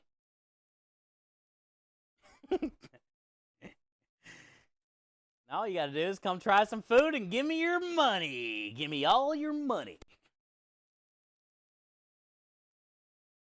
Trade you nudes for money.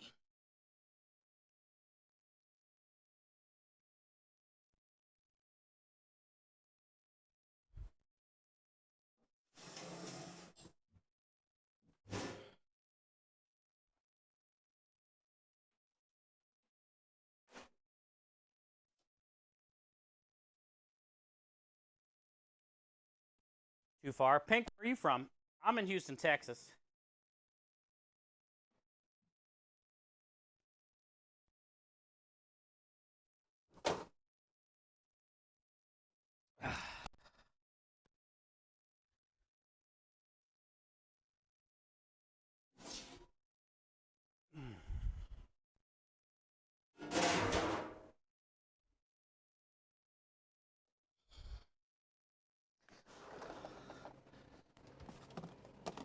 It's definitely too far for a lot of people. That's why we got my recipes on a website, my website.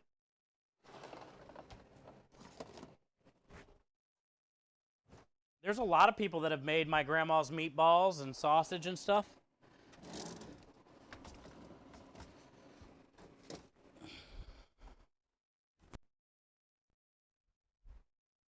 That aren't able to make it to the truck.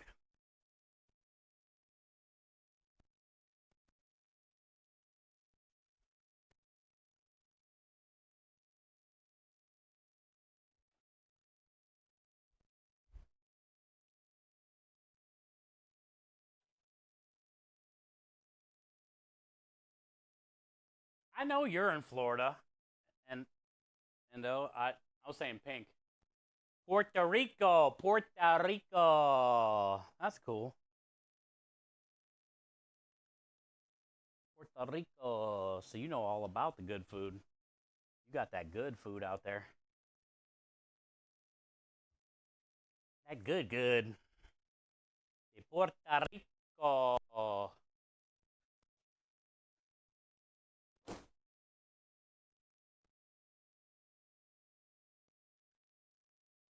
All right, let's make a taster. Wipe the meat juice off. Make a sample, go out there, see what we got.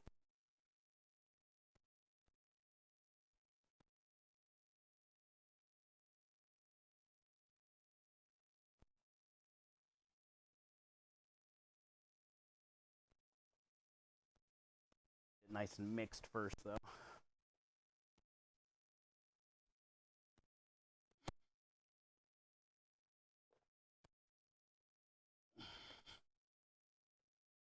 By mixing it like this, also, you're smearing that fat. That's a good thing. We're going to mix it even more once I make sure it tastes good. But you want to sear you want the fat to smear so your sausage stays together.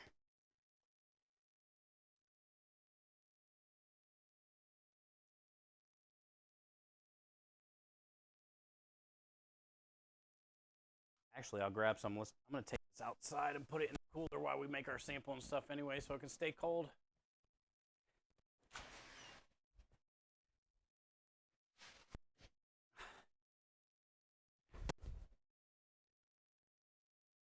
I want to try to keep it as cold as possible.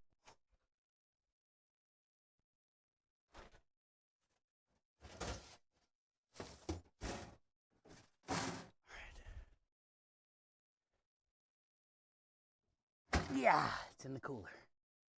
You stay.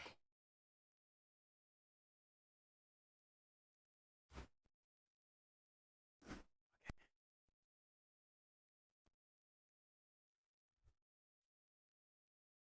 Turn on the propane and propane accessories.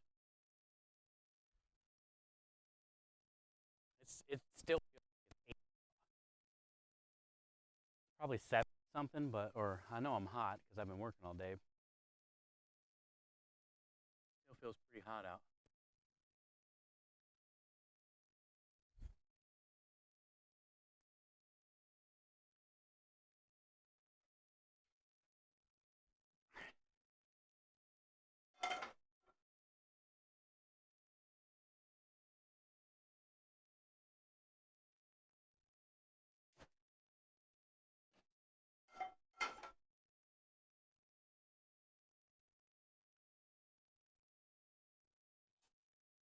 Ooh, coffee.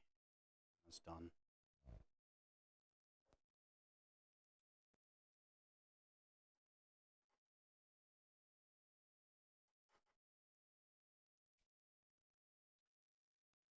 Whew. All right, what we got? What we got?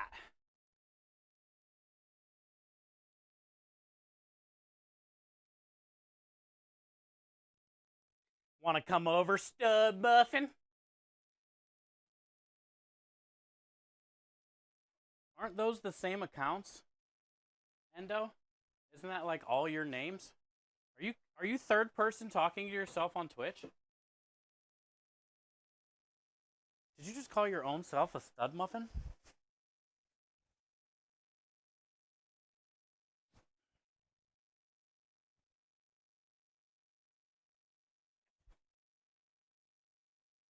I would wrap some of that mix in some fake ass puff paste or make sausage rolls. I like where your head's at. I love where your head's at. F you, Cowboy Pepe.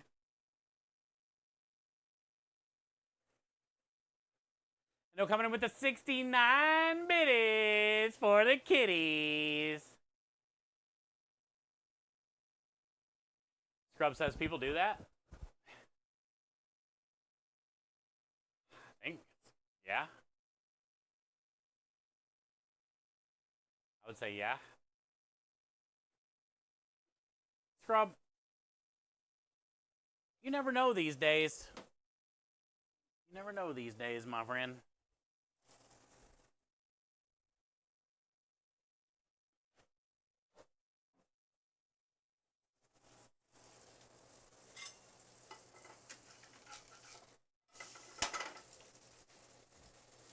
It smells normal.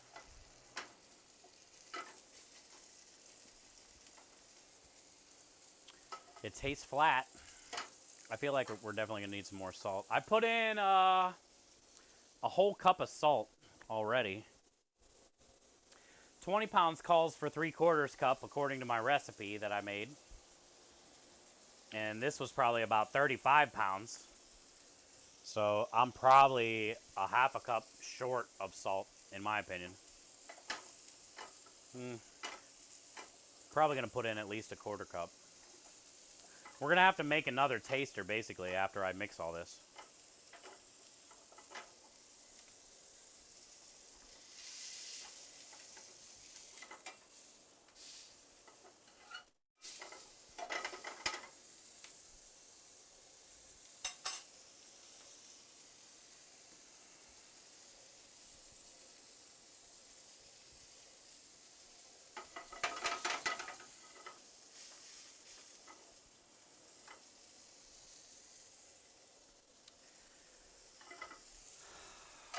All right. Only the first taster is free. I might need 2 tasters because if I gotta add more, I'm gonna have to see if I added enough. I can't go free balling. I wonder what Salty would say. Hey, something lewd. How you doing, Geek Boy? Might as well cook the whole thing, all 35 pounds in one brick.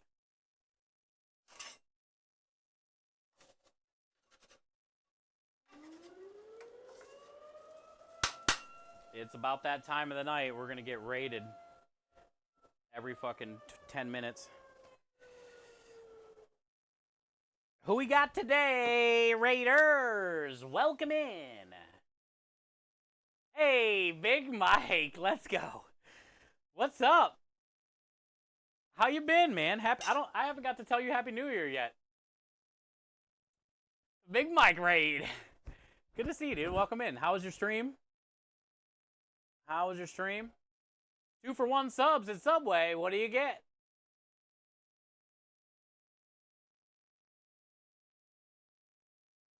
You get, number 1, this.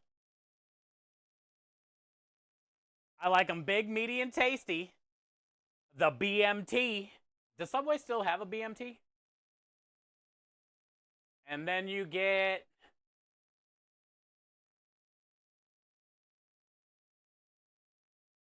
honestly, I was a pretty big fan of their meatball sub, add pepperoni. I mean, it wasn't good by any means, but it was like, all right. Bacon, meatball, and turkey. Oh, I've never had that combo. Well, I haven't been to Subway in probably 10 years. Ha. What did I tell you guys? Oh, it's a Lumen raid every 10 minutes. What up, Lumen? It's usually what happens. At around 9 o'clock till midnight, like about every hour, every half hour, we're going to get a raid. If you're on like later. I found out in the 80s what BMT meant. I don't know if I know what it means other than... What does it mean? Why did Subway have a BMT? What does it mean? Big meat?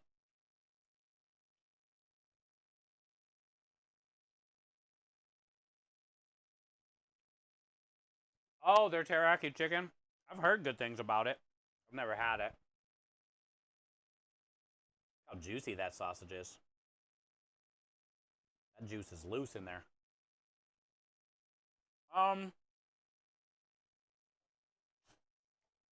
Yep. Sweet onion sauce. Damn! I might need to go to Subway, huh? I haven't been there in so long. You guys are saying all the things. Kind of flat? Yeah. I was just thinking. It's like, it's kind of close. Like, I got the garlic. I got the fennel. I got the coriander. Like, I get...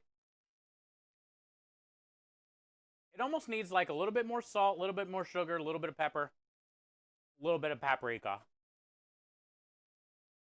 I taste the basil, the oregano,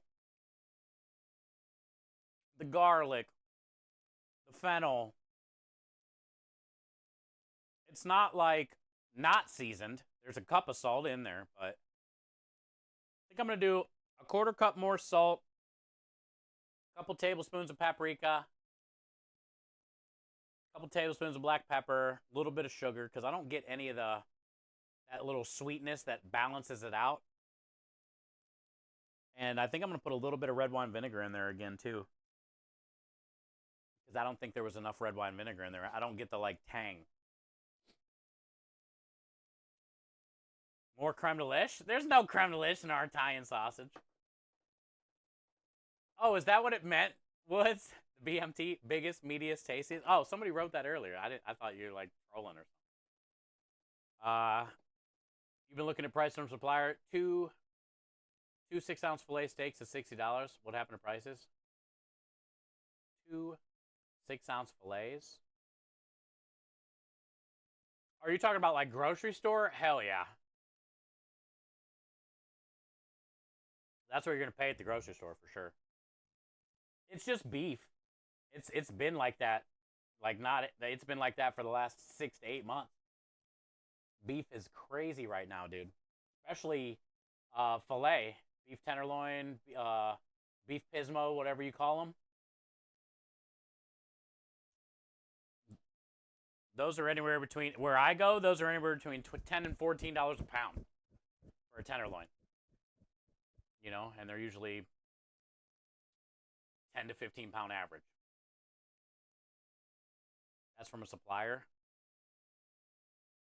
You get the whole untrimmed filet. Yeah, for like $2.50. But if you don't grind and do any stuff with all the stuff you're going to get from that, it's probably not worth it. It's basically not worth doing the filet. My opinion. It's too much right now.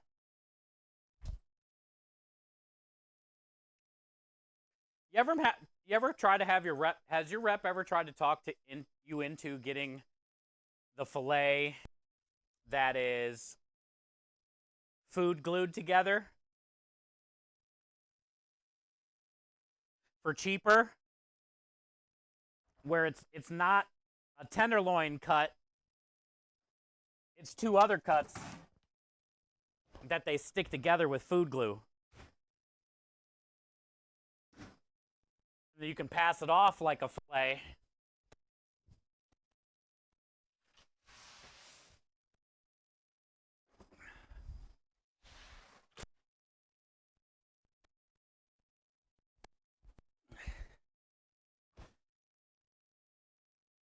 Food glue? I forget what they use to do that, to put meat together. There's a technique out there that they use where you can literally like infuse 2 cuts of meat together to make one.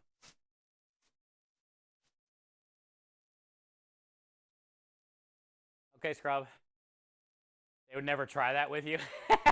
I've had the reps try that when I complain about the tenderloin prices. They're like, have you heard of?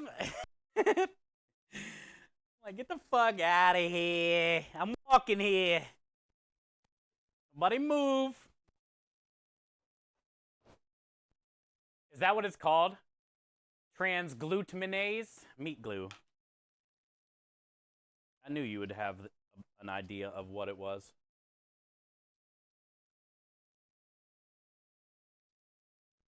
That's hilarious. They brought me samples before. I mean, it didn't taste bad by any means. But it was, I just didn't feel right. It's kind of like the time where I felt real fucking guilty for like 2 weeks straight. When we ran out of black truffles for a pasta special and we had like 2 left on the board. So I ended up using truffle oil and the gills from the portobello mushroom.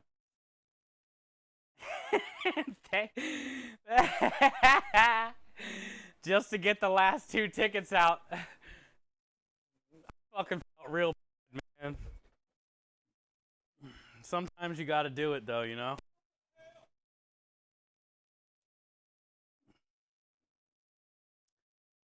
Customers don't fucking know as long as it tastes like truffle oil.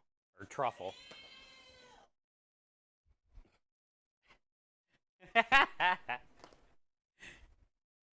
Hey, I've been admitting this for like 15 years. I've been admitting this story, so it ain't nothing new.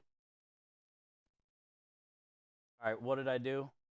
Salt, pepper, sugar, paprika. Is that all I said I was gonna add? I tasted the oregano, the garlic. I tasted everything. It just needed that last little bit of.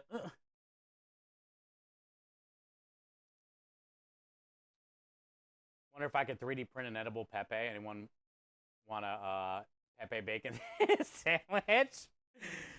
You better not make an edible Pepe.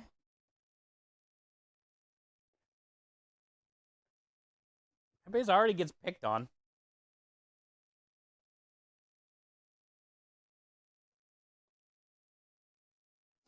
Lemon juice. I don't use any. Oh yeah, that's. Thank you, Jesus Christ, Sheffy. That's the thing. I knew I was forgetting something. Son of a bitch. I'm just gonna get rid of it. That's what it needed, my friend. Appreciate you.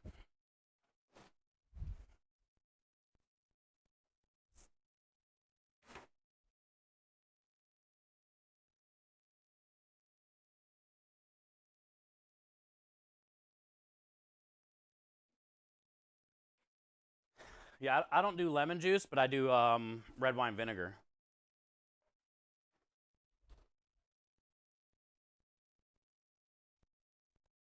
And I had 1 cup in there already, and then that was probably like another 1/4 cup or so.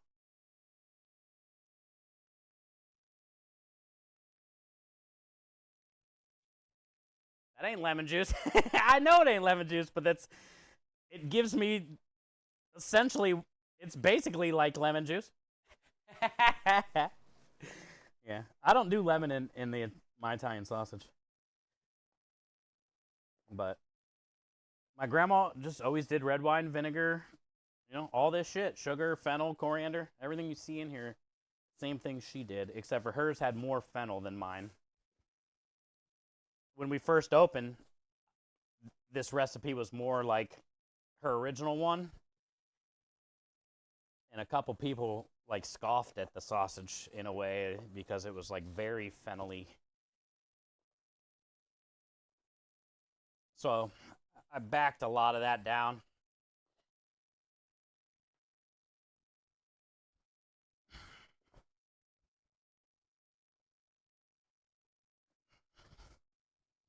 Now we're just smearing the fat essentially, so it holds up when we go to case it. I'll make another little taster. We'll put this back in the cooler. It smells. I knew that came flying out. It smells way better now, though. Like, I feel like we nailed it. It smells like it normally does.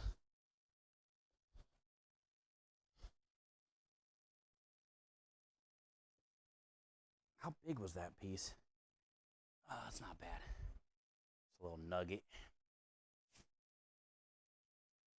Just a little nugget. Actually, I'll leave this one on so I can grab a piece.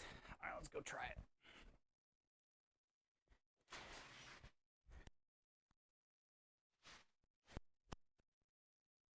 Yeah, just a little nugget.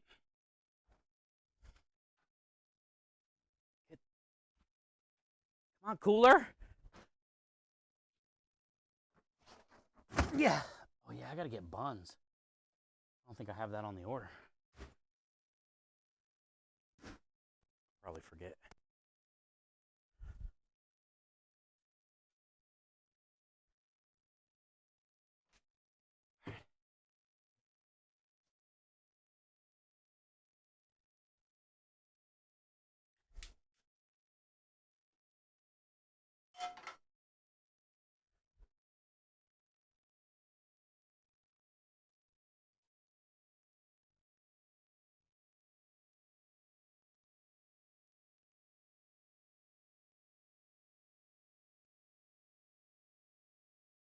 Pretty fatty. You can definitely see some crushed red pepper,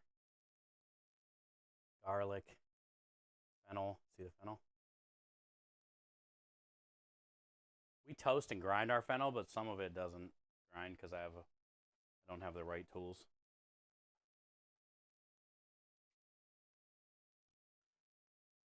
Some people don't toast their fennel at all or grind it. Some people use different fennel. I use a Spanish style fennel instead of the big green Italian classic. I like a tiny fennel. What does your grandma think about your business? She would probably love it. She passed away when I was 22 or 3 or something like that. And I'm going to be 45 in June. But it's cool because on the menu it says Grandma Scarito's Sunday Gravy.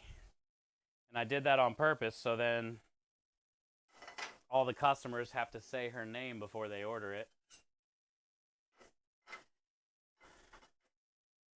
So I'm sure she'd get a kick out of that.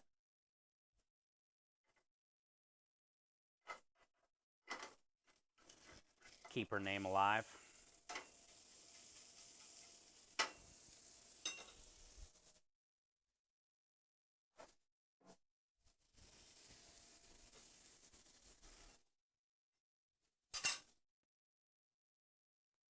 Actual fennel or seeds? Actual.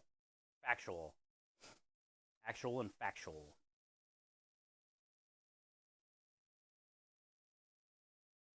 I guess you can eat it any way you like. You can have it however you like.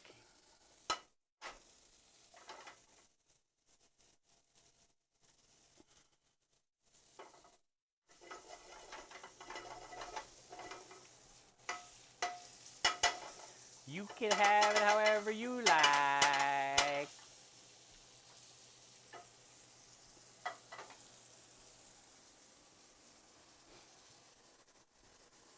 Like seeds? Yeah, they look like... Here, I'll show you.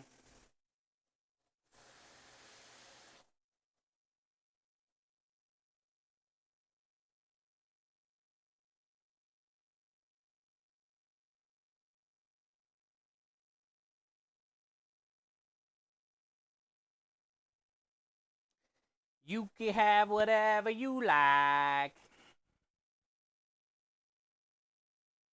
That's what it looks like. And I toast it, and then I grind it, but most times it doesn't grind it all the way, so you still get like little chunks of this that get stuck in your teeth, which is classic for Italian sausage.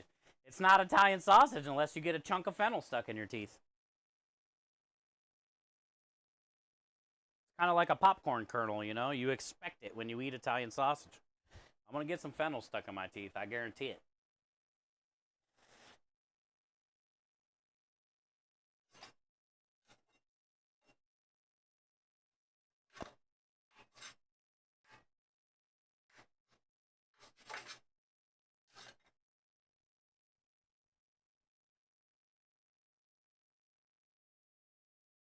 Oh, look at you, Chefy.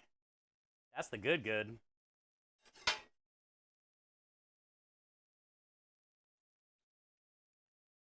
For me, I'm vibing my grandma.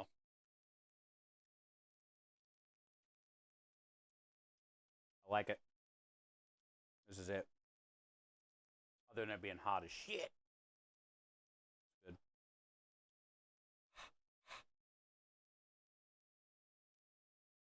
I always add nutmeg and sage. I've heard of people doing that. But actual red wine would be good. Yeah. My grandma would do that sometimes, Timmer, if she didn't have the vinegar. The red wine vinegar. Red wine vinegar makes it nice, though, because it does give it that little bit of tang, like Sheffy was saying with the lemon juice. You need a little bit of that acidity to kind of like counterbalance, number one, the sugar that's in there. But I love sweet Italian sausage because I like the way the sugar... How juicy that is. I like the... Damn, that shit dripped.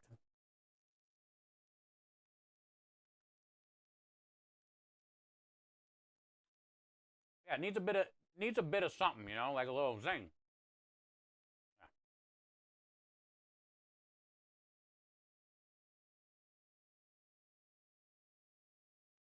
Yeah, facts. Kenny, if I run out of red wine, like if I'm ever making it, that's what my plan was. Because I got white balsamic for our vinaigrette anyway. But I haven't had to do that yet. I came close a couple weeks ago, but then I just got another gallon. This is really, it tastes good. I'm happy. All right. I'm going to leave that sausage in the cooler for a minute because we got to clean some casings now and get all the poop out of them. Got to clean some poop. And then once I get the casings all sorted out and everything set up, the sausage stuff or all that, then I'll go grab that meat out of the cooler. But, yeah, that had really good flavor. I'm glad I added that little bit of sugar, too. It needed that. Like blood sausage. See, that's different. Not a lot of people like that. It definitely has that zing and that tang. You'd make your own Egg McMuffin with that. Oh, Timmers. I hope I get to see you one day and give you a big old hug and shove my sausage in your face. Are we casing some meat tonight? Yeah. I'm getting ready to clean some casings right now. We just got everything trimmed and ground and seasoned, and I like it. So we're at that point right now. Yeah, we're getting ready to case here. I think what I'm gonna... Oh, I got the propane on. Oh, I gotta light the oven. I think what I'll... Actually, I'm gonna light the oven now, but I'll just leave it off. That way, once I go to start casing, I'll get everything set up and then come back out here and turn it on.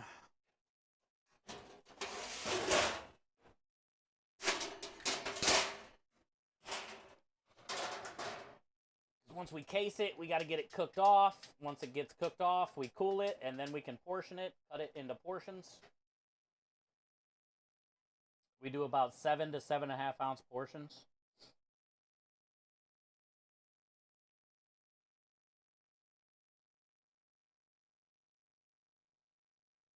So we'll just keep this on low so it's warm, and then I can come out and...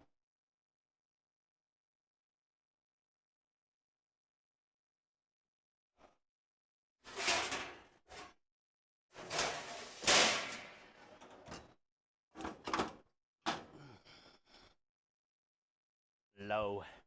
Get low. Get low. Take this in with us. It's hot. Real hot. We'll use this here napkin. Yeah. Black pudding is great. I agree. It's good. You don't find it here in the States a lot. You definitely got to make it yourself. But it has that taste, Crawl, yeah. It's got that taste, that tang. I can eat blood sausage more than I can eat liver. I don't know what it is. Liver just, like, really tangs me out. But blood sausage, like, I can handle that. Once you get past the look, it does look pretty nasty sometimes.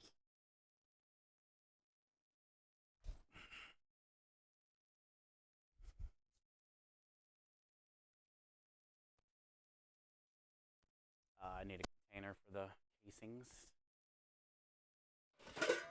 Grab this one.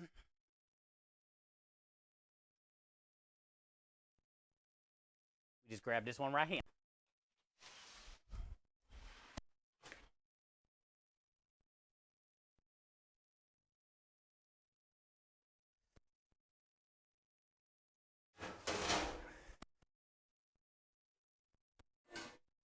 Oh, actually, let me fill it up with water.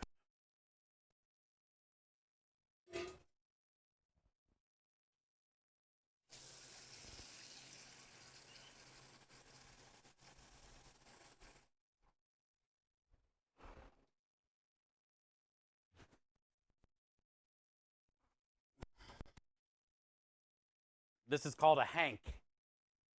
A hog hank.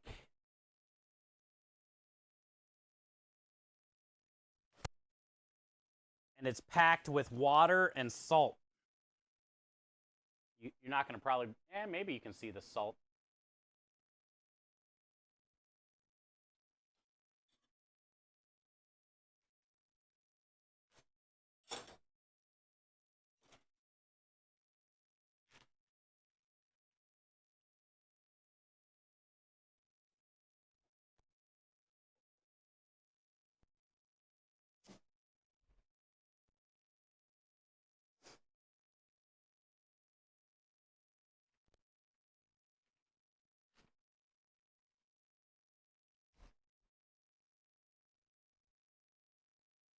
Now the joy of this.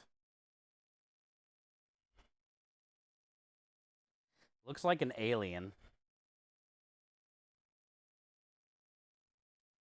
And then you got to find a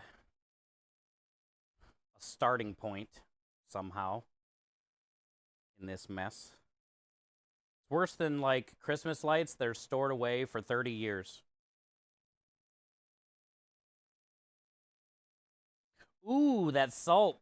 Hey, got right into that cut. Oh, yeah. I feel that. I feel that.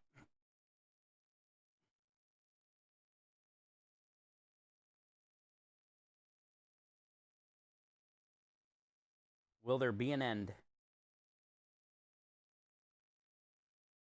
This is a big one. Jesus, still going. Is there an end? Maybe. How long this one is? Probably going to cut this one in half. Might as well cut it here, actually. I don't like to cut them because then by the time you get to the end, you just have like a bunch of little ones.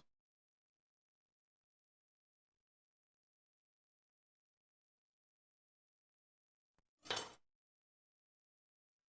I'll get them all in this water, then I'll take them over there and get them all rinsed and get all the poop out of them, if there's poop in there. See any poop in there? Ooh, it burns. Ah, yeah. Hurts so good.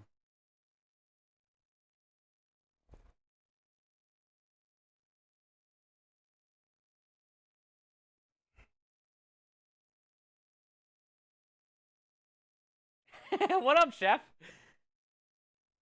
Look at this one. I might find an end. You never find an end. If you find an end, you might as well go get a scratch-off lottery ticket because it's your lucky day.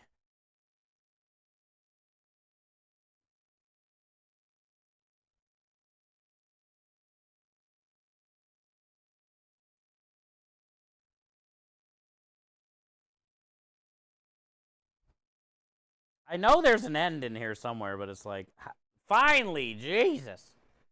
How long that one is. A big-ass pig. Cut this one in half, too.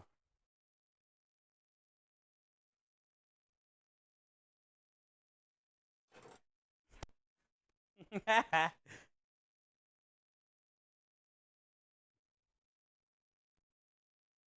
it burns so bad. Look, it's just a tiny little cut.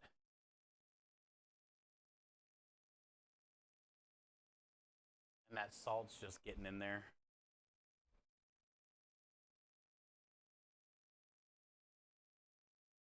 How's the elasticity at this point? Well, when they're new like this, I just got these casings today. They're great, but probably about 3 weeks from now, well, a month from now, like on our third batch, they do start to kind of like dry out, and you'll get a lot of blowouts. So like when you're casing it and you're trying to overstuff it a little bit, you know, like you normally do.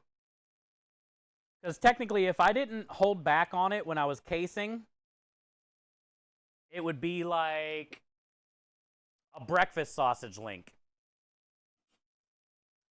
But I hold back on it when I'm filling it so I can overstuff it, and then it looks like a normal bratwurst size link. And then when they start to get older and dry out a little bit,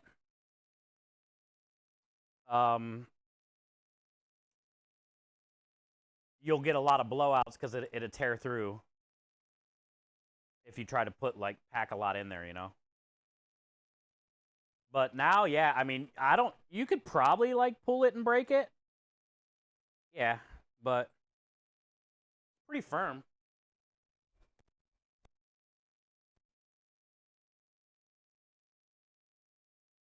It's definitely pretty firm. It doesn't smell or anything like, you know, a fart. It doesn't have a weird smell to it, even though it's like technically, ooh, an end. Let's go.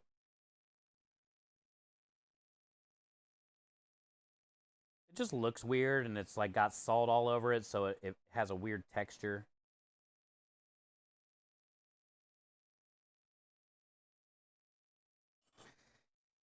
I don't know. This might be enough. So we'll just try that for now. And if I need more.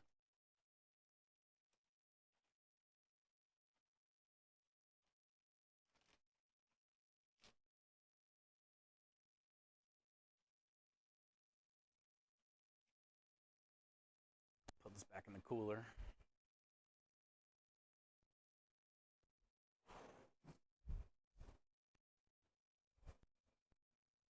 But yeah, those are called Hanks. And you can get them at most any butcher usually. Or you can go to your supermarket and ask them at the counter to sell you Hanks, or next time they order some, get you one. If it's something you want to do.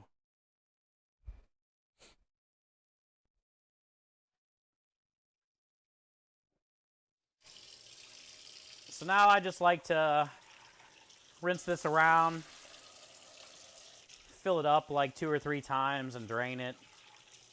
Just try to get all that salt off of there, anything that's inside of it. You can, if you really need to, like if you see something in there, you can find the end and open it up and put it on around your faucet like you're filling up a water balloon. And you know, it'll fill up like a big condom essentially, and then you can kind of like drain out whatever's in there. Most of the time it's pretty clean as far as like the poop, but you still got to rinse off. So by having it in the water like this, it makes it very soft, almost like a weird slimy booger.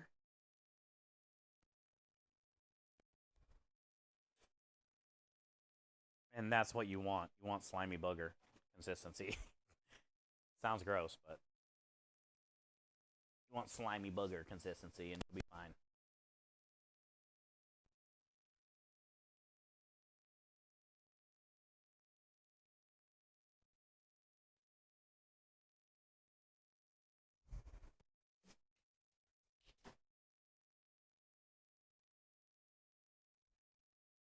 You can't let your blood be the secret ingredient. Oh, on blood sausage, human blood? Yeah, that's a no-no.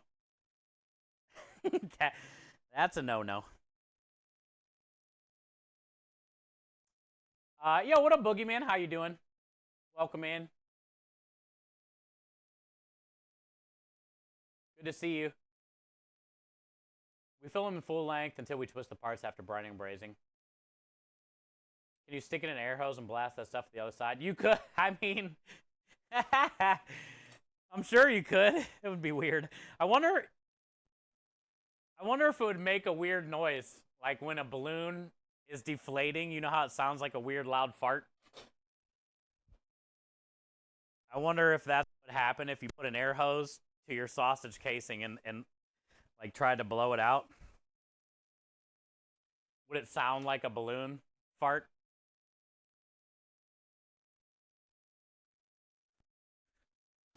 All right.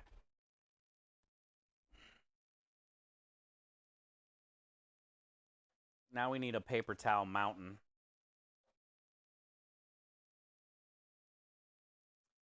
You will see why in a minute.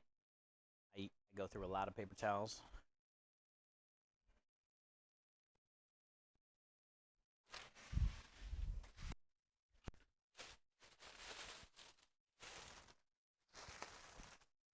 I also got to get the marinara in the cooler. Turned out really good though. Perfect thickness.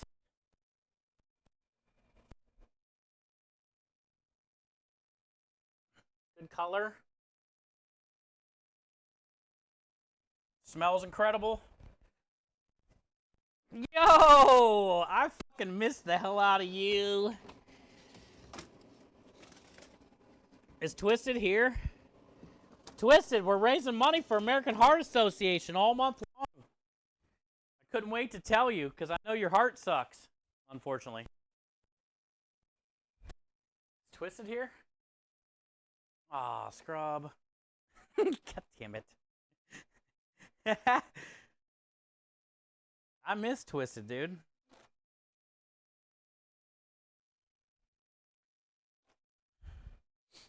I know he went back to work after the heart surgery stuff. And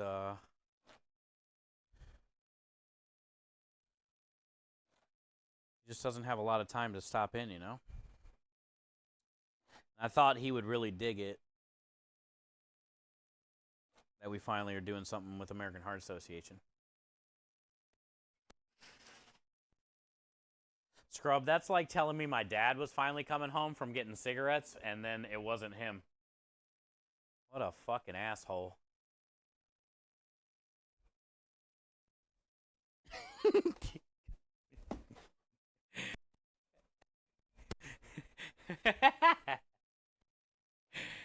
Oh, man.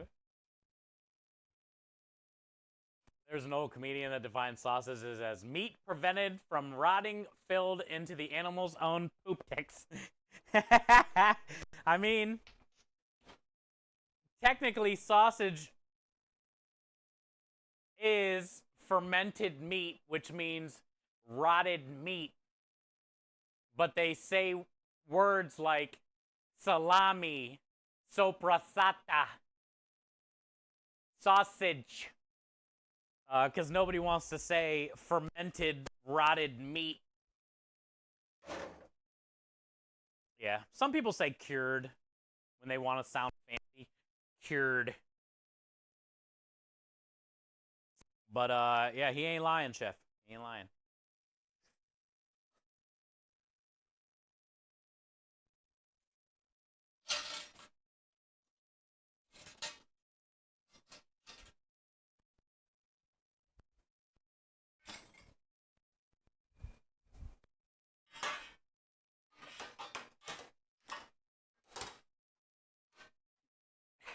Scrub.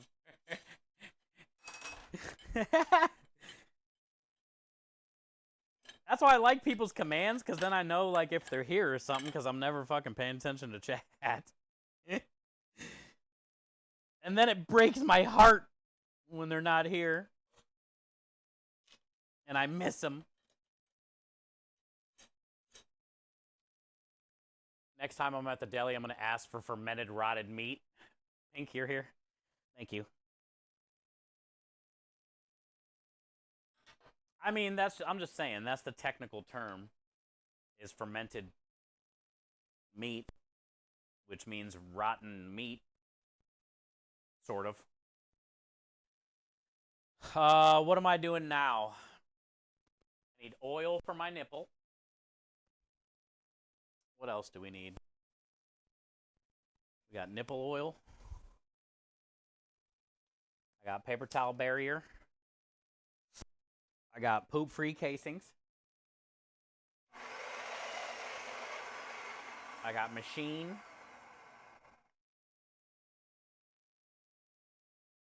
I think all that's left is the meat. Hi, Ninja Butt. What do you guys think is the thing you pay premium for, aka dry aged? Oh, yeah. It's crazy how expensive dry aged meat is. Like, they have to go through this whole fucking crazy process to make it, and literally it's just hanging it up in a controlled temperature and humidity area. And then they charge you ×4. But yeah, dry age. Literally letting it rot.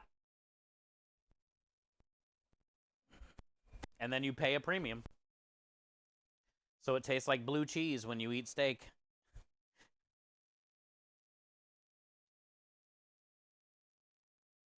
Need a finger condom? Oh, I'm condoming up. I'm condom up. All right. Yeah, controlled rot. Honestly, I think 45 days max. Anything after that is too much for me. And even 45 is kind of tough for me. I like the 20s, the 20 range. And also, you know what? I'm going to say it.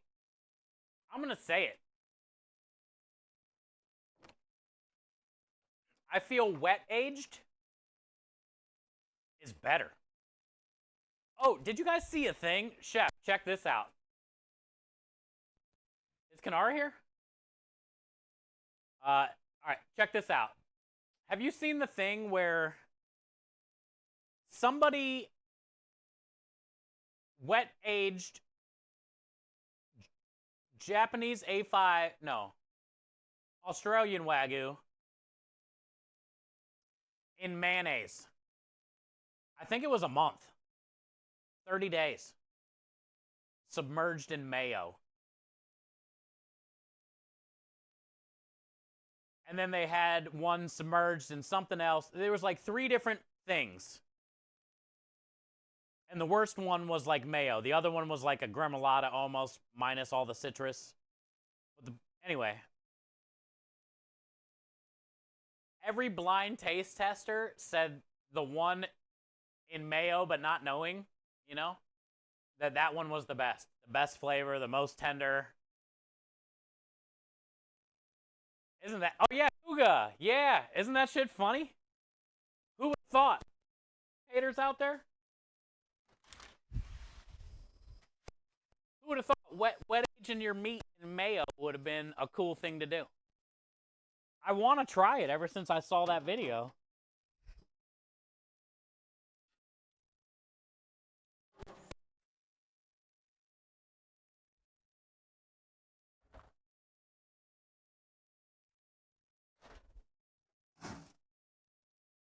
I just think wet aging, you get more flavor in a way.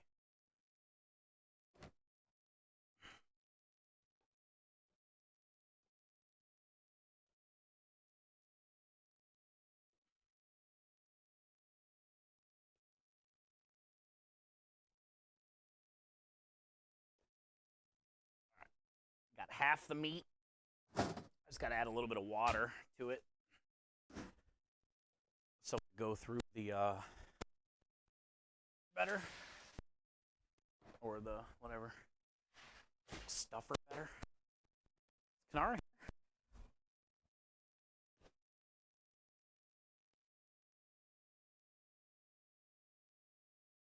He just spills 10 pounds of butter and calls it good. Oh, yeah, that's right.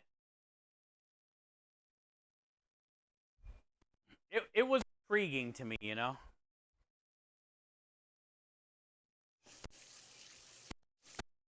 I thought it was kind of like a cool concept.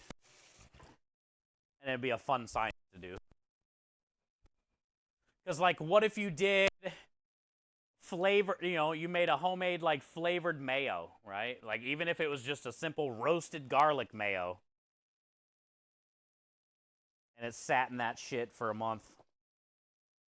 I wonder if, like, you would get all that flavor in the meat, you know?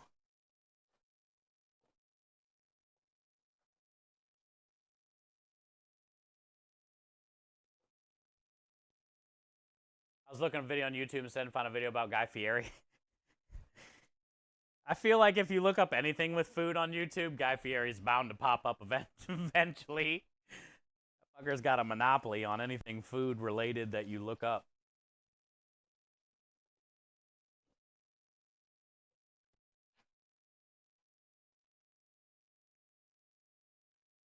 Not be able to, you don't have the controlled environment. Yeah. I mean, that's a big thing about the dry aging process. You definitely have to have that controlled environment, temperature, humidity. Well, with any type of curing and stuff, you know. When I first started curing at my restaurants, I was turning like old Coke or Pepsi coolers into drying chambers. It was fucked up. I bought a hygrometer, which is like tells you your humidity, and I mounted it inside the cabinet, the Pepsi cooler or whatever, and then I would control the temperature with, you know, the dial that's in the cooler, but then also by cracking the door. I'd had a little fan in there too to circulate air. The hygrometer for the humidity reading. Sometimes I'd put like a pan of water or something in the bottom. But then I would like open the door farther or less to control the temperature. And that's how I first started curing meats at my restaurants, was with one of those, you know, just low budget ass, figuring it out. Sometimes I'd throw away a bunch of sausage that didn't work out.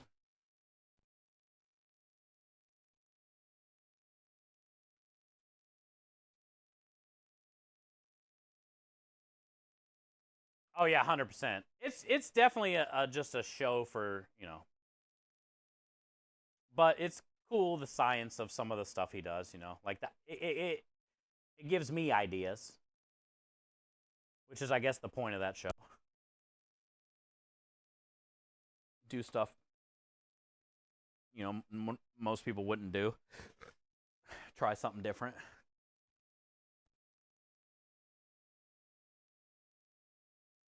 Ooh, this can.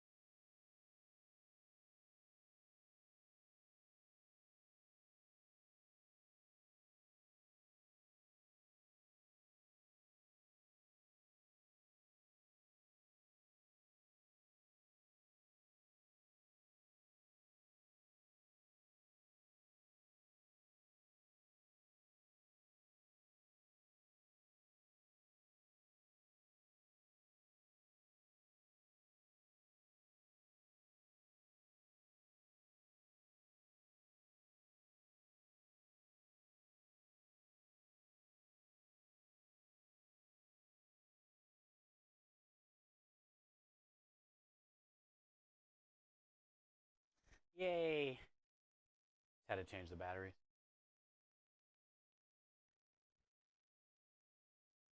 Yo, what up, Element? What I just come into? Case and sausage. Sometimes it gets a little lewd. Exclamation point strong hand. Exclamation point technique. Exclamation point mustard. Exclamation point. Fucking who knows how many weird ones we have with sausage.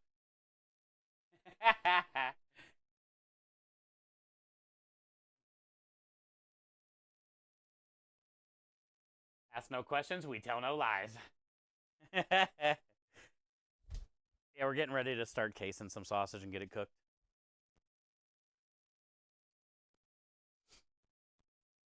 Then we can cool it and portion it, all that. All the fun stuff. I need a tray to land it on. A landing tray, which we also have to lube.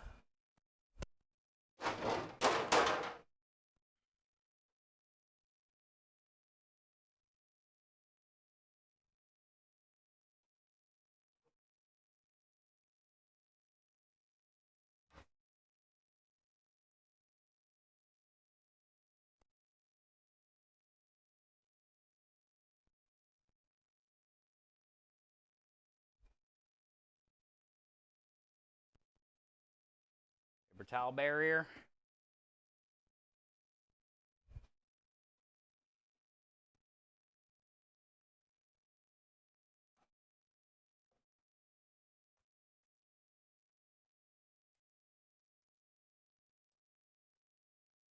All right. First thing we got to do is run it all the way through the machine to get the air out.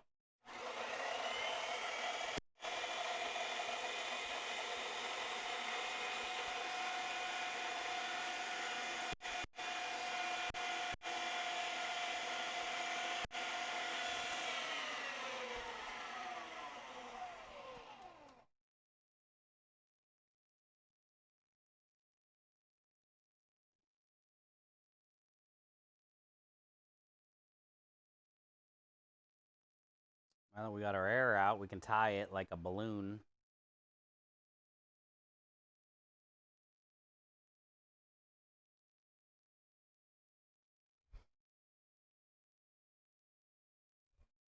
And it has this cool little thing you can like flick and stuff because you're never going to grow up. And it kind of like makes you laugh.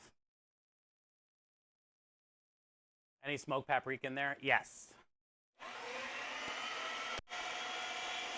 Smoked paprika, fennel, toasted and ground, coriander ground and toasted, salt, sugar, black pepper, red pepper, red wine vinegar, smoked paprika, dried oregano, dried basil,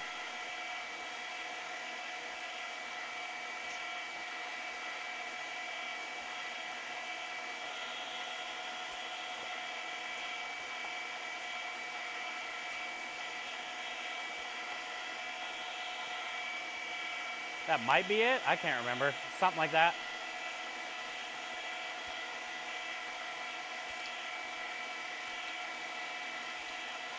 Oh, minced garlic.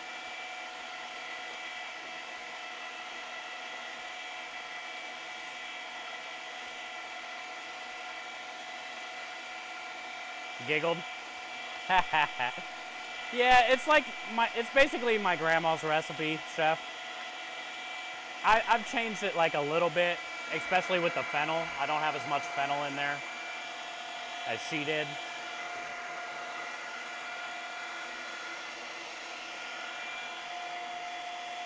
But it's a classic, like, American style Italian, sweet Italian sausage.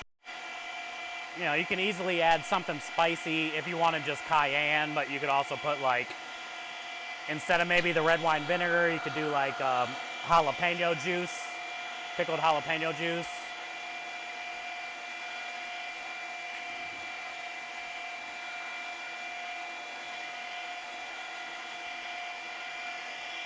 This one's more of just like a sweet.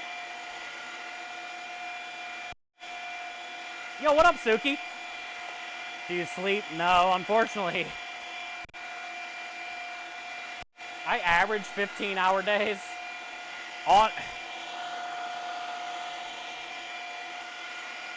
It just depends. This week's a little different because I had one less day to prep. Because we had a Saturday job, and just so happens the Saturday job was the busiest Saturday job we've ever had. I did 70 tickets on Saturday. I was the only one cooking.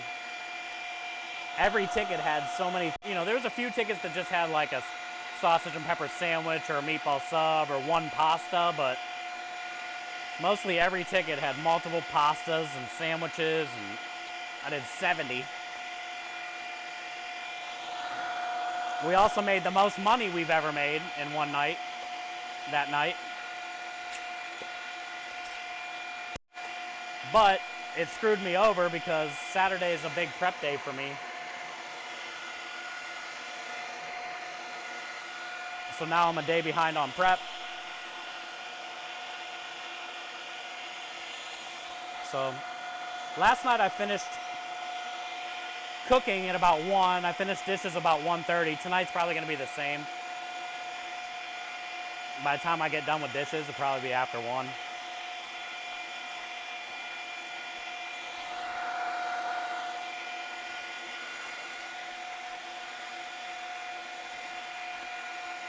They getting any longer? I'm not sure. I do 3.5 minutes. I think 3 is as low as you can go, but I do 3.5 per hour.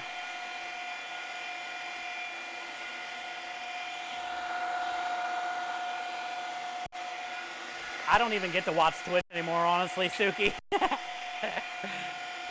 And when I do watch, like, I'm subbed there.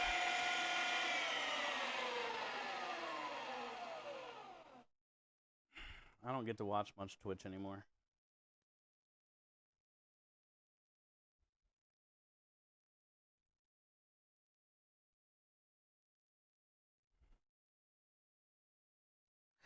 Fat fingers, dude. I was never good at tying balloons because my fingers were so sausaged. So usually it takes me like 16 attempts. Got it. Oh, shit.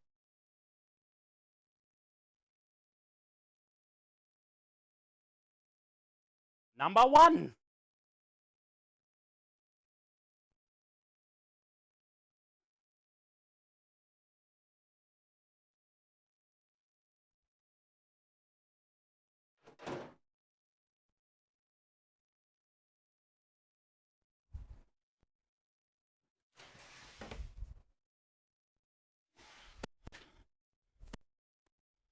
Number 1. Ow.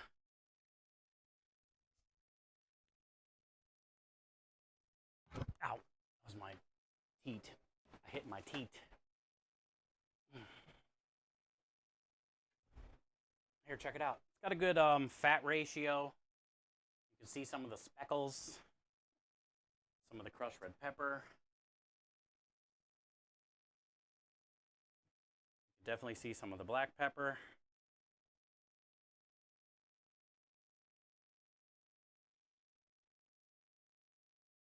You know, you can see the color, the you know, that orange from the paprika. I wish you could smell it. It smells incredible.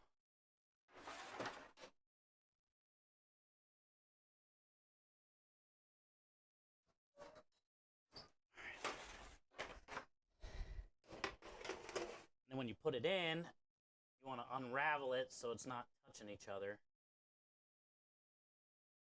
Then it can cook evenly. I gotta go get that other rack real quick.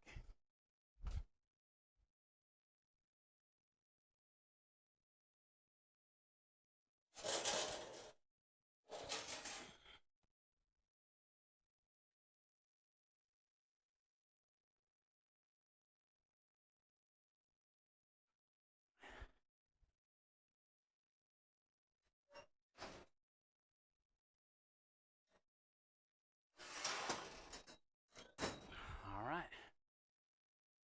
Let's go do round number 2. Mighty impressive sausage you have there. You have a bit of sausage envy. First time I've ever heard that in my life. I usually go for 20 to 30% fat in the sausage, but the mixed belly with the pure fat, yeah, that's a good ratio for sure. 20-30% is a great ratio.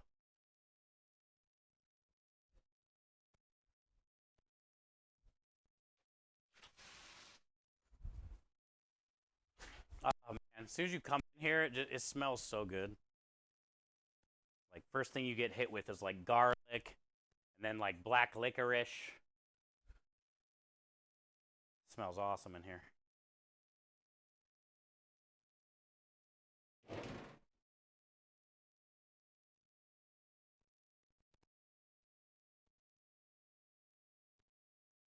Definitely not enough fat. Oh, really? Was it crumbly like after you cased it? Did you case it or no? Even when it was bulk or something, was it like crumbly?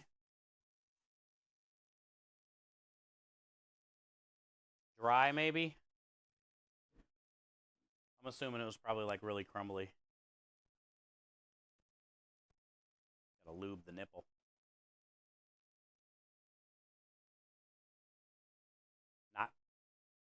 Not crumbly. Oh, because the fat is kind of what binds it all together, you know? So what happened? What was it? Like, what about it? It held up really well? Oh, you smell dank? Let me smell dank real quick. Hold on. I think there's some over here in this that I can't show on stream. Mm-hmm. Yep, I found it. It's over here. I almost don't want to leave. I might sit down over here. Enjoy the circle of life.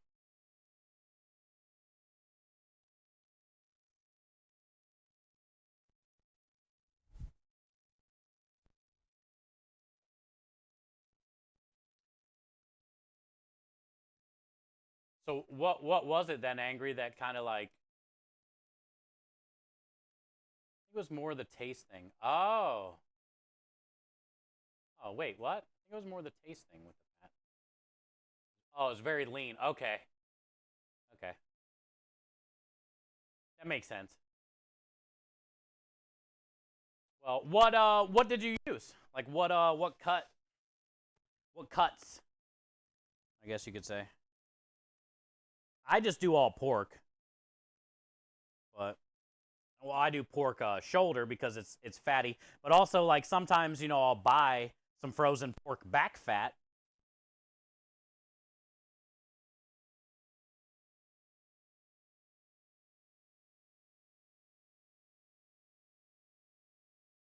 So yeah, Boston butt is fatty, but not like a shoulder. And then also, yeah, you didn't add any anyway, so. Boston butt, you get a good yield out of it, though, because there's a lot of meat on that. You know one thing you can do, Angry? And just get, like, if you're going to get a Boston butt, get, like, 2 or 3 pounds of a pork belly. You know? Depending on how much butt you got, I'm assuming you were doing it for your house, so, you know, 2 or 3 pounds of belly on top of whatever weight you used on the butt should be fine. And then, you know, just grind the belly up in there with it, and I feel like that's probably all you need. And pork belly's, number one, easily to get. It's at every supermarket.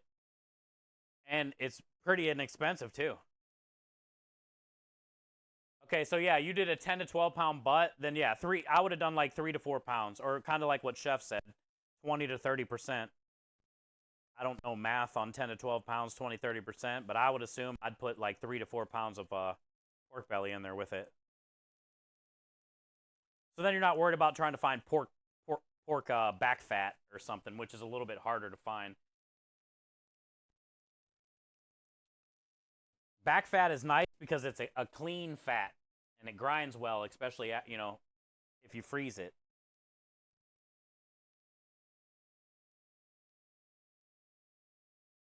But that's cool. So, I mean, it seems like you're making progress every time. This is your best one yet. It held up really well.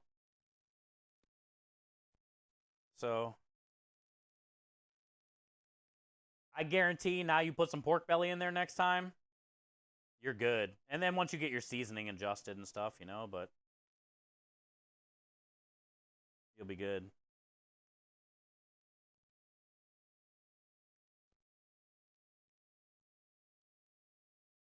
Yeah, exactly, dude. Yep, it takes time, dude. A lot of people that, you know, I did this same recipe ish with my grandma with hand cranked wooden handle from, I got it in storage right now. My mom gave it to me. From like the 40s, 50s. And I was probably, what, 5, 6 years old, grinding. You know, so it's like anything, right? It just takes time. You got to keep doing it. The thing is, a lot of times people fail with recipes. Shit don't turn out right, and they give up. Nah, it's too hard. Nah, I couldn't do it. I can't do that.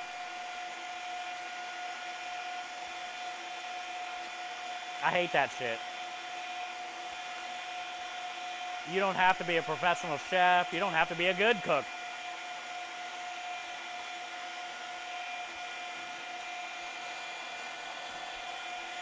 If you do it enough and you take the right steps and you make the right dance, you'll get there in the end.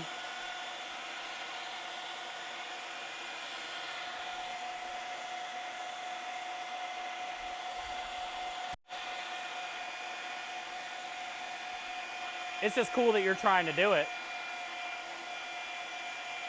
I mean, honestly, the best thing, Angry, is making your own burger grind. That's my favorite. Because then you don't have to worry about casing. But I like experimenting with, like, burger grinds. You know, 2 pounds pork belly, 4 pounds beef short rib, you know, 4 pounds beef top round, beef chuck, sirloin, ribeye. I like playing around with different grinds for like burgers. Sausage is fun, but it's like, it's kind of boring. You can't fuck it up. Sausage is like put as many ingredients as you can in there and then case it and you're good to go. If you've noticed, like sausage recipes have 20 ingredients. Sausage is like the comparison of chili, where you just put a bunch of shit in chili and cook it for 3 hours. Sausage is kind of like the same thing. You can put anything in there.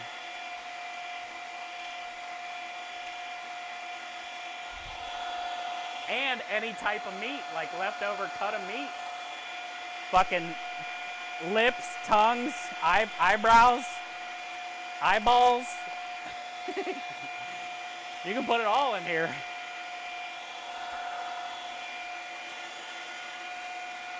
Liver.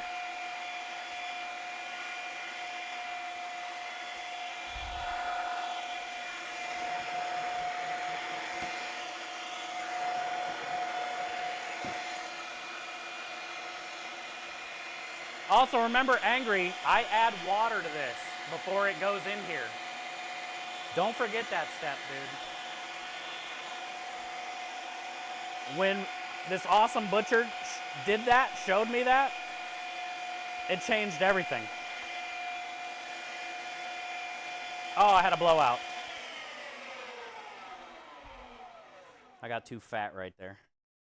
When a butcher showed me that, it changed everything, though. Because I was having a hard time getting it to go through the grinder and get into the thing, and it was because it wasn't lubed, I guess you could say, you know? When I like my sausage, when I squeeze it, it squirts out like in a, that's how I know it's ready to grind. When I can do that. That means I put enough water in there. Some people might not do that, but ever since I started doing that, it's made it a lot easier to get it in here. And then also, it kind of helps in the cooking process, too. It kind of like steams it when it's cooking on the inside, and it keeps your sausages like a little more juicy, you know?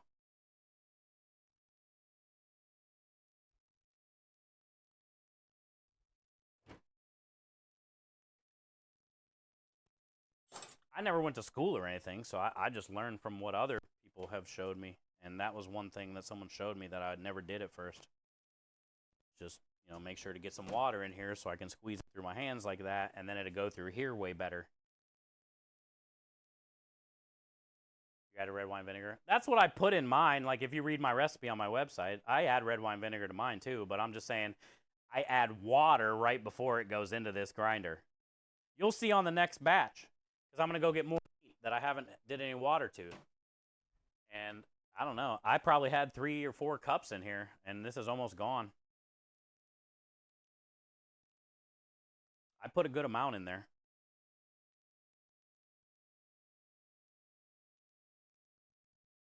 Yeah, that too. Yep, that too, chef. Yep, a lot of people do the ice. Also, the ice is good because it keeps it cold, so nobody gets sick. I do the ice mostly when I'm doing things like mortadella. You know, after you put the pork in the food processor, and you get it all like processed up to a paste, like a pork paste, I add ice when I'm doing that. And it keeps the meat colder, and it helps add liquid to it when it's in the food processor. And then you case that, put it in a synthetic casing or saran wrap or whatever, and then, you know, water bath cook it.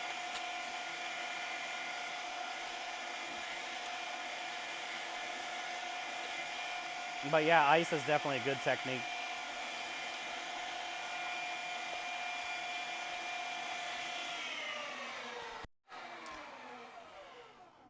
I really fell in love with curing, casing, smoking, salting early in my career.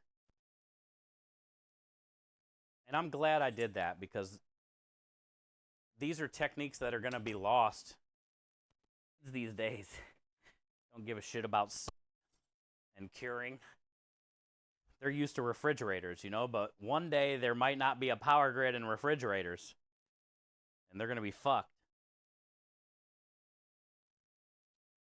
So, I don't know. I really got into, like, curing. Also, like, because we didn't even get refrigeration until 1910. So think of the thousands of years people been salting, smoking, curing, drying, right? Burying it in dirt, sand. Whatever you can do to keep the air off of it.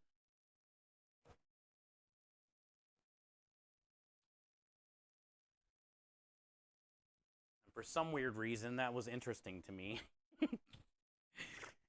I'm glad it was. I think a big reason, I know the reason, my grandma. Because when I was a kid, you know, doing this was, she always had shit buried in the basement, like in sandboxes. It would be like fucking rutabagas and turnips and shit, carrots. I didn't understand it as a kid.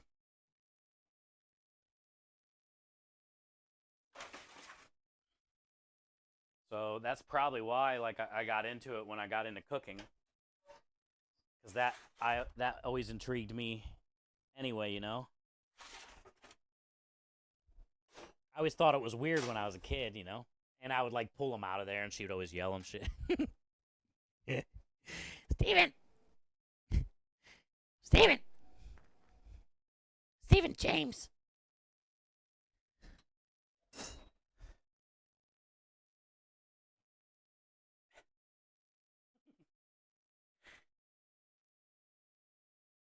Why I had to remind me. I read your recipe. Oh, cool. Good, man. Creme delish vanilla ice. Oh, that'd be weird. That'd be good. Maybe it'd be cool. Not a bad idea, Timmers. I think lost became the smoking of fish. Yeah, that too. Like old school smoking of fish methods. Smoked sturgeon. Yeah, Bonk. I got a couple friends that worked at sturgeon factories. Where do they live?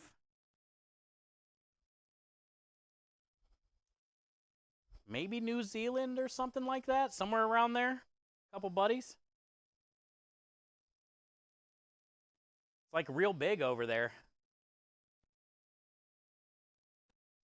He would always send me a bunch of pictures. Let me go grab more meat. Actually, I can probably grab the whole rest of the container.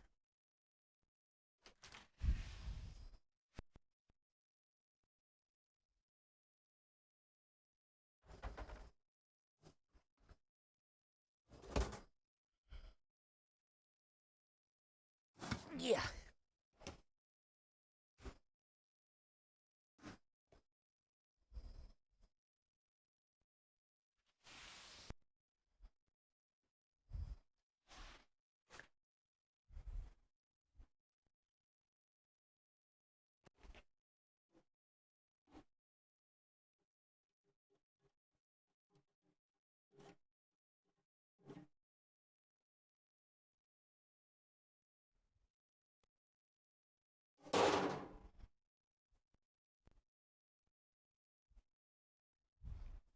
I just used the same bowl that I had all my seasoning in to fill it up with water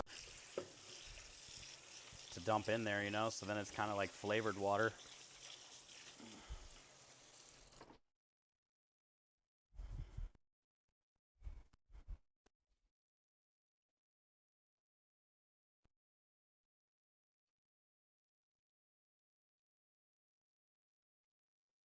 Sometimes you'll be dumping some in there and you're like, oh shit, I fucked up. And then you like mix it for a minute and a half and it's all gone. You're like, wait, where did all that just go? Where's it at, man? To smear the fat too, you know, when you're working it, which helps hold it together better after you case it and you bite into it and it doesn't want to like crumble apart.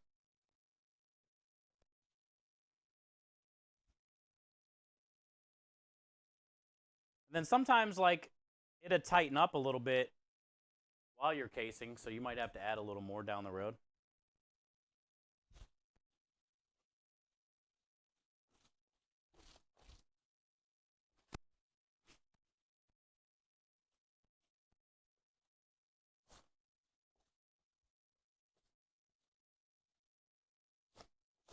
It's nice and cold.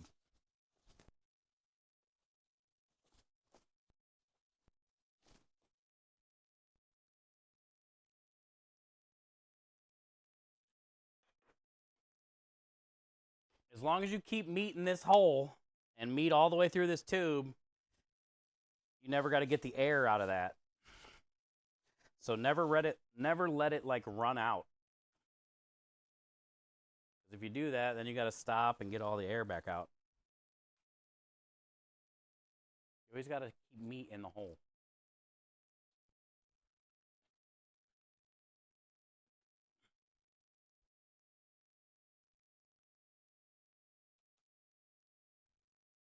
Hands off.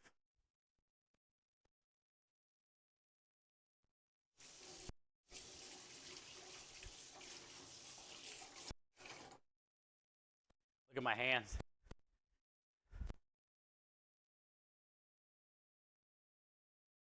how orange they are? That's a good Italian sausage right there when you got them orange hands. It's like Oompa Loompa orange from the movie, like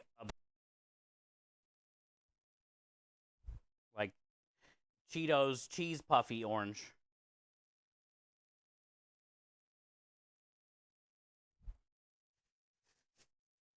All right, find another landing pad. None in here. Probably gonna need a couple.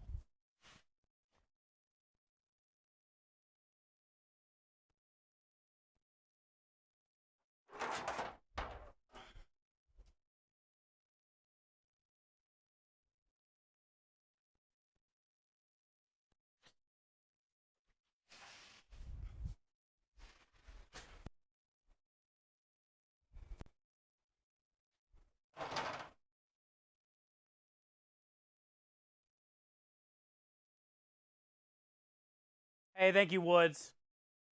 I appreciate you so much. Thank you for the kind words. Thank you for finding this community. Thank you for being a part of it, man. Hopefully we'll see you back around more often. Appreciate you. We're blessed to have found you today as well. Thank you, man.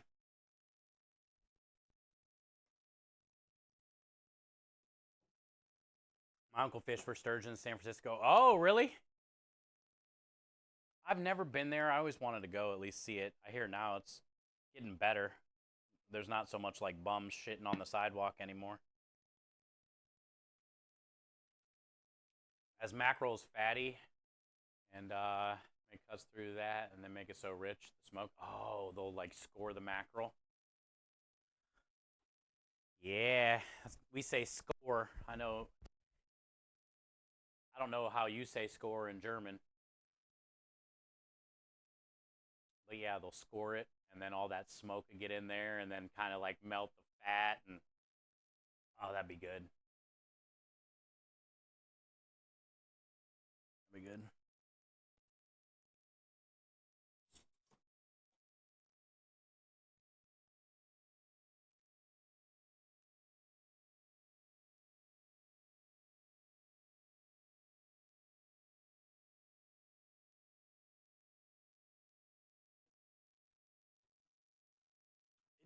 Have you ever noticed, like, as soon as you start working with pasta, meat, fucking anything, is when your nose wants to like have the weird itches? Is it like a thing that just a natural reaction? Like when your body knows that your hands are covered in random shit, it just wants your nose to itch? Like your nose don't itch all day when your hand is not covered in shit. But when your hand gets a bunch of shit on it, that's when your nose is like, I think I'm itching. I feel like an itch right now.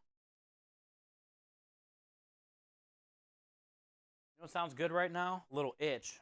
Oh, your hands are occupied? Well, figure it out then. Looks like you're going to have to use the shoulder. The shit smear. Kenny.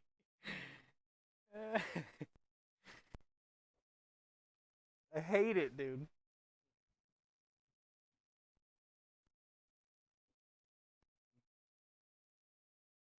Tired of my shit smear.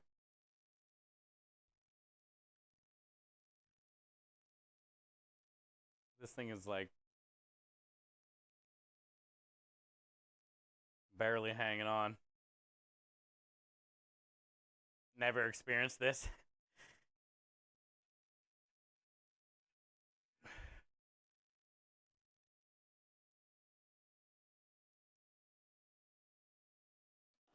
I knew it wasn't gonna make it. It's kind of like the concept Pink. You know, like where you get all dressed up, it's cold out, it's wintertime, you get your boots on, your socks, your layers of clothes, your snowsuit, your jacket, your hat, your scarf, your mittens, your gloves, you're all bundled up, you're ready to go out the door. Guess what? Now you gotta pee. It's pretty much the same thing. As soon as your hands get covered in stuff, that's when your face wants to itch out of nowhere. It happens every time.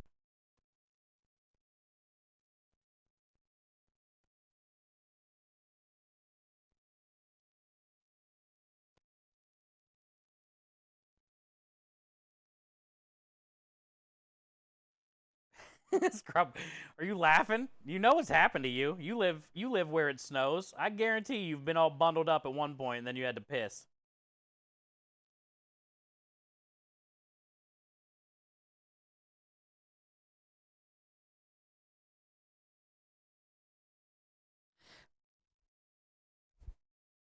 Hate fat fingers, dude. Got it. Try sneezing. I can't sneeze, and that's not going to make my face itch. Where my face itches. All right. Where'd my thing go? Oh, it's right here.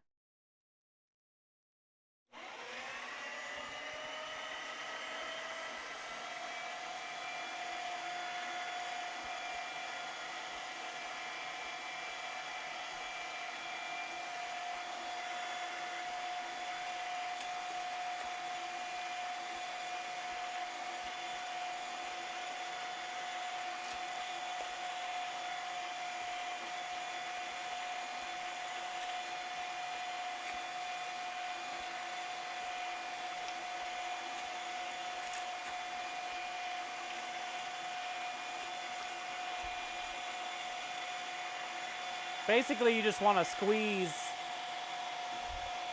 around the tip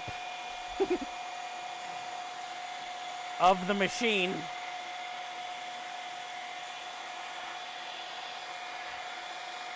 Because if you squeeze it, it lets the meat go in without the casing following it. So that way you can kind of like overstuff it, you know? And then you can kind of just like open your hand up a little bit and let it slide on through to the other side. But if you overstuff it, you're gonna risk a blowout. And then you gotta stop the machine, tie it off.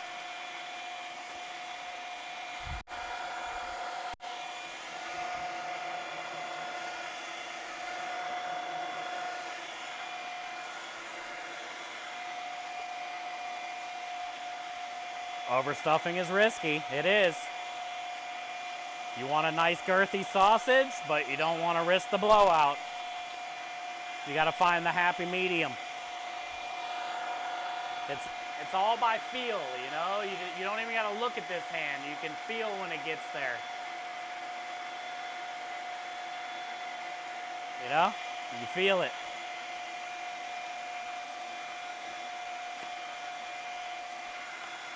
Good night, Pink.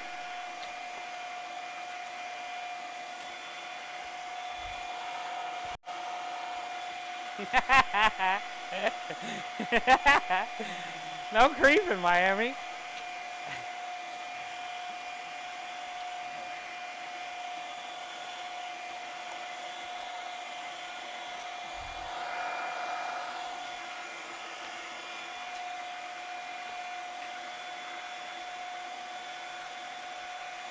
Reflex, what's up, bud? Did you just wake up?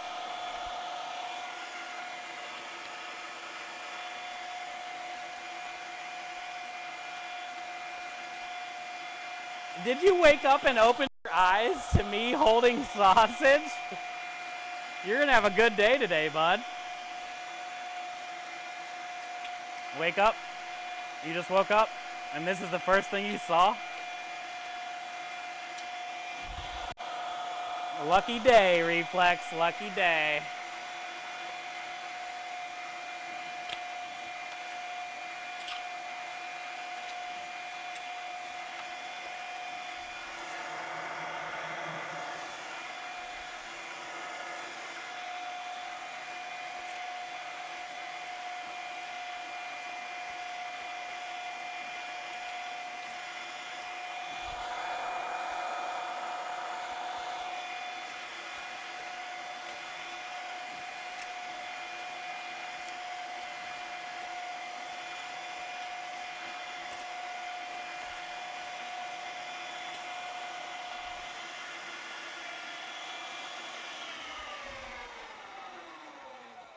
You gotta choke it off right there. Choke it off.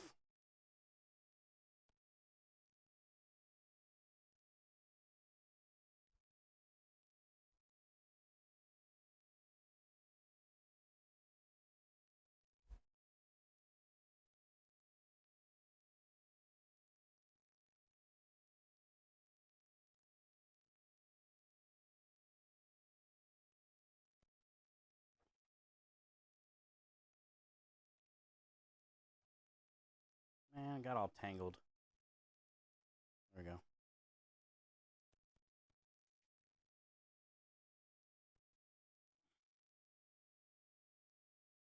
That first tray should be close to being done. I mean, it wasn't all the way warmed up yet, but...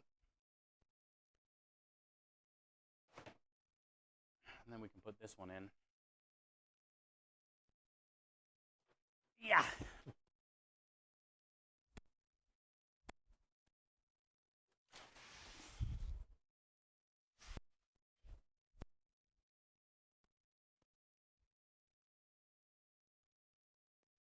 Mm-hmm. Yeah, yeah. Whew. It doesn't feel that hot.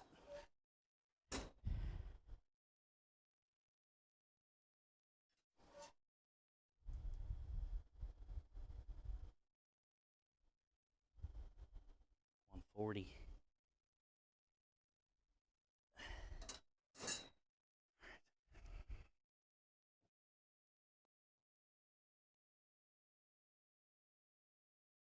Time is it? 10:23. Give it a few minutes. I'm just a ordinary. Whew.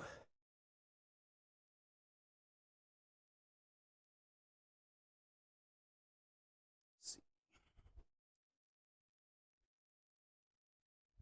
Ah.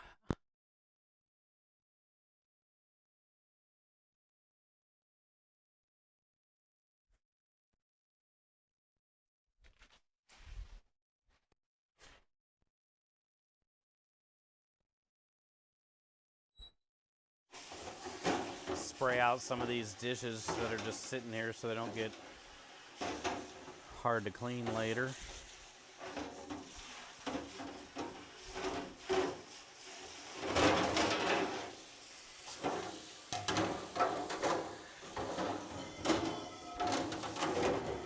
These are the ones that won't even fit in the first sink because that sink's already full.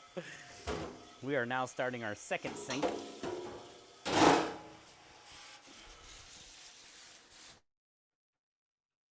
We're now getting into our second sink of hell.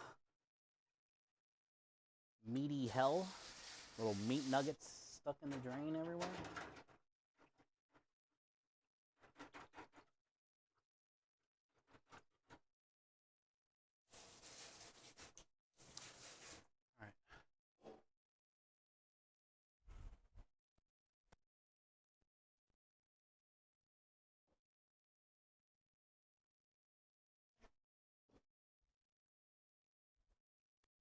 nugget.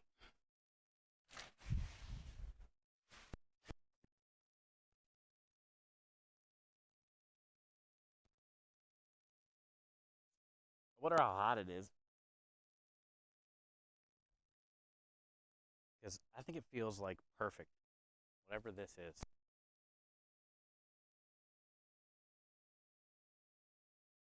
I could get with this.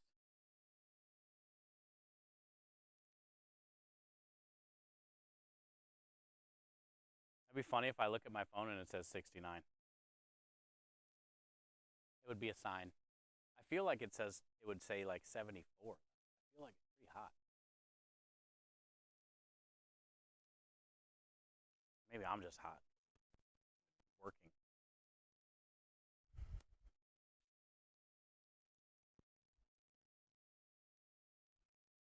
Let's see what it says.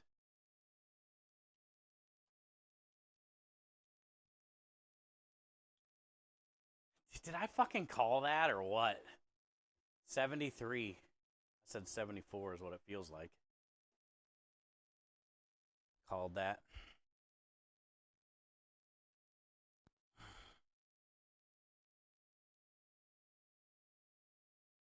All right. Should be ready. Get that out, and then I can get this one in.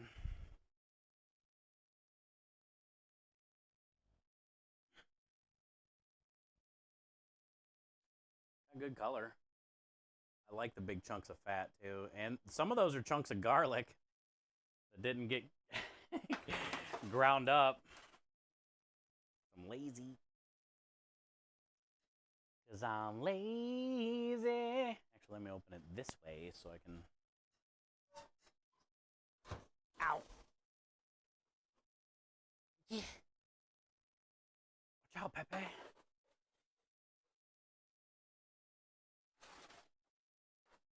Burn them, Kenny would say. Fuck Pepe, burn them. No, Kenny.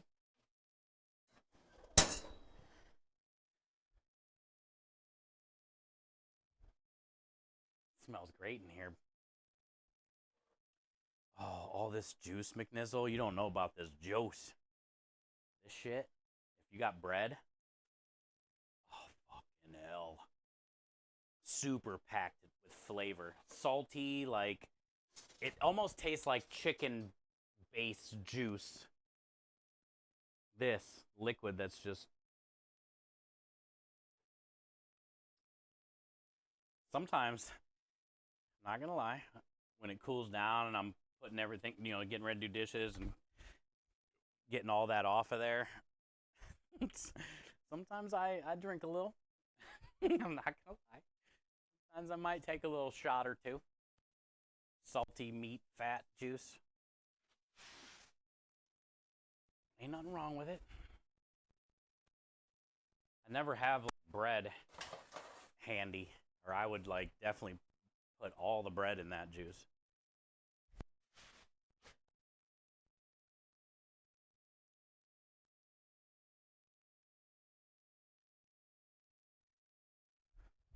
But it reminds me of that you get hit with that sodium when you have thank you, Scrub. When you have something with chicken base sauce.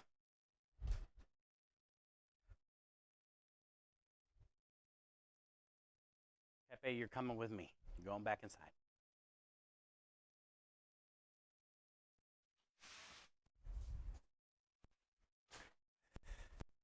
Back inside. Go, Pepe. Where do we have Pepe? Was he behind? Oh, he was here. I didn't have this here. Here he is. He goes with the fever fighter and the rubber chicken. The fever fighter and the rubber chicken.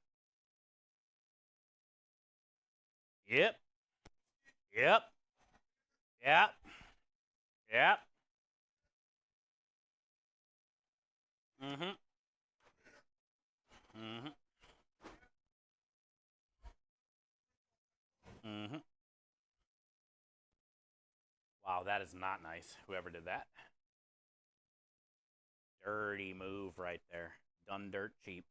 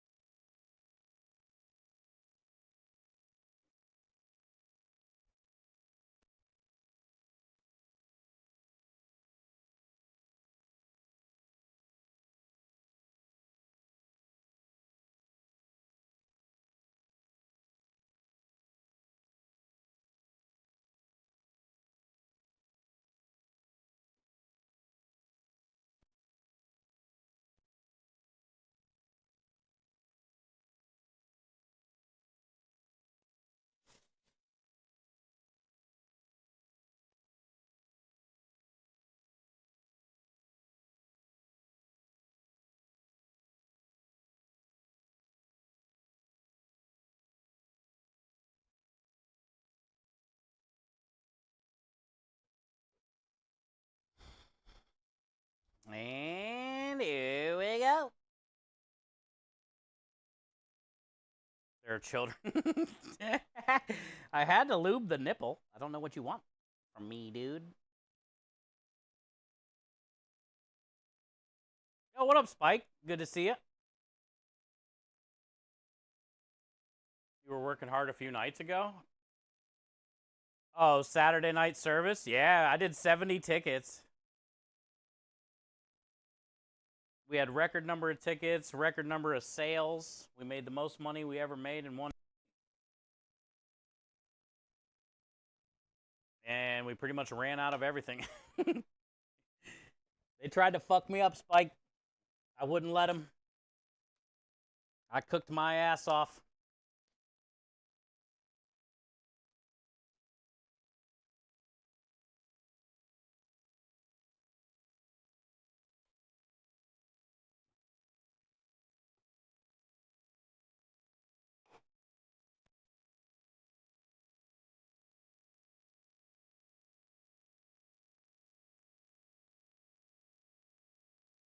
Yeah, we got one last cannoli after stream.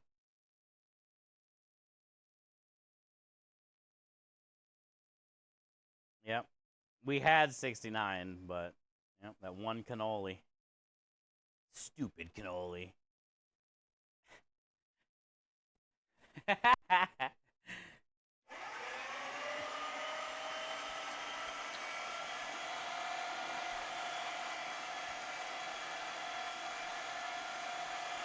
Thanks, man.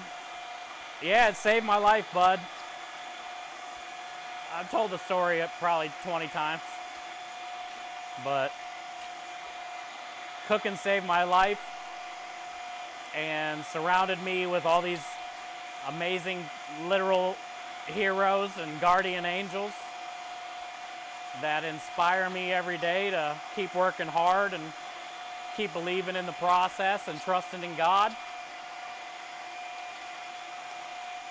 And if you respect the food, especially when you think about what was sacrificed for it to be here, eventually it'll pay off and you'll be successful.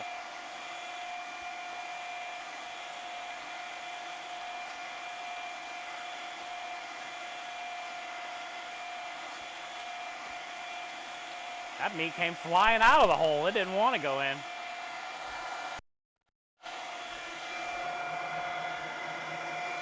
Welcome back, Scrub. Good to see ya. You like to cook yourself? Cool, man. Cooking's fun because it's a good creative outlet. Nobody can tell you how to cook or what to cook or when to cook. You can follow a recipe or you can create your own. It's pretty cool. And it keeps you alive when you eat what you make. And I like being alive.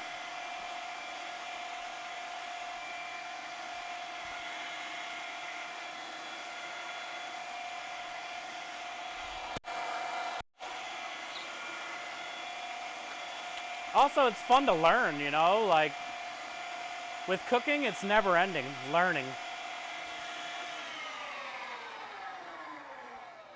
There's always a new technique you haven't seen or a new way to make something that you love.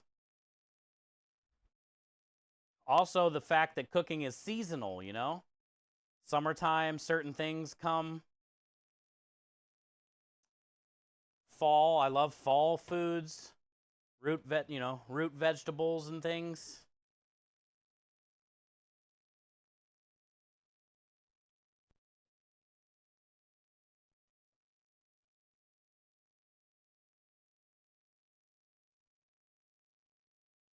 I think I can put another one on here with it. Get 2 on 1 tray if it's not that big. It's not that big. Speaking of not that big, where's my paper towel barrier? Right here. Cooking always handling meat.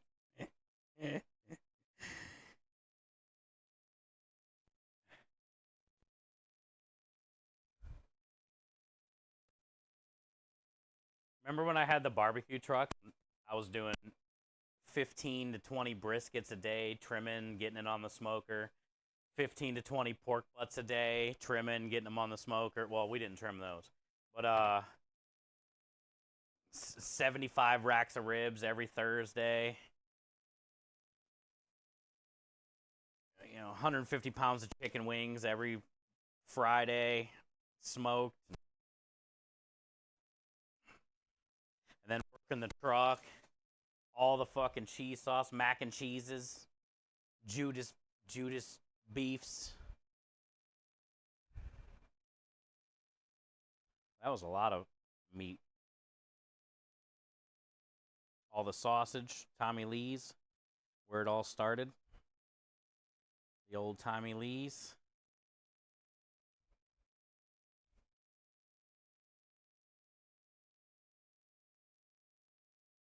I did a bunch, yeah. Yes, I did. For nothing.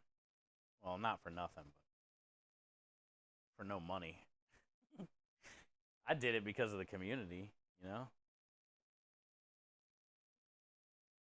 Like, we were growing, Twitch was doing great, we were raising a bunch of money, I was having fun doing it.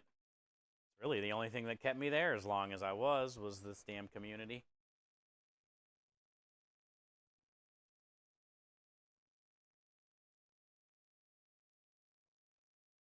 I got the opportunity to start a couple different things while I was there, and I passed it up just because I had the freedom to stream, you know? And the job I was going to take, I wasn't able to stream, so we would have had to end everything that we were like fighting for, and I just wasn't ready to do that. And I'm glad I did choose the way that I did, because then it, led me to this moment, like right here, you know? Morgan, thank you for the follow. And the fact that, we're $75,000 away from $500,000 raised for fucking sick kids with cancer, which is such a horrible, stupid disease. Think about our small little tiny community on this tiny food and drink category for the last 6 years. We're about to hit $500,000 raised for children's charities. That's incredible, because when I started streaming and wanted to do charity fundraising, like $1,000 was a shit ton.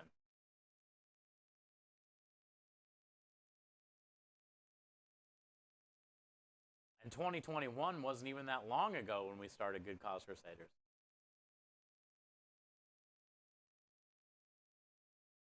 So like if I can keep streaming for another 4 or 5 years, get like 10 or 15 years under our belt, we're already at 7. We can probably be near 1 million raised. That would be, $500,000 is incredible.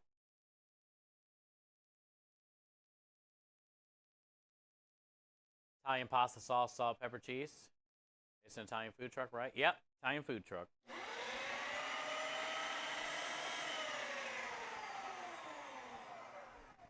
Show you real quick, Spike. It's dark out, but I don't give a shit, dude. I don't care. It'll only take a second. I mean, you were there on Saturday, but you probably didn't get to see the truck outside, you know.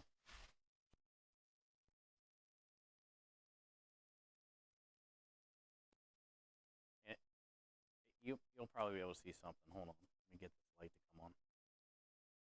This one, yeah.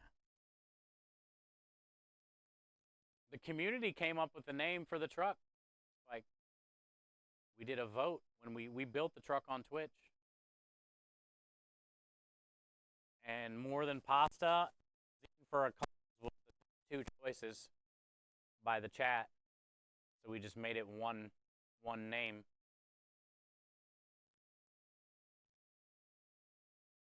We have like TVs that we mount out here with the menus and the Twitch stream. And this is where my business partner stands. And he has his stream going out here. We got like our charity stuff on there.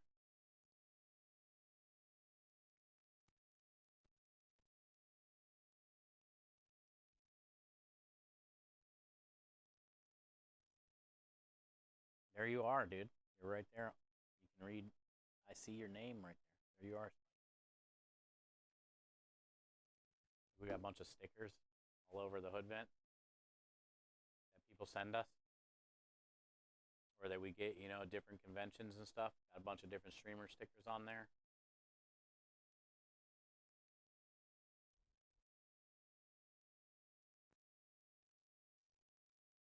We got a hamburger hat.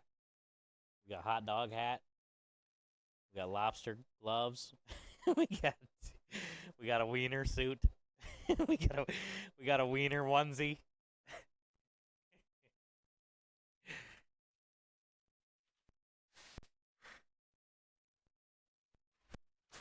Look at fucking sad Pepe, look. We got a sad Pepe. The fuck, Pepe? What happened, bud? Where happened your hat, dude? Pepe's all fucked up.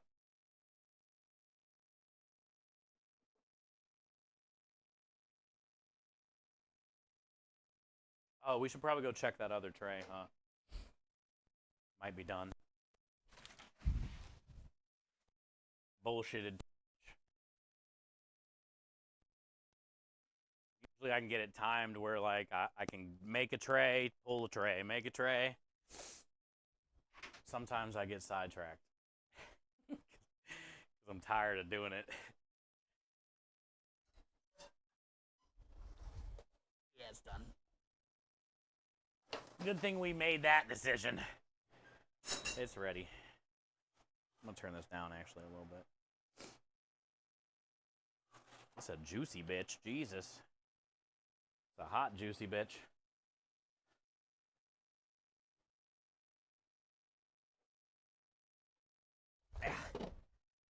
Cool, I made it out of the back of the trailer.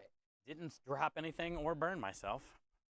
Still got to get inside the warehouse, but you know, it's half the battle.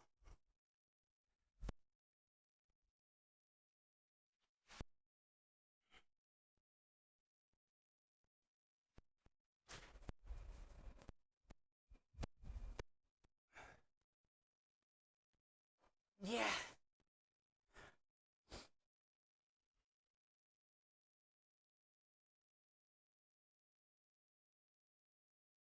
Hot juices. Lumen, that's what I was saying. Were you here a minute ago? Those things are so good. Like, if I had some bread. That juice is, like, so perfectly salty and flavorful. It's almost it's a waste that I get rid of it, honestly. I should save it and freeze it.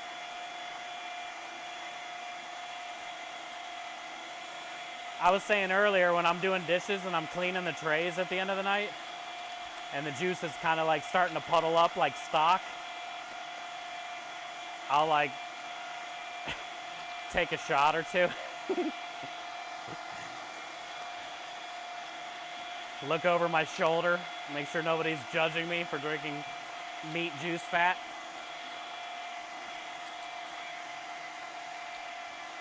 Would it act like a broth? Yeah, there's a lot of fat in it, a lot of sodium in it. Yeah, it would. It congeals like stock.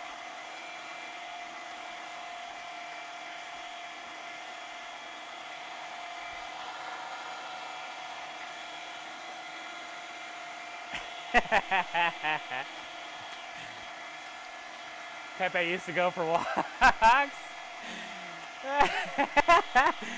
Scrub, did you not know he was there? He's been there for like since the last time you probably saw him. Yeah. Kenny hates him, dude, so we delegated him to the corner. I did that out of respect for Kenny. He gets enough shit by you guys. Killing him all the time. He doesn't need Pepe staring at him.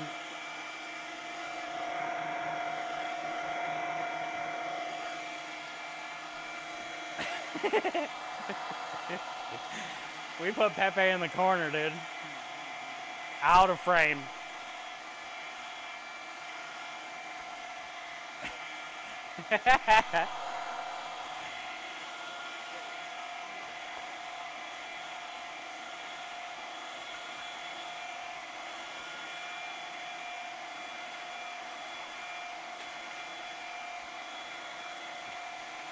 Auto rage? Yeah.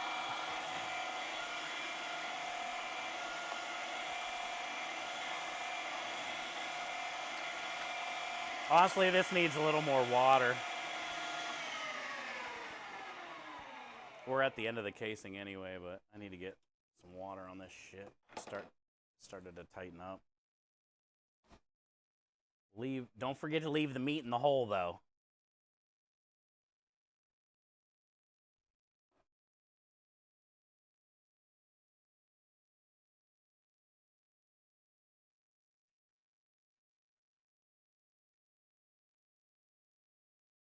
Fuck Kenny.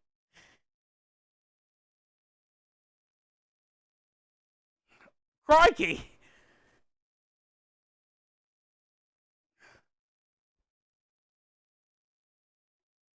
I had to, sorry. Bye, Minja. Can't be a soft unless you bust out a crikey.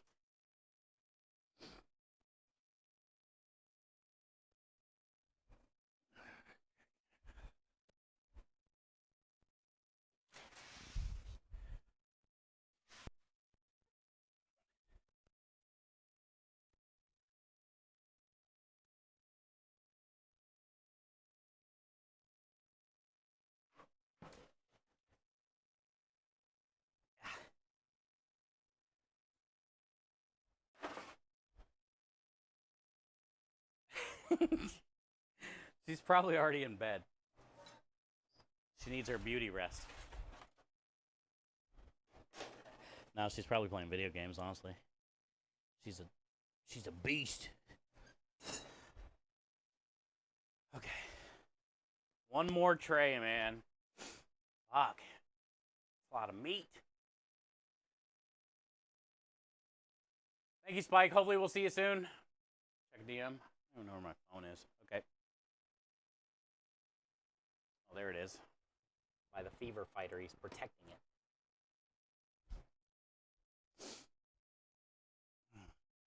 Probably just need a half a tray.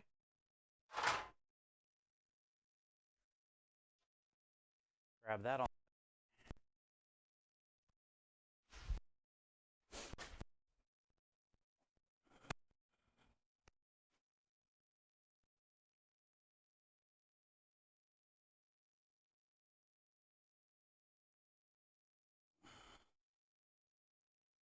Crikey. Oh, Rue. 609. Curious about price difference around the country. Here's a pic of the ribeye steaks here. Road accessible. $12.59 a pound and up to 15. Yeah.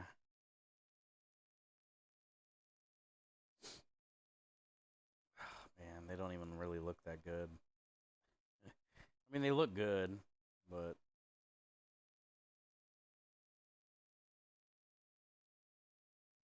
I'll take a picture tomorrow when I'm at the store, Rue. Are you still here? If not, I'll take a picture tomorrow of our stuff. Jesus, 7 lumen? What happened? Just some quick examples. Oh, Pepe's head. Oh, this is the making of Pepe. Oh, Kenny.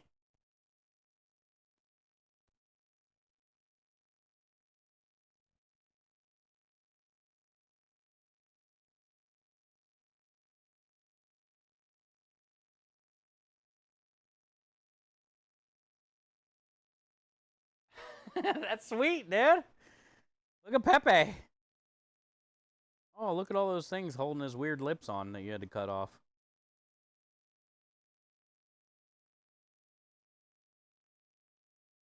Damn, each piece took a long time. Oh shit, you got to do this? 3D modeling?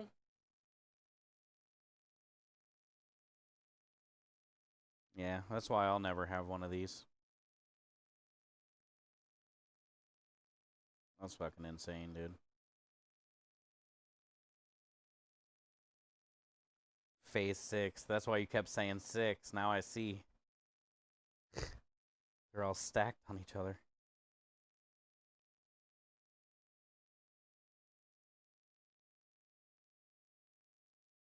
Kenny's.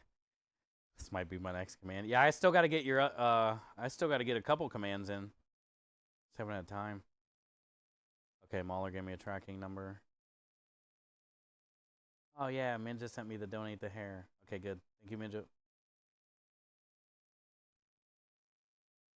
I had all kinds of messages. How long have I been streaming? Shit.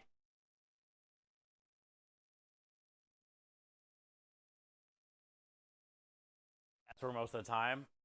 The 3D scaling or whatever. Yeah, that's crazy.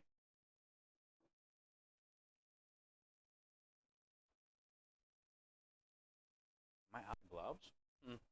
Really?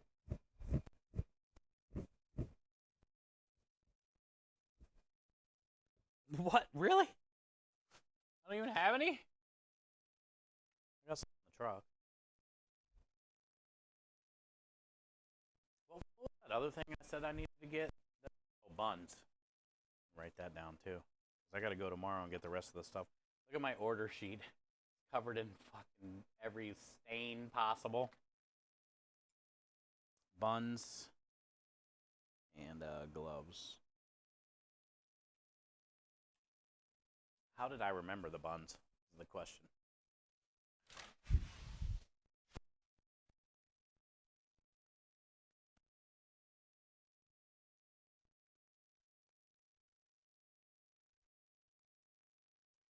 Gloves on the truck.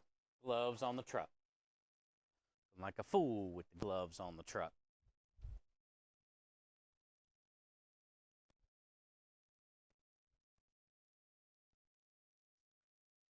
Yeah, that's so much time. Thank you. One of the coolest things we've ever got.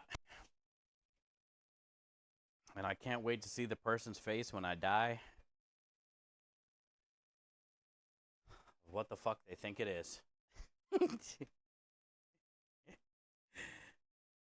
Everybody's gonna know it's a Pepe from the coin, the meme coin, and all the shit, but I don't know if they're gonna fully accept that it's a creepy cookie holder, placeholder.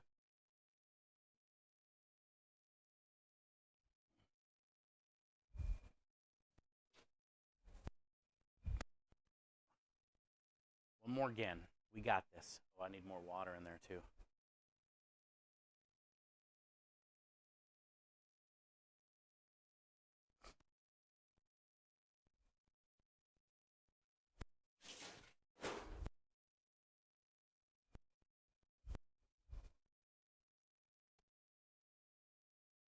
Hopefully it's your doppelganger. Just happens to be a chef. That'd be badass.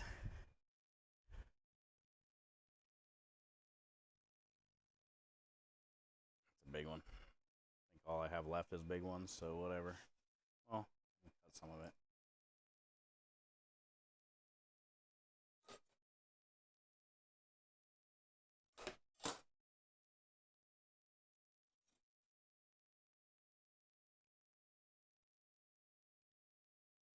Thank you, Scrub.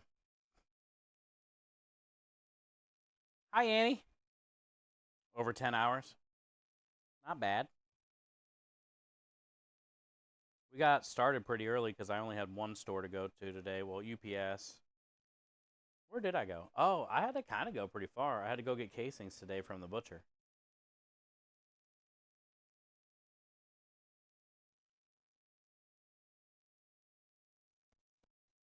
No windows, doors. The hell? Is everybody waking up? Oh, it was Lumen. I thought Rui was waking up too.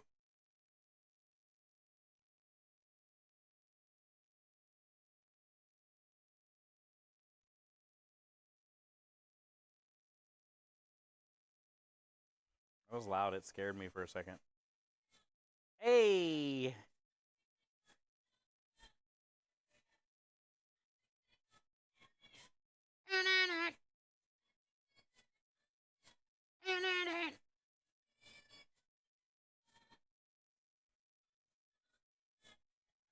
10 minutes later, he finally got the fucking balloon knot tied.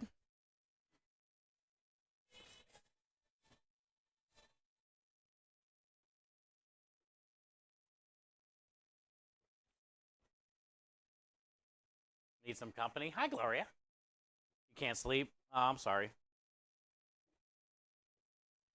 I'm sorry. Is your mind just racing and pacing?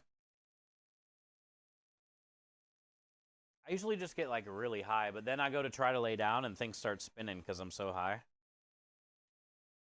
It's a fine line.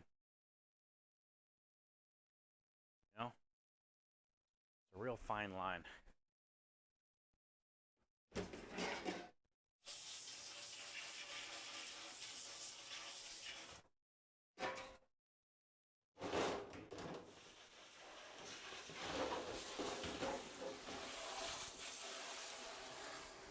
I got so many dishes tonight. It's gonna take me for fucking ever.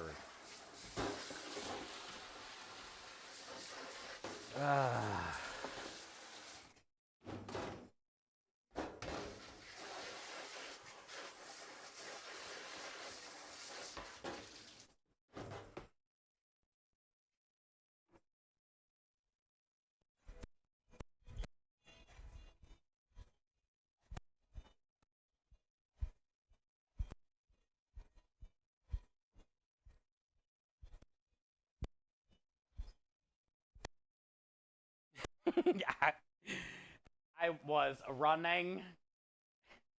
I was running and running. I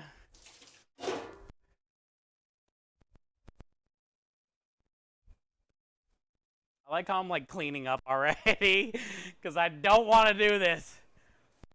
Of it.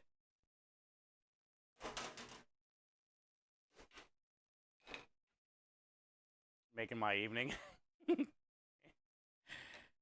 We just call that just before second wind. I see. Ooh, it's making fart noises.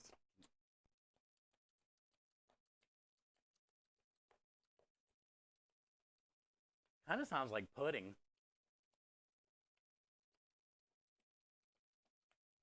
That kind of sounds like pudding.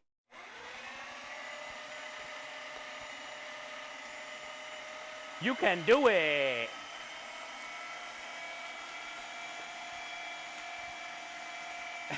What? It was Rui. God damn it. Rui did bust down the door and just wake up.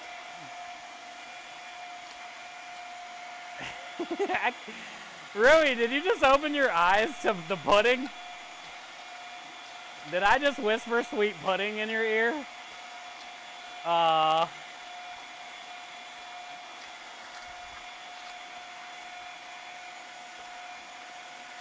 We were making bets under the table. On what? If I would make fart noises with it?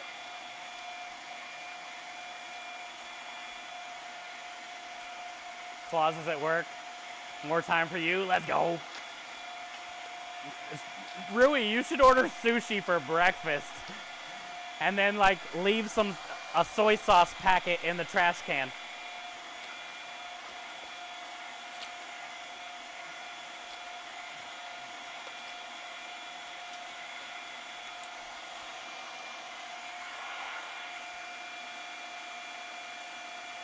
Ah, okay, I see.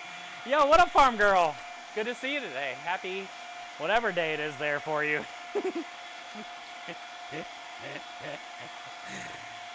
I don't even know what it is this day for me.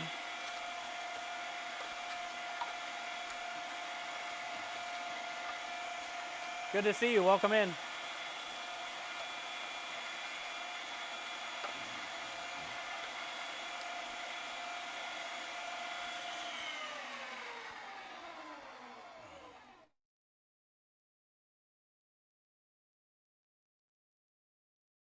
$11 p.m. Monday for me. Thank you. Monday for me, farm girl.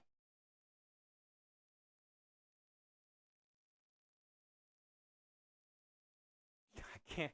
Every time I do this, I gotta say crikey. I hate it. I need to come up with something different. What else do you do when you hold something up like that? Other than crikey. There's something else we should be doing with it.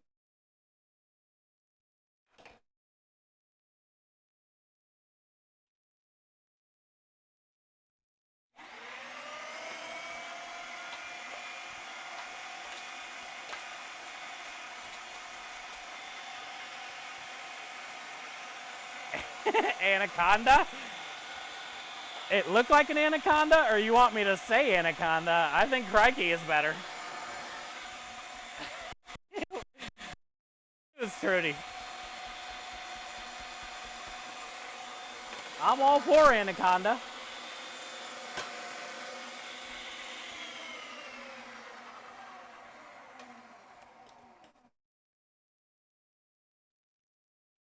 Tuesday for you, farm girl?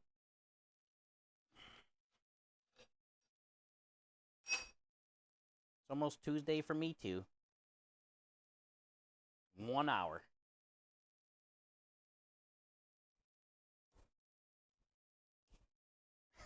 That's always my favorite part. Makes a weird noise when it splats. 1 hour away from the midnight sausage party. Is that a party I didn't know about? That's a party I'd like to attend.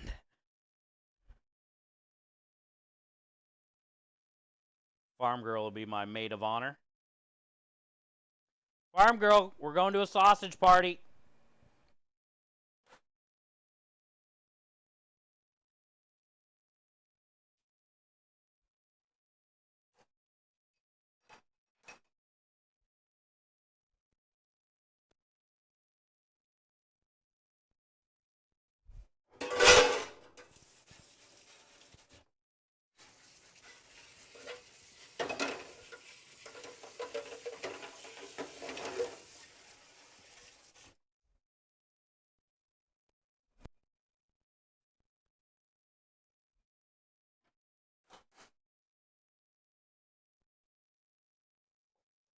There's always a little bit left over that, doesn't cycle through the machine. I talk about this every time, but I never have any. You can shove like bread in there, and it will push out all the meat. When you see the bread start to come out into your casing, that's a good way to get all the meat in the thing instead of doing what I did.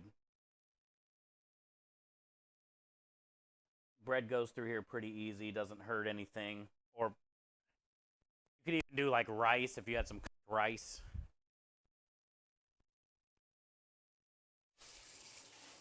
Just whatever you can shove in there to help try to get the meat the rest of the way through so you can maximize how much meat, you're getting.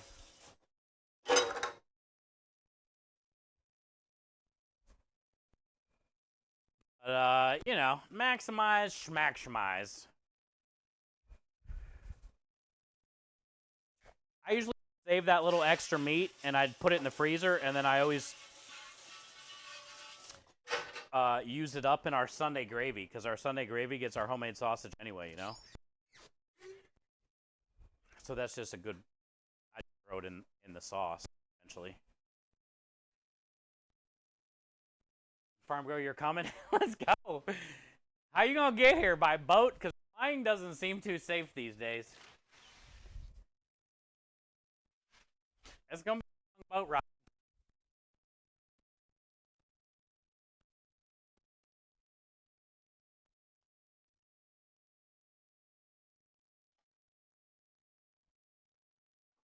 Oh, you know the best part is? See my towels right there on that table that I need right now to pull the other sausage out of this oven? It's my best favorite part.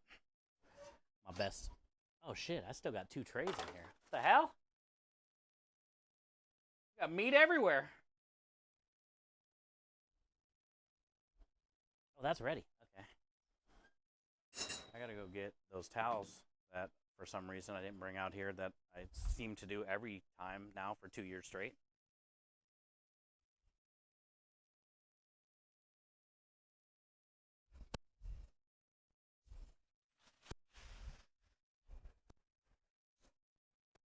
Got him.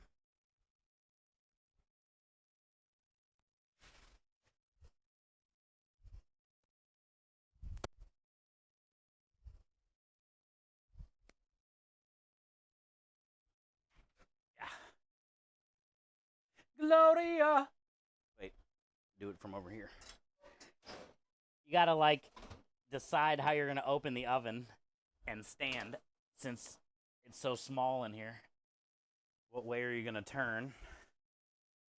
Stop burning your face off. Oh, look, we got a little heart.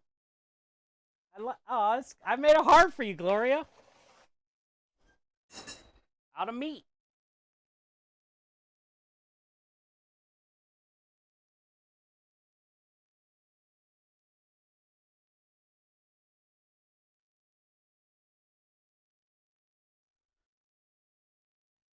All right, you ready?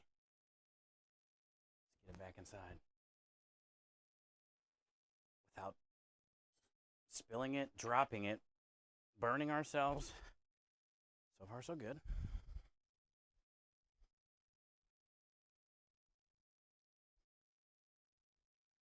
Door number 2. What's behind number 2? Oh. It bounced off the left side and the right side of the door, but we still made it in. Bit soft. We're in. All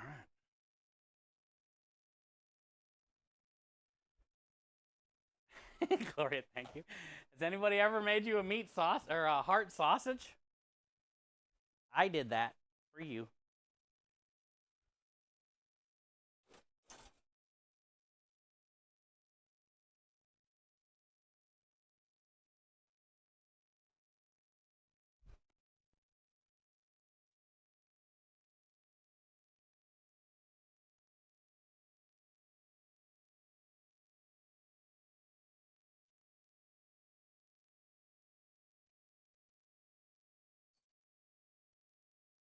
I've been using that old $1,000 knife the last couple weeks to cut, pasta and things like on this metal table. So I don't ruin the cleaver and, my Johnson chef knife. So I've been using the $1,000 knife to do that.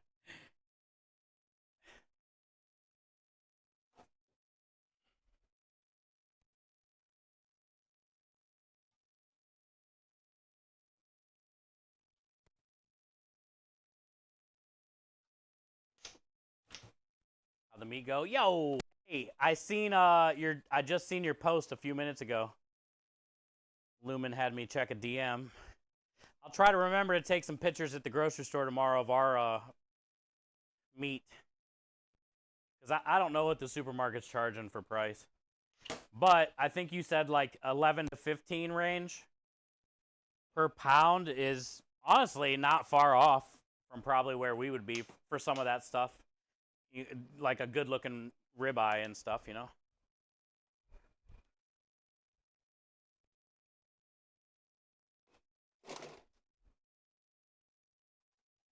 I'll have to try to remember to look when I get to the grocery store and snap a picture. It's a sawed-off shotgun. That reminded me of a Bone Thugs and Harmony song for some reason. All right, so yeah, we got 2 trays done, Aru. Well, 3 trays done, 1 more full one in there, and a half a one. So we can start portioning those up here in a second. This one's still too hot to cut, and then there's still 1 more full tray in there, and a half a tray. So we got a fucking great yield, man. Let's see how much we paid. That was the best yield we've ever got from 4 pork butts.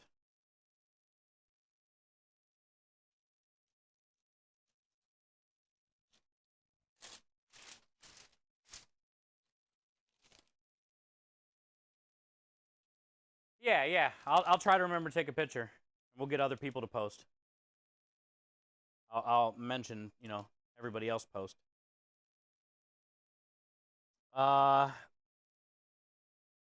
One of them was 22.4 pounds for $41. And the other one was 21.3 pounds for $38. 40, 50, 60, 70, 79, 80 bucks for those 2 pork shoulders. And say $5, but not even, in garlic and seasonings. So 85 bucks, and then $2 in casings. So let's just say 90 bucks for everything. And we already have 3 full trays, 1 more full tray, and a half tray. We're going to get a ton. Also, if you notice, I didn't save any of this for Sunday gravy because we still have, I think, 2 batches worth in there. So that's another reason why we got so much, because usually I'll take out 8 to 12 pounds. So that'll give me either 2 or 3 batches of Sunday gravy. So we're going to get a lot more sausages, which means we're going to make a lot more money on that $90 compared to me taking 8 pounds out of it for gravy.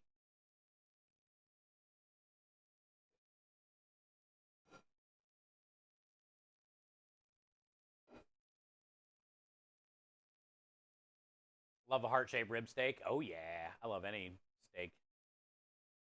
Have you ever weighed the finished product to determine the loss from the trim water fat?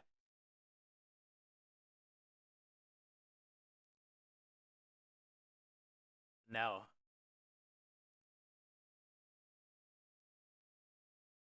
So if you try to remind me next time, I mean, if you think about it, I could basically, I'll make a tiny one like the normal size I would normally do and weigh that and keep it separate. And then cook everything, you know what I'm saying? And then weigh it and see where we're at. That way, because I can't fit like all that shit on my little scale, so I'll make like a tiny one. That's a real good question, dude. I really do wonder. That's a good fucking question. It's probably a significant amount, bro. I mean, look at all the liquid on these trays. There's so much of it, but it's so good. It's so like salty and fatty. What's it? If I had some bread right now, I would soak the whole fucking thing. I can't even describe it. Tastes like the best chicken base mixed with water. It tastes like the chicken in a biscuit crackers, but better. It's so good. So good.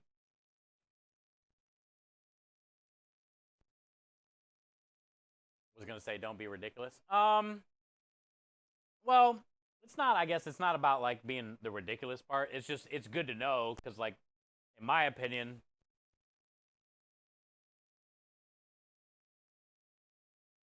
it could be a way that we could get a better food cost if we wanted down the road or something, or know, like, hey, we can watch out for this kind of thing. It's just cool, I guess, to know, like, different aspects in a way. And it wouldn't be hard to do. All I got to do is just case a link and it before I cook it. I never thought about it, but I would like to know. Like, see how much is in one raw, and then see what it weighs after it cooks. Like, how big difference. I would feel it'd be a big difference. I was being sarcastic. Oh, I was just reading through chat. I was just reading through chat. I didn't even know, man. I was actually reading chat. Be interesting to see the ratio.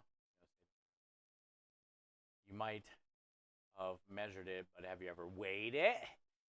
No, that's what I'm saying. I've never tried to weigh it, so it'd be cool to see. What did you think about Dot staked into? Oh, dude, Dot can throw down. We've thrown down together when we get Airbnbs and stuff for different cons. But he's funny, man. Dot's a good dude. And early days Dot was fucking crazy. But he's a good chef. He went to culinary school and all that stuff. He's smart. I didn't say wait at all. I said finished product. No, I know what you were saying. I know what you're saying. Sarcasm needs emotes. Well, it's kind of hard to like know if you're being sarcastic or not, especially when you're like barely involved in chat half the time. So I like miss a lot of things, and so then like as I'm reading, I don't understand like how it's being the context of it's being. I was just kind of like answering. I was just thinking, you know, it's intriguing. It'd be cool to do. Something worth trying just to see. But yeah, I didn't realize. Honestly, anything.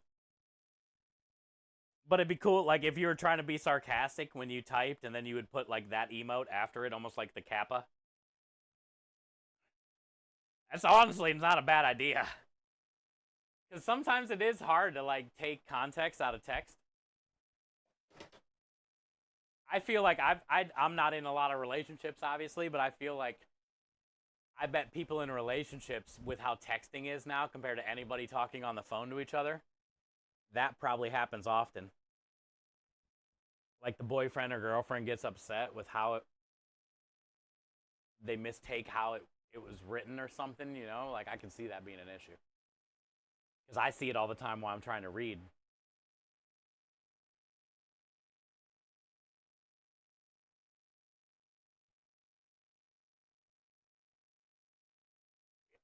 Dude, let's not talk about fucking Mahler. You guys see what he goes through. You notice too when Mahler tries to type anything, everything's fucking whatever, right? But like, do you notice too he always like fat fingers the period, so then it thinks it's like a website, and it highlights half his words in like blue, because God bless him.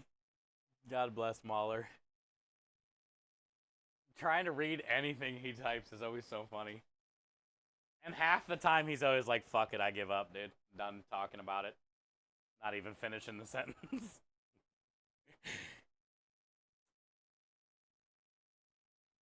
Why did you send an eggplant to my... Yeah, that could be mistaken. Yes, that is one. That is one. The old eggplant emoji. Actually, you can't do the eggplant emoji on Twitch. Did you know that? I think it's a global ban.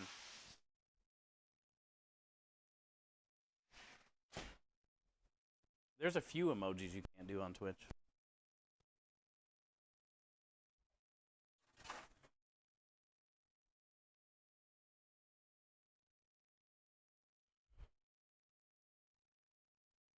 Really? Yeah, try it if you have a phone. I'm pretty sure it'll start out. All right, where's my cutting board? Oh, it was dirty, huh? Yeah. Fuck. I gotta wash it. I gotta cut.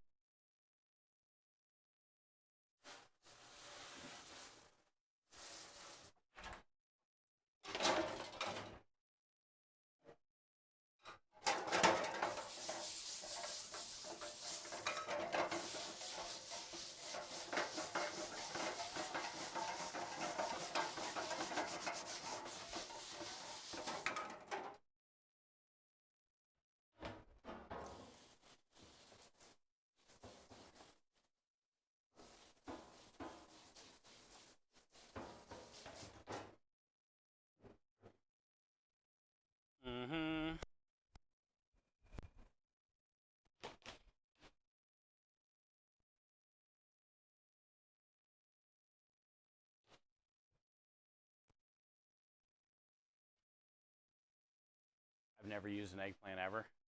Oh, as an emote? I mean, it's only there for stupid purposes anyway, depending on, you know, however you consider it. It has like multiple meanings. None good. Honestly.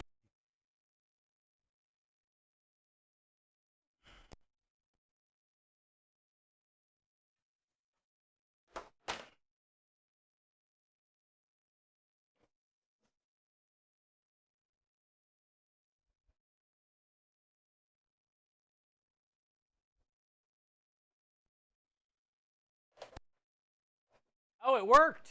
Hey. It used to not work. It doesn't work in like Call of Duty games either.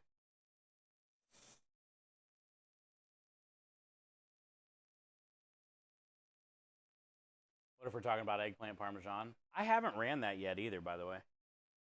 Kind of nervous. I don't know how it would sell. Or like eggplant lasagna or something like that.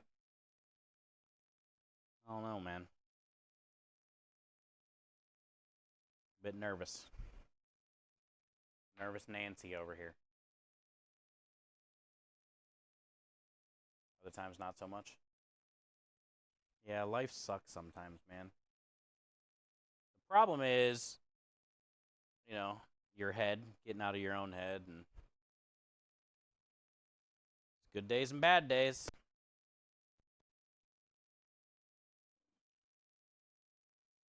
Having you guys definitely makes it easier for me to have good days, so I love being able to stream and have that. Anytime I'm feeling rough, it's nice to just be able to do this. The first cut is always nerve-wracking. Just doing it, going for it. Fuck it.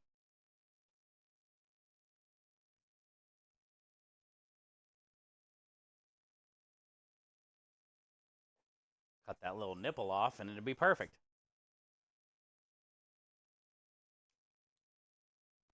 So good. 7.6. No.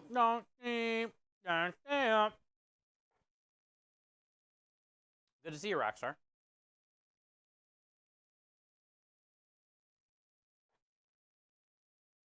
How was it? Line it up with the bun.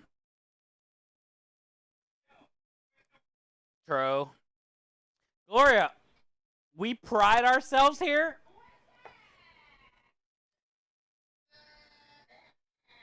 And anybody in chat can tell you. True. We like our meat to stick out of both ends of the bun, Gloria.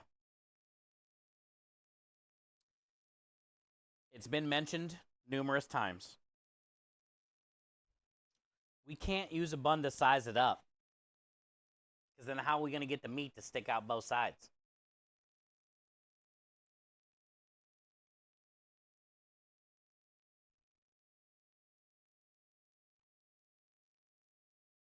I always loved when I would like go somewhere and get a sausage sandwich where the meat was like curled up on both sides of the bun, like hanging out.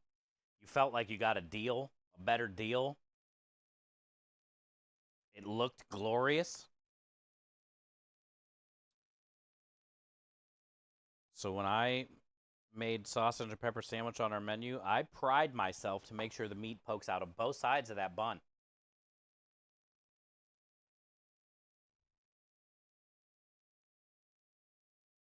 It feels like you won. It doesn't it? So cool. That's what I said.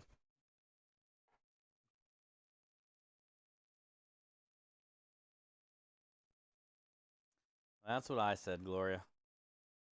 We think alike.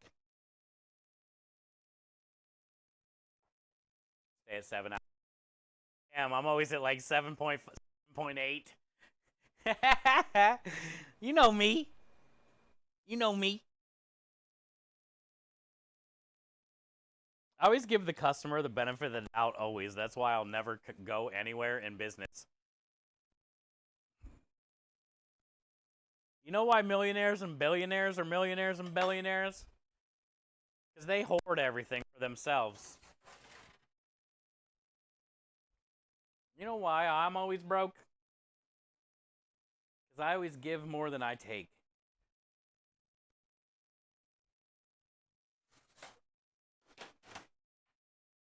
Like it's deciding. Yeah.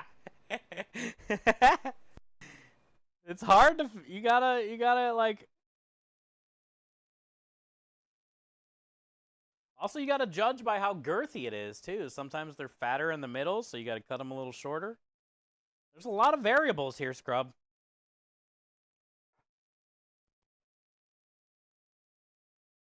That one was 6.8 short. So it's a lot thinner than the last bat. Make it a little longer. 7.0. That'll make Scrub happy. That'll hang out both sides of the bun. Sun. 9.2. Okay, so now this is cool. Now we can take the nubby, make that its thing, add the nubby to this, we got the thing. 7.8. And then we use this for pasta.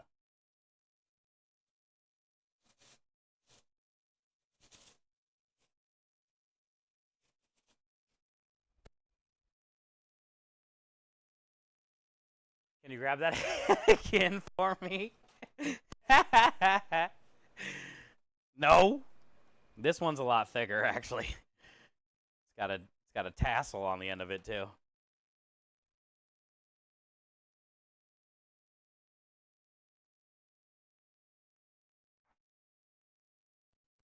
$7.6. He feeds the dishwashing raccoons the -7.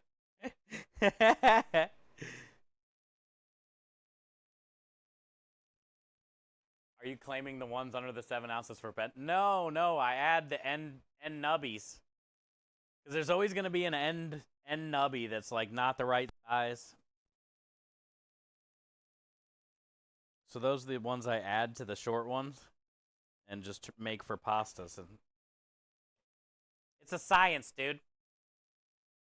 7.1. There you go. Making money. 7.8. Within range. Losing money, though. If you 0.8 every sausage, that's a whole nother sausage you could have sold.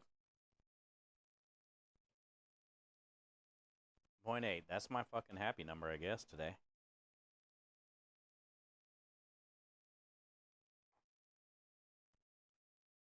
$7.3. There we go. For the love of money. That's about a 9er. See, this is where you get the nubbies. 9.9. We have a 9er. 7.6.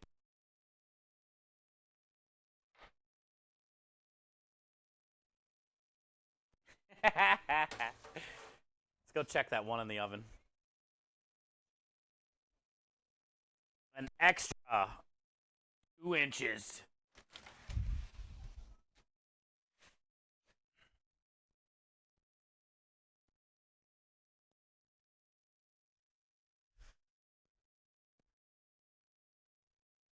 Gotta want it.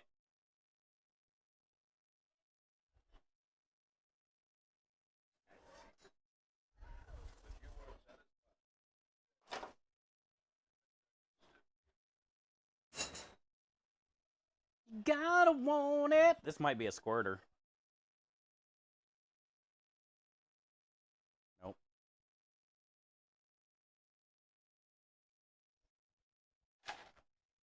Thank you. Cool, we did it, chat. We made it happen today.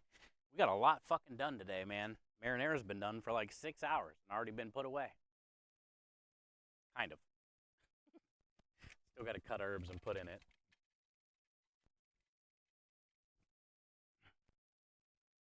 If I wouldn't have fucked up and forgot vanilla wafers, I'd fuck around and make tiramisu tonight after this. Oh, that's gonna suck. There's a lot of that left. That's what we don't talk about.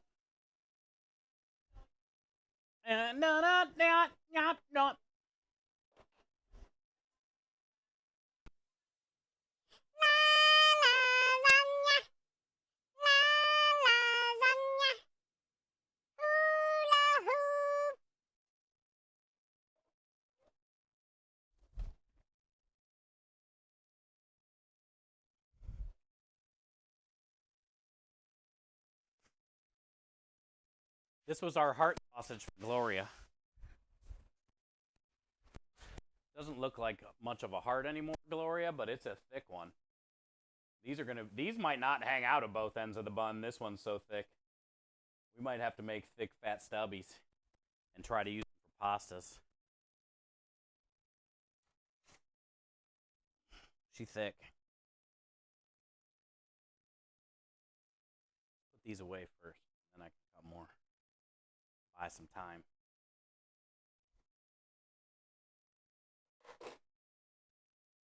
Buy some time here.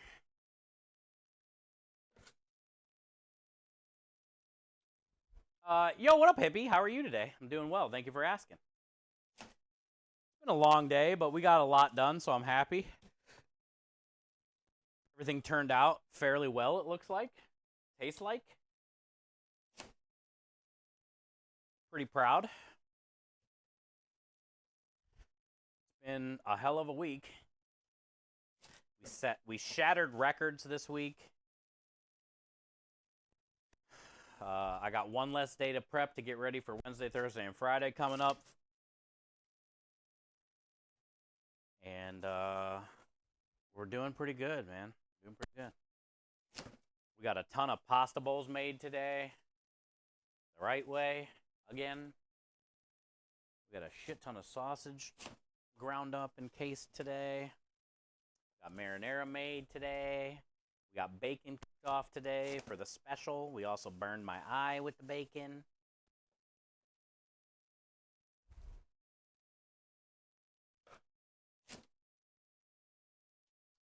What kind of food do you cook? We have a charity Italian food truck, a build-your-own pasta style food truck. We have pastas, sandwiches, salad, and dessert.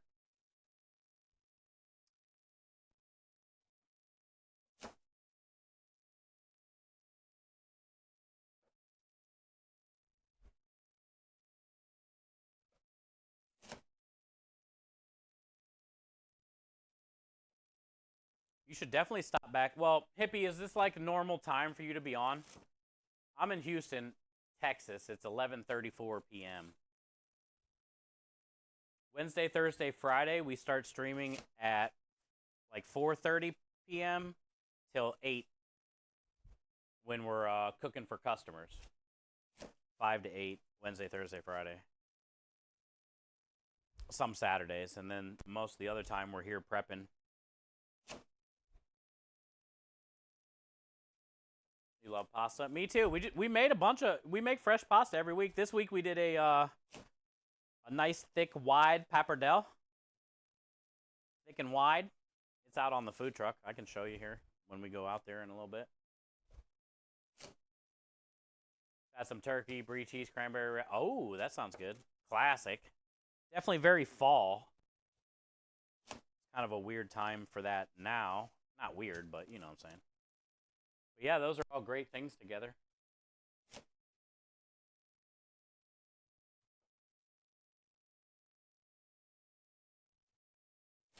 So it's like 9:30. Okay. And it's 11:30 here, so at 5 on Wednesday, Thursday, Friday, it'll be 3 o'clock for you. That's usually when we're cooking for customers, so you can kind of see it, like how it goes down, or you know, you're curious. I technically, hippie, you know, my YouTube is the same, Chef Steve 330, and you can always go check that. All of our clips and shorts get saved there, and all the Twitch VODs from the streams from the last, you know, however long, go there. So, like, I mean, if you're actually curious and you're on YouTube, you can check it out there just to see what's up. See what's up.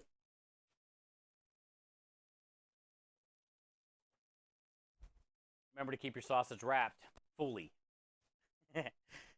After I individually wrap them, then I wrap them in packs of 6 because 6 fits in the little pan on the cold rail safely to where they still stay nice and cold in there, you know? I'm not overpacking it.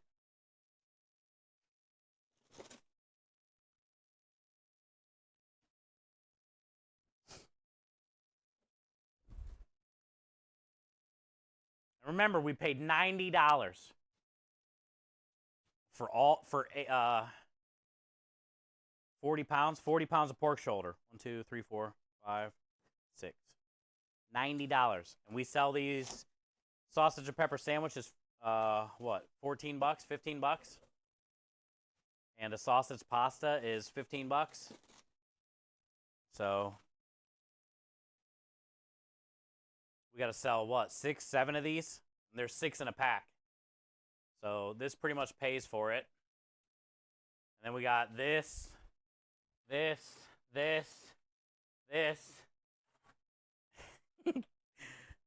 this pays for it. And we got all this.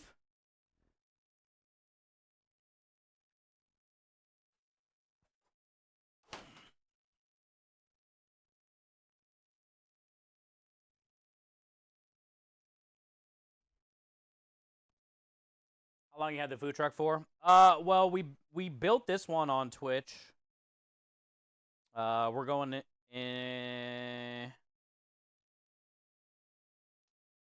I don't know, a couple years, maybe a little longer than a couple years. I don't know how long it's been, honestly, dude. It feels like nonstop. Feels like 1,000 years. At least 2, possibly more. Somebody just donated. That's what I like. We are on a triple donation matching challenge right now. Let's go see who did that real quick. What was I going to show Hippie on the truck anyway? I forget now. What were we talking about? Do I need to take anything out there? What did I say I was going to show you? Whatever. Whatever. I'm tired. Show you my piece when I get out there. Thank you for the donation.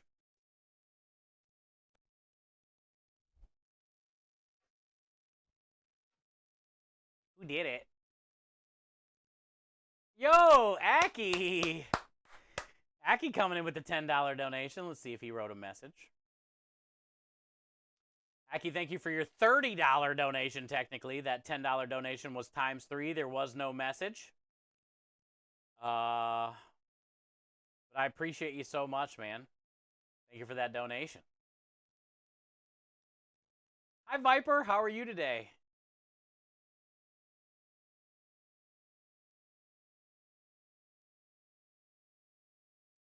Aki, we haven't watched a video in a while.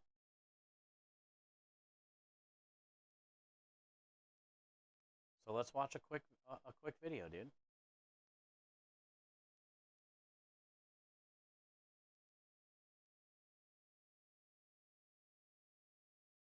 Try to find one that's like a minute long or something.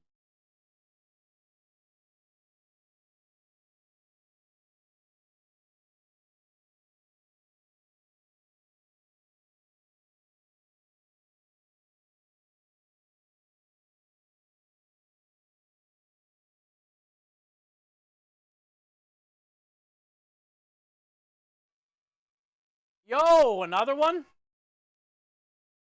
What's happening right now?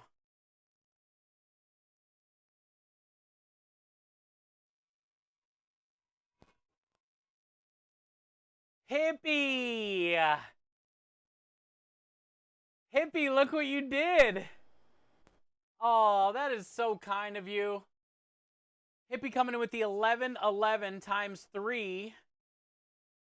See if there's a message. Aw. Hippie coming in with the 3333. The message says, you just keep doing you. Thank you, Hippie. And because you did that, because you was you, you knocked out the $250 matching challenge. We still have a $500 matching challenge going on right now. So we're back down to a ×2. But let's read the message for the $250 challenge from Centers for Disease Control. The message says, what about a reverse lasagna with little pasta balls and sheets of meat? Or a meat cone filled with garlic bread. See? These are the ideas. This is why I'm not the chef. Actually, I like the meat lasagna idea where the meat is the noodles and you like flatten the meat. That's not a bad idea to me. But making a meat cone and putting the garlic bread in that, I don't know how you would like hold that.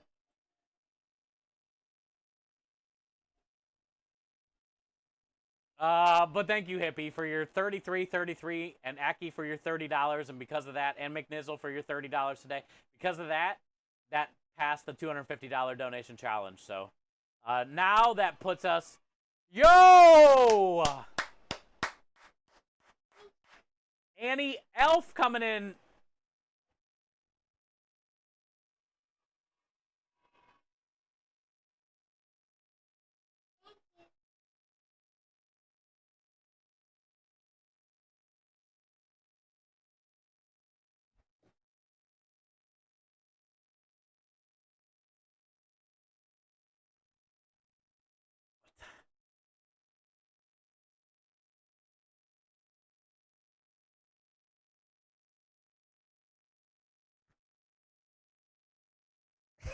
Yeah.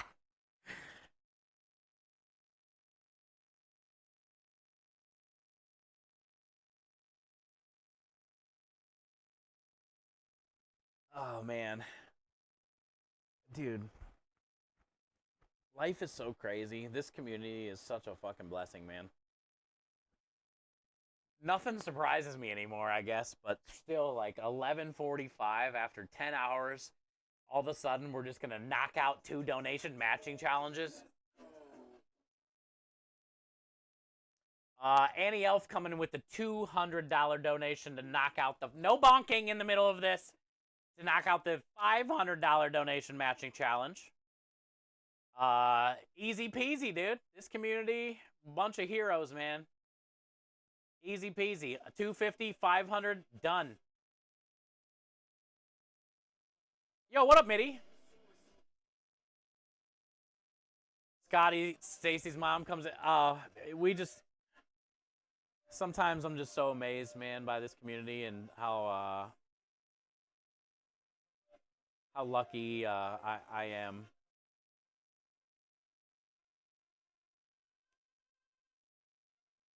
All right, so Annie coming in with the $200 donation for American Heart Association. The message says, for everyone. Thank you, Annie, for the $200. And because of that, you knocked out the $500 donation matching challenge, courtesy of Phoenix Dark. His message said, time to show some love for that Heart Month. It is the 100th anniversary for American Heart Association. We're raising money all month long in February. They were in here earlier today. They're going to be so happy tomorrow. So now that both of those are knocked out, on day 3 of this campaign, we're sitting at 1,282.78, I believe that says. We have 9 giveaways to do. We have 9 giveaways to do. Yeah. Thank you guys, man. What the hell? I was not expecting that at all tonight. I still got, I don't even know what to say, so thank you guys.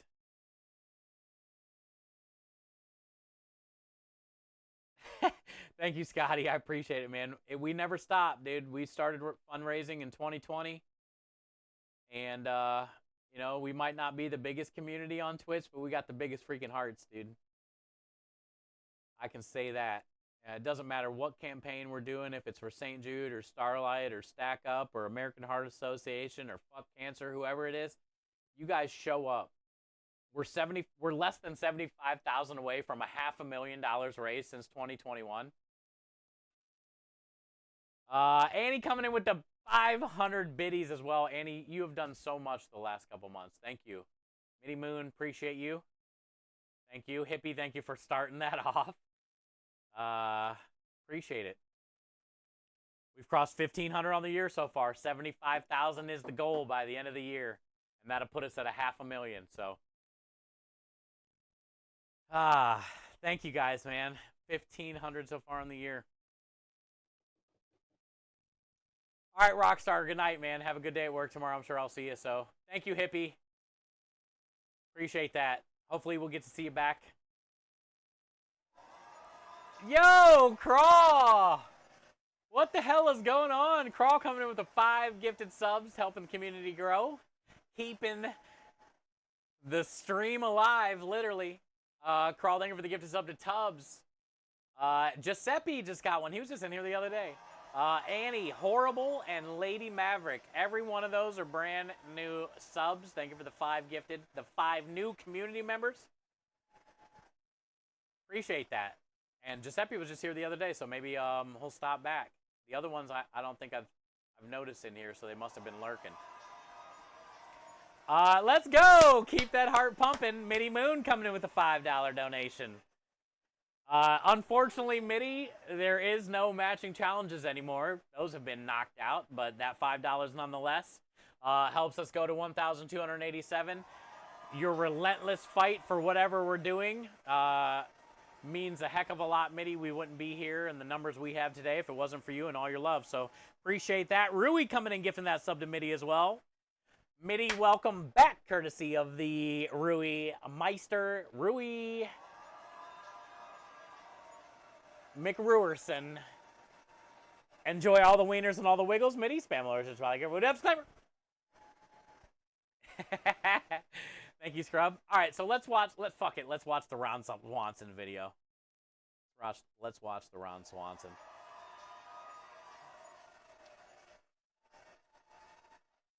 Mitty hasn't seen it. A couple people in here haven't seen it. Instead of a sappy video, let's watch a happy video for this moment. Even though we've seen it a bunch, but I like it. Yo! The government tells us we need to offer healthy choices for school lunch. Let me pause this. But what is healthy? So many buttons being hit at one fucking time. Rui coming in with the 28 months of support and kindness. Thank you for breaking down all the doors and barriers. Thank you for holding down the chat. Thank you for being you. Enjoy all the wieners and the wiggle spam. Flavor. Thank you, Rui, for the 28. You love the Swanson video? Me too. Thank you, guys. I can't believe we knocked out both of these challenges tonight. I didn't know they were even that close. Incredible, man. Gadoosh. The government tells us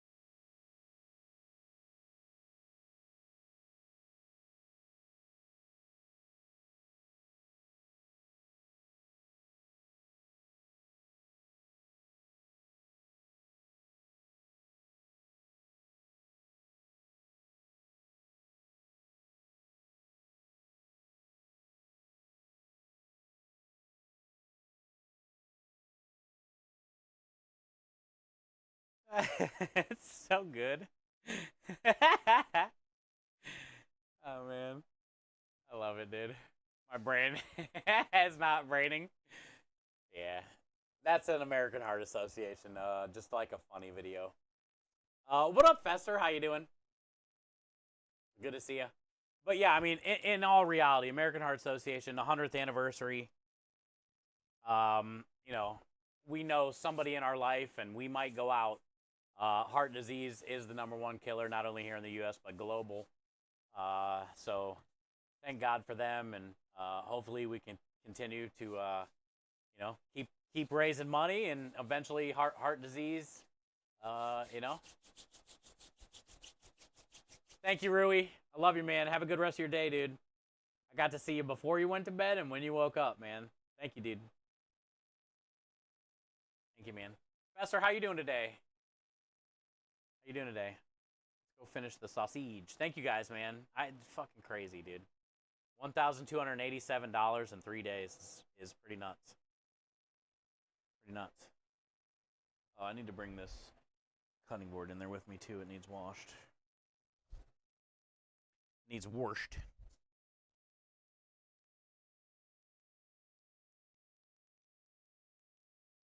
We're almost done. Sort of streaming. Then we have dishes, like bitches. Let me wash my hands. I was rubbing my head and shit. You guys flabbergasted me. Let me wash my hands. First, let me empty this. Look at the drain. Got meat bits, guts, juice, fat, gut, meat bit.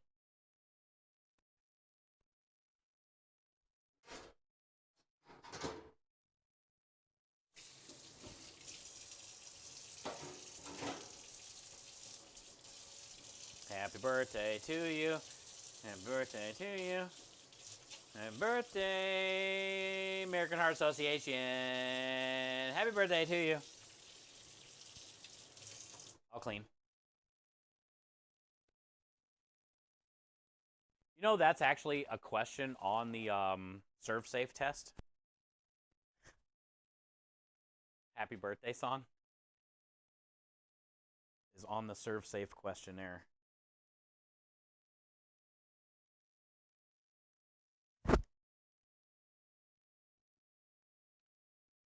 Hi, Sarah. You're yummy. I've been saying that for years. Shit. What are you doing?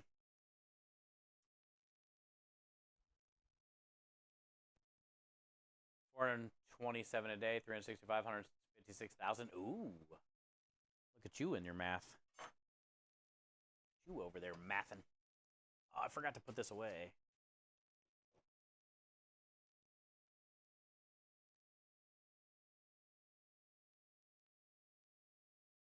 Gloria, that's not how you get tired, by mathing. You need to stop mathing, Gloria. You need to go to bed. Gloria, go to bed. Bedtime. Betty bed. Drink some milk. Go to bed.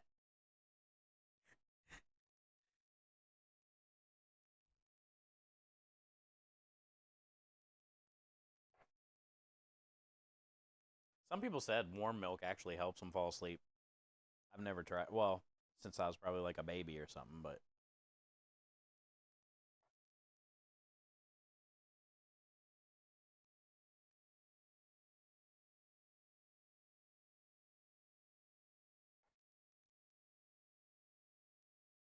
I'm doing really good this time, Scrub. 7.2 is all the way almost. Doing good for the business. Staying away from them 7.8s. Okay, never mind. 8.1. Got a little heavy. It's fine. Somebody's going to get lucky. A little girthy there. It was kind of like the middle, you know? Got a little hump in it. Bad? What is that? Gloria was trying to sleep, and then she said she couldn't sleep, so she came back. Now she's over here doing math, Mitty. Tell her to stop doing math. You're trying to be sleeping.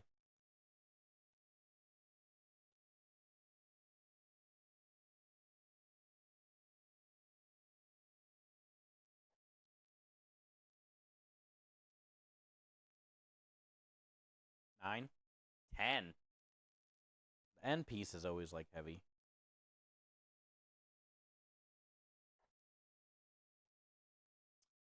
There you go, 7.8. And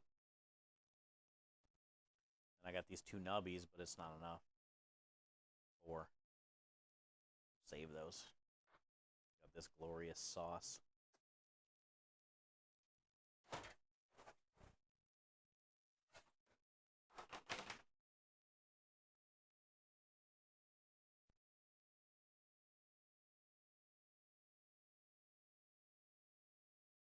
Math all you want. No, Mitty. Bad.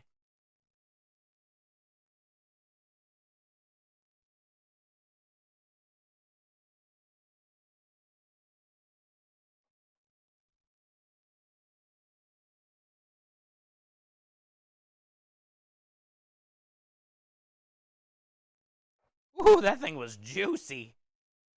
Damn. Came pouring out. Must have hit a pocket.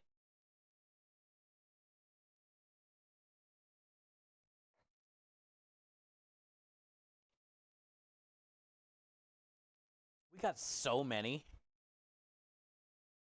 We're going to make so much money. We're going to be millionaires off of this. We only need 9 to pay for it. I've already put, what, 12 away? 18? So here's 20. And we still got all these. We're fucking rich.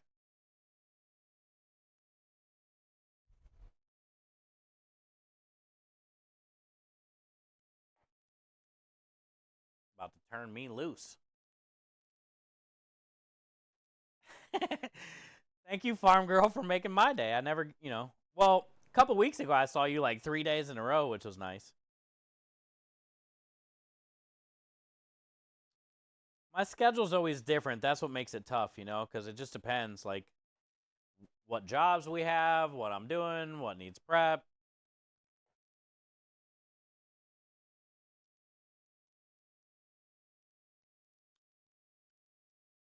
Love it.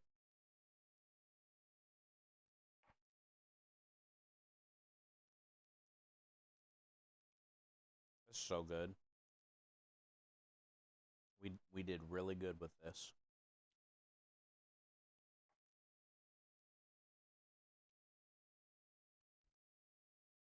It's like perfectly sweet, but still has a little bit of like spice, and then the fennel and the garlic. Everything like balances really well. I'm running out of room. My meat pyramid.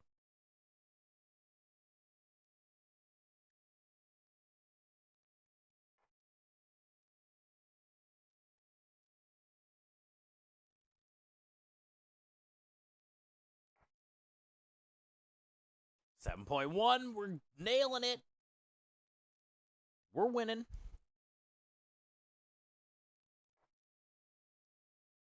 $7.8. Customers winning. What's this little fatty? 6.9.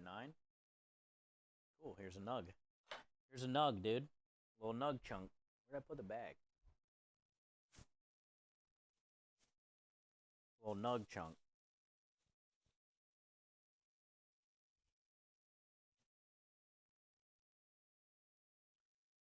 Sausage rich. Chocolate wasted. I'm running out of room. I think I can make room. This one is fat. This is the Gloria heart. These are going to be some stubbies. I don't know how I got so much in here without it breaking, honestly. Shit. I don't even know where to cut. This one's so fat. It's going to be a tiny one.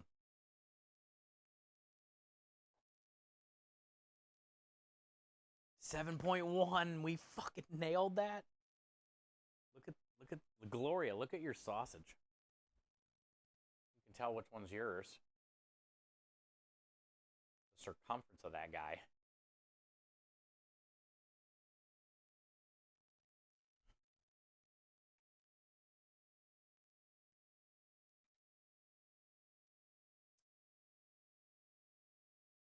I'll take the fat one. There's going to be a couple.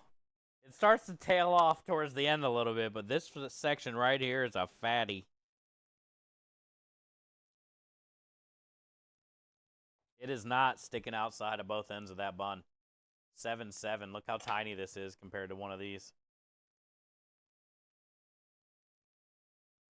How much shorter this one is because it's so fat compared to the normal one.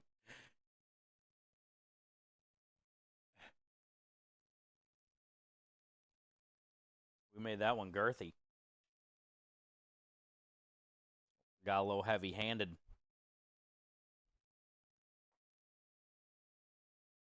Starting to tail off now, though. Getting back to normal here.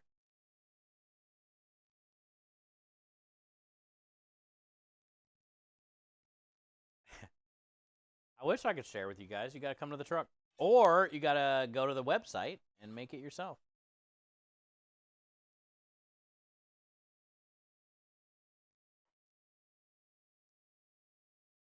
You don't have to case it. You can leave it just ground and then use the ground sausage in whatever you put ground sausage in.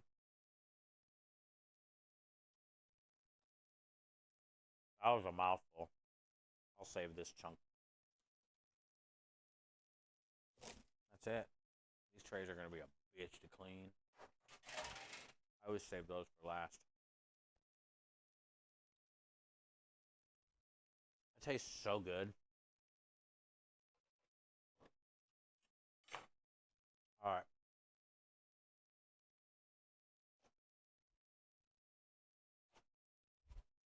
And we'll count and see how many we got. Out of 40 pounds. I got 12 in the freezer already.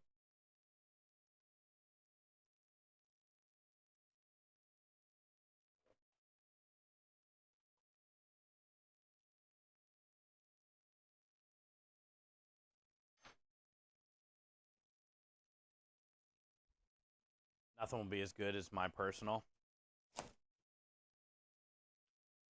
True. True.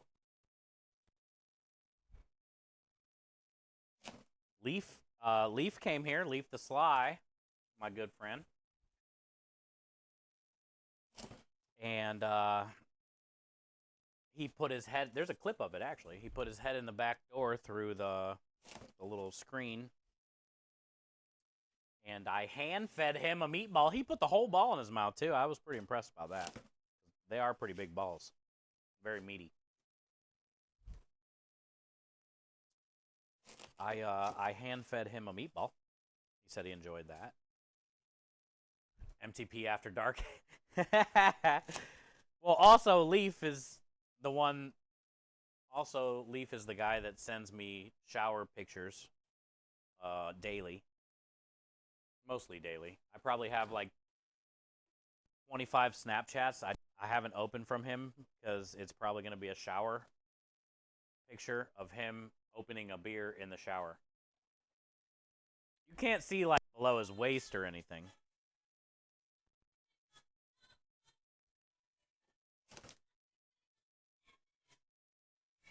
Biggest meatballs on Twitch? Probably not. Well, they are 2-ounce meatballs. They're pretty big.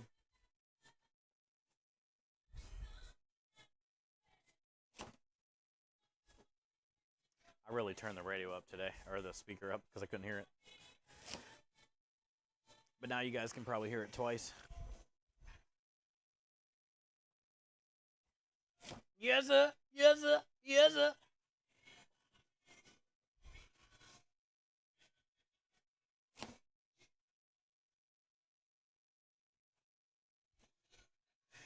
Yes, sir. Yes, sir. Yes, sir. Fuck yeah. This song's so good.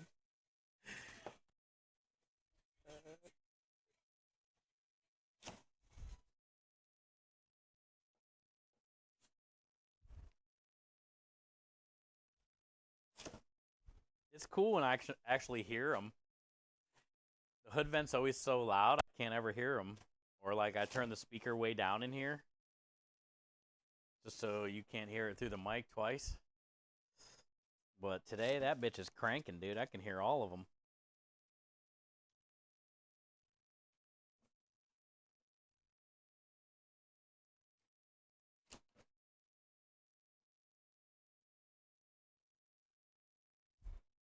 I wonder how many balls we've made on Twitch. Wouldn't that be a cool stat? Oh, we just passed 10,000 meatballs made on Twitch. You know? Like, we should have been keeping track. I mean, we can probably rough guesstimate if we do our average, because, you know, we always have the same average usually, right? 300 or so or something every batch. And we usually do it every 2 weeks times 2 years. I mean, I'm sure we've made a shit ton of meatballs. Yo, what just happened? More donations? We knocked out all the red bars today. Yo, double! I didn't see what it was, but I'll check here in a minute. Double, thank you for your donation, man. We knocked out all the double donation matching challenges. We've had so many cool new people in here tonight. We've had a ton of gifted subs. You guys, all those subs mean a lot because we're getting new people in here because of that. And, you know, we had Woods in here tonight.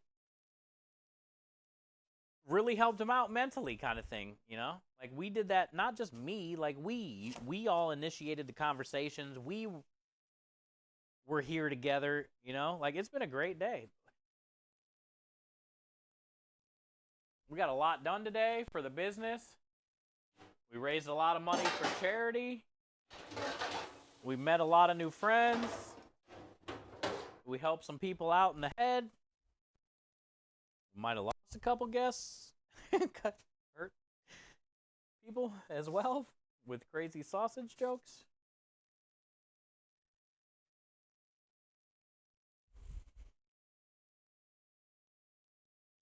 Okay, what are we going to end up with?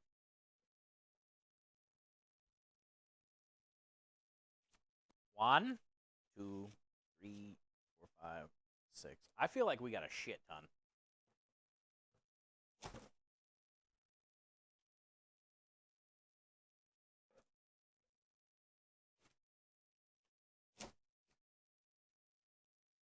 It's nice when I don't have to take,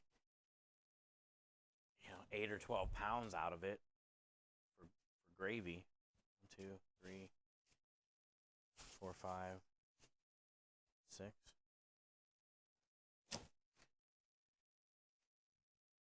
Ding dong. Instagram. Ding dong.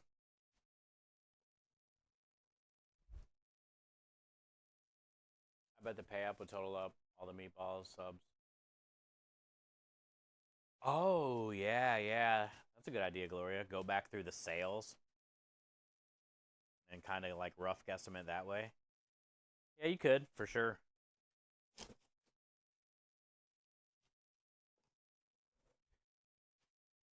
I guarantee meatball subs probably are, not meatball sub, but like meatball anything, pasta or sub. That's probably our #1 seller. 3, 4, 5, 6. Sausages have been really popular though the last like month or two. I've been making a lot more sausage lately. Sometimes it'll go a little while without people ordering it,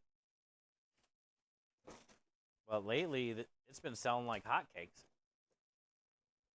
Which is why I didn't want to take any out of this for Sunday gravy. So we can get a good amount, because we got to go back to the damn winery soon. Like next week or something. 1, 2, 3, 4, 5, 6. So I'm kind of looking like 2 weeks ahead, trying.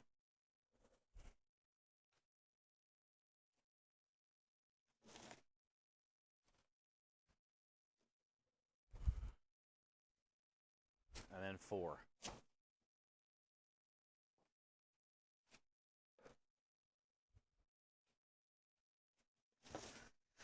Okay, 2, 3, 4, 5, 6 times 6, 36, plus 12 more, 46, 48, plus 4, 49, 50, 52.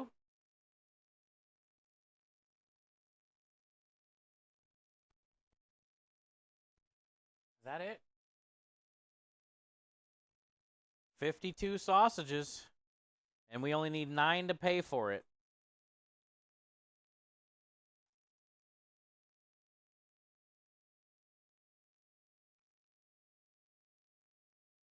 And I'm sure we'll be making sausage in probably about 2 weeks. Because next week I got to make meatballs. And then the week after that, we'll make more sausage.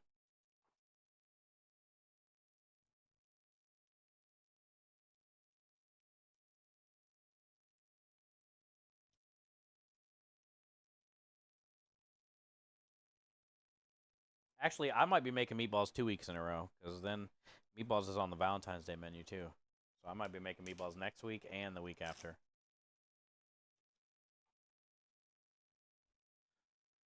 All right. Pretty solid day. Got a lot done. Got bacon grease in our eyeball.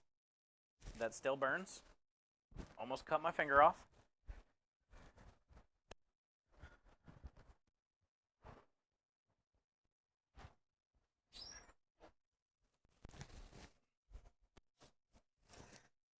We got a lot to do tomorrow too. Remember, I gotta stop streaming by 5 because I got that interview at 5:30. And I don't think I'm gonna start back up again, chat, because I don't want to fuck with people's streaks. And I'm just gonna be like loading the truck the rest of the way, and you know, nothing you guys haven't seen before. And I'll try to get. Dude, how come every time you throw with your left hand, it just looks so weak? I'll get to the store and back early.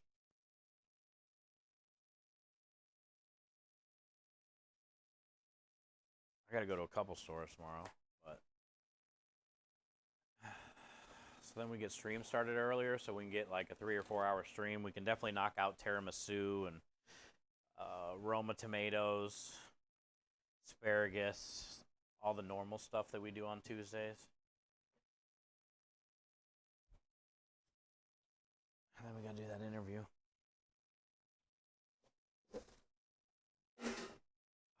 Cool. Didn't have anything in it. Usually it does. Wouldn't have surprised me. We've already spilt the tomato sauce today that fell out of the back of the trailer. Which is why I have a mop or a dustpan in my dish sink right now. And there's a squeegee in there too, actually. There's a lot of weird shit in that sink tonight.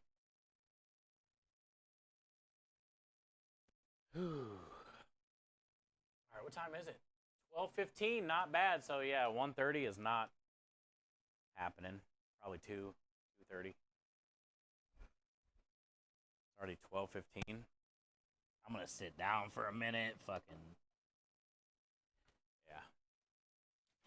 It'll probably be like 3 o'clock by the time I get done doing dishes. But,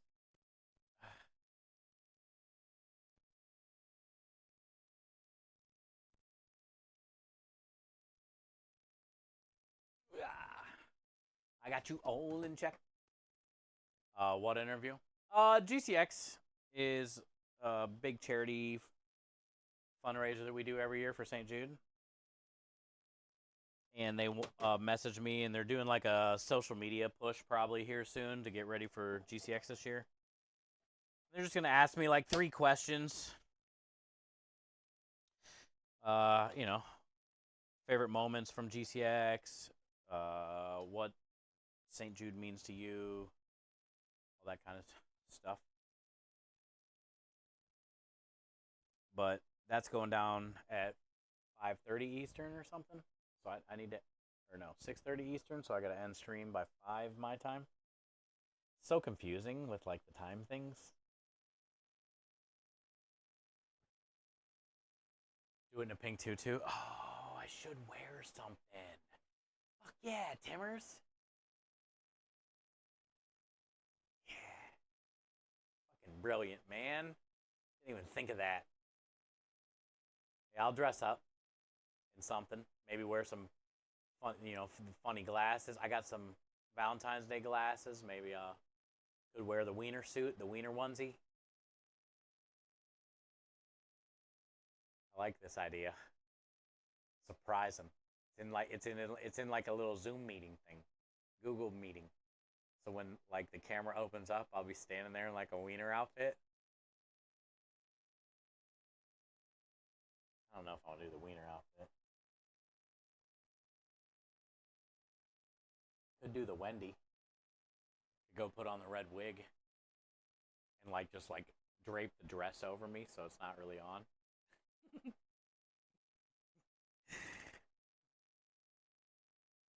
I do have a hot dog. Oh, I'll wear the hot dog hat. I got a hot dog hat. I'll wear the hot dog hat.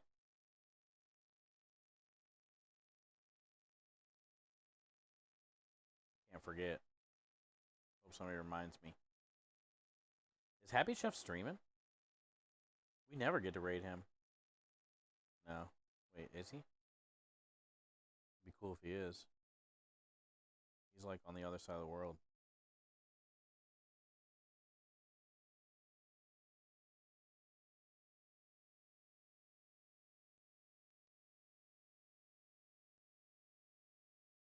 Meatball outfit. I don't have one yet. I need to look for one though. I would definitely wear it. I wouldn't even consider not wearing it.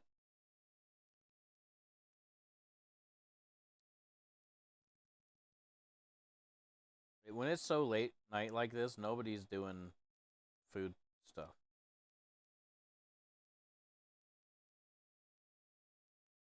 It's your boy here.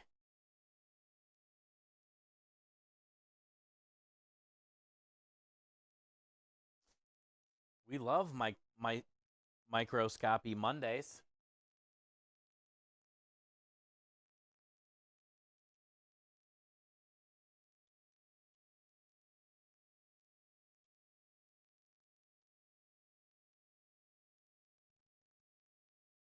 Oh man, my keyboard. I hate when it does this. Raid. Now it's working.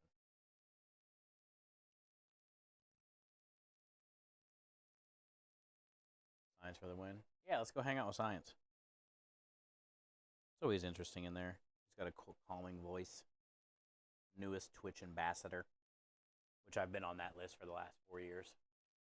You're only allowed to like do one application. It makes no sense.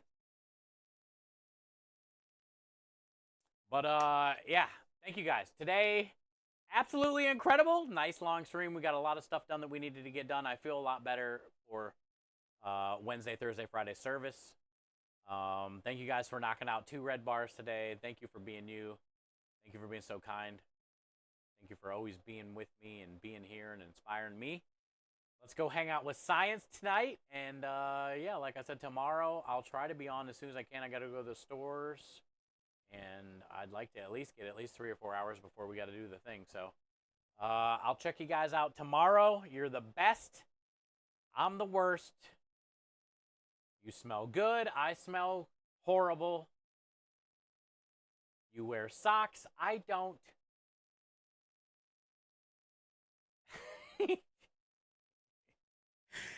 Bye. Deplorable. I'll see you tomorrow. Be safe, dude. Make it. Don't do anything stupid. Be safe. Look both ways. Bye.